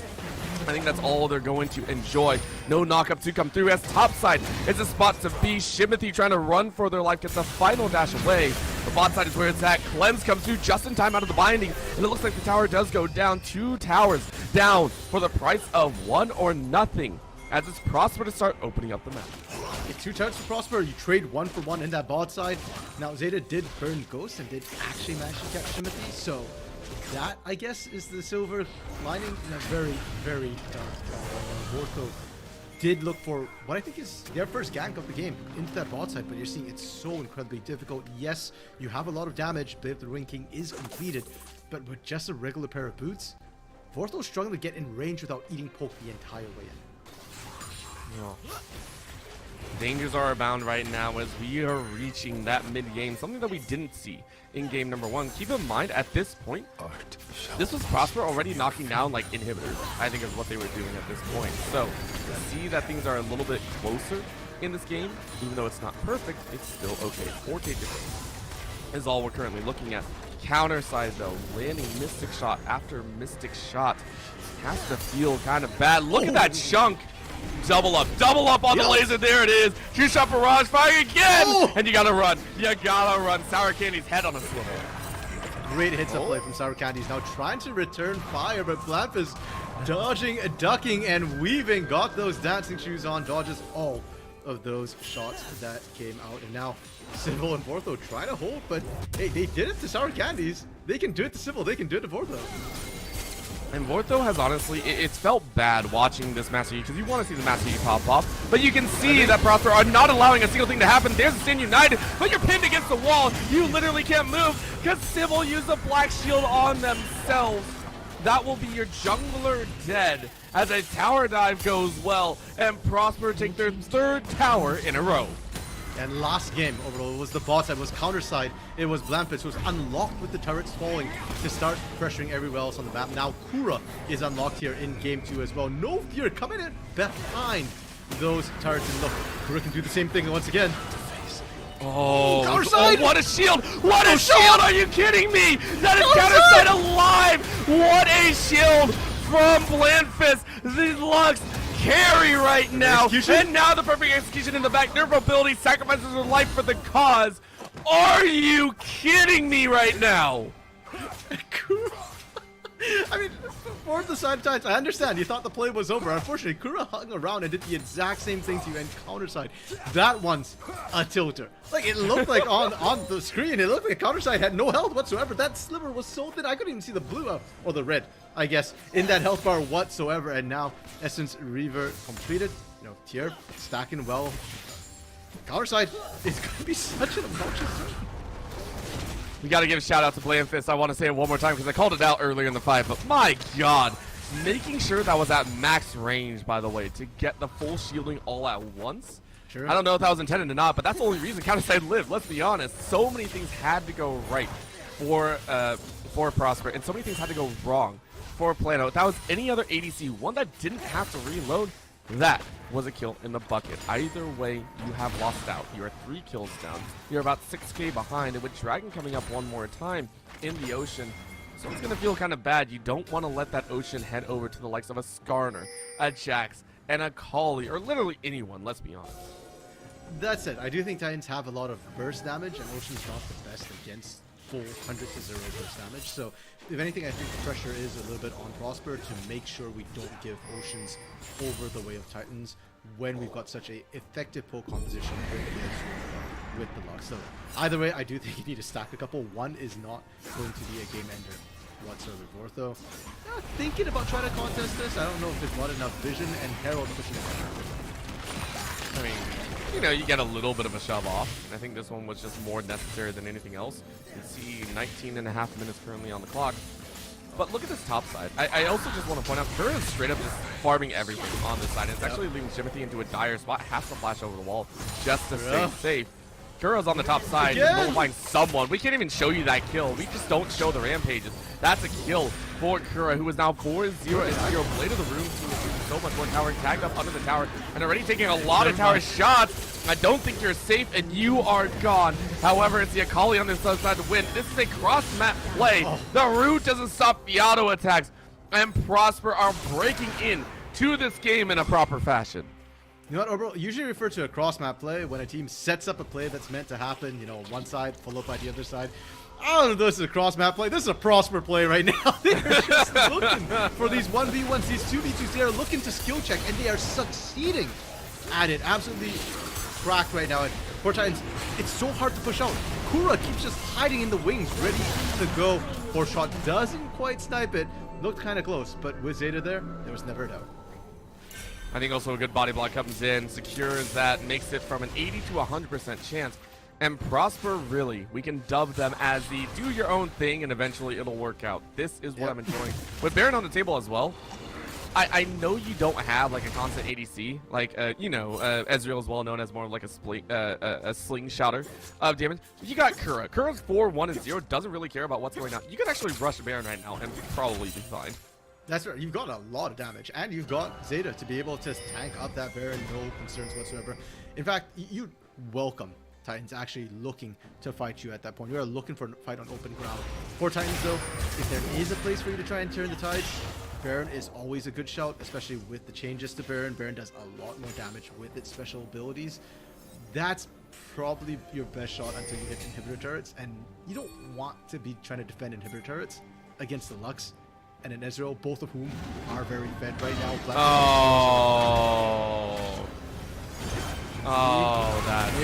sad. Civil, the Black Shield's not on the right person. Shimothy's still getting slowed. Shot barrage is a little bit too quick. Getting out. That might have been their way out. The rest of the team is there to help them out. And now Binding actually goes down on Zeta. You can lay down the damage, that's good, but Sour Candies, I mean, you step up in that. I don't think you have the right damage. Oh, Gunkso says, I want to try pinned against the wall. Barely, thank you, but not enough. You are junked, you are bound, you are rooted. Black Shield did literally nothing, as that'll be a trade out of one at least. Now Blamphis has to run away. Remember, as healthy and as strong as Prosper is, they can't cut through the tank, but they can cut through the squishies. Bortho in the back line is going to try and get their first kill. They do not, and they are eliminated. Civil will go down as the last. It's a triple and a double. A full house of kills as it's an ace for Prosper ISD. And it started so well for Titans Orbital. The fact that they answered 1-for-1, we traded Shimothy for Zeta without a tank. Surely Titans are able to roll over, right? Not quite. Things looked good, but because Nerf mobility wasn't there, it was a 3v4 for the bulk of that fight. And the moment Nerf mobility came through, even actually before Nerf mobility completed that TP, the damage, the pinch point, the AoE that came across from Prosper already gave them the advantage. I don't think anyone wants to be here. Of course, the here is relative because now you get a fire from far away. Final shot flashed away from, and Kura, I'm sure, is more than out. You got enough wards, you got enough safety. You're good. You're out. No worries. Very nicely done. Prosper now breaking into the enemy side base. As you can see, the pings going down. Planar are like, there's no way they do Baron, right? Right? Right. No, they could. Yeah. Kura's, though, really more entertained by this blue buff, which, of course, has a little bit more HP now. You can't really take it as quickly as you want. So it is going to be a little bit safe, but Zeta taking the shortcut way out over 2 walls, so thank you very much. And you see the wards going down at least. So Plano are keeping their eyes alive. Landfist, though, out in the wrong spot. That'll be the auto attack working through, and it's still another kill. True Shot Barrage doesn't land. So actually, this is the bot side getting run through. Plano get 2 for free. Really well played as well. Bortho actually able to dodge a lot of those skill shots. Now Nerf mobility is stepping up, but Tokunk has no backup. The rest of the team base. When you go back in, dashing out, and the stacks reset, so Tokunk is actually in a really dangerous spot here. Binding lands, though, perfectly so, and that's going to be a Devourer. Level 2 rank as well.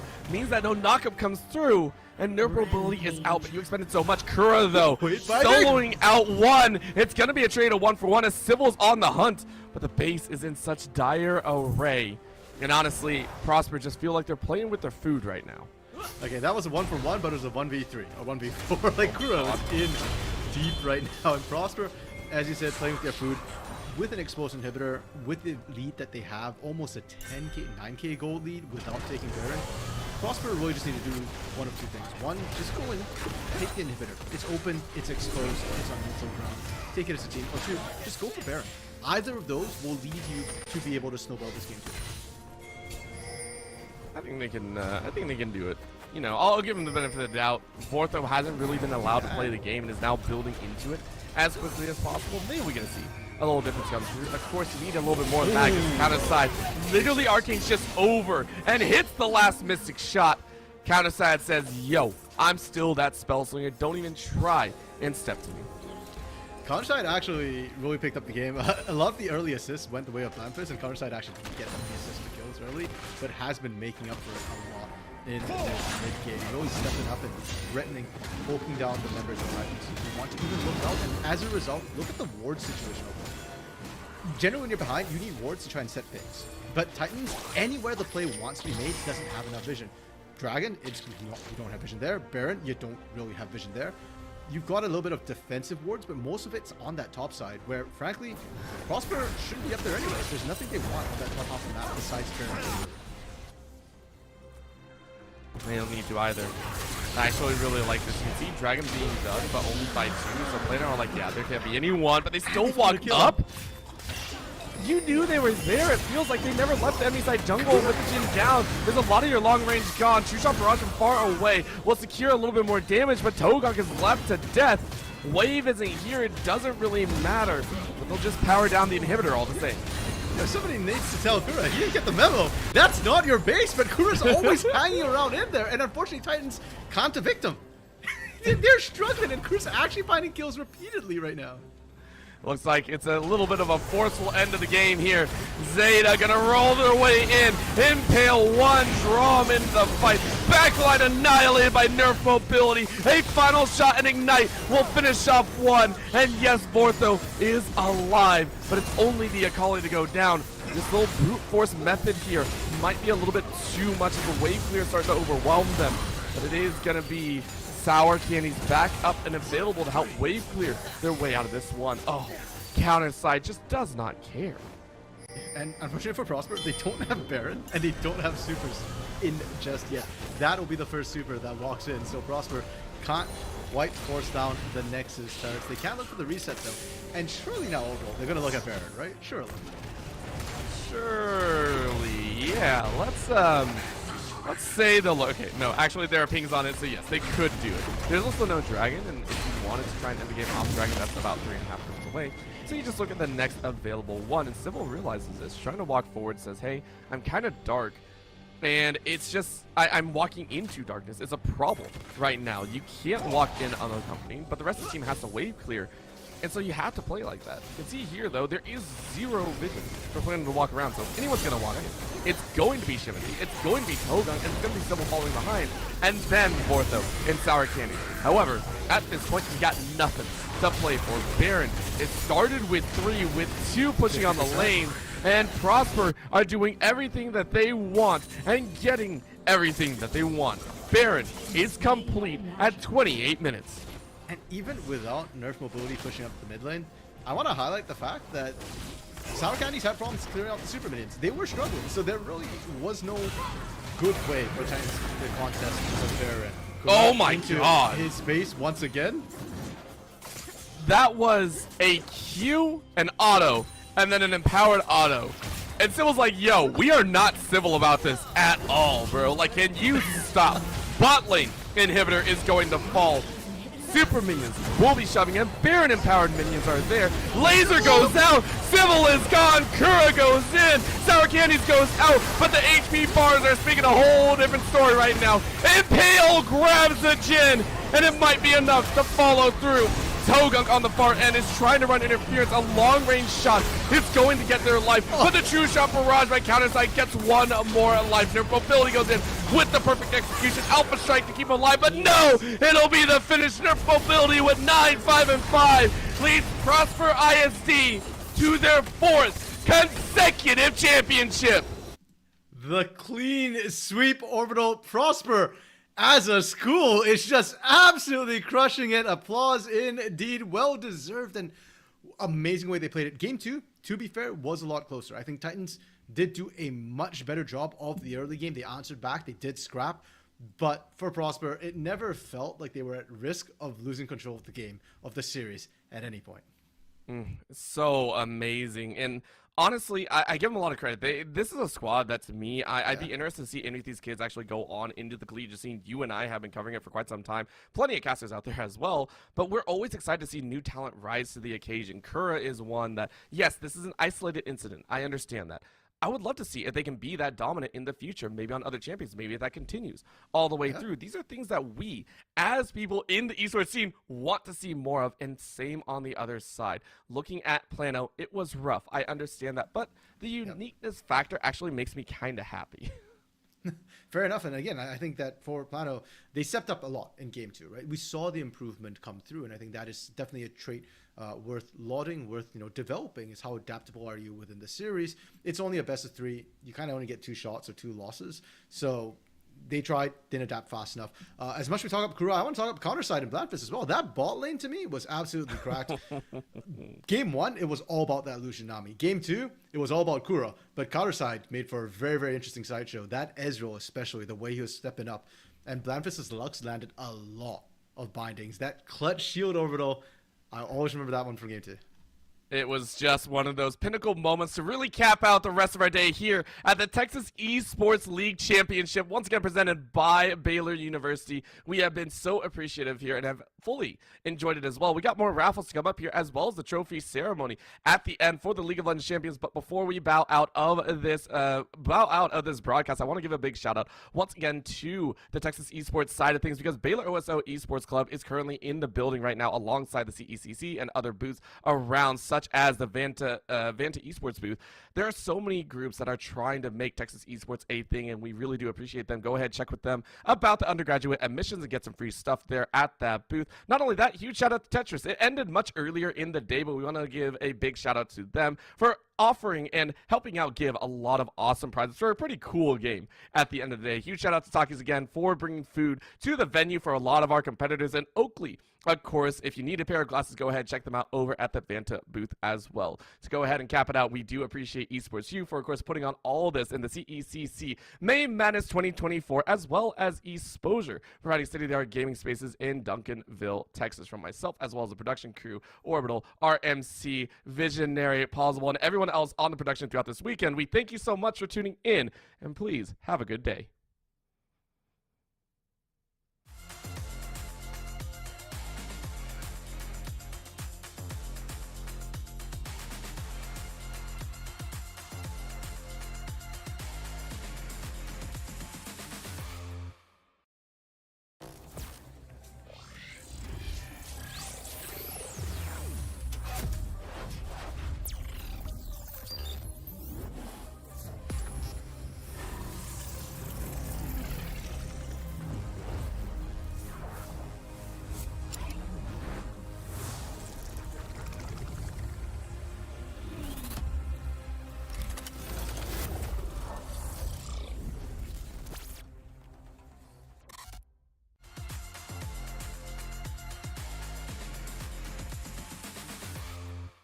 Game day, I'm here to impress.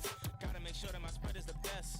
Throw some Takis in it, dip some Takis in it, serve some Takis with it, and crunch some Takis in it. The flavor's immense. I'm bringing the Takis to make it intense. Ah!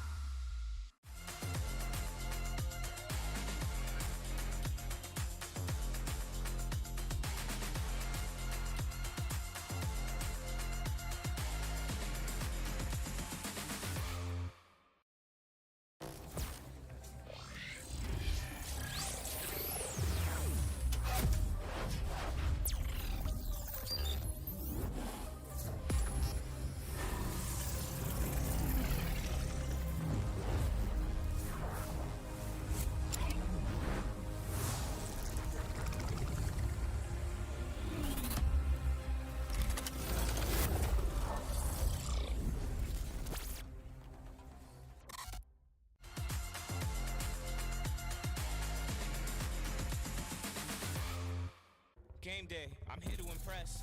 Gotta make sure that my spread is the best.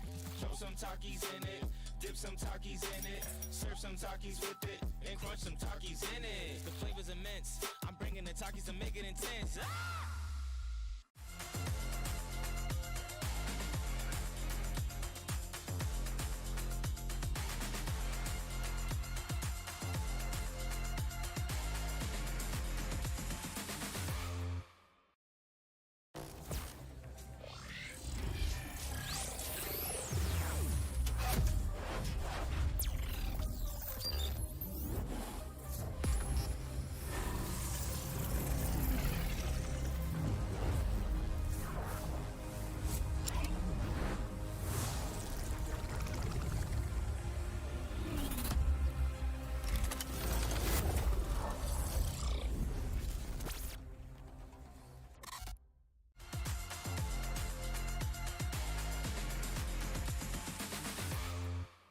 Game day, I'm here to impress. Gotta make sure that my spread is the best. Throw some Takis in it, dip some Takis in it, serve some Takis with it, and crunch some Takis in it. The flavor's immense. I'm bringing the Takis to make it intense. Ah!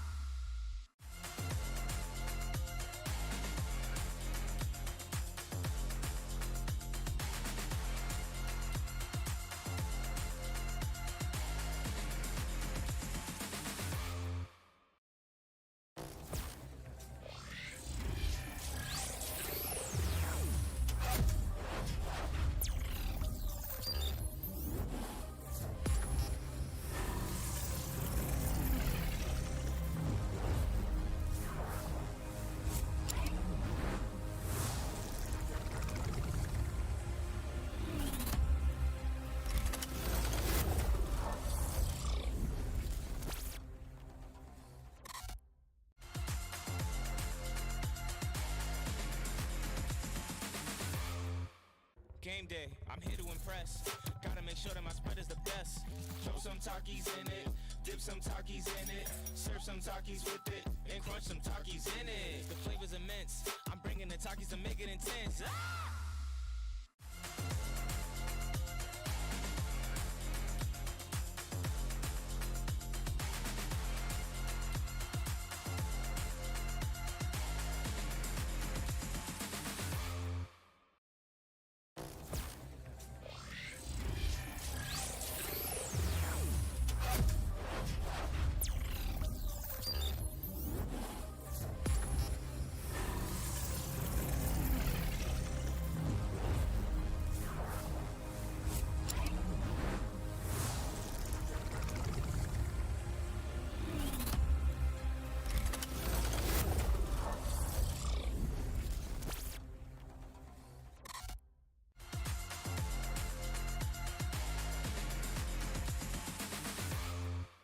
Game day, I'm here to impress. Gotta make sure that my spread is the best. Throw some Takis in it, dip some Takis in it, serve some Takis with it, and crunch some Takis in it. The flavor's immense. I'm bringing the Takis to make it intense. Ah!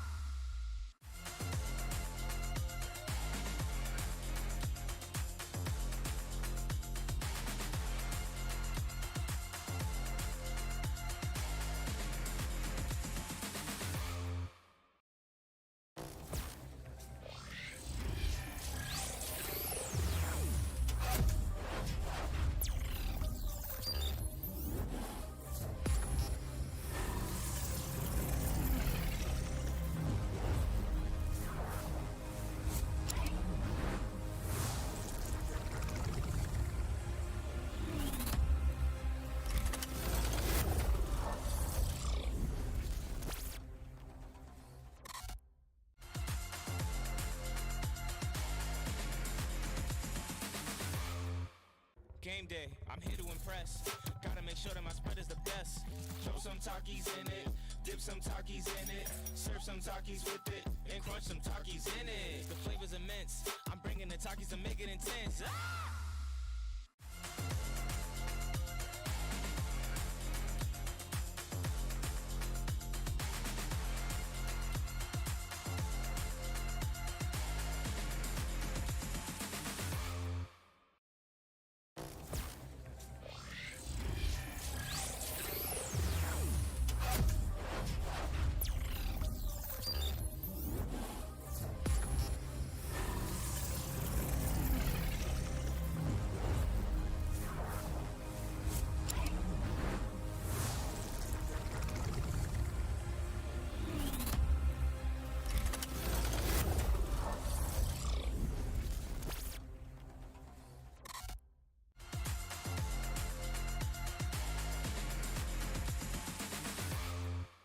Game day, I'm here to impress. Gotta make sure that my spread is the best. Throw some Takis in it, dip some Takis in it, serve some Takis with it, and crunch some Takis in it. The flavor's immense. I'm bringing the Takis to make it intense. Ah!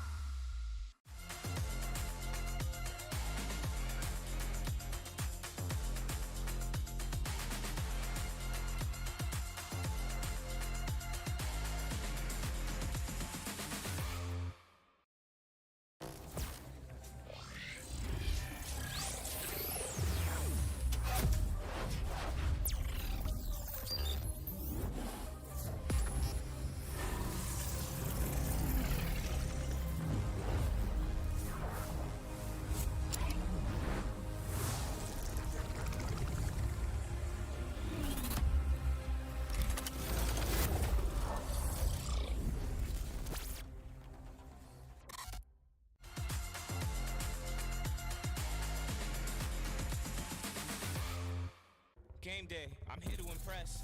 Gotta make sure that my spread is the best. Throw some Takis in it, dip some Takis in it, serve some Takis with it, and crunch some Takis in it. The flavor's immense. I'm bringing the Takis to make it intense. Ah!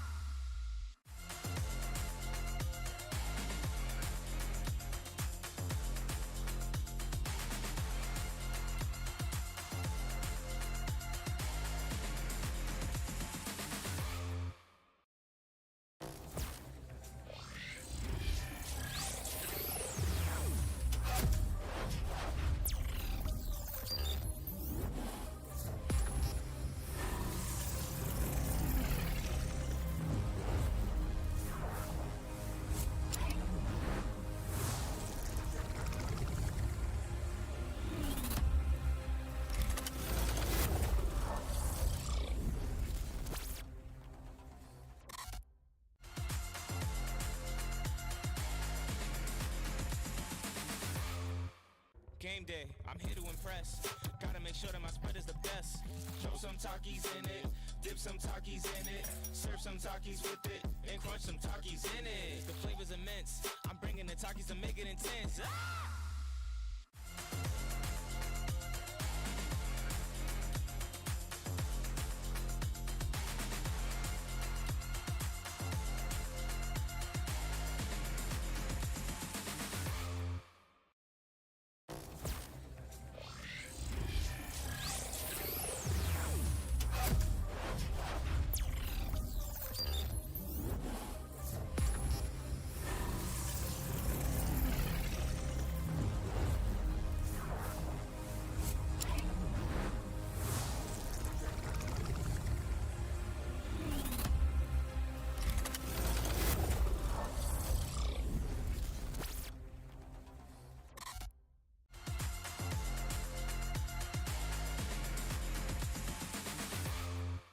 Game day, I'm here to impress.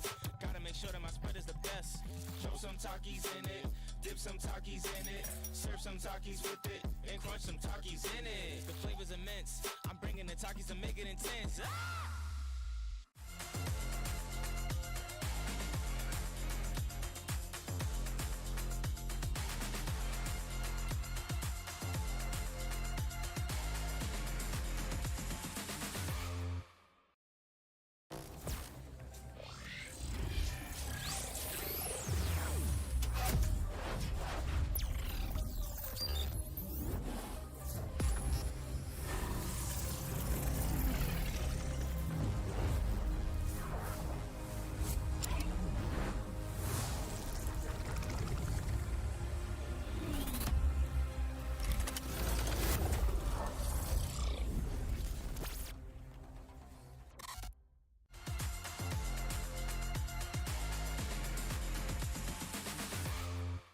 Game day, I'm here to impress.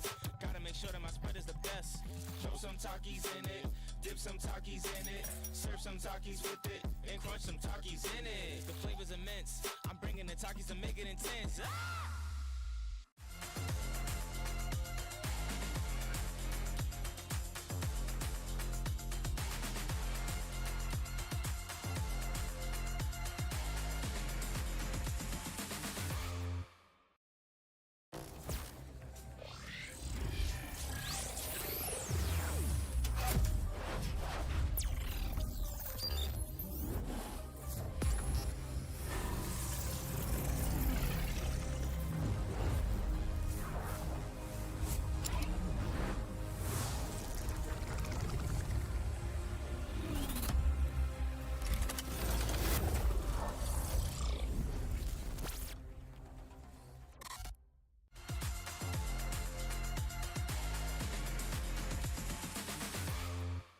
Game day, I'm here to impress. Gotta make sure that my spread is the best. Throw some Takis in it, dip some Takis in it, serve some Takis with it, and crunch some Takis in it. The flavor's immense. I'm bringing the Takis to make it intense. Ah!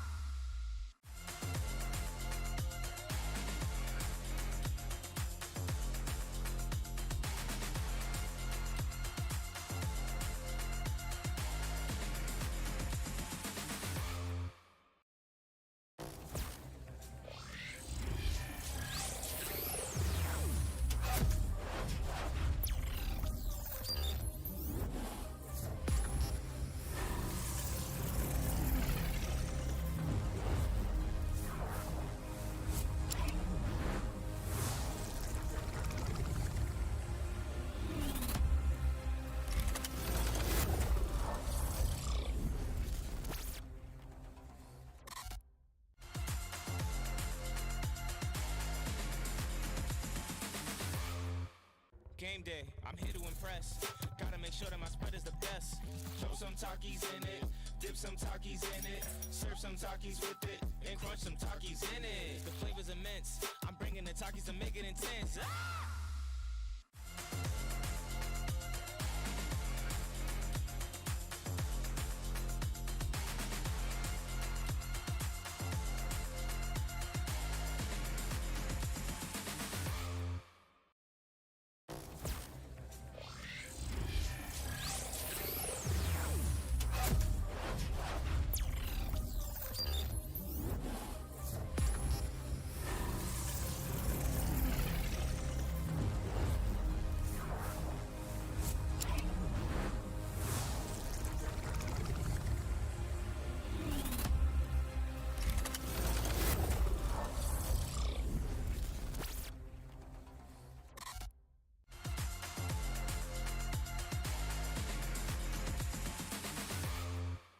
Game day, I'm here to impress.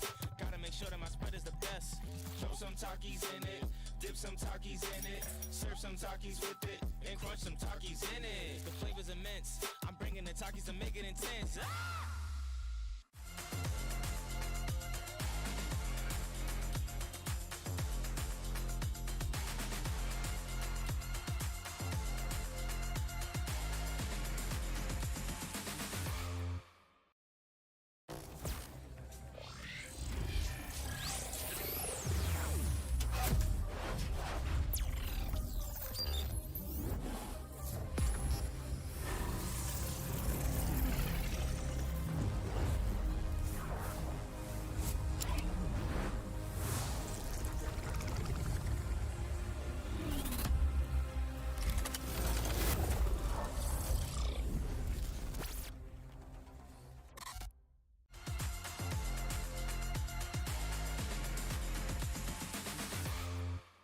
Game day, I'm here to impress. Gotta make sure that my spread is the best. Throw some Takis in it, dip some Takis in it, serve some Takis with it, and crunch some Takis in it. The flavor's immense. I'm bringing the Takis to make it intense. Ah!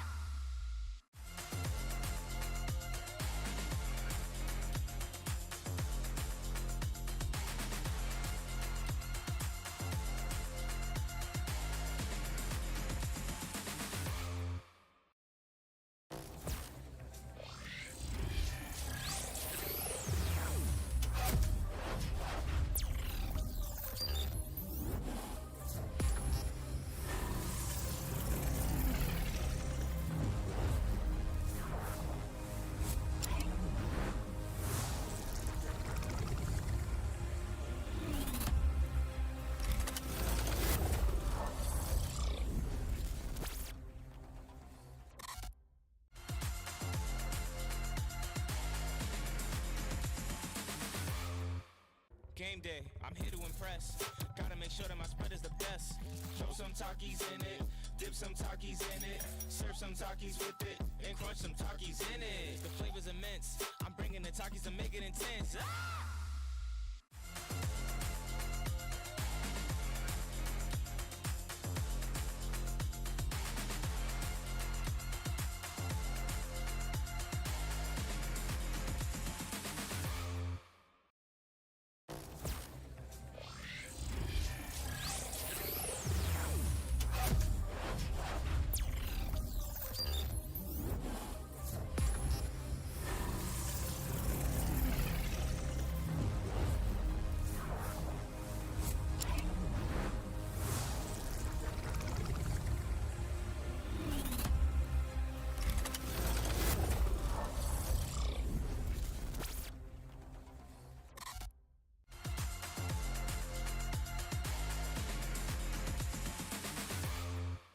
Game day, I'm here to impress. Gotta make sure that my spread is the best. Throw some Takis in it, dip some Takis in it, serve some Takis with it, and crunch some Takis in it. The flavor's immense. I'm bringing the Takis to make it intense. Ah!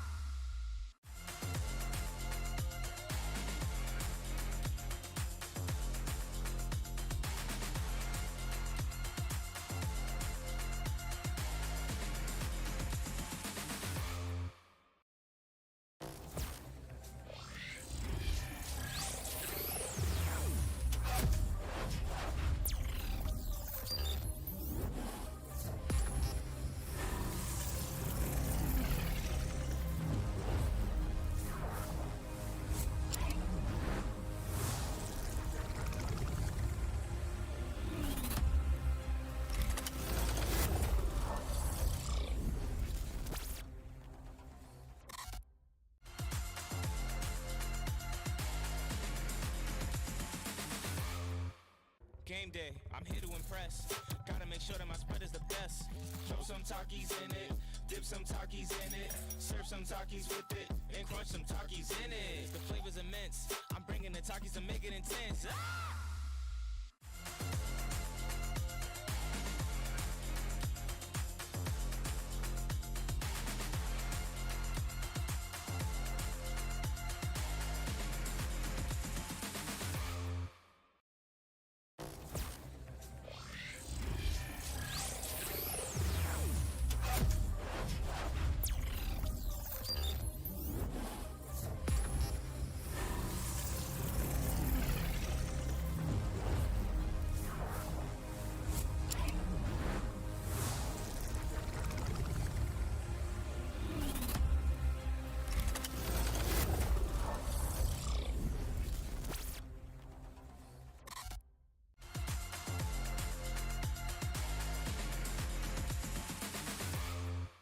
Game day, I'm here to impress. Gotta make sure that my spread is the best. Throw some Takis in it, dip some Takis in it, serve some Takis with it, and crunch some Takis in it. The flavor's immense. I'm bringing the Takis to make it intense. Ah!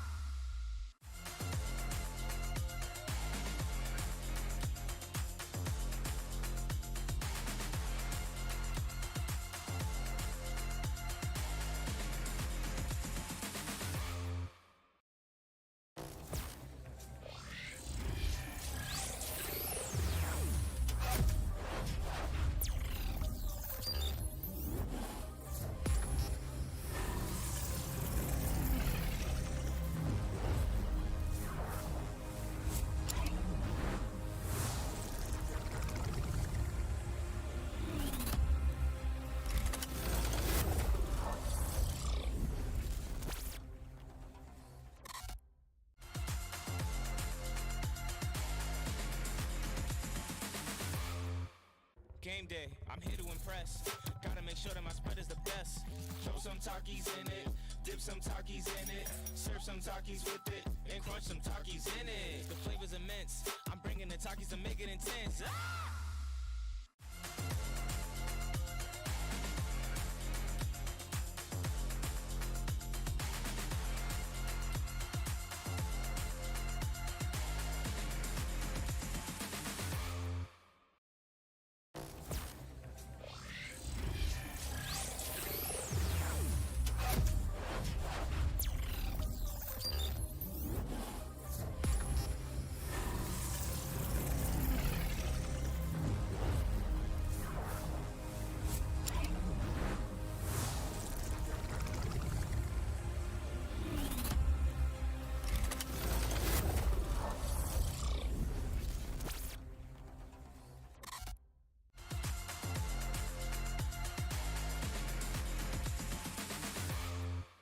Game day, I'm here to impress.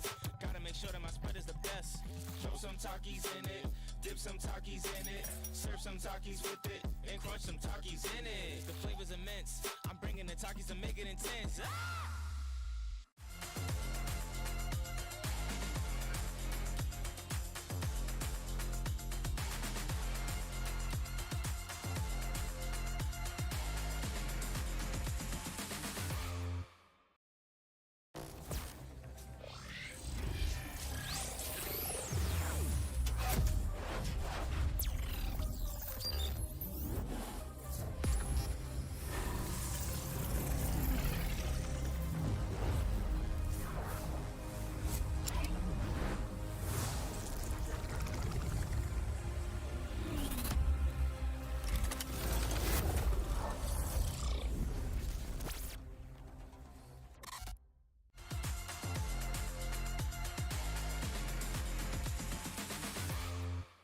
Game day, I'm here to impress.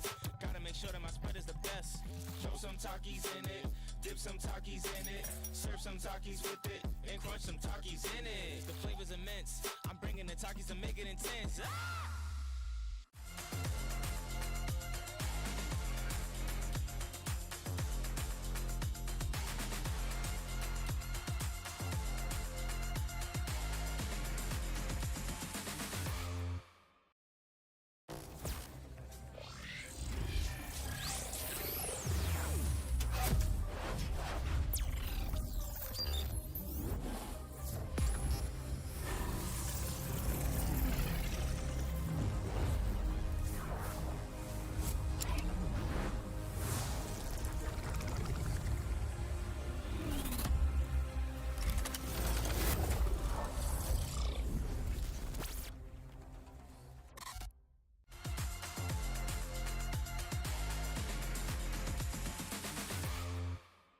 Game day, I'm here to impress.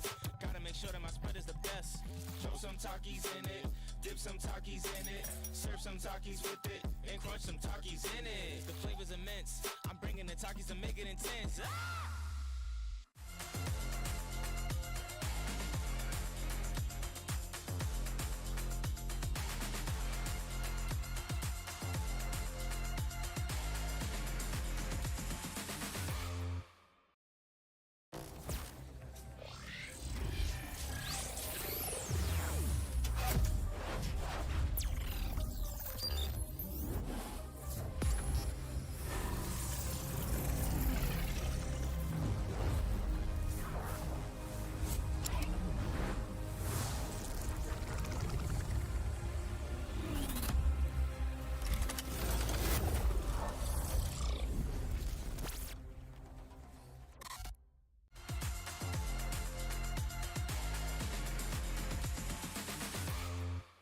Game day, I'm here to impress.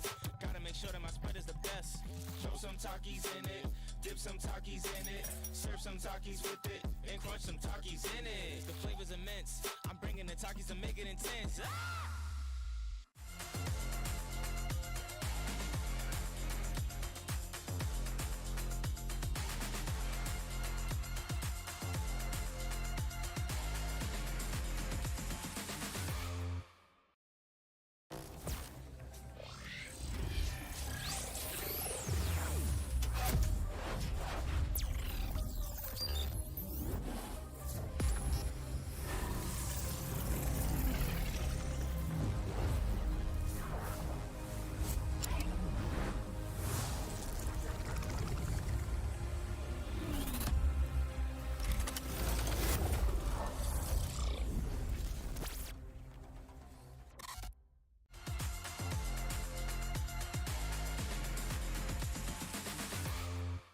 Game day, I'm here to impress.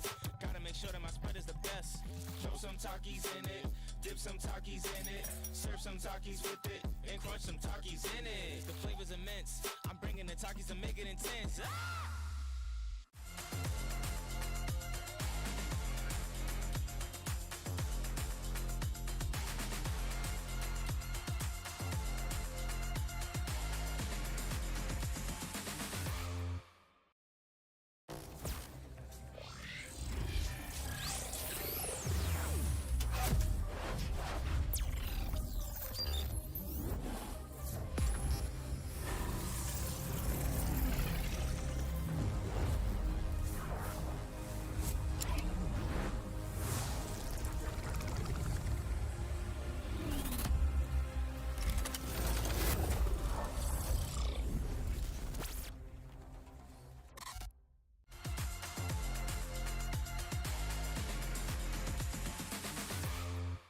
Game day, I'm here to impress. Gotta make sure that my spread is the best. Throw some Takis in it, dip some Takis in it, serve some Takis with it, and crunch some Takis in it. The flavor's immense. I'm bringing the Takis to make it intense. Ah!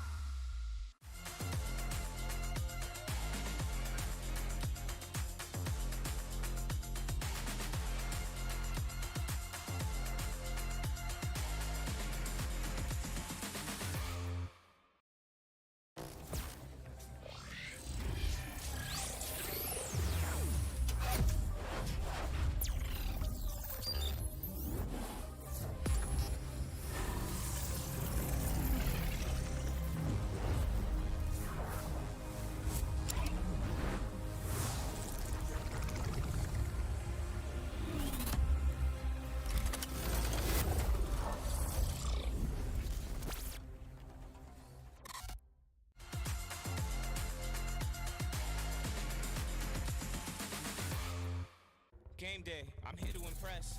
Gotta make sure that my spread is the best. Throw some Takis in it, dip some Takis in it, serve some Takis with it, and crunch some Takis in it. The flavor's immense. I'm bringing the Takis to make it intense. Ah!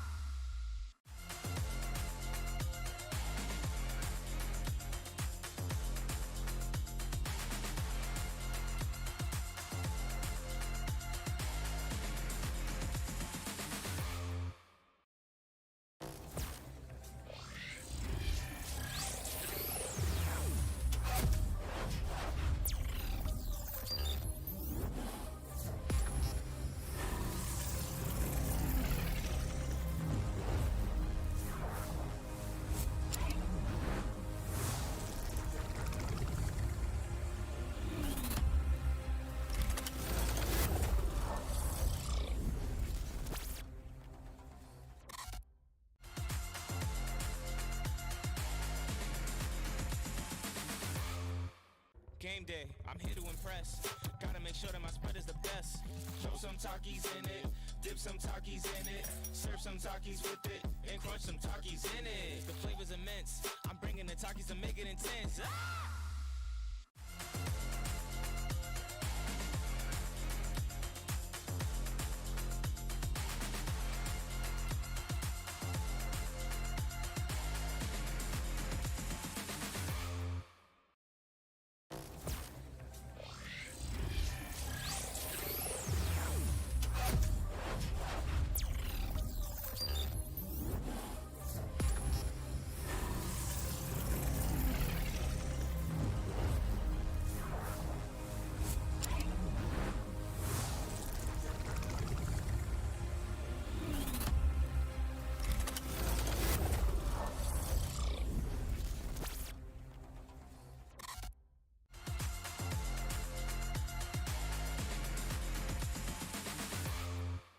Game day, I'm here to impress.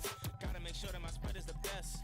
Throw some Takis in it, dip some Takis in it, serve some Takis with it, and crunch some Takis in it. The flavor's immense. I'm bringing the Takis to make it intense. Ah!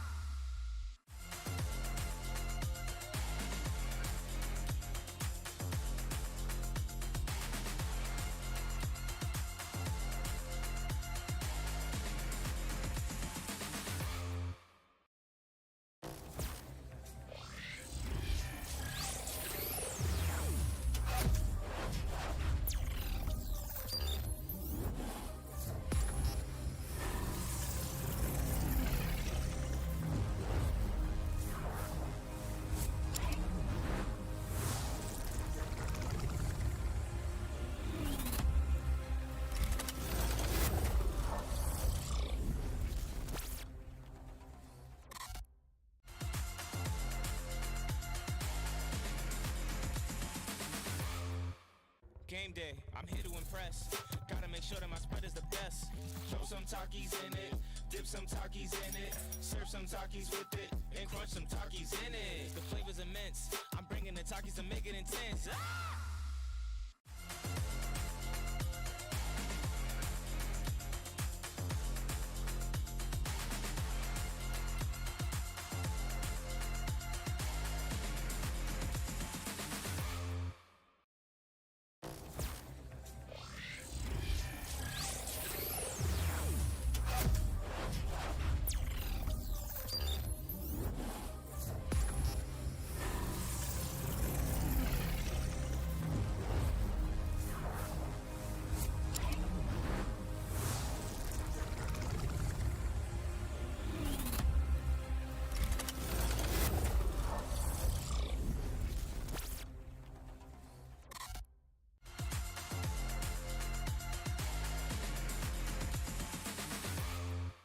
Game day, I'm here to impress.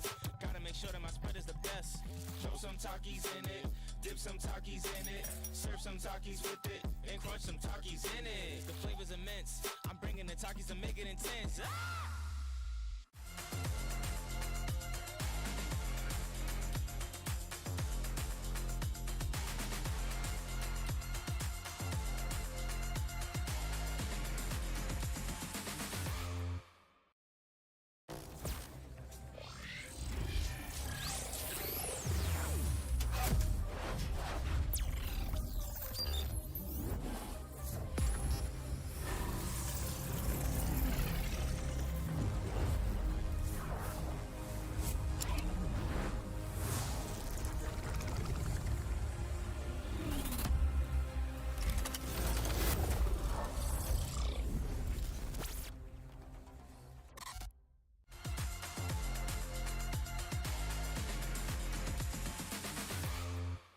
Game day, I'm here to impress. Gotta make sure that my spread is the best. Throw some